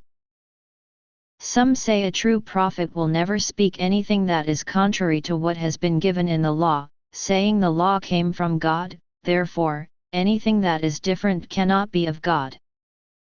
Think you that the world never changes? That never is there a need for greater light to illuminate the darkness of a world far different than the one in which the ancient prophets lived? Think you that the children of men never become better than their ancestors and worthy of greater light? And I say unto you that if the words of God to men were meant to never be added upon, then you would not need the writings of many ancient prophets to say these words, but the writings of only one, for God would have spoken just once, unto a single prophet, to reveal all that man would ever need. But God continued to speak from prophet to prophet because man continued to need new light and additional knowledge and guidance for the challenges of his times. Even as the prophet Amos has said, surely the Lord God will do nothing, but that he first reveals his secrets unto his servants, the prophets. And I say unto you that the Almighty Source, the Creator of heaven and earth, is not a God who does nothing, but the God to which nothing is impossible. And by the mouths of his holy prophets, his will is made known unto men. In the days to come, there will walk upon the earth children of men worthy of a far greater light than has even been given to you or to Moses or to Abraham. And unto them will Source bless with greater end. Glorious understanding. From my lips, you will hear words you have never heard, for I do not repeat the dusty laws of the past you memorized long ago, but give unto you greater light and knowledge, even as the prophets of old each gave greater light and knowledge to the children of Israel who walked with them. Many of the ancient laws in the sacred texts were given only for that people, in that time, concerning their lives and their challenges, which were unique to them. Thus, does God always bless those who strive for the light so that as they live worthy, they will always have a prophet in their midst to guide them through the perils of their day. Nevertheless, Source has also given sacred laws that are not just for that time, but are eternal and inviolate, meant to be lived by all men, for all time, such as the commandments of Sinai. How then can men know which laws of the prophets of old are meant for all time and which are only meant for a season of time? How can men know if a prophet today utters true words from God or false words to deceive? I say unto you that laws that are meant for all men in all times are laws that have eternal significance, both on earth and in heaven.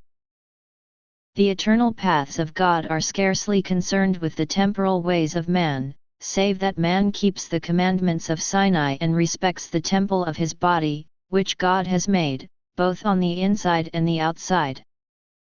And this that he might live long upon the land and have many years to do good and prove that he honors God by honoring the temple God has given him. Therefore, it matters not to God how many steps one takes on the Sabbath or other such pious dictates from the dusty past, for what has this to do with things of forever? Man is upon the earth to learn to draw near to the light and to flee from the darkness. To prove by his life that he follows Source and the goodness thereof, by striving each day to cleave to the light, to be a better husband and father and brother and do good to all men. You have heard it said that man is made in the image of God. Think you that these hallowed words speak only of the way man appears? I say unto you, nay. The image of God means as well all the attributes of Source. It is given to man in this life to emulate God and to show by his life how greatly he desires to be like him. You are wise to be wary because of false prophets, for there are many that come to men in the name of God clothed as meek sheep, but inside are ravenous wolves. Therefore, when a man comes forth proclaimed by himself or others to be a prophet of God, see that you test the teachings that he says, not in how they call men to the letter of the law or to some strange doctrine, but whether they cause men to do good to their fellow men and to take righteous and pure actions, or entice them into darkness, or constrain their spirit with the needless dictates of men. Especially those given by man but proclaimed to be of God. And see that you test the man that his life fulfills the good teachings he proclaims, for though source may call a sinner who has repented to be a prophet, he will not give his light to any who remain in darkness by their words or deeds. Look therefore to the simple examples source has given for all men to see. Do men gather grapes of thorns or figs of thistles? Even so, every good tree brings forth good fruit, and only good fruit, even as a true prophet of God calls upon man to do good and only good in ways that expand his spirit, not shut it in a box. When men find a tree that brings forth bad fruit, they hew it down and burn it in the fire. For it is worthless unto them, and left in place only is a hindrance to the good that might grow in the soil. Wherefore, I say unto you, of true prophets, by their fruits, you shall know them. And many were amazed at the words of Jesus, and for some, the impact on their heart was powerful and it changed them from that moment. But others were very wroth at him and considered him a false prophet who ridiculed the law upon which all prophets must stand and blasphemed the true concepts of God. The following day, as Jesus and Lazarus prepared to return to the home of Lazarus, Jochanan declared that he was going to journey to Bethany with them that he might meet Miriam, whom he knew was most favored of God, and continue to travel to Egypt with them, for there was something there he had wished to do for many moons. Jochanan was a large man and fearsome in his countenance, with his beard and long hair all askew. When he professed his desire to accompany them, Lazarus immediately saw that his presence would contribute to their safety and heartily encouraged him to come along. Thus, it was that Jesus and Jochanan and Lazarus returned to Bethany to the house of the father of Lazarus. When they arrived, Miriam met Jochanan for the first time, and she bowed her head before him and said, "Welcome, the prophet of Source." Jochanan also bowed his head before her and said, "Blessings to the chosen of the Son of Light." And everyone else present except Lazarus was perplexed by these greetings. On the first night of the return to Bethany, during the evening meal, Jochanan was struck by the beauty of Miriam's sister Martha, and she by his effervescent presence. Miriam noticed their frequent glances at one another and smiled to herself, knowing love was already blossoming, even as Jesus had told her in secret that it would. Sermon in Bethany. While Jesus and Miriam are visiting her family and kinsfolk in Bethany, on their last night they all gather to hear Jesus speak. Jesus expounds upon the true nature of God, the Father, the Mother, and the Son. He also speaks about eternal marriage and what is meant by keeping the inside of the cup clean as well as the outside. Jesus and Miriam spent 2 more days in Bethany, and after the evening meal and the last night, Miriam's family and kinsfolk gathered to hear Jesus speak, for many had heard stories of his teachings in Nazareth, and some thought he might be a prophet. And Jesus said unto them, There are those that say the kingdom of God is outside of you, that it is in the sky and in the sea and in the temple built by man of great stones and precious woods. But I say unto you, that the greater kingdom is inside of you, for you are the temple of light, built by God. When you come to know yourselves in purity, forgetting the conceptions of the world and the teachings of men, then you will realize that you are true sons and daughters of the living Father and Mother in heaven, and are inheritors of all that your parents have, as you live worthy to receive your inheritance. In ignorance, some will say it is blasphemy to speak of God in the plural, as a male and a female, a husband and a wife co-creating. To them I say, have you not heard of the creation of the world where it is written in the sacred scrolls? Let us make man in our image, after our likeness, and of when man was cast out of the garden God said, Behold, the man has become as one of us, and of when God confounded the languages at Babel and said, Let us go down and confound their language?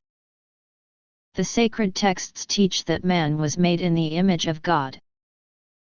How then do men claim that God is only a male, for does not the body of a man differ greatly from the body of a woman? Therefore, I say unto you, man is made in the image of the Father and woman is made in the image of the mother. In fullness, a man is not without woman, nor husband without wife, neither parents without a child.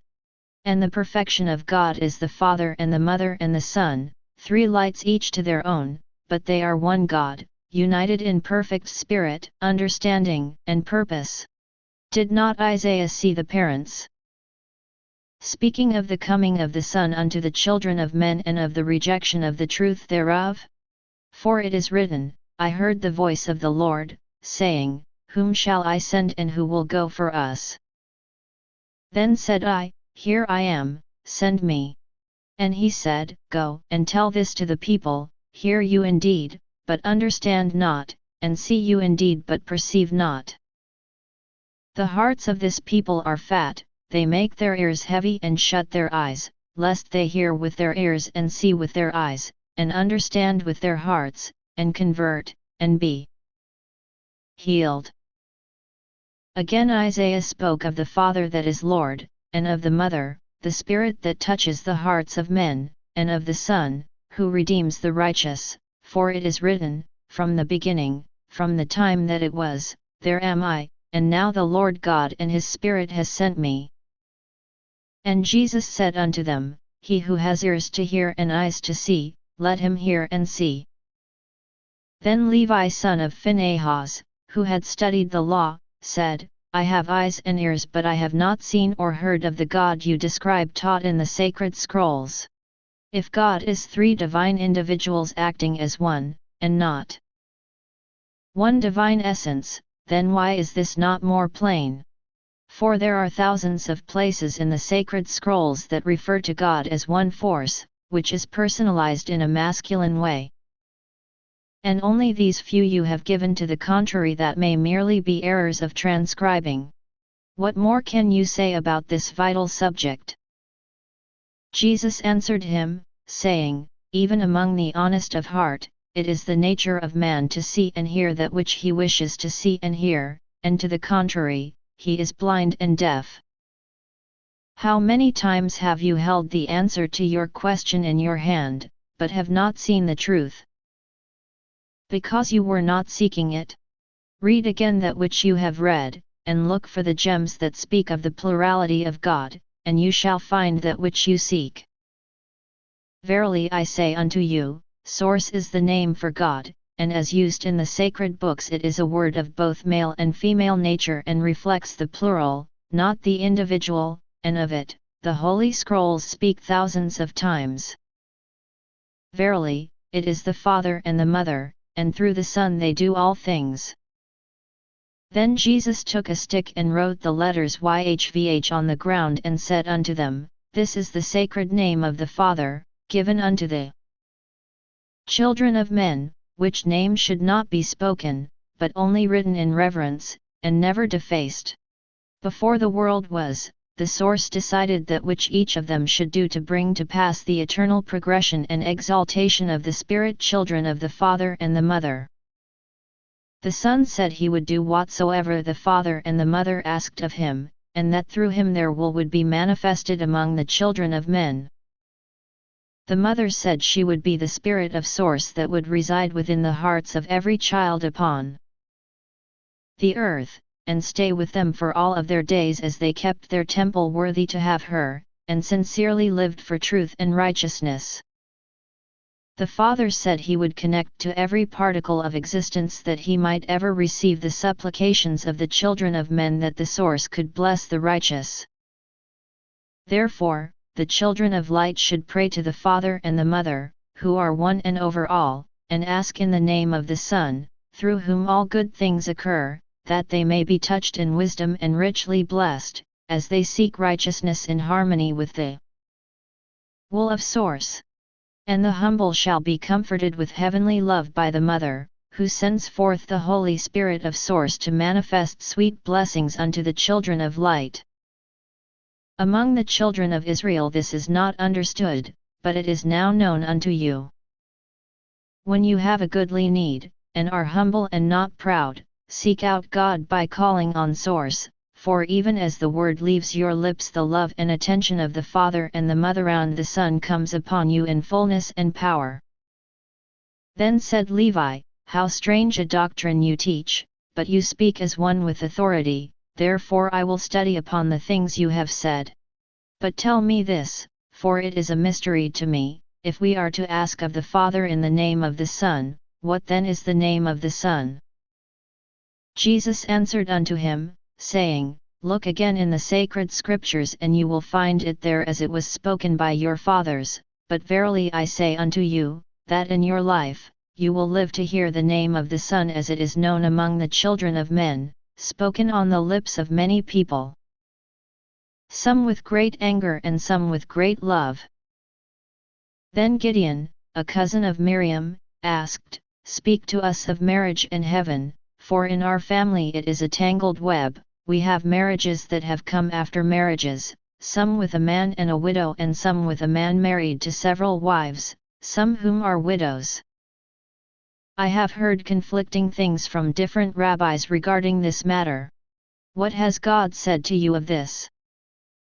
And Jesus said unto them, When you marry, you have heard it said that at death the marriage is ended, be it a marriage of one man and one woman or one man and several women, and so it is for the marriages sanctified by man, for they have no force in heaven. But I say unto you that if it is by God, with the man and the woman having asked together for the blessings of source, and sealed with vows between them for it to be a sacred and eternal covenant, and this before the witness of family and friends, then it is not parted at death, but with the righteous, remains in force for time and all eternity, as long as both the man and the woman live worthy of the blessing. In the hereafter, everyone will have eternal life and come forth to their just and resonate reward, be it joyous or despairing, according to their faith in God and the paths they choose in life. But even among the most righteous, man cannot be without woman or woman without man if they desire to go forward into the greatest exaltation. But if a marriage is by the authority of man, or the rituals of men, or the governments of men, or the priesthoods of men, then it ends with death, for in the eternity God is not bound by the ordinances of man which have no power to bind in heaven. They become as dust and are trampled under feet in the world to come. Nor can marriage be performed in heaven, for it is an ordinance given to be fulfilled in the flesh, that it may be proven that the man will faithfully cleave unto the woman and the woman unto the man, despite all that evil may tempt. In fidelity to their marriage they magnify the gift of life God has given, and shall therefore have so much more reward in the world to come. But whosoever is married only by the authority of man, or of governments, or the priesthoods of men, shall not be married in heaven, until their love is fulfilled by a resonant proxy of two in the flesh. Moreover, know that as a man is not without a woman, nor woman without a man, neither can either stand before source without the other, for alone they are but half of a whole, and only in the wholeness and balance of love and commitment can the celestine light of God be fully manifested. Then Gideon said, But what of those who may love true, but pass from life unknowing of the way to secure the relationship for eternity? And Jesus said unto him, The covenant that binds for eternity is forged in the love that endures and grows stronger through all the trials of life, because it is lit by the celestine light of source and the unselfish oneness of two. It is a beautiful flower nurtured with exceeding tenderness and consideration that upon life's passing is most brilliant. Every day of life together is a witness to the world of their devotion to God and to each other. Such a love, after many years together to prove its truth, is dedicated to continue in eternity by the holy desire of those that love, and enshrined in the heart of Source from everlasting to everlasting. And Gideon replied, but is there not an exact way in which holy ordinances should be performed? Jesus answered him, saying, with man, the letter of the law is so important, but with God it is the conviction of the heart, the righteousness of the life, and worthy desires of the soul that matters. And Jesus, perceiving that some were confused by that which he spoke, said, verily, if you will not listen to your heart, which speaks the truth your customary mind does not know, then you do not know yourselves, and you will dwell in poverty, and it is you who are that poverty. No matter the riches of the world which you may possess. And the people were amazed, for never before had they heard such teachings. Jesus continued, saying, recognize what is in your sight, and the feeling that is in your heart. Pray to your Father and Mother in heaven for the light of understanding to expand into the testimony of truth, and then that which is hidden from you will become plain to you, and there is nothing hidden which will not become illuminated by the celestine light of Source. They understood that he spoke of his teachings, but only a few understood that he also spoke of himself, and some people nodded in agreement, but others shook their heads in disbelief. And Jesus spoke again, saying, if you bring forth the light which is within you, what you bring forth will save you. If you do not bring forth the light within you, if you allow yourself to be blinded by the darkness of the world and the teachings of men, then what you do not bring forth will condemn you at the last day. Perceiving from their mumblings that some among his listeners were concerned with following the dictates of the law and their appearances before men, and desired to not quietly find the light within themselves, he said, why do you wash the outside of the temple, but the inside leave dirty? If it is pleasing for the outside to be clean, which is only seen by men, how much more pleasing is it for the inside to be clean, wherein resides that which nourishes you and is seen by God. Do you not realize that he who made the inside is the same one who made the outside? If you would find favor with God, then be as concerned for the inside of your temple as for the outside, and let those that are high be like those that are low. Then Nahor, son of Salatiel, said, all of these things you have said are strange doctrines that would seem to ridicule the law, and blaspheme the God of our fathers, and make women the equal of men. Jesus replied to him, saying, the celestine light of the kingdom is like a wise fisherman who one day was told by the king that he and all of the other fishermen of the village could dive for pearls in the king's reserve and keep all that they found, but they must open each one before they gathered another, so that none were wasted.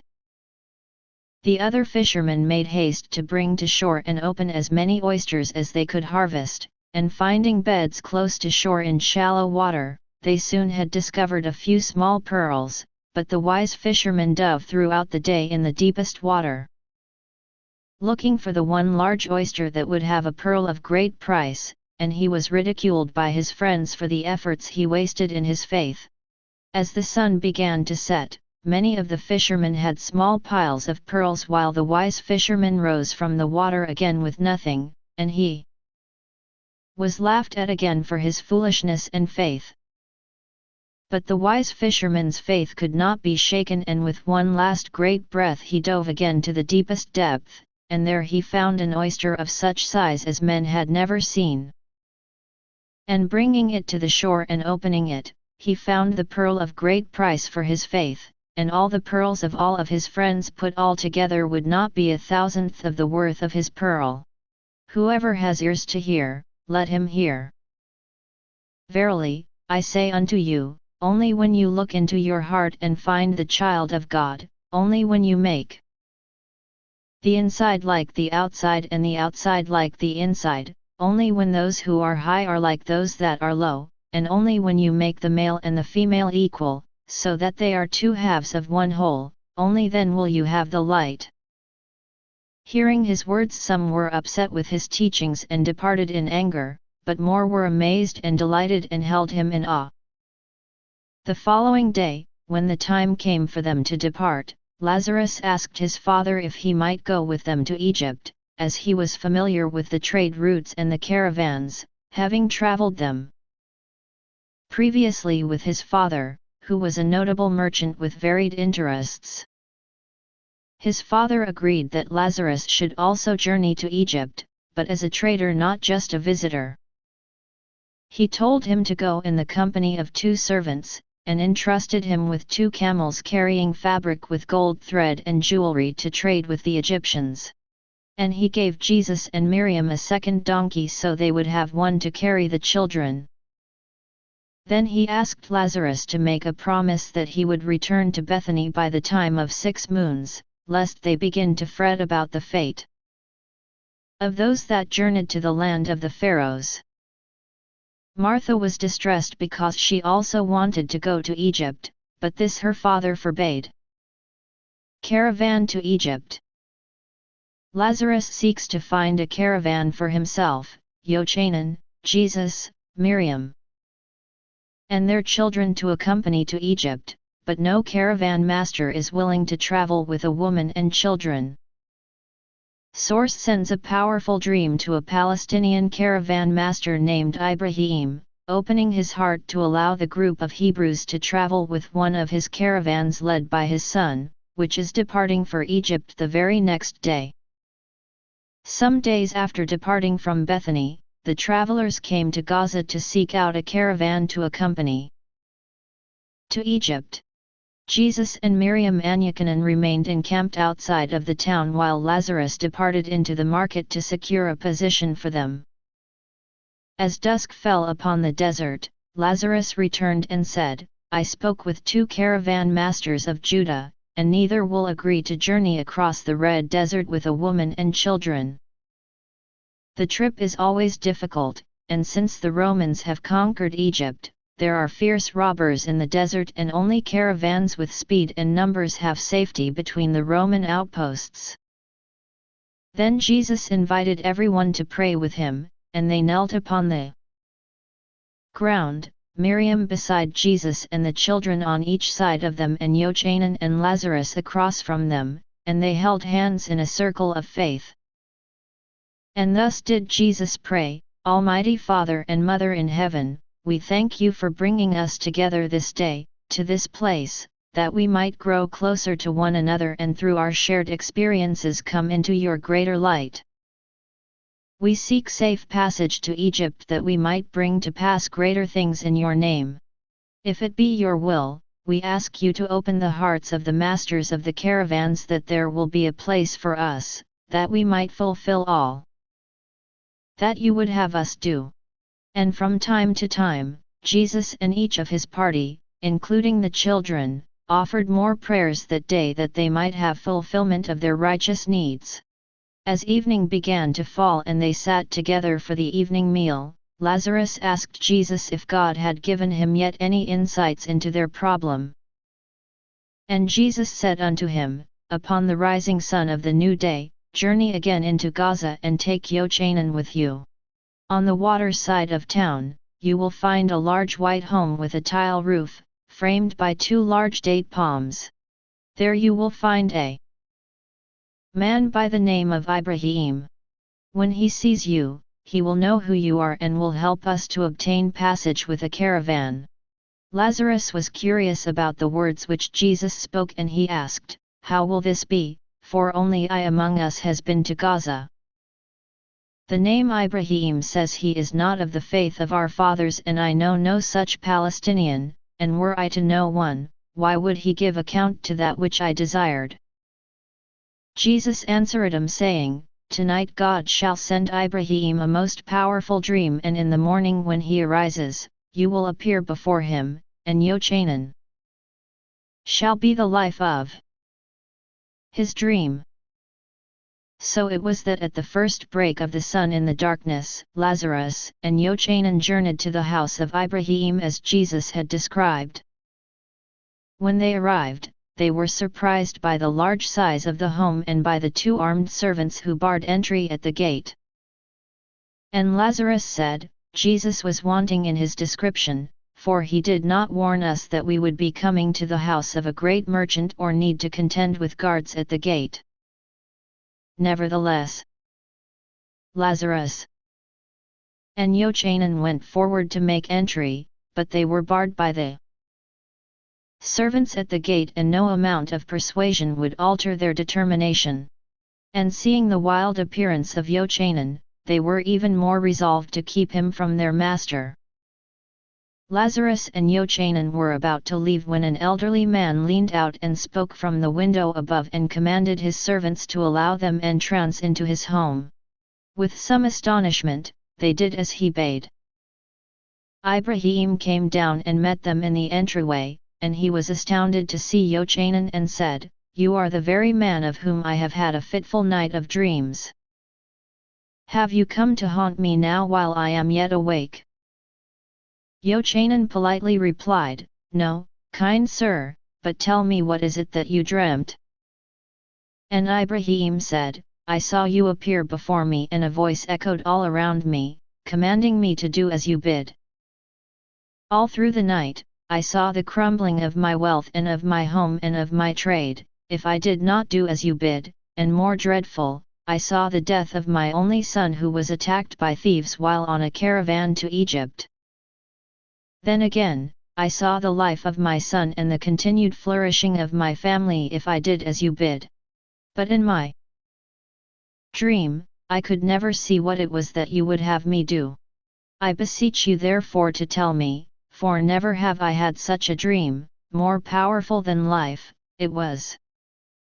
Then Jochanan told Ibrahim the purpose of their visit, and after hearing it, Ibrahim quickly put the seal from his ring to a piece of papyrus and handing it to Jochanan, said, "Surely God has a hand in this, for in truth, without such a portent as my dream, I would never allow Hebrews or a woman and children to journey with my caravan.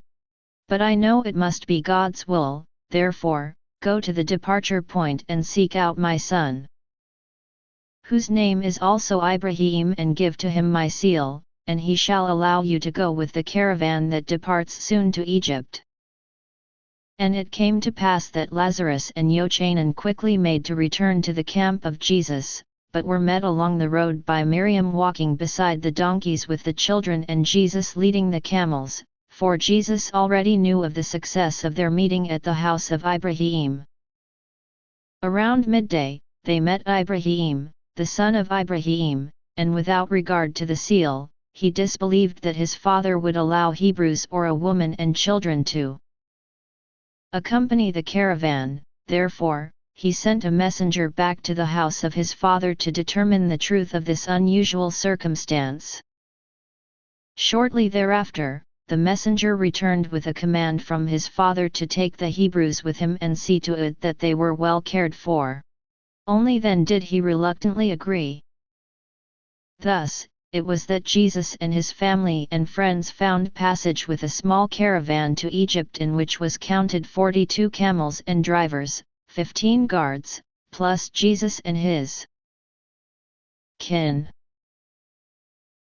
And from the moment the caravan departed Gaza on the rise of the next sun, Ibrahim did fret because of the Hebrews who accompanied them and the slowness he imagined they caused to the caravan.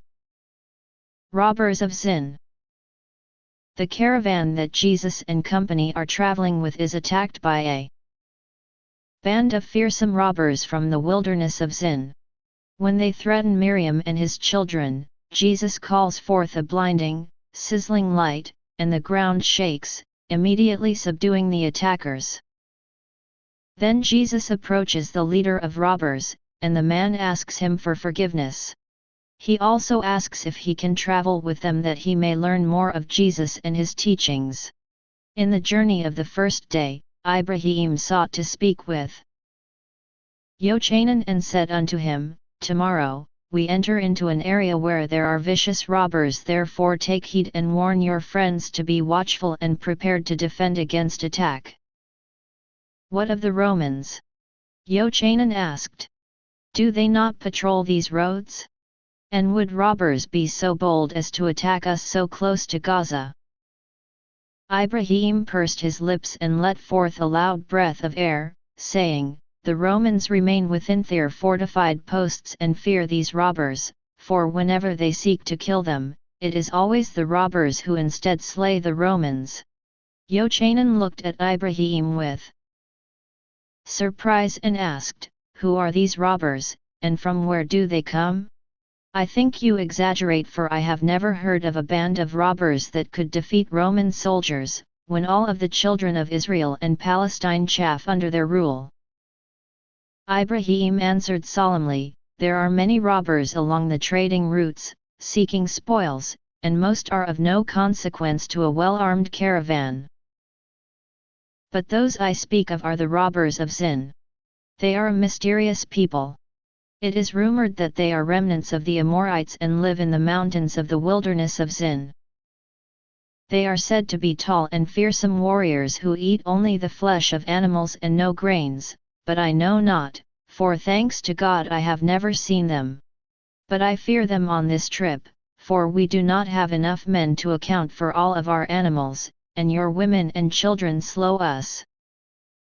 Then Yochanan went and related to Jesus and Lazarus the strange story that Ibrahim had told him. And he said unto them, I think perhaps he is telling a tale to frighten his unwanted Hebrew guests. Robbers we may see, but I doubt they will be tall and ferocious, more likely underfed, undersized, and sneaking in the night to steal what they can when no one is watching. Jesus shook his head and replied, Would that it would be so, brother, but his fears shall be fulfilled, for on the night of the next day, the robbers he has described shall strike. Lazarus was frightened by these words and Yochanan fretful, but Jesus and Miriam remained calm, and Jesus said, Trust in source and be prepared to peacefully deal with the wicked, save they seek to take your life. Fear not those who can take of your worldly possessions, for they can be replaced and are worth less than you esteem them.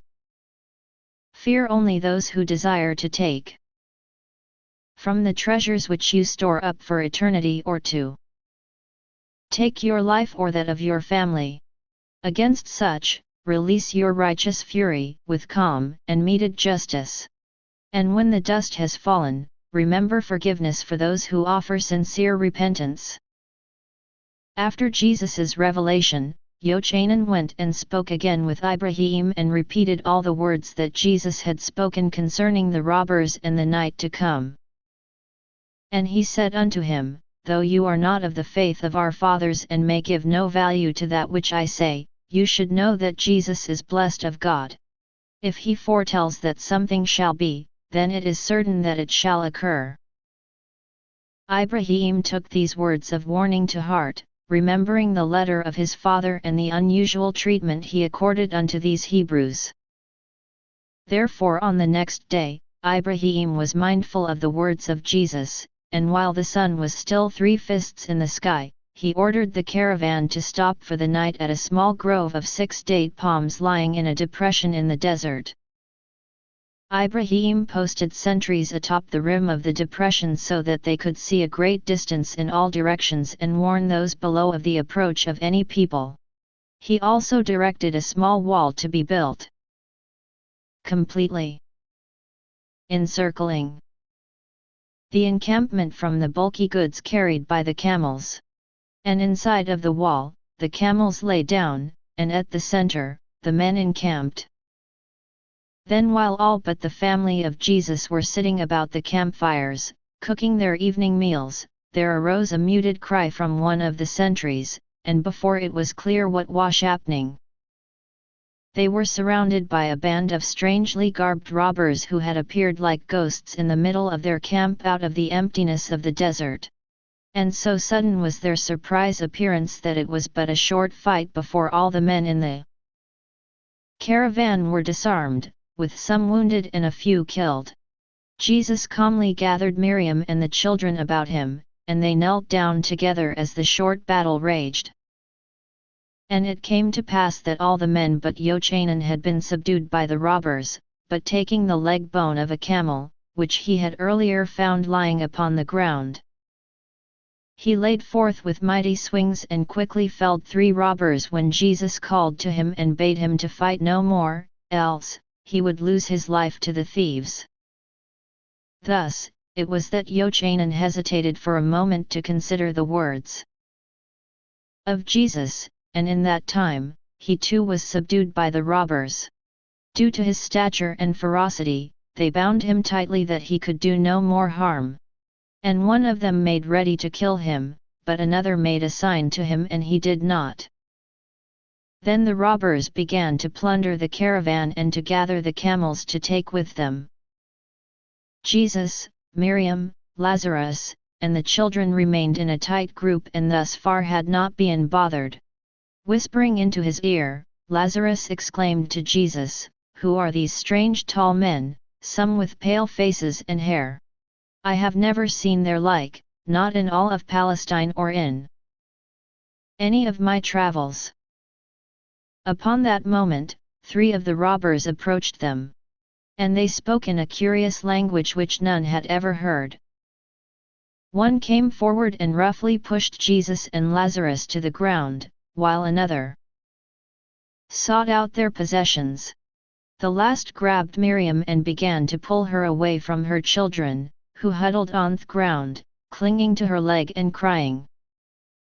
Seeing this, Jesus stood up quickly, and though his face was as calm as a sea of glass, Lazarus saw a fire in his eyes such as he had never before seen.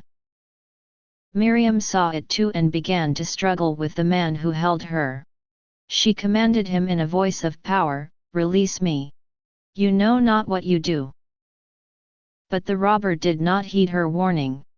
Suddenly, there was a blinding flash of light, a terrifying sizzling sound in the air, and a deep rumbling and shaking of the ground as if a mighty mountain had fallen.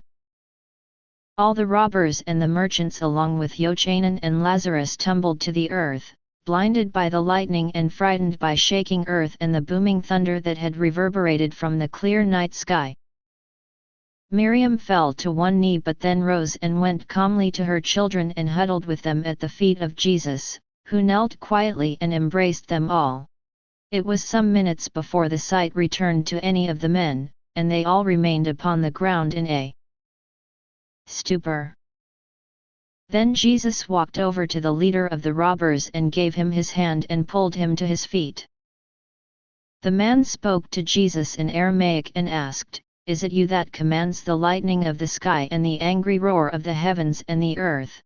Jesus answered him not as he asked, but said unto him, "I have done nothing of my own, but that which you do here tonight is evil. And it is the power of the Almighty God of heaven that you have seen and felt. He has had mercy on your soul and sent you this warning to repent of your sins and henceforth do only good with your life." And the man was humbled deeply in his heart by Jesus, and by all he had seen and heard, and was astonished that the man he would have harmed offered his hand and would do him no harm. He fell to one knee before Jesus and said, "I am Kudariluna. Never before have I seen such things, and by whatever God is, I know there is something more here than the works of men. I cannot speak for the others, but as for me, I ask you to forgive me for the wrong I have done, for I have known in my heart that it was without honor. You are not as other men, this is plain. Henceforth, if you will allow me, I desire to come with you on your journey and learn more of you and the things you would teach." And Jesus said unto him, "Shed your old skin, be glistening and new, follow me, and I will help you discover the celestine light of God that is within you." Upon hearing these words, some of the other bandits shouted in disgust, and then silently all of the rest moved away from the encampment and returned into the darkness from whence they had come. Upon the new day, despite the grumblings of Ibrahim and the merchants and even Yochanan and Lazarus, Kudariluna still remained in the camp, and he came with Jesus into Egypt after the caravan had buried their dead and tended to the wounded. Many in the caravan clamored for Qudarilluna to be put to death. And it was only because of the command of his father Ibrahim to be kind to the Hebrews, and only because none had seen Qudarilluna kill anyone, and only because of his sorrow for his evil, that Ibrahim allowed him to travel with them upon their journey, and then only under the promise of Jesus and Yochanan and Lazarus that they would be responsible for him and never let him leave their sight. Conversation at the Wadi. Jesus, Miriam, Yochanan, Lazarus, and Qudarilluna gather in a circle beneath the full moon and share an in-depth conversation. Yochanan and Jesus speak somewhat about the unusual circumstances of their births and some of their experiences together while at the community of Gimran, and Miriam relates some of the unusual occurrences with Jesus that she has witnessed. Through their prayers and experiences, Yochanan and Jesus have come to know a great deal about each other and their destinies, but both are still seeking to know the fullness of their callings and themselves. After another day of difficult travel across the barren red desert, they came to a wadi sitting beside Thebruk that marked the boundary in Toth Sinai wilderness of Egypt. When the coolness of the night fell upon them, they gathered together as friends, sitting in a circle on the cooling desert sand beneath the light of a full moon, and began a conversation of great depth. Qudarilluna walked over to sit with them, but Lazarus forbade him as he was still rankled that he had been among the thieves that had attacked their caravan. But Jesus knew the heart of Qudarilluna had been changed from darkness to light and said, "This man is not of the children of Israel, but he is now of the children of light. Therefore, give him a place among us as a friend, for it is with us that his heart now resides." Lazarus scowled a bit and was still hesitant, but he did as Jesus bade. And Qudarilluna Satan listened for the entire night, but spoke not a word. There was a bit of an awkward silence after Qudarilluna sat down, but then Lazarus inquired of Jesus and Yochanan if they would speak more about their lives, of which he had heard somewhat when he was in Gimran with them. Yochanan nodded in agreement, saying, "Ours is a strange story, for many things have happened to us and to our parents, which are not usual in occurrence. When we were in Gimran, in our youth, we spoke of these things often and prayed mightily to God, trying to understand who we were and why God had put us on the earth. The circumstances of both of our births were very unusual, and therefore, we knew from an early age that Source had a great purpose for our lives." Then Jesus and Yochanan related to Lazarus and Qudarilluna some of the events of their births and of their early lives, and Lazarus came to believe that they certainly must be chosen of God for holy purposes. And Lazarus asked, "Who is it then that you are? And why are you here?" Yochanan answered, saying, "I do not yet know in completeness who I am for the purposes of the Almighty, because I do not fully comprehend all God has shown unto me. But Source has given me many dreams to know that Jesus is the chosen vessel upon the earth, who brings a lamp that will light all the world. In humility, from all I know and feel, I say unto this small circle of family and a special friend that Jesus is the Son come among men." Lazarus raised one eyebrow and seemed somewhat perplexed by the words Yochanan had spoken, and he asked, "When you say Jesus is the Son, do you mean the Son in the sky or the prophet of Source or something different?" Before Yochanan could answer, Jesus said, "It is Yochanan who is the prophet of Source, for both my Father and Mother in heaven have shown this unto me many times and have spoken this truth into my ears.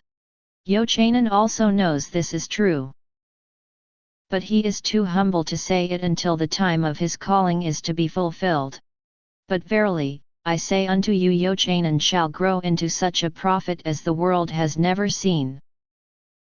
Yochanan seemed humbled by Jesus's words and added, "I will do as Source directs. They do speak to me also in visions and in words in my mind, and I continually seek to know and fulfill their will." I know not what shall become of me in the future, but I know that today, they would have me walk with Jesus, and tomorrow, and until the end of my days, I will proclaim him.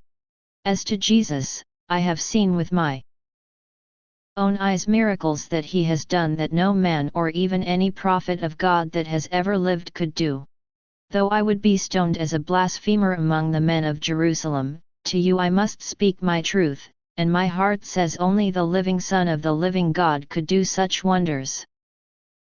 The priests of Jerusalem, and even of Gimron, say that God has no body, that God is neither male nor female, and therefore, there can be no Son of God. This is what I have been taught all of my life.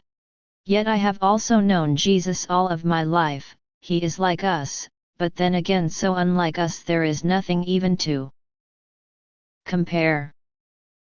And despite all that men say of God, there is a voice that speaks in my mind and a feeling that warms my heart, and in my mind's eye, I see God the Father and God the Mother, standing before me as they speak of Jesus.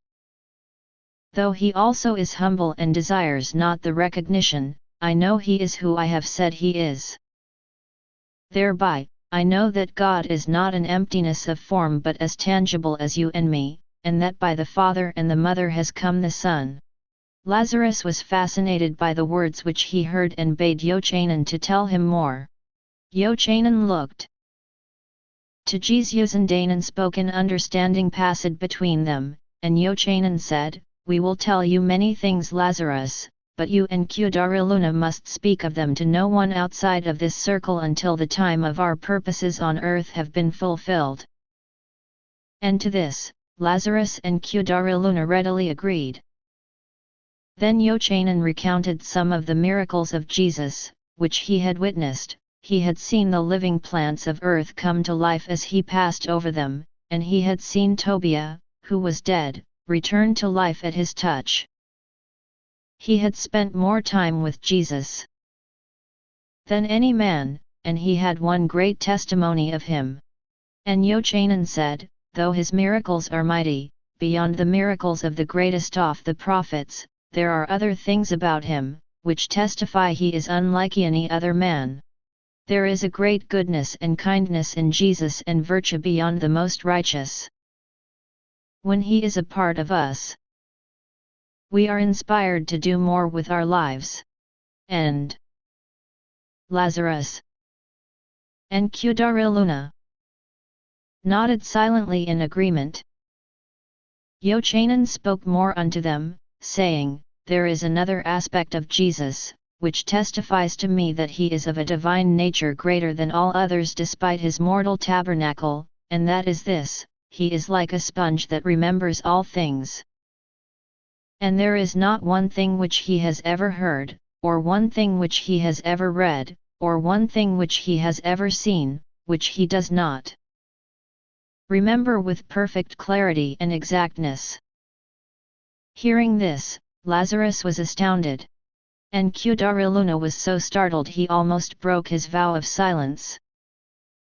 Miriam also testified to some of the miracles she had been witness to as the wife of Jesus, which no other person had ever seen, and she also bore witness that Jesus remembered all things and that there was not even one thing which he forgot that he wished to remember.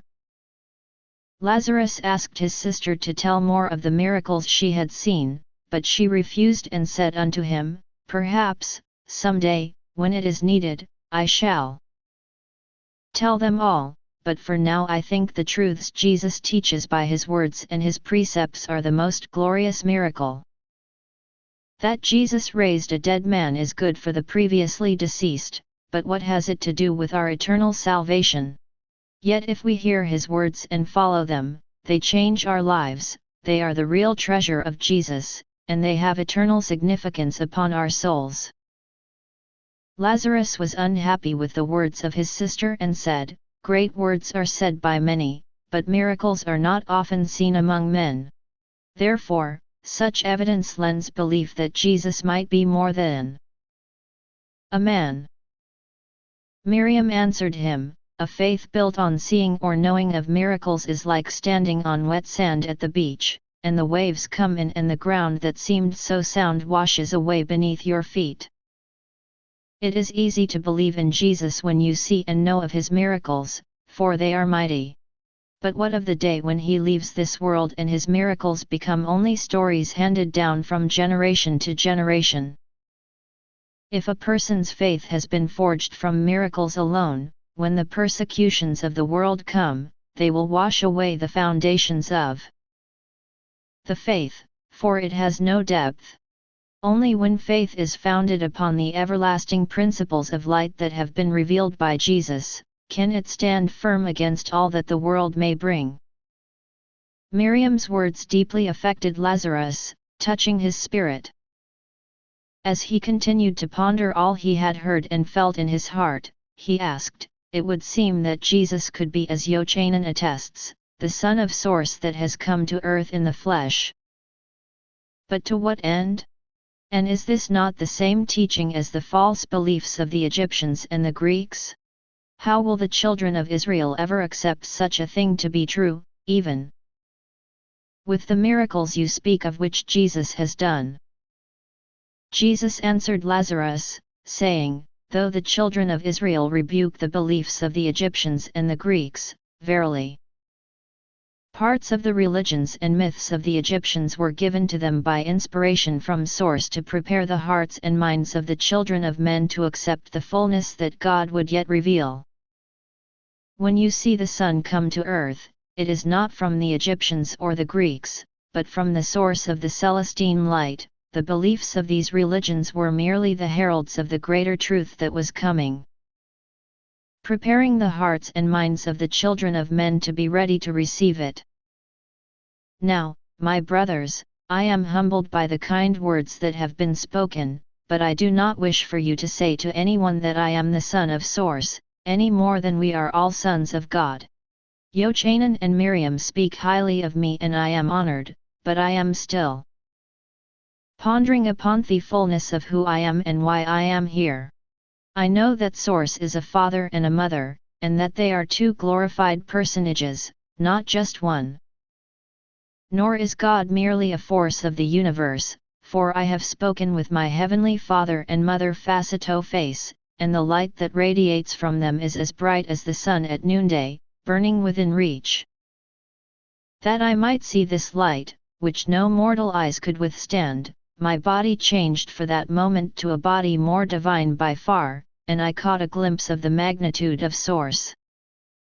I know that Source works mighty miracles through me.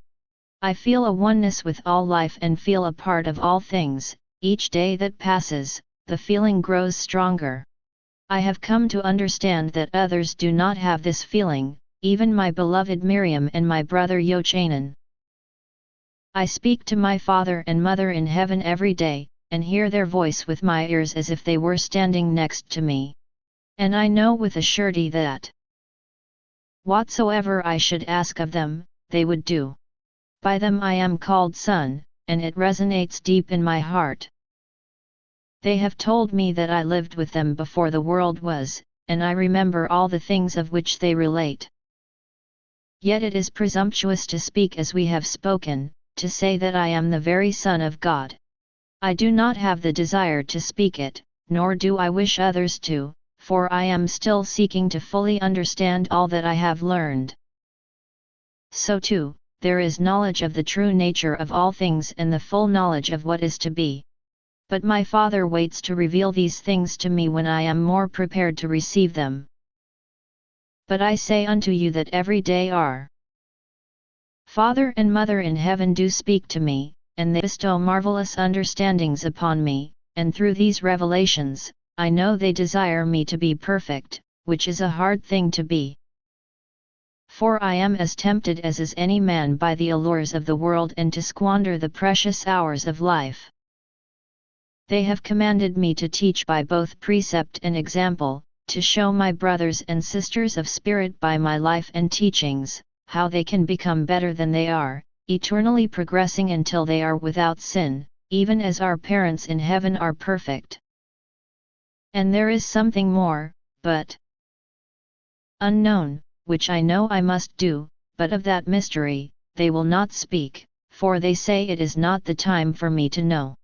When that time comes and I am one with all that I am and understand all that I must do and the world has witnessed it, then Source would have you speak the fullness of the truth, whatever that may be. There are many other things of which my Father and Mother in heaven have spoken to me. That I tell only to Miriam. And you must understand that everything I know of my life and purpose and the teachings of our Father and Mother in heaven, she also knows, and even as Yochanan and I walk paths that intertwine, Miriam and I walk a path of one, and we are one. Jesus and Miriam speak on women.